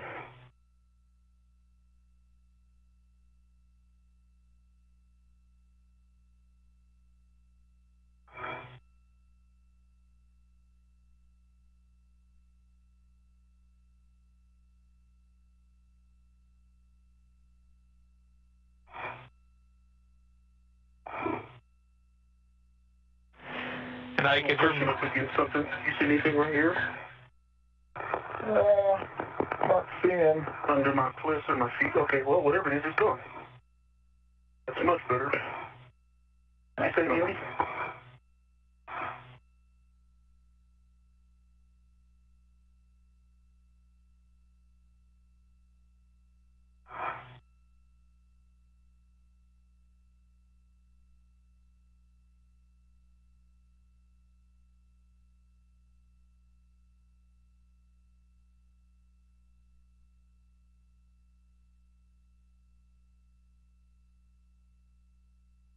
Andy, what did you say? So we'll just want you to verify that the pit pin is in place, the same one as before. It's the aft pit pin on the forward hinge. And then also something new. Okay, sure.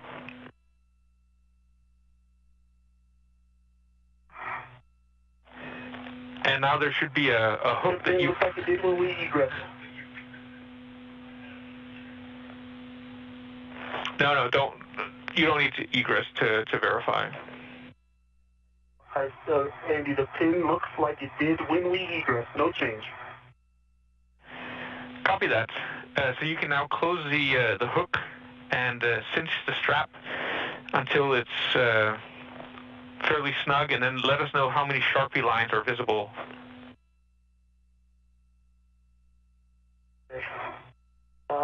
I snugged it, and it essentially would take up all the slack. So it's 1, 2, 3, 4, 5, 6, which is, I think, all of them that you could, much slack as you could take up. Yeah, we copy and we see that in your WBS. So you can remove the SCU from the pouch and connect it to your DCM.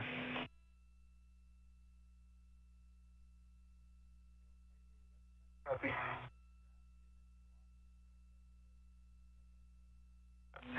And Ike, before you do that, can you check that the Velcro, the strap is not blocking access to the magnetic plate? The strap is not. The strap is what the tether is connected to. You talking about this piece of Velcro? It's not. It's not flush. Magnetic plate is a little bit gone from the other. Yeah, we see that. WBS, it doesn't Yeah, flush. we have a good view, and we see that the Velcro is now is not interfering. Okay. All right. If you could go a little more, whatever side you're on, is that station forward? It is. Go a little bit more that way. Roger.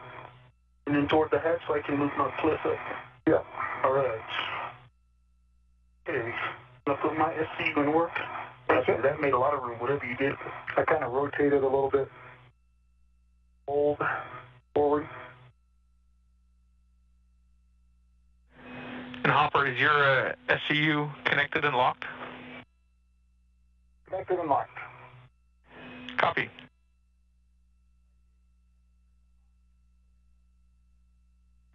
And Hopper, this time you can turn your HECA off OFF. Roger. Thanks for the reminder. HECA is off. Both astronauts are now in the airlock with the thermal cover closed.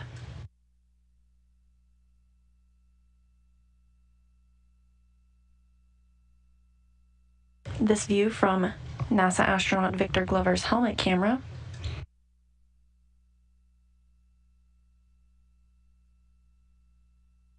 And this one coming from the other side of the Quest airlock. This is from a camera inside the equipment lock portion where the astronauts suited up earlier this morning. SCU cooling. So now at this point you can switch your water to off OFF and expect an H2O is off message.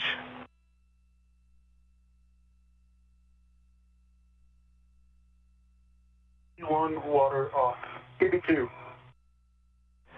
Copy, and we need to wait 2 minutes before we close the hatch.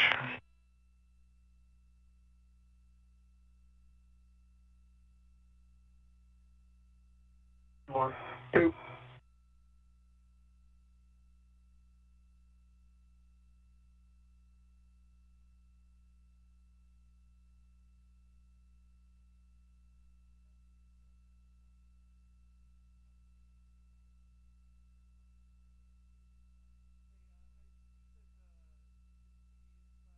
And I got an O2 use high, 2.6. Copy. Copy. The only message? That's the only message. Guess we're doing as much as we can do anyway. We're on SCU. Raj.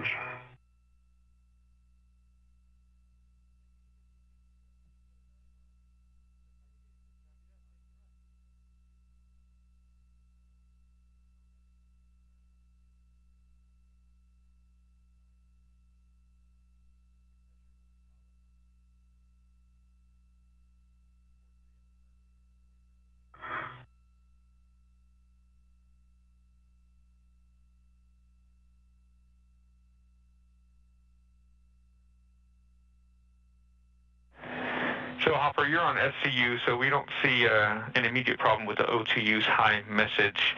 Your suit pressure also looks good. We'll wait for one more data pass just to confirm. Roger. Getting in your way, Hopper? Nope. Just trying to get in position to hit the button.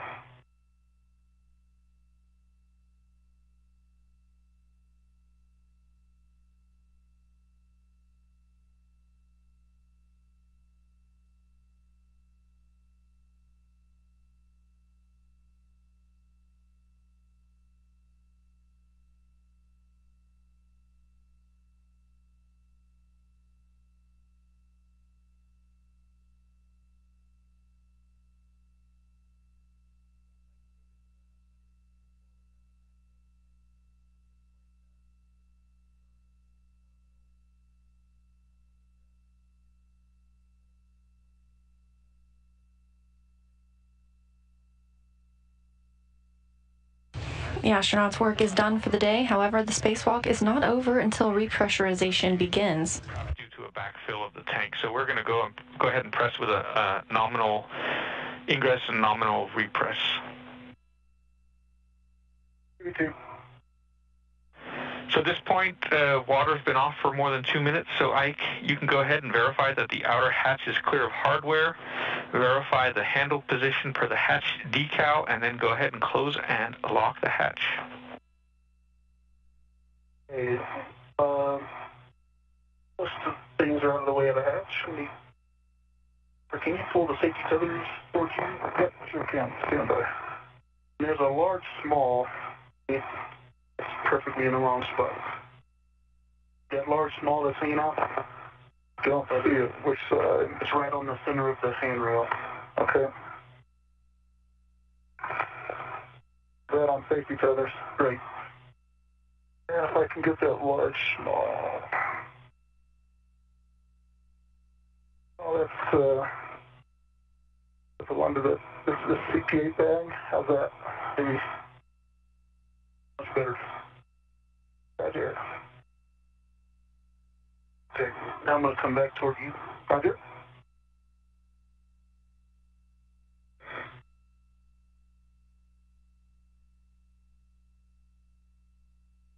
Am I bumping up against you, or is that Weta? It's the Weta.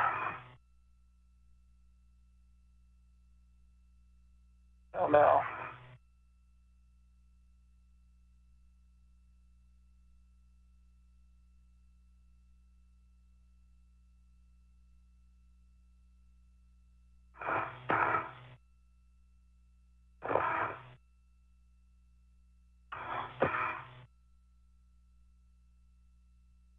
All right, gonna hit the button again.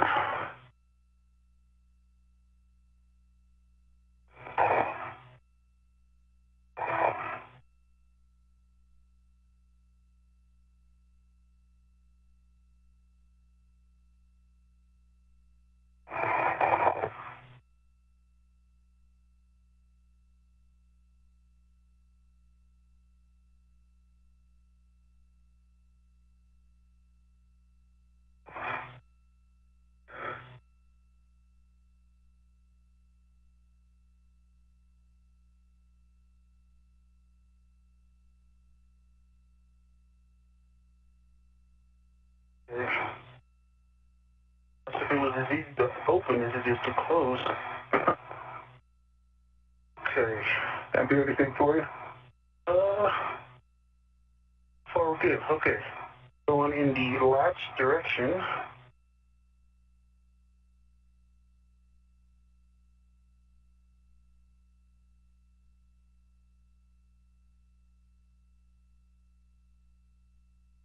Counterclockwise.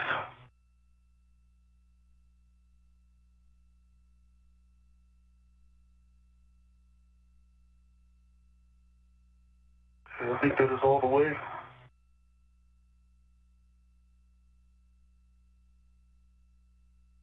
Thought this lock tab would get all the way flush. It's not, huh? No. Andy, the handle is all the way hard stop. Oh, there we go. It is flush. Okay. All right. Handle is, or the hatch is latched and locked.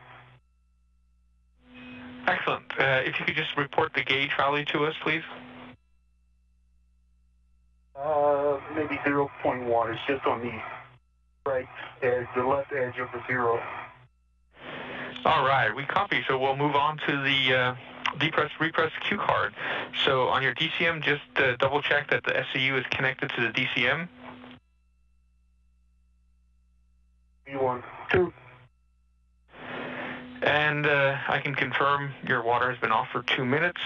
So on the crew lock, check that the EV hatch is closed and locked. V1. On the UIA, check that the oxygen valves, 2 of them to EMU 1 and 2, are open. Open, ED1, or EMU 1, open EMU 2. Next, switch power to EV1 and 2 to on. Power, EV1, On with the green light. Power EV2. On with the green light. Excellent. Check that EV1 and 2 volts are 18 to 19. 18.6 EV1, 18.6 EV2. Finally, on your DCM, switch power to SCU and expect a warning tone.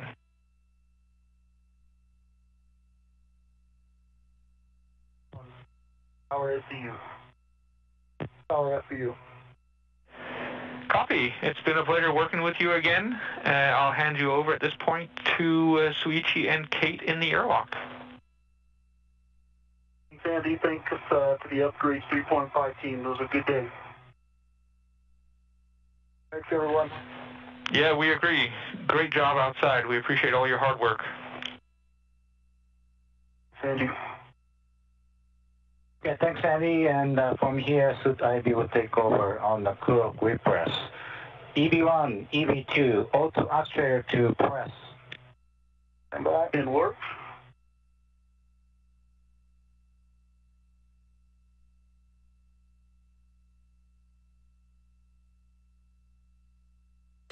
With both astronauts in the airlock and the hatch closed, we will be looking for repressurization to begin and mark the official end of today's spacewalk.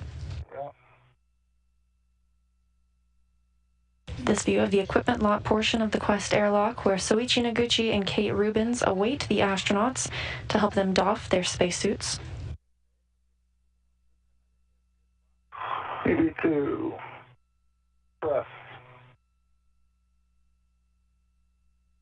And copy EV1 and EV2 both press? That's affirmative. EV2 is press. All right. And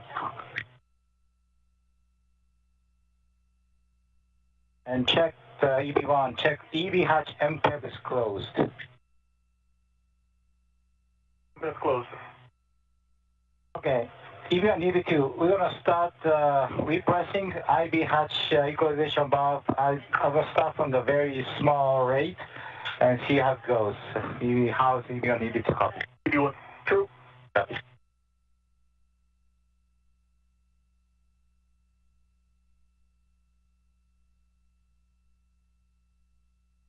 It started repress at 0802 p.m. Eat a clock. Wow. Wow. That's late. Yeah.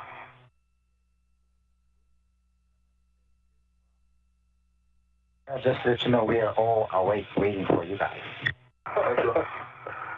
EV1 is good. EV2 is good. Okay, I'm going to slowly pick up the press rate. EV1. True.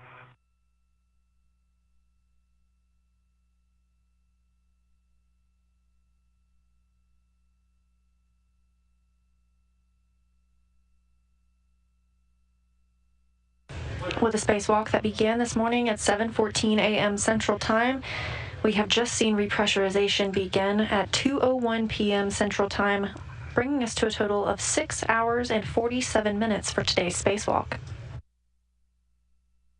A wave to the camera from Soichi Noguchi. We will remain on air until the astronauts are back inside the equipment lock portion of the Quest airlock and have doffed their helmets. While we wait, another recap of what the astronauts accomplished today. We saw them work together to vent 2 jumpers on the early ammonia system and relocate one of those to the outside of the airlock. Victor Glover removed and replaced a wireless video system external transceiver assembly, or a WETA. That was recently reported to have a successful checkout. Mike Hopkins connected jumpers on the Bartolomeo platform and capped 1. Connected 3 jumpers. That means 5 out of the 6 connectors are now mated and leaves Bartolomeo in a mostly operational state. EV is quick electron, and when the fill-up at 5.0 on the EV2, I will close the equalization valve.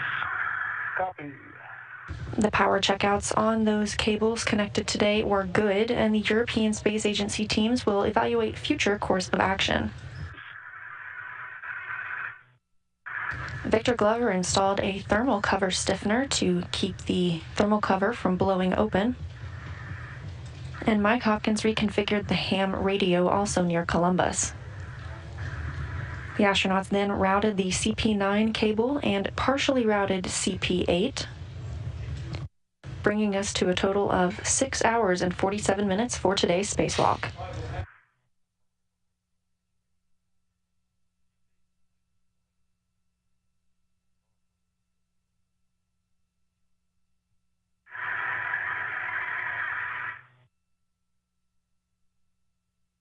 .1. 2.1.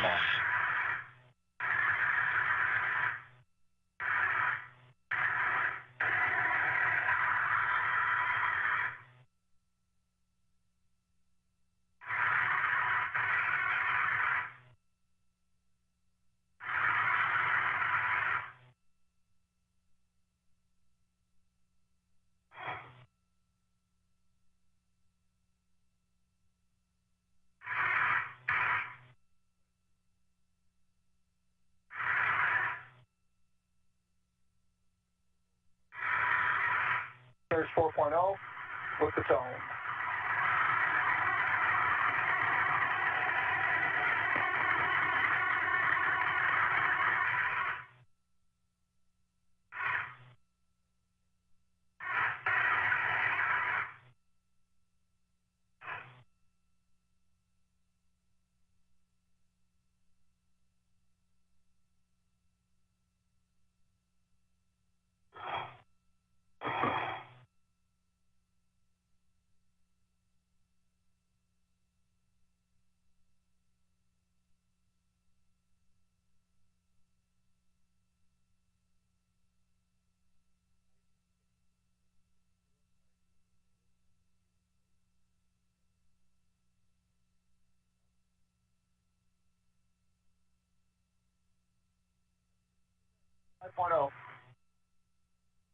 You1 copy. Copy. Now it's equalization valve is off, and we're going to take 2 minutes to stabilize, so stand by. 1, 2.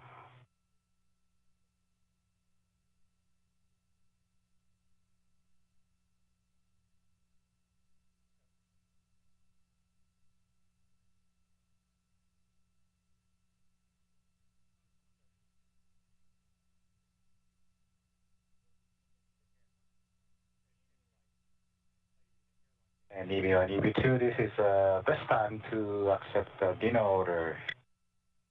Yes, hot. Yep. Sure, you make it up. Twinkies. Twinkies, yeah.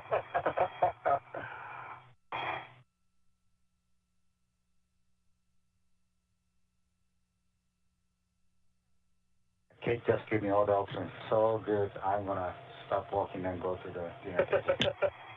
Not quite yet. Wait a minute.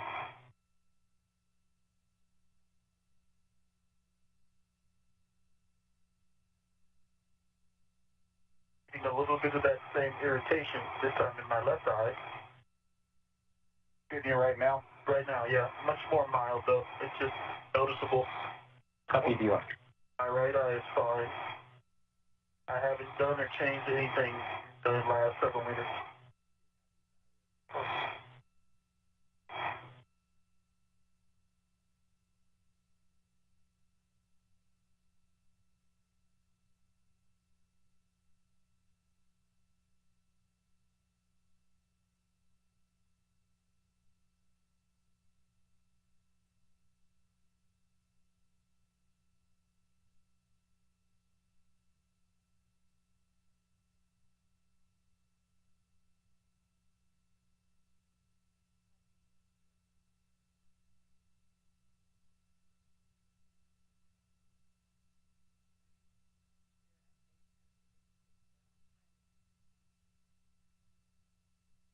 Houston Station, Spectrum 1. T1 is 244.85.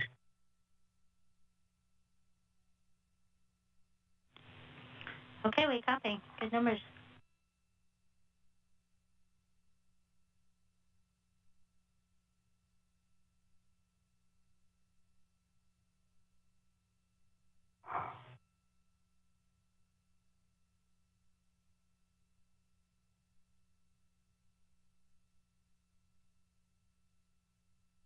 With the completion of today's spacewalk at 2:01 p.m. Central Time, we've got some updated statistics for you based on spacewalks at the station. Today's lasted 6 hours and 47 minutes and was the 237th spacewalk in support of station assembly, maintenance, and upgrades. It was the 5th spacewalk conducted in 2021, but the 6th for Expedition 64, with one of those originating from the Poisk airlock and 5 from the Quest airlock. This was the 4th spacewalk for Victor Glover, totaling 26 hours and 7 minutes. The 5th for Mike Hopkins, totaling 32 hours and 1 minute. Today's spacewalk itself, as we mentioned, 6 hours and 47 minutes. And of all time, that brings total spacewalks for space station assembly, maintenance, and upgrades to a total of 62 days, 3 hours, and 54 minutes. And assume there's no cut for DCS, so I'm going to continue. EB1, EB2, both auto actuator to IV. Work.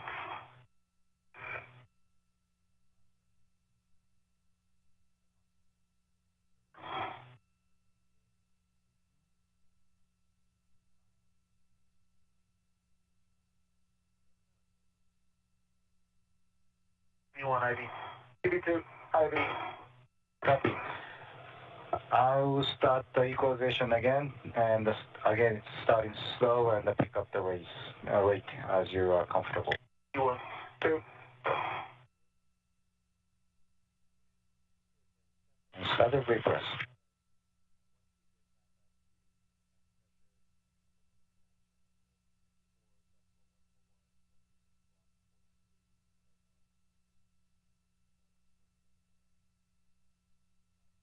EB1's good.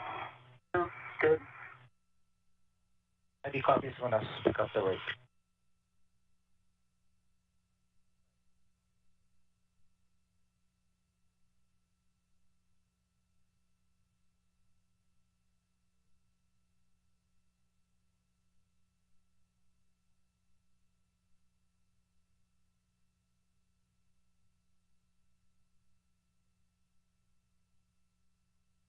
EB1's good. EB2 is good. While repressurization continues in the crew lock portion of the Quest airlock, we've got a couple more ask and ask questions that we can answer. This one asking, are the suits one size fits all, or are there different sizes? Engineers on the ground take about 80 measurements to ensure each spacewalker has the best fitting spacesuit, and there are about 16 major elements that compose the suit. That's about 3 different sizes of torsos, 8 sizes of elbow joint pieces, 2 adjustable waist sizes, 5 sizes of knee joint pieces, and 65 sizes of gloves or custom fitted gloves.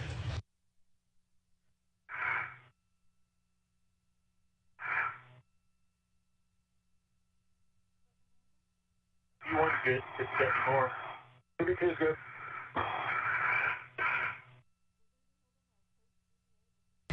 The next question comes from Kylie, who wants to know how long these astronauts have been on the station and how long they will stay.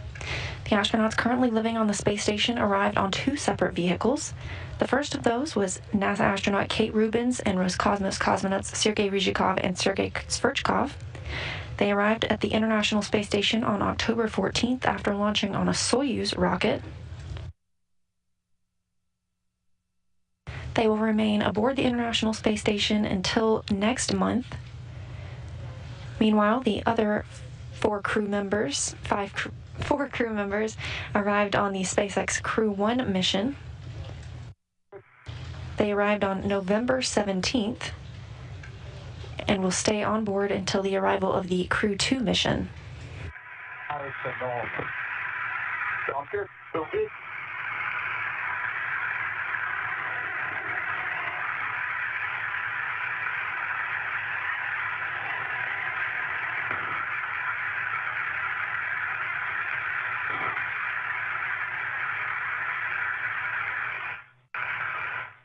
And loud.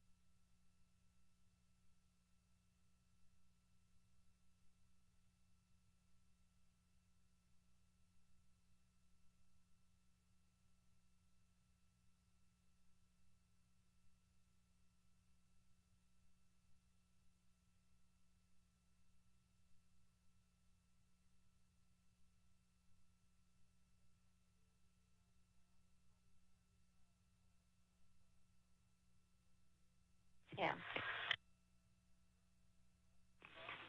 We copy and concur, and we'll stand by for your report when you open the IV hatch.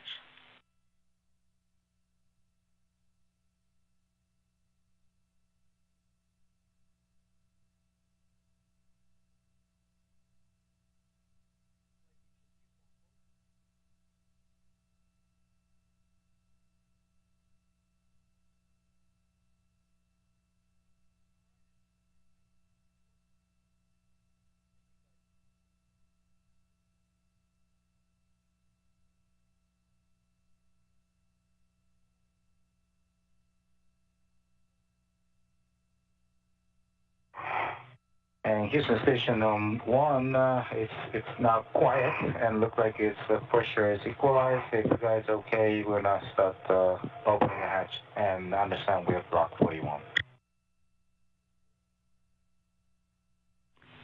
Sweetie, we are go for you to open the IV hatch. With the crew lock portion of the Quest airlock repressurized, Soichi Noguchi and Kate Rubins prepare to open the hatch, separating them from Mike Hopkins and Victor Glover.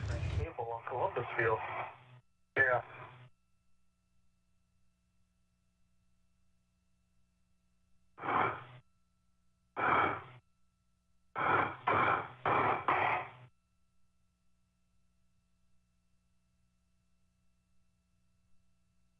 How was your CP8 MCGL? Mine was like butter. Oh, yeah. Those were so easy. Those teeny weeny pins. Yeah. They should make them all teeny weeny pins. Yeah. I was thinking the same thing.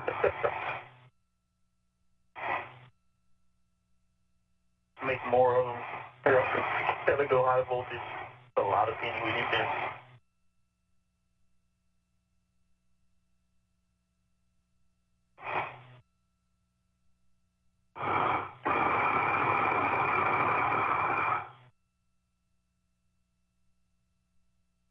Houston Station on Safety Ground 1, and crew members, we have no detectable ammonia by smell. That is good news, Kate. That puts us on the nominal post-EVA, and we'll restow the equipment you got out earlier later on. Okay, copy all, thanks. As a reminder, one of the astronauts' tasks today, specifically their first task, was to vent ammonia from the early ammonia system. Confirmation from Kate Rubins that there does not appear to be any ammonia residue on either of the crew members.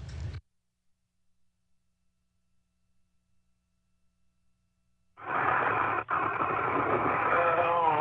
see. Is my waist tether still might be attached?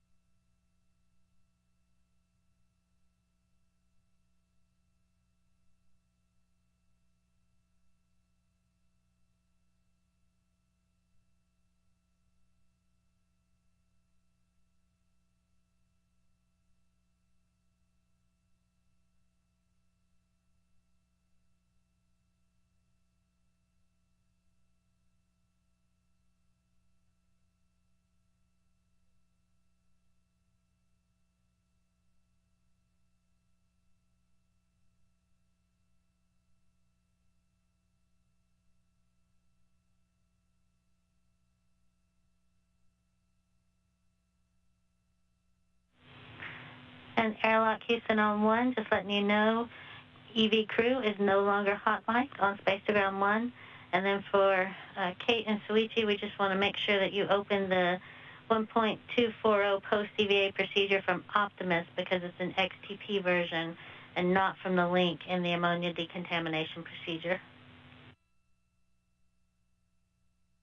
TP version. Mike Hopkins now back in the equipment lot portion of the Quest airlock. Both EVs are not hot mic. Good copy.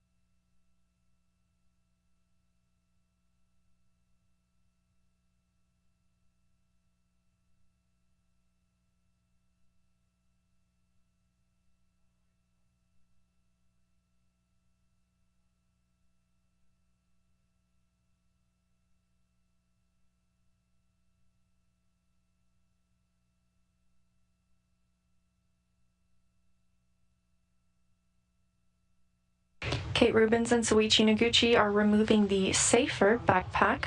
And Houston Station 1, we're picking up the post-EVA, and we're starting step 7 for the safer docking. Suichi, we copy. The safer is the simplified aid for EVA rescue, and it's a compressed nitrogen-powered backpack. Obviously, we didn't see those in use today. They are reserved for use in case a crew member were to become detached from the space station and needed to maneuver back.